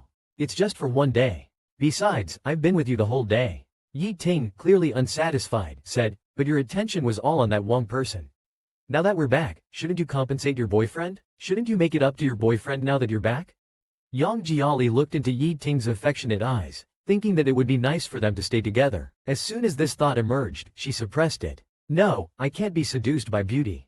There's still half a month left. Let me observe more. Don't think about kissing or hugging me. With that thought, Yang Jiali gently pushed Yi Ting away and headed to the kitchen. I'll make it up to you with a meal. Didn't you want to try my pancakes before? It took Yi Ting a few seconds to respond. Yi Ting hugged Yang Jiali from behind. That can wait for later. I want something else. Yang Jiali raised her voice a bit. Are you so sure there will be a later? I haven't said I forgive you. Yi Ting confidently said, I will definitely make you stay. Let's wait and see, Yang. You will definitely be mine. Yang Jiali, annoyed, said, showing your true colors, aren't you? Talking to me in that tone again, believe it or not, all. She didn't finish her sentence. Yi Ting silenced her by kissing her. Moments later, as Yi Ting gently bit Yang Jiali's collarbone, Yang Jiali realized the situation was bad, quickly saying, Yi Ting, we can't do this. Yi Ting pleaded, just a kiss, nothing else. Just as they were at their limit, the doorbell outside rang. Yang Jiali hurriedly asked Yi Ting to check. Yi Ting was reluctant, but Yang Jiali poked his lips and said, hurry up, or I'll get mad. Yi Ting had no choice but to grumpily go to the door. Opening it, it turned out to be a cake delivery. After signing for it, Yang Jiali's eyes sparkled. The cake looked pretty, and there was a card that read, Yang Jie, from afar, I will never forget your kindness. Yang Jiali looked at the line and frowned slightly, leaning in, wondering why Wang Yang had written this. Yi Ting leaned in closer and also felt something was off. When it was just the two of them, Yang Jie's phone rang. The voice on the other end said it was from the First People's Hospital. Your friend Mr. Wang Yang has been found attempting suicide at home. He is currently being resuscitated at the hospital. Can you come over? Yang Jia and Yi Ting exchanged a horrified look for a few seconds. They quickly came to their senses and rushed out the door, heading for the hospital. The scene shifts to a few days later. Yi Fan is about to be transferred to the court. As the police try to put him in the court vehicle, Yi Fan struggles and shouts like mad. Just wait a bit longer, just a bit longer. At that moment, Yi Ting drives up beside Yi Fan. Yi Fan forcefully breaks free from the police, steps forward, and knocks on Yi Ting's car window, asking, how is he? Yi Ting calmly responds, he slit his wrists in the bathroom. Yi Fan's face turns pale, and he instantly breaks out in a cold sweat, cautiously asking, and now? Yi Ting tersely replies, he's gone. Yi Fan collapses to the ground as if struck by lightning, continuously muttering, gone, gone. The police step forward to restrain Yi Fan's arms, forcibly pushing him into the court vehicle. Yi Fan suddenly looks up, his eyes wide, you're lying, you're getting back at me, haha, he won't die. Yi Ting no longer pays him any attention and silently rolls up the car window. Yi Ting, having finished washing up, comes out of the bathroom. Yang Jiali lay motionless on the bed, staring with wide eyes, lost in thought. Yi Ting quickly walked over, patted Yang Jiali's head and soothed him, don't be sad, Wang Yang has been saved. I've also dealt with Yi Fan's situation. No one will bother him anymore. You should sleep now. Yang Jiali's eyes showed complex emotions. Every time I close my eyes, I think of that basin of blood. I should have noticed something was wrong with him sooner. I felt that way before too, like even though you've escaped the darkness, you can't see the future, and life feels meaningless. Yi Ting looked worried, fearing that Yang Jiali's guilt might trigger his old issues. He caressed Yang Jiali's face and gently kissed his forehead, persuading him, I will find a good psychologist for Wang Yang. But Yang, you must stop overthinking. Yang Jiali tried to speak, but Yi Ting feigned anger, stop thinking about it right now. Look what time it is. If you don't sleep now, we might as well do something else to keep you occupied, since you still have so much energy, Yi Ting said, moving closer to Yang Jiali and starting to kiss him. Just as Yang Jiali was about to lose himself, a thought flashed through his mind. He suddenly pushed Yi Ting, who was in the throes of desire, away and sat up with sparkling eyes. I've got an idea. Seeing his expression, Yi Ting could only shake his head indulgently and helplessly. Go on, say it. Yang Jiali blinked, somewhat excitedly. How about, once Wang Yang recovers, we let him join our group? Turn a trio into a quartet and take him flying with us? Yi Ting bluntly shook his head. Not a great idea. Yang Jiali stared wide-eyed, grinding his teeth like a puppy. I'll give you another chance to speak. Yi Ting immediately changed his tune. Your idea is very smart, quite good and very constructive.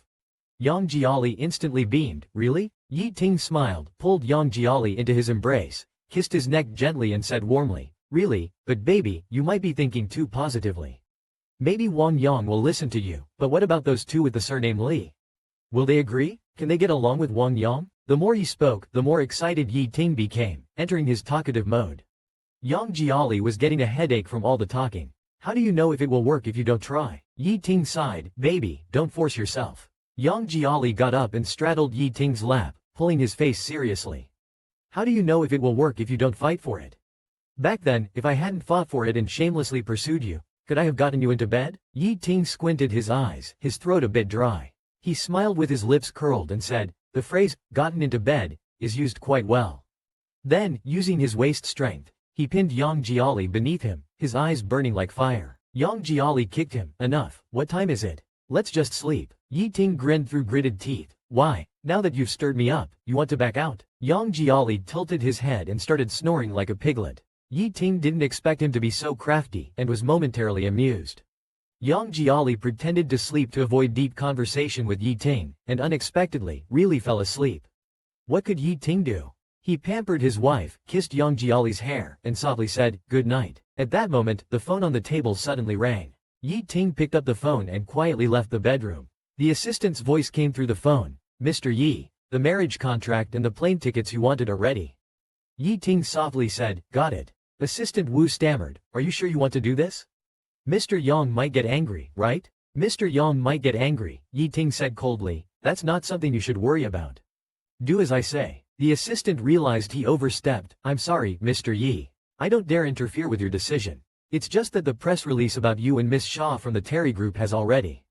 Before he could finish, Yi Ting interrupted. When will the release be sent out? The assistant replied, probably in a week. Yi Ting looked at the bedroom door and said, all right, I understand. Don't let the news leak before the release. I will personally explain this to Yang Yang. A few days later, when Wang Yang was feeling better, Yang Jiali went directly to the practice room. As soon as he mentioned his idea of having Wang Yang join the group, Li Da and Li spoke in unison. I disagree. Yang Jiali found this situation quite headache-inducing, just as Yi Ting had said. He then clasped his hands together and said, oh, please agree. I promise you, Wang Yang has truly changed. He's not the same Wang Yang as before. Li Da crossed his arms and sneered, even if he becomes Neo-Huru Wang Yang, it won't work. So whatever you decide, I'll follow you unconditionally, but not regarding Wang Yang. I've seen his true colors. I feel nothing but disgust for him and have no sympathy. I don't want to have any dealings with him in this lifetime. Yang Jiali rubbed his forehead and sighed. I'm not asking you to forgive him, just to give him a chance. Li Da said seriously, Brother Yang, have you forgotten how he used to pressure you? I can find those videos to refresh your memory. Yang Jiali quickly said, I haven't forgotten, but he and I have settled our accounts. Li Da remained adamant, no matter what, I don't want to accept this person. I find him filthy. With that, he walked away without turning back. Li patted Yang Jiali on the shoulder. Brother Yang, I know you want to give Wang Yang hope to live on, but this can't be rushed. Acceptance can't be forced. It's just Li Da's temper. You know he won't accept Wang Yang for a while. Give him some more time. Yang Jiali lowered his head, his palm propping his cheek, looking gloomy. In the afternoon, Yang Jiali came to Yi Ting's office looking dejected.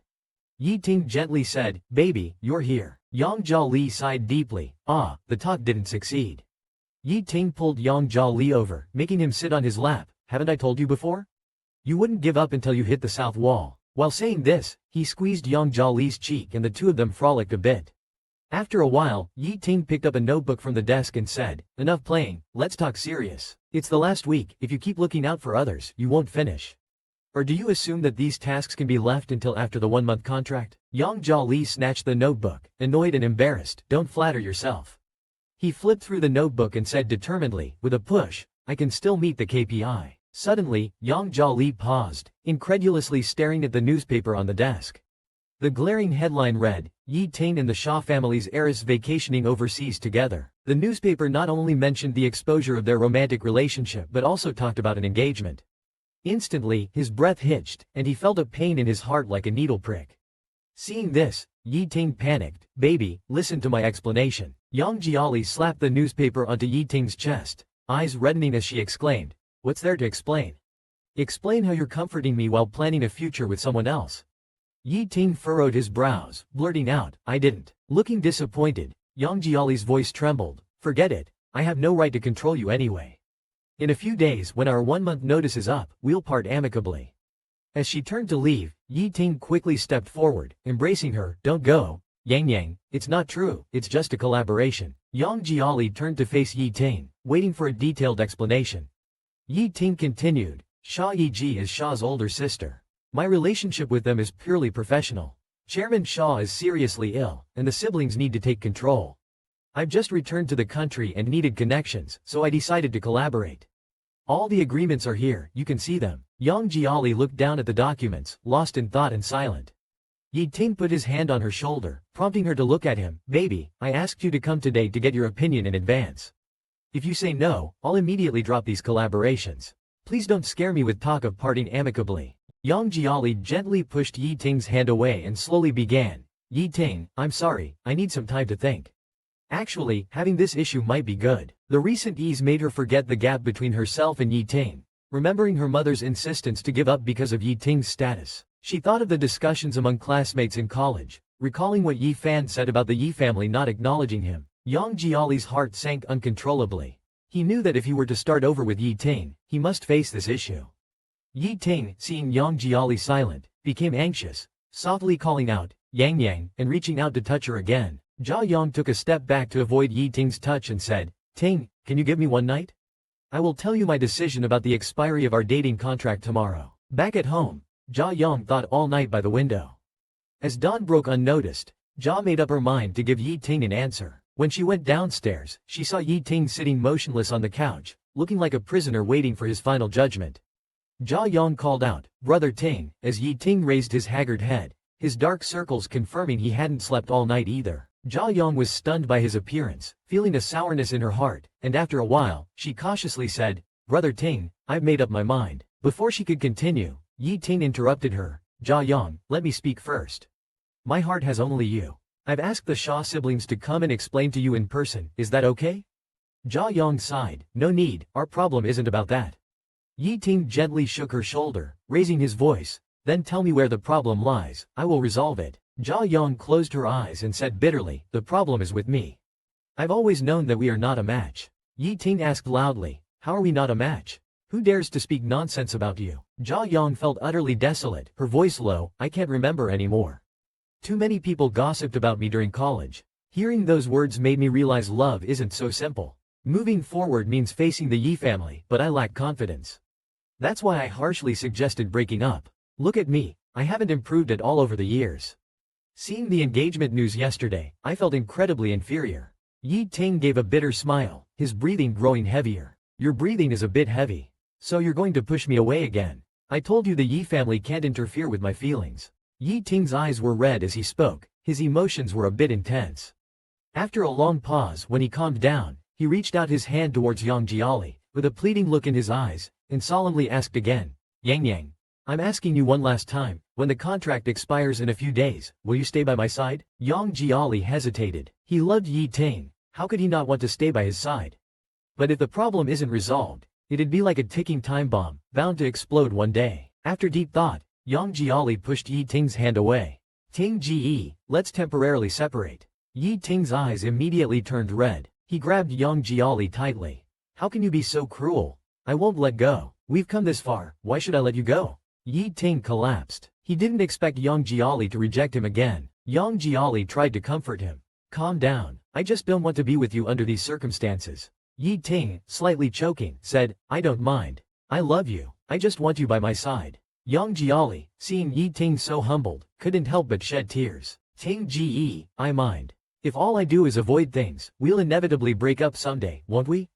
I don't want to constantly live under your protection. Let me go back and focus on my career, okay? I want to achieve something before standing by your side. That way, I will have confidence. Yi Ting moved closer to Yang Jiali, trying to say something, but Yang Jiali interrupted him, pleading, promise me, Ting Ji. You said you'd respect me. Yi Ting struggled for a moment but couldn't resist Yang Jiali's plea. He hardened his heart and said, all right, I promise you. But since we've decided to separate for now, there are some things we need to handle first. In the afternoon, Yi Ting brought Yang Jiali to the company. Yang Jiali still didn't understand what was going on, but Yi Ting handed him a document. Yang Jiali, full of suspicion, took the document. Yi Ting chuckled and calmly explained, the contract you signed with the subsidiary of my group hasn't expired yet, but I promised before that I would let you go as soon as the 30 days are up. With this, I can no longer use your career to threaten you. Yang, you are completely free now. Yang Jiali's eyes brightened as he held that piece of paper tightly. Logically, he should have signed his name without hesitation and celebrated his freedom. Yet now, he didn't know why he hesitated. Yi Ting lightly coughed and said, isn't this what you wanted most? I hope when you consider whether to come back or not, you won't remember my past mistakes. Quickly sign it, and after you do, we will go to the last destination, and then I will willingly let you go. Yang Jiali took the pen and said one word, okay. Finally, he bit his lip, picked up the pen, and signed his name at the bottom. After signing, he handed it to the lawyer beside him. Is this all right? The lawyer glanced at Yi Ting first. Under Yi Ting's unfriendly gaze, he stammered, there is more. With that, he picked up another pile of papers and handed them to Yang Jiali.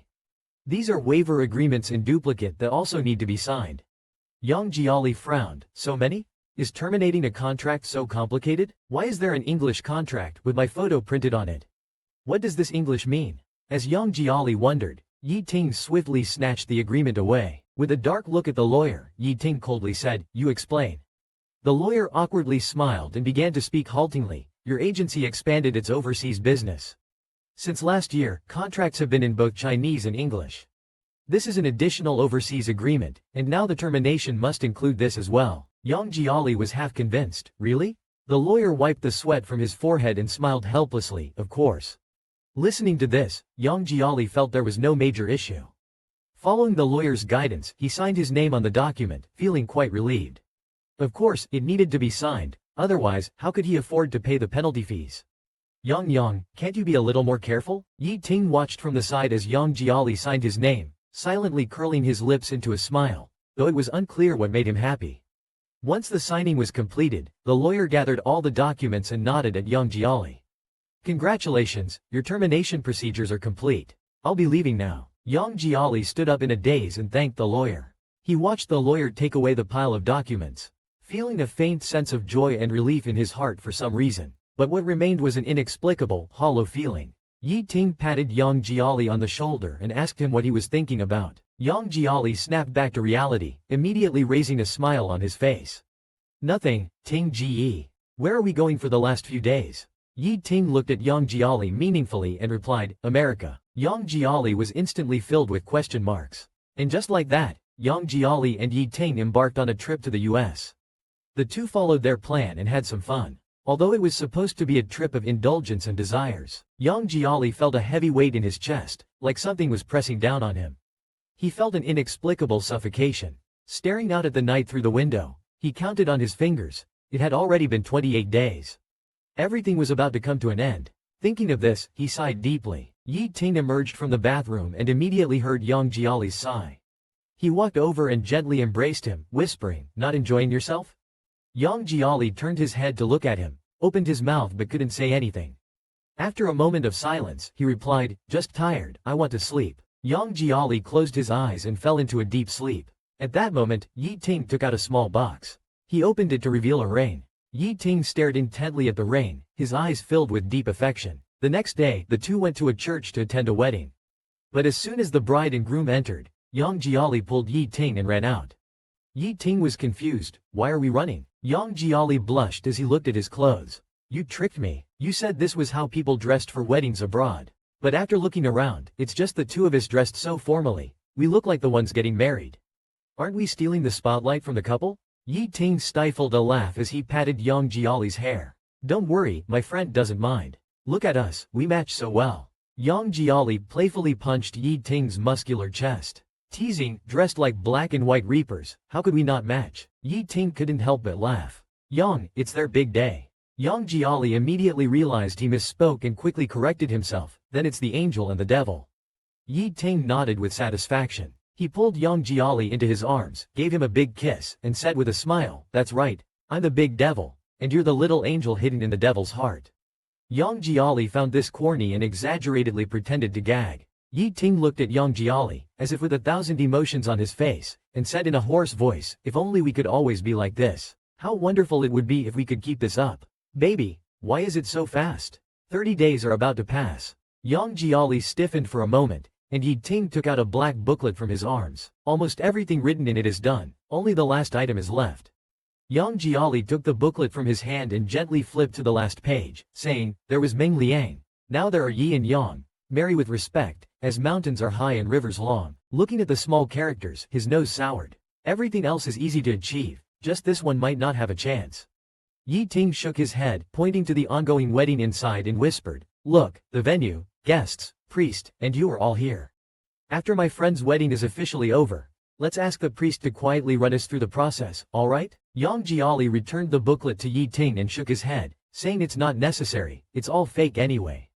Yi Ting, touching Yang Jiali's lips with his finger, said in a deep voice, "Fake is better than nothing. Listen to me, let's get married just this once. Please," he said, putting his hands together, looking pitifully at Yang Jiali with a look that said he would cry if he didn't agree. Yang Jiali laughed out loud with a puff. "Alright, let's keep it as a memory." Actually, this is also what he desires. After the newlywed ceremony ended, Yi Ting led Yang Jiali to the priest, who, just like before, solemnly recited the wedding vows. Yang Jiali awkwardly scratched his head, thinking he couldn't understand this. Seeing this, Yi Ting leaned over to Yang Jiali's ear and said, Yang, say you do."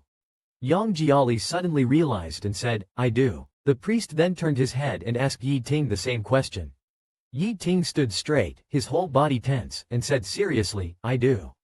Yang Jiali felt a chill on his scalp, feeling the atmosphere getting more and more uneasy. At this moment, Yi Ting knelt down on one knee and took out a ring box from his pocket. "We should exchange tokens now, baby." Yang Jiali widened his eyes, so shocked that he forgot to breathe, frowning as he whispered, "Get up. This is just a fake ceremony. Why are you being so serious?" Yi Ting looked at Yang Jiali, his gaze tender and profound. "The 30 days are almost over. I'm so afraid I won't have the opportunity again. We've been together for 4 years, and whether real or fake, I want to take a vow with you, wear a ring once, to have a beginning and an end, so there won't be any regrets." Yang Jiali was stunned. Everything on the notebook was completed. Yi Ting's eyes quietly reddened. "I regret it. I regret not telling you when we first met. Yang Jiali, I really like you. I'll always remember when you softly said you liked me the most in the backseat during our sophomore year. But baby, I want to tell you that no matter how much time passes, no matter where you go, you'll always be that youthful, clean, and cute person, the treasure Yang that I want to cherish in my heart." Yang Jiali's mind buzzed, and suddenly he couldn't hear anything. A feeling was sprouting and growing freely in his heart. Yang Jiali, with a hint of tears in his voice, said, "Ting, put it on me," and trembled as he extended his hand. Yi Ting excitedly said, okay, and then slowly slipped the ring onto his finger. After putting on the ring, the two looked at each other deeply. The priest then spoke, "You may kiss now." Yi Ting slowly leaned in, chuckling softly, "Baby, we're married," and then gently kissed Yang Jiali's lips. After their wedding in the United States, Zhao Liyang and Ting Yi immediately flew back to China. Now, only the last day of the 30-day period remained. In the dim bedroom, the clock beside them continued ticking evenly and mechanically, each tick resonating deeply. Zhao Liyang looked at the ring on her hand and suddenly understood that the cleverest strategy was not to seek victory but to win over hearts. She realized she was becoming increasingly unwilling to part with him. Zhao Liyang got up and looked at Ting Yi beside her, whispering, "Ting, are you asleep?" Ting Yi quickly replied that he couldn't sleep. Zhao Liyang stepped closer, wrapped her arms around Ting Yi's waist and asked, "Can you skip work tomorrow?" Ting Yi took a deep breath, slowly turned around, and met her gaze with his deep eyes. "It's the last 24 hours, how do you want to spend it?" "I'll listen to you." Zhao Liyang's cheeks reddened. After a few deep breaths, she said, "Then I want to do that." Ting Yi raised an eyebrow, "Which that?" Zhao Liyang reached under the blanket, over to Ting Yi's side, grabbed his hand, and said seriously, "This one, understand? We've gone through the wedding process, I want to spend the whole day in the bridal chamber." Ting Yi gasped, his eyes wide with shock, his atoms apple-bobbing, his voice trembling as though he couldn't believe it. "Baby." Zhao Liyang gritted her teeth, flipped over and sat on top of Ting Yi, almost ferociously saying, "I'm presenting myself right to your lips, and now you play innocent? On this last day, if I don't drain you completely, I won't be satisfied."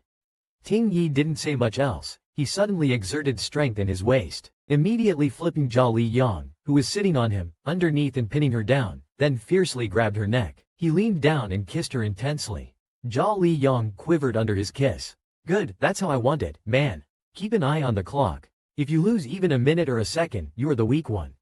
Ting Yi smirked, his voice fiery. "Baby, let's see whether it's me who ends up weak, or if someone starts crying first." He then started to get handsy. At a critical moment, Ting Yi's phone wouldn't stop ringing. Zhao Liyang asked Ting Yi to answer the phone first, else the ringing would make her anxious. Yi Ting reluctantly picked up the phone. The secretary, trembling with fear, said, "President Yi, there are a few urgent documents that need your review. I've just sent them to your email." Yi Ting, furious, responded, "Wait until I get back to the office to deal with it. From now on, unless it's something monumental, don't call me. I'm on vacation tomorrow." He swiftly hung up the phone, casually tossed it aside, and then pressed himself back onto Yang Jiali. "Baby, let's continue." Yang Jiali laughed and scolded, "You tyrant." Yi Ting chuckled softly, blowing warm air as he said, "Who can blame the tyrant when he has a clingy little treasure hiding in his chambers?" The intense battle had started the previous night. The flames of war raged on until 10 p.m. the next night. Both sides fought ferociously, eyes red with exhaustion, giving it their all. With little rest, the stalemate dragged on, with no clear victor in sight. The details of the battle are too brutal to describe. After the dust finally settled, Yi Ting held Yang Jiali in his arms, resting his head against his bare chest, and planted a kiss on his forehead. Yi Ting chuckled softly, "Time's up.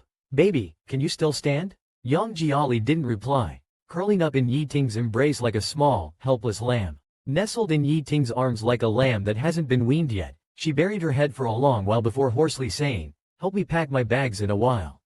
Yi Ting paused, stroking Yang Jia's hair, and softly said, "Okay." Yi Ting got out of bed, pulled out Yang Jia's small suitcase, and started packing items one by one. In silence, Yang Jia carried the suitcase to the door, then suddenly called out to him, "Wait a moment." He quickly turned back to the bedroom, opened the closet, and took out his own warm woolen coat, wrapping Yang Jia tightly in it.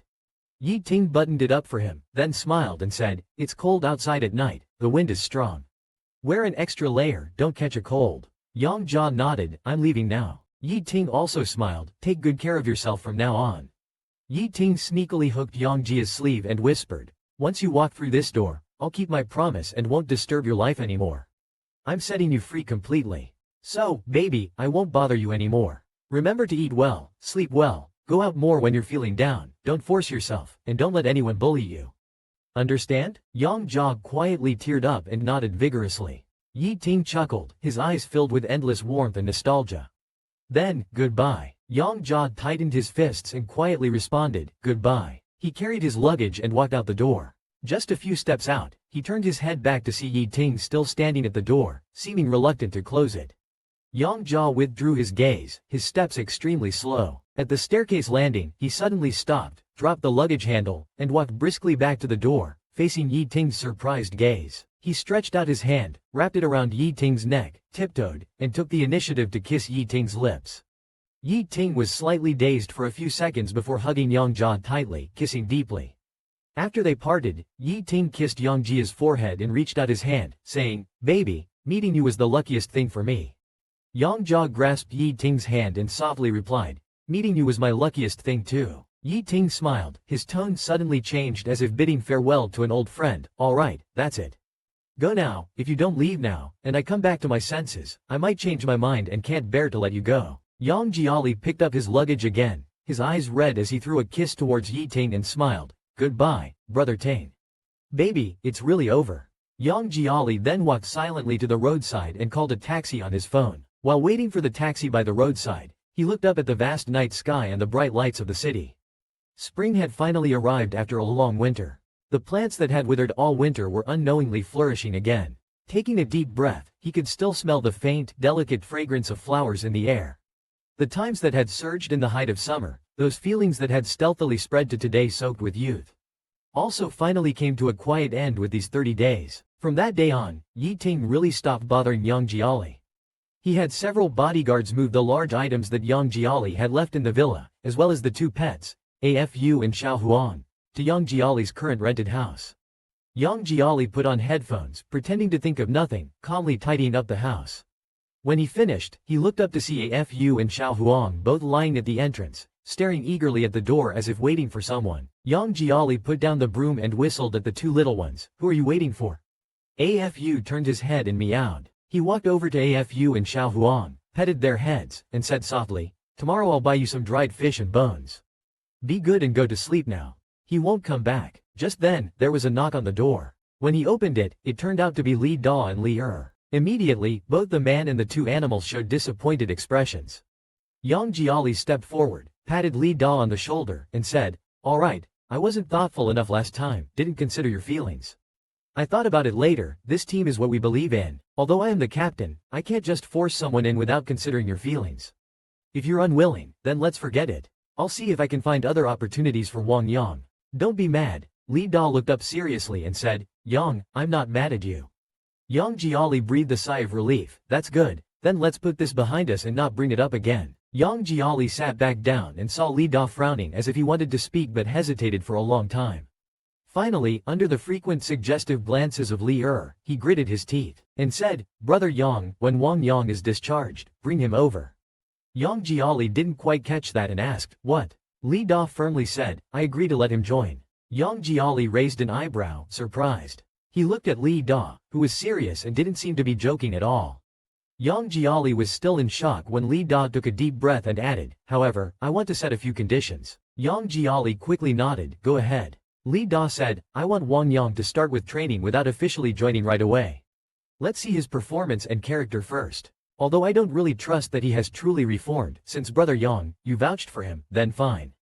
If he really can change my impression of him, I will personally welcome him with open arms." Yang Jiali raised an eyebrow. "Okay, sure." Before Yang Jiali's smile could fully form, Li Da interjected, "But if he's still as arrogant, selfish, and dismissive as before, if he shows any hint of his former petty and spiteful demeanor, I won't coddle him at all." Yang Jiali thought for a while and then nodded seriously. "All right, we'll do as you say."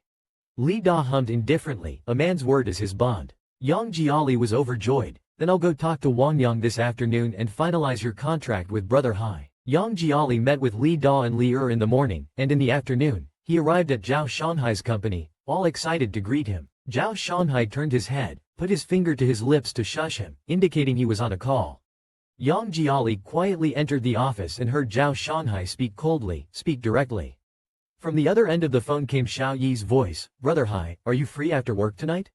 If you're not busy, let's go see a movie together. If you have no plans, let's go see a movie together," Zhao Shanhai said bluntly. "No." Xiao Yi was rejected and bit his lip. "How about a weekend trip? We can bring Lele along. I've already bought all the family gear." Zhao Shanhai took a deep breath, his voice somewhat sharp. "I asked you to do these activities before, and you said you didn't have time. Now that we've broken up, please, Mr. Xiao, stop asking me out. I'm very busy." He hung up. Yang Jiali couldn't help but laugh out loud. Xiao Yi's tone changed immediately, becoming irritable and anxious. "Why is there someone else in your office? Are you meeting some small-time celebrity again?" Before Xiao Yi could finish, Zhao Shanhai directly hung up the phone, placed it aside, glanced at Yang Jiali, and said, "Why were you laughing just now? Got me scolded again." Yang Jiali shook his head, holding back a laugh, and said, "It's nothing, I just suddenly thought of a video I watched last night. It reminded me of you and Mr. Xiao." As he spoke, he handed his phone to Zhao Shanhai. In the video, a car was driving ahead, with a dog chasing behind. Zhao Shanhai glanced at it, and burst out laughing. "Yeah, it kinda does resemble that." Yang Jiali laughed along with him. After they stopped laughing, Yang Jiali quietly said, "By the way, Brother Hai, you've helped me so much, how about I do something for you? Give me your phone. What are you going to do?" Yang Jiali sidled up to Zhao Shanhai and rested his head on Zhao's shoulder, saying to the screen, "Say cheese." After taking the photo, Yang Jiali opened Zhao Shanhai's WeChat. He selected the photo, edited a caption for a moment's post, and set it to be visible only to Xiao Yi. Zhao Shanhai glanced at it and half smiled, half complained, "Childish." Yang Jiali chuckled and said, "Not at all, this is called precision targeting. It'll hit right where it hurts." Zhao Shanhai sighed, "You care so much about other people's relationships. What about yourself? Haven't you been keeping up with Yi Ting lately?" Yang Jiali casually replied, "I'm too busy with my career. He's a big CEO, he doesn't need my attention." Zhao Shanghai picked up a newspaper and teased, so you don't care about someone's engagement, huh? Yang Jiali snatched the newspaper away, only to see the headline. Yi Ting and the Shah family's daughter attend a family banquet together, appearing intimate, suspected of engagement. Yang Jiali stared blankly at the content, feeling a pang of bitterness. Is this news true? Zhao Shanghai raised an eyebrow. Why ask me? Call him yourself. Would he really keep it from you? Yang Jiali felt anxious but was too embarrassed to speak up. He moved behind Zhao Shanghai and started massaging his shoulders, his eagerness evident.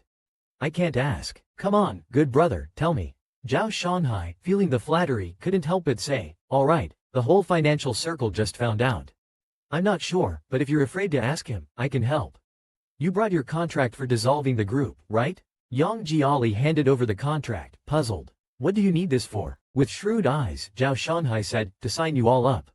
There's a film premiere in a few days, perfect for your comeback appearance.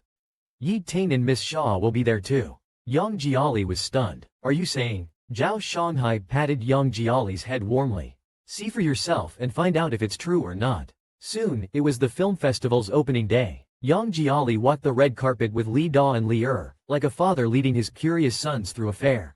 They were startled and amazed. Yang Jiali turned back and glared at them, making them slightly more reserved. They reached the VIP hall where a small cocktail party was being held.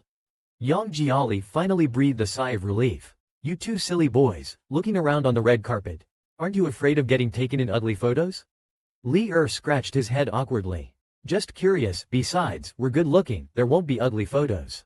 Yang Jiali chuckled and teased, you brat, as Li pointed behind Yang Jiali, pleadingly. Okay, Yang, stop scolding us now.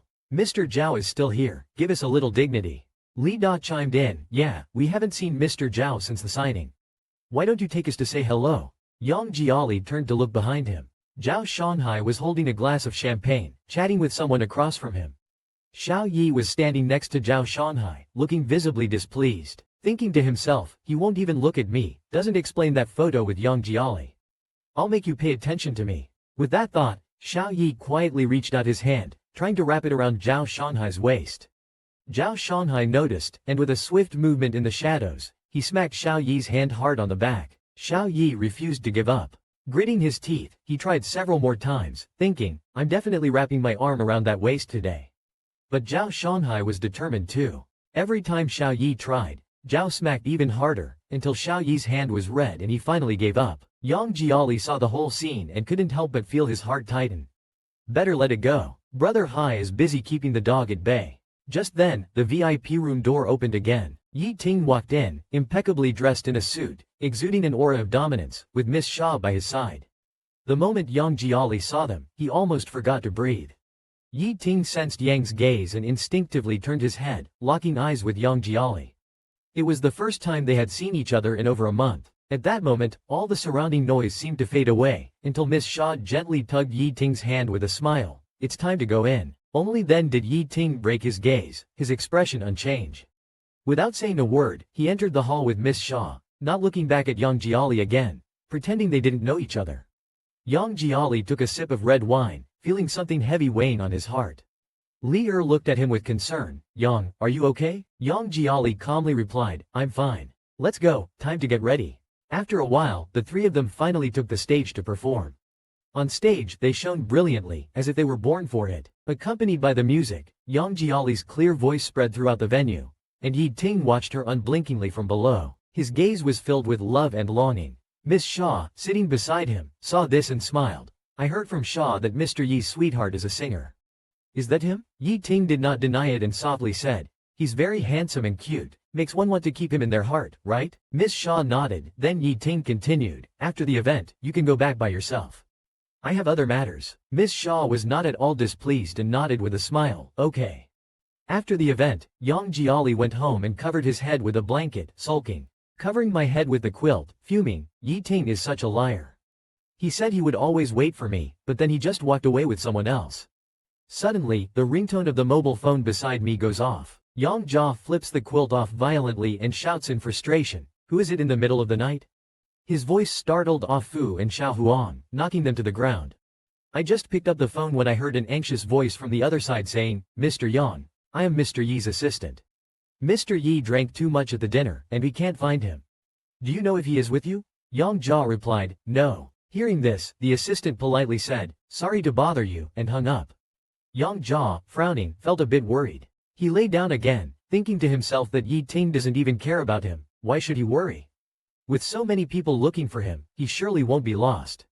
With that thought, Yang Jia tried to lie down again but couldn't fall asleep, his mind buzzing with thoughts. Yang Jia, truly annoyed, got out of bed and paced back and forth on the cold floor of the bedroom, muttering to himself, "How can such a grown man be like a child, never giving a moment's peace? So annoying, so annoying." But still, he was too worried in the end. He grabbed his coat from the rack and dashed out the door, thinking to himself how he would scold Yi Dog once he found him. The night was deep, the moon melancholy. He rushed all the way to the villa and, facing the villa's code lock, he tried entering his own birthday. The lock emitted a cheerful sound. "Password correct, welcome back." Yang Jia was a bit stunned, not expecting his own birthday to be the password.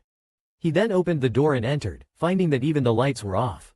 He called out loudly for Yi Ting, but no one responded. Suddenly, a thought flashed through his mind. He remembered that during those 30 days, Yi Ting had brought him to the rooftop saying he liked to come here when he felt upset.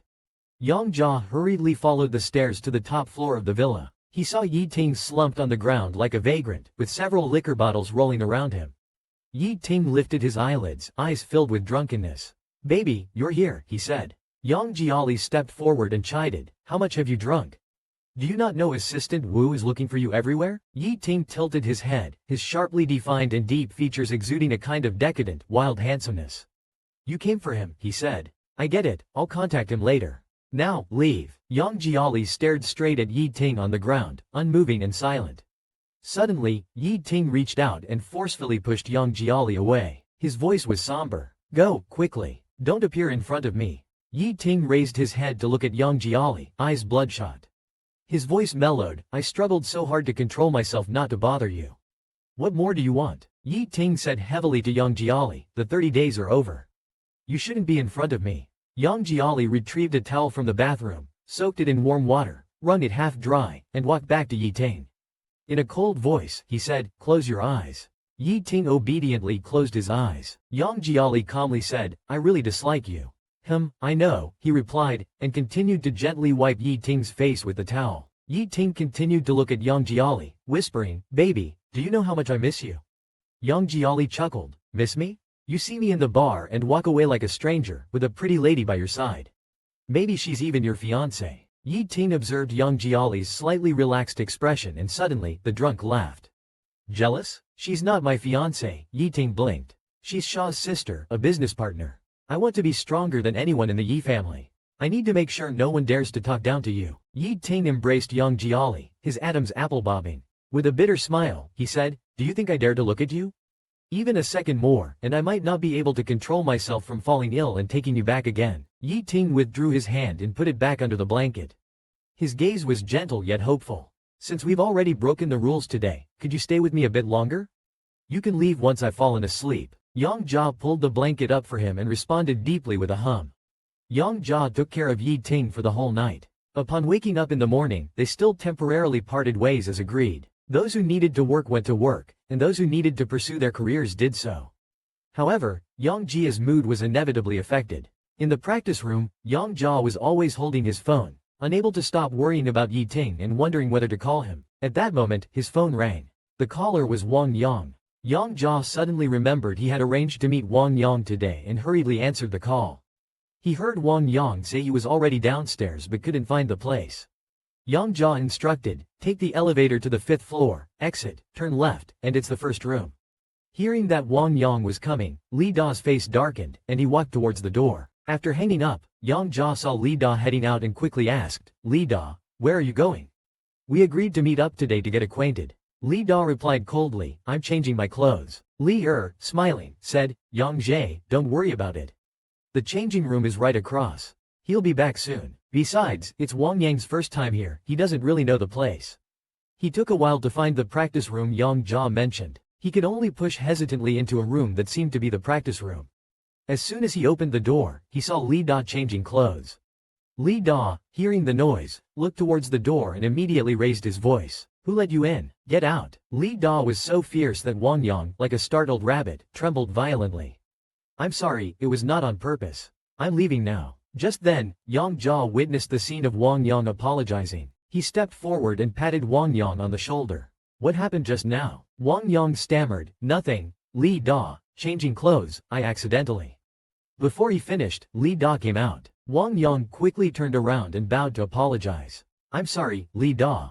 I apologize to you. Li Da didn't even look at him and said coldly, who told you to call me Li Da?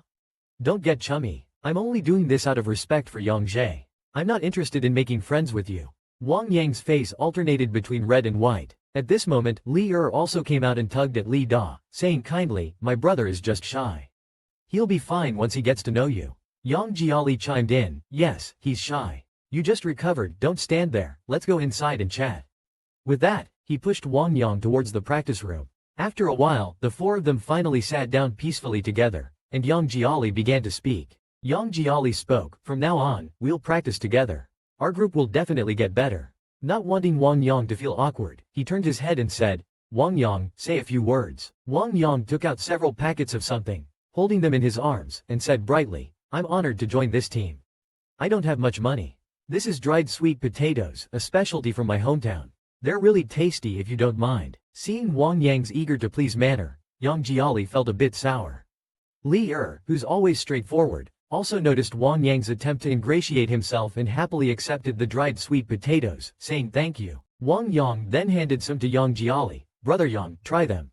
Yang Jiali quickly reached for them. They look delicious. I'll try them after rehearsal. Thank you. At this point, Zhao Shanhai's assistant called from the doorway, Yang, Mr. Zhao is looking for you. Yang Jiali got up and walked towards the door. You guys continue chatting. After Yang Jiali left, Wang Yang cautiously said to Li Da, no, brother Li, this is for you. Li Da ignored him and turned away. Wang Yang stood there awkwardly, his head hung low like an abandoned sheep. Yang Jiali arrived at Zhao Shanhai's office. Brother Hai, you wanted to see me? Zhao Shanhai's expression was somewhat off. He said seriously, you come here. Did you apply for a green card in the US recently? Or change your visa status? Yang Jiali, confused, replied, no, what's up? Zhao Shanhai, holding a document, said, the company was processing new employee information and checking passports. The Immigration Bureau mentioned your visa status changed, and you're undergoing a change of status to a US resident. Yang Jiali was stunned. I haven't done anything like that. Zhao Shanhai tapped his fingers on the table, frowning, it's strange indeed. It's not like the US Immigration Service thinks you're so excellent they're forcing it upon you. Yang Jiali scratched his head, feeling a bit awkward. I'm not that excellent. Zhao Shanhai suddenly noticed the ring on Yang Jiali's hand and raised an eyebrow. What does this mean? Yang Jiali's face immediately turned red as he explained. Earlier, Yiting borrowed the venue and a pastor from a friend's wedding and said he wanted to do a mock wedding ceremony with me. Zhao Shanhai's head started to ache upon hearing this. When he told you to go through the motions, you really went through with it? Yang Jiali blinked, his voice weak, it's fake anyway. Zhao Shanhai was speechless, his head buzzing. Silly child, with a pastor as a witness and the marriage license already submitted, it can hold legal power. After a moment, Zhao Shanhai calmed down. He typed on his computer for a while and found a US marriage application form, turning the screen towards Yang Jiali. Think carefully, did you ever sign this document? Yang Jiali leaned over to look and said, Yi Ting's lawyer said this was an overseas work agreement. Zhao Shanhai realized what had happened and sighed, Xiao Yang, you need to improve your English. This is a marriage license and certificate. Yang Jiali was dumbfounded, as if struck by lightning, unable to recover. After a long moment, he trembled and raised his hand, pointing at himself, I'm married. Zhao Shanhai patted Yang Jiali's shoulder and sighed, I knew he wouldn't let you go so easily. This move was really ruthless. Yang Jiali was enveloped in a storm of anger, thinking if it weren't for this document review, Yi Ting would have kept it from me forever.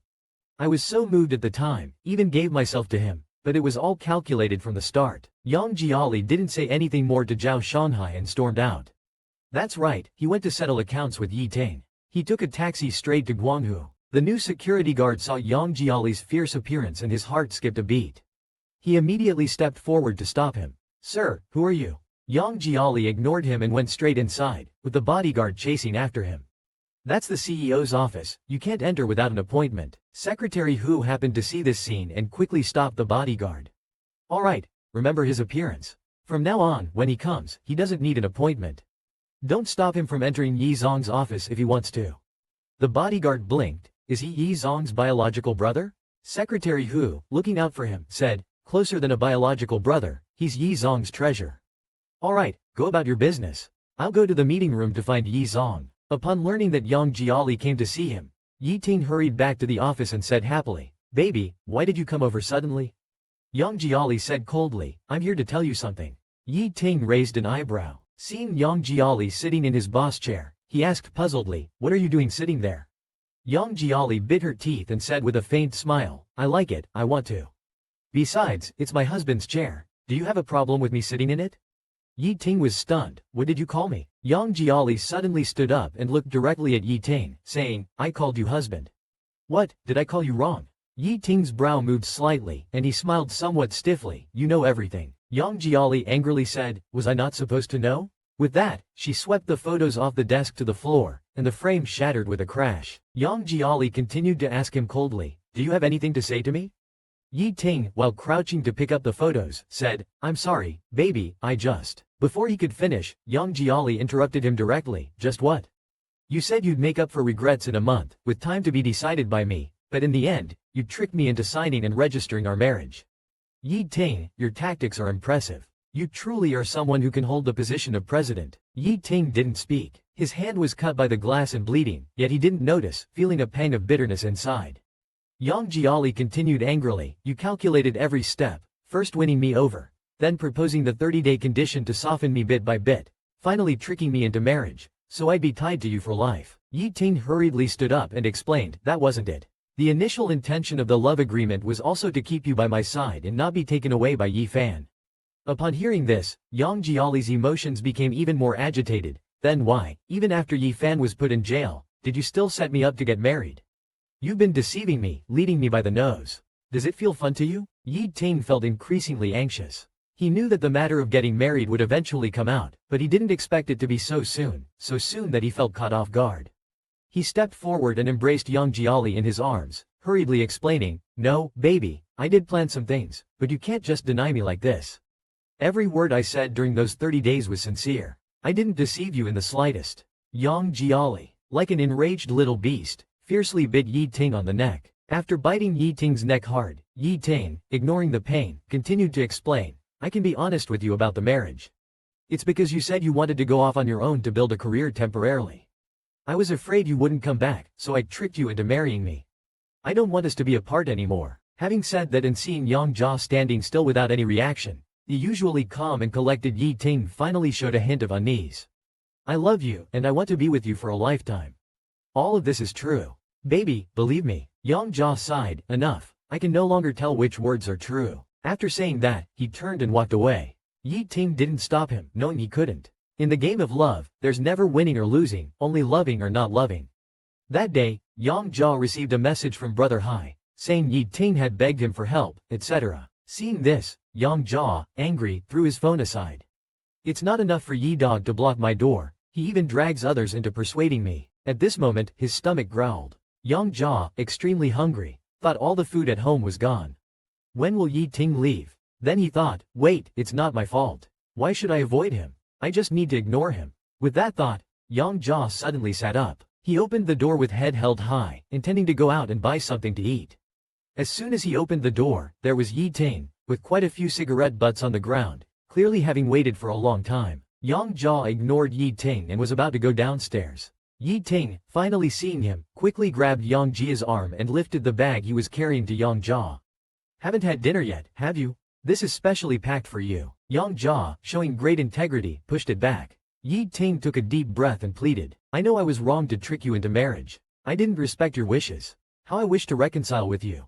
During those 30 days, you must have felt that I was just afraid of losing you." Yang Jiali quickly turned and entered the door, saying, "That's it, then please leave." As she was about to close the door, Yi Ting became anxious, holding onto the door. "You still refuse to believe me? Then at least accept these things, okay? If you take them, I'll leave." Yang Jiali looked at the bag in front of her, thinking it wouldn't hurt to accept food, so she took the bag and closed the door. Yang Jiali placed the bag on the table to see. Besides the packed dinner, there was also a small box with unknown contents. Hesitating for a moment, she bit the bullet, took the box, and opened it. Inside was the photo frame that had been broken in the office last time. She turned the photo frame over, and on the back, there was a small sheep with teary eyes, holding a sign that read, "Forgive me." Yang Jiali's heart softened instantly, but she still harshly said, "Forgive you, my foot." Yang Jiali looked further into the box. Underneath was an envelope. The envelope had a sticky note attached. Yang Jiali thought to herself, how come it's one thing after another? I have to see what tricks you have up your sleeve, Yang Jiali said as she opened the envelope, which contained 2 documents in English. On the side, a sticky note explained, "Divorce application, already signed." Yang Jiali angrily threw the application onto the table. She was immediately frustrated, using the same tactic twice. "You think I'm ignorant in English, right? Or is this also a tactic, thinking that I won't sign the divorce papers? I won't fall for your trap." Thinking this, she pulled out a pen to sign. Biting a toothpick, Yang Jiali signed his own name. Looking at the signed divorce application, he initially felt relieved, thinking that this time he finally didn't follow the path Yi's surname had calculated for him, finally able to give him a big surprise. But the more he looked at it, the more agitated he became inside. Do I really want this? As for Yi Ting's feelings, on the contrary, he was willing to break free from familial constraints and marry me. He must truly want to spend the rest of his life with me. But why must it be done in this way? Why must he deceive me time and again? Just as Yang Jiali was hesitating, Ah Fu and Xiao Huang barked at the door. Yang Jiali walked over, gently stroking the heads of the 2 little guys, and softly said, "Do you miss Yi Ting this much?" Xiao Huang wagged its tail, not sure if it understood. Yang Jiali smiled. "Xiao Huang, he really was good to you, wasn't he? He didn't use you as a tool to trap me. Otherwise, you wouldn't wait for him so persistently." Yang Jiali sighed, seemingly having realized something. He picked up the application form again and muttered to himself, "It's not that I want to forgive him myself. I'm afraid that Ah Fu and Xiao Huang miss him too much, so I'm giving Yi Ting a chance." Saying so, he smirked, "But before that, I have to teach Yi Ting a lesson and vent my anger." The next day, Yi Ting received a lunch personally prepared by Yang Jiali. When he opened the food box and saw what was inside, he was momentarily stunned and didn't know where to start.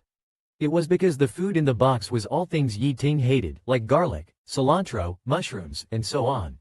Even the secretary beside him couldn't help but complain in his heart, "This has to be deliberate, right?" The secretary, noticing Yi Ting's not-so-good expression, asked, "President Yi, do you need me to order some takeout for you?" Yi Ting pondered for a moment and, with a look of noble sacrifice, replied, "No need, I'll eat this. You may leave now." After the secretary left, Yi Ting began to eat, but his expression wasn't great, as if he were eating chocolate with a taste of feces.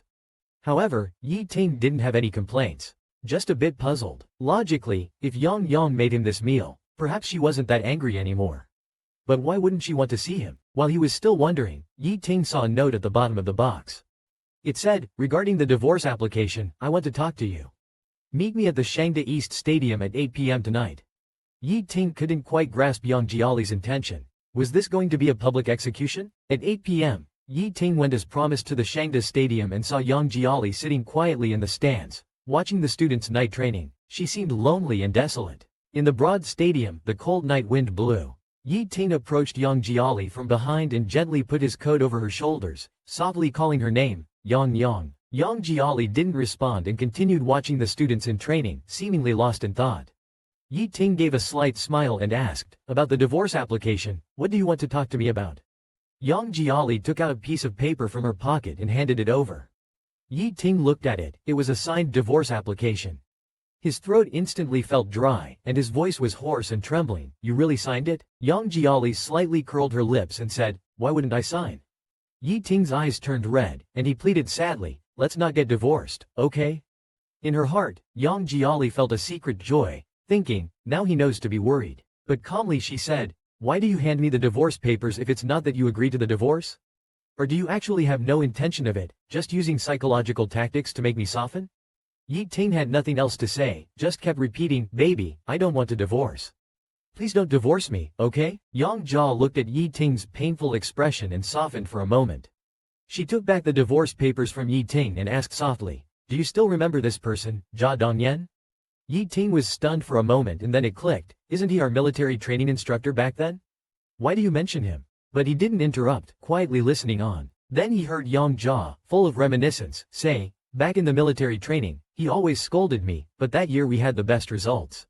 I even got the Outstanding Soldier Award. I was particularly proud." Before returning to the army, old Jia gently apologized to me, saying he really had no choice but to scold me. I could feel that on the surface he was tough, but his heart towards us was sincere.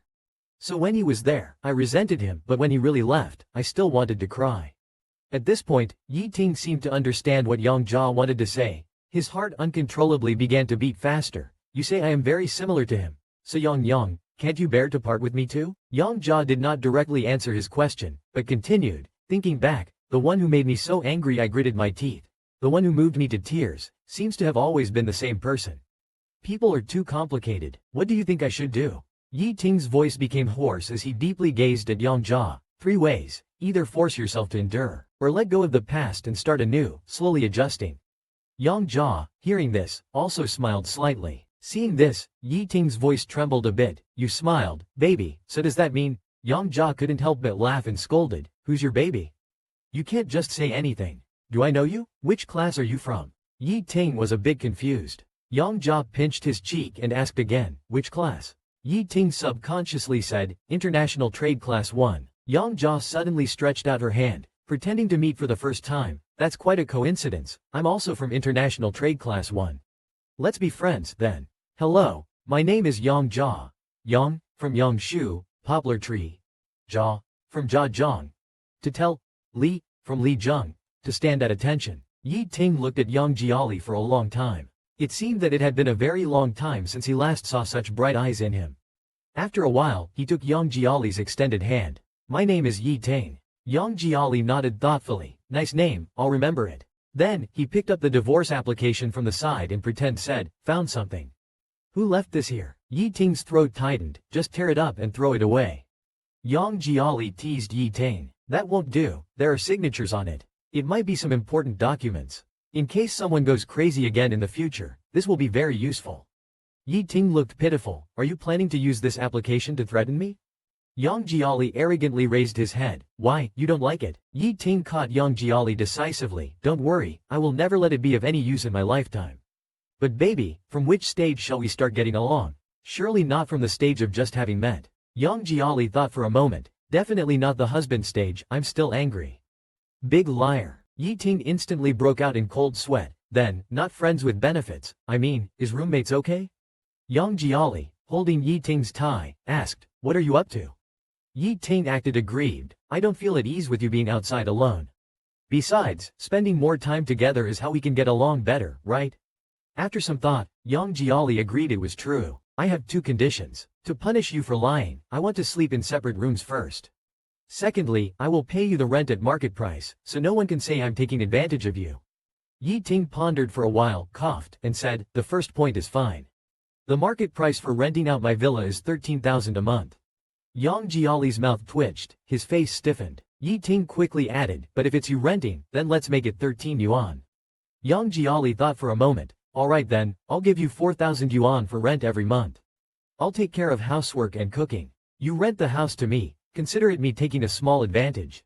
Yi Ting blinked, deal, but baby, since you're taking advantage of me, can I also take advantage of you once? Yang Jiali was startled. Hey, I warn you, there are so many people here for military training.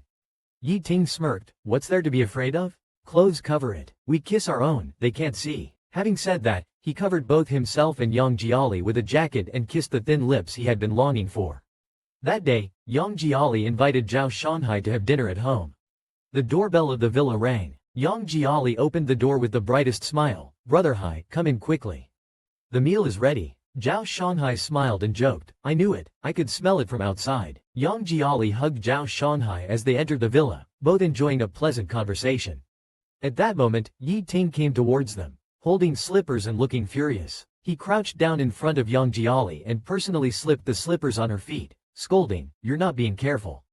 It's cold and you're not wearing shoes. A blush quickly spread across Yang Jiali's face as she shyly said, the house is heated, you know. She then heard Zhao Shanhai's laughter, which made her feel even more embarrassed. Zhao Shanhai joked, from those 30 days that started, I knew you two couldn't be separated.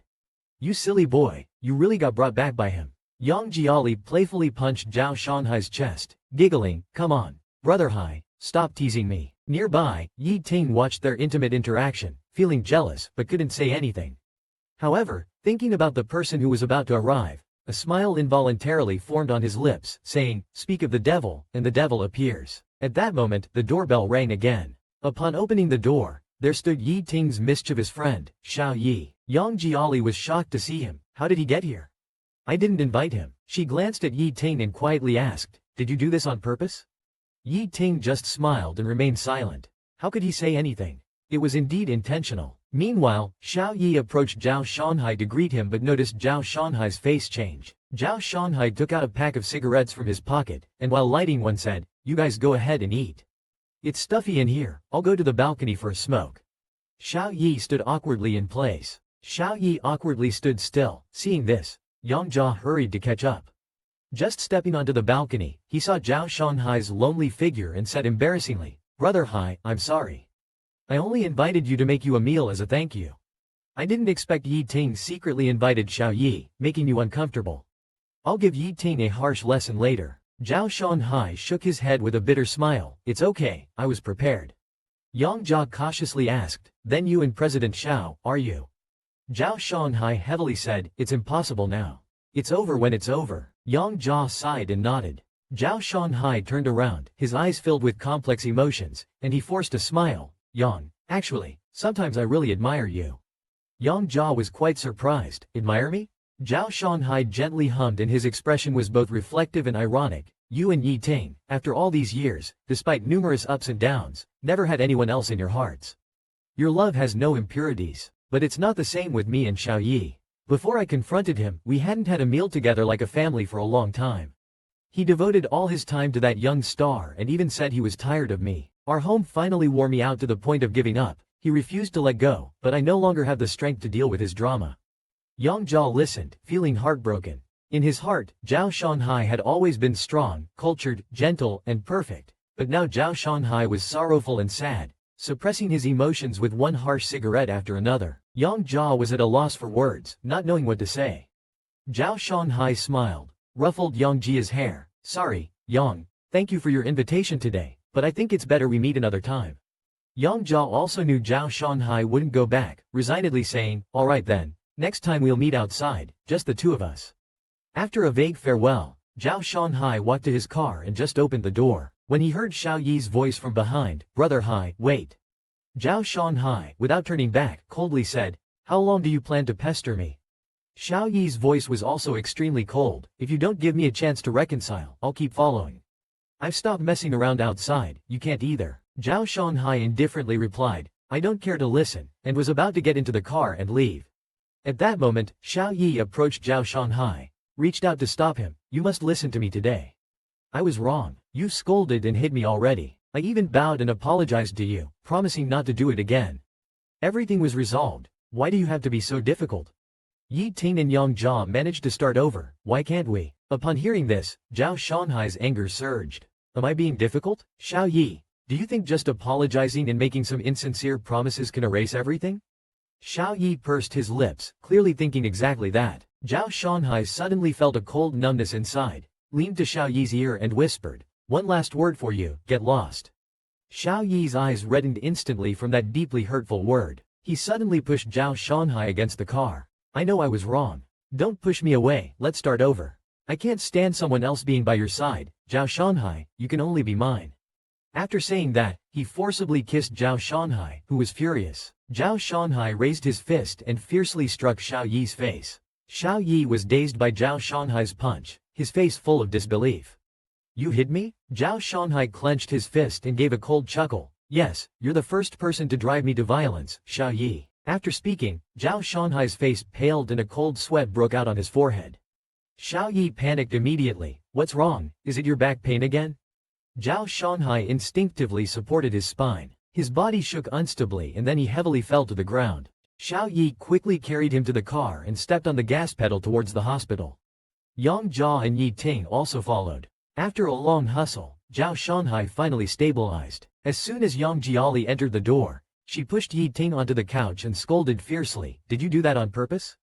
Yi Ting pretended to be confused. What? Seeing his act, Yang Jiali got infuriated, grabbed Yi Ting's cheek and said, I was having a nice Thanksgiving dinner. Why did you have to invite Xiao Yi?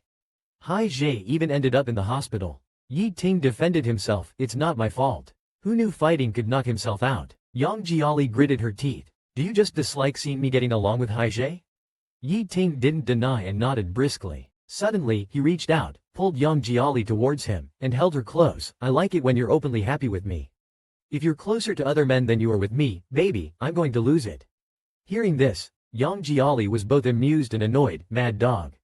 This time, since Hai Jie is not badly hurt, I'll let you off. But don't let it happen again, or I really will get angry. Yi Ting said affectionately, I understand. After saying that, he kissed Yang Jiali, and it took a while before they parted. Yi Ting, holding the shy Yang Jiali, started watching TV. As soon as the TV was turned on, inappropriate content for children was playing. Yang Jiali immediately perked up and exclaimed, last episode they were fighting, and now they're rolling in the sheets? Has the TV content become this bold? Yi Ting frowned, covered Yang Jiali's eyes with his hand. Stop watching, not suitable for little lamb. Just when Yang Jiali was getting into it, her view was blocked. Annoyed, she slapped Yi Ting's hand away fiercely and snapped, what are you blocking? I'm not a child. I've done this stuff with you plenty of times, what's the big deal? Pretending to be pure, like an old hag putting on lipstick. Pa! Yi Ting burst out laughing, his eyes conveying deep meaning, since you think it's no big deal, then why do we still sleep in separate rooms? You won't even let me sleep on the same bed with you. Yang Jiali's eyes rolled around. What's wrong? Are you trying to set me up again? Starting to get ideas already? Can't hold back anymore? Yi Ting now, I just want to know what it takes for you to agree to let me share a bed with you. I need a definite standard, otherwise I don't know how long I have to wait. Yang Jiali raised an eyebrow, and a mischievous thought popped into his mind. Since you're saying this, how about we make a bet? A playful smile suddenly appeared in Yang Jiali's eyes. Within a month, if you can't bear the loneliness and start making moves first, then you lose, and I can punish you. Yi Ting moved Yang Jiali's foot aside. He leaned over onto him and said, what if I win? Yang Jiali hooked the corner of his lips. If you let me entangle you first, crave your body, I'll admit defeat. Then I'll immediately open the bedroom door for you, even free up half the bed for you to sleep. How about that? Yi Ting readily agreed, just as pink bubbles appeared around their gazes. Suddenly, Liang Jiali pushed Yi Ting away, then it settled. I'm going back to my room. Yi Ting could hardly conceal his disappointment and sighed. Yang Jiali waved at Yi Ting, what now? We have to record a show tomorrow, I need to sleep. The next day, backstage at the performance venue, Yang Jiali and others were ready early. He pulled Li Da and Li aside, it's our first performance as a group of 4, let's be spirited. After glancing at Wang Yang, he continued, also, I need to discuss something else. Wang Yang is physically weak and the recording is long. I can't keep an eye on him from the front, please take more care of him backstage. Plus, he seems to be in a bad state. Let's encourage him first, okay? After saying this, he looked pleadingly at the two. Li Da and Li quickly agreed. Yang Jiali then called Wang Yang over. Seeing the script in Wang Yang's hands dampened by sweat, he couldn't help asking, what's wrong? Are you nervous? Wang Yang's face quickly turned a shade of red, a little. Seeing this, Li put an arm around his shoulder, don't be scared. We are a team, we can shoulder it together. Yang Jiali smoothly added, and me, I'm always here no matter what. You are not alone anymore, understand? Wang Yang visibly relaxed, and then Yang Jiali glared at Li Da behind him. Aren't you going to say something? Li Da awkwardly approached Wang Yang. They stood in silence for a while, unable to say anything. Just then, the director called out for Yang Jiali and the others to get ready to go on stage. Only then did Li Da say to him, there's nothing much to say. Just perform well. Wang Yang looked a bit disappointed, softly saying, oh. He knew he wouldn't hold everyone back and was about to leave. He slipped and almost fell to the ground. In that critical moment, Li Da swiftly caught him around the waist, and they exchanged a deep, meaningful gaze. Yang Jiali and the others recorded a program together for the first time. After 6 hours, they finally finished recording. It felt pretty good, even better than during rehearsal. So, in a good mood, Yang Jiali offered to treat them to a big meal. At the mention of a big meal, Li Da and Li's eyes lit up, eagerly shouting for barbecue. Yang Jiali laughed and said, then Li Da, take them there using my membership card. I can't go today, I have to visit Brother Hai at the hospital. Just then, Yi Ting, who had been waiting for a long time, called out for Yang Jiali to get in the car. Yang Jiali grabbed Wang Yang, gave some instructions, then waved goodbye and ran swiftly towards the car. They soon arrived at the hospital. Just as they reached the door of Zhao Shanghai's ward, they saw Xiao Yi sitting dejectedly, like a beaten eggplant. He walked over to Xiao Yi, coughed, and asked, President Xiao, is Brother Hai inside? Xiao Yi glanced at him coldly and nodded. As a close brother, Yi Ting hit right where it hurt, why don't you go in? Xiao Yi opened his mouth to speak but ended up just pressing his lips tightly together, saying nothing. Yang Jiali saw this and chuckled to himself. What else could it be? Definitely got kicked out by Brother Hai. Serves him right. Yang Jia Li didn't bother with Xiao Yi anymore and pushed open the hospital room door and walked in. The moment he opened the door, Xiao Yi sprung up like a spring, wanting to follow inside. Yang Jia Li didn't give him the chance, swiftly entering the room and slamming the door shut with a bang. As soon as he entered, Yang Jia Li hurriedly asked, "Brother Hai, are you feeling better now?" Zhao Shanhai was lying on the hospital bed, handling work emails with both hands on a tablet. Old problem, nothing serious. Why did you even bother to come? Yang Jia Li bowed his head. I feel bad. You wouldn't have gotten hurt if it weren't for that meal. Zhao Shanhai turned his head to comfort him. It's not your fault.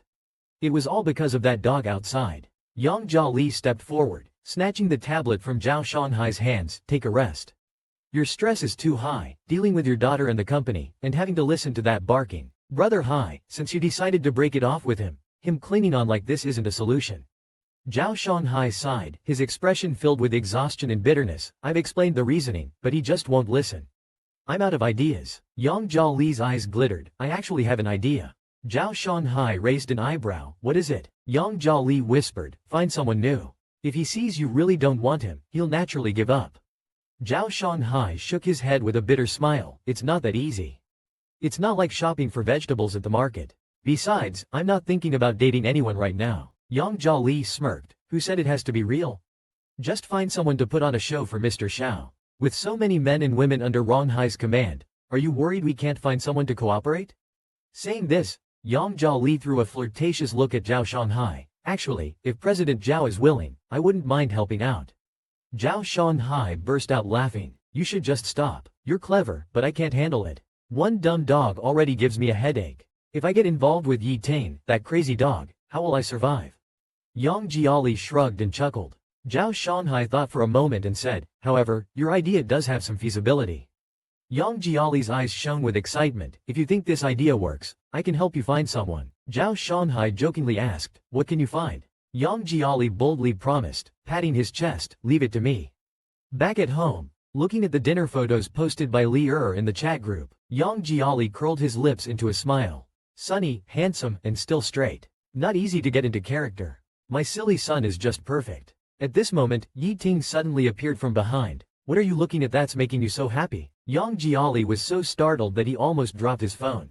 He couldn't let Yi Ting know, lest he spill the beans to Xiao Yi. Thinking of this, he strategically coughed. Nothing, just chatting with 3 silly sons.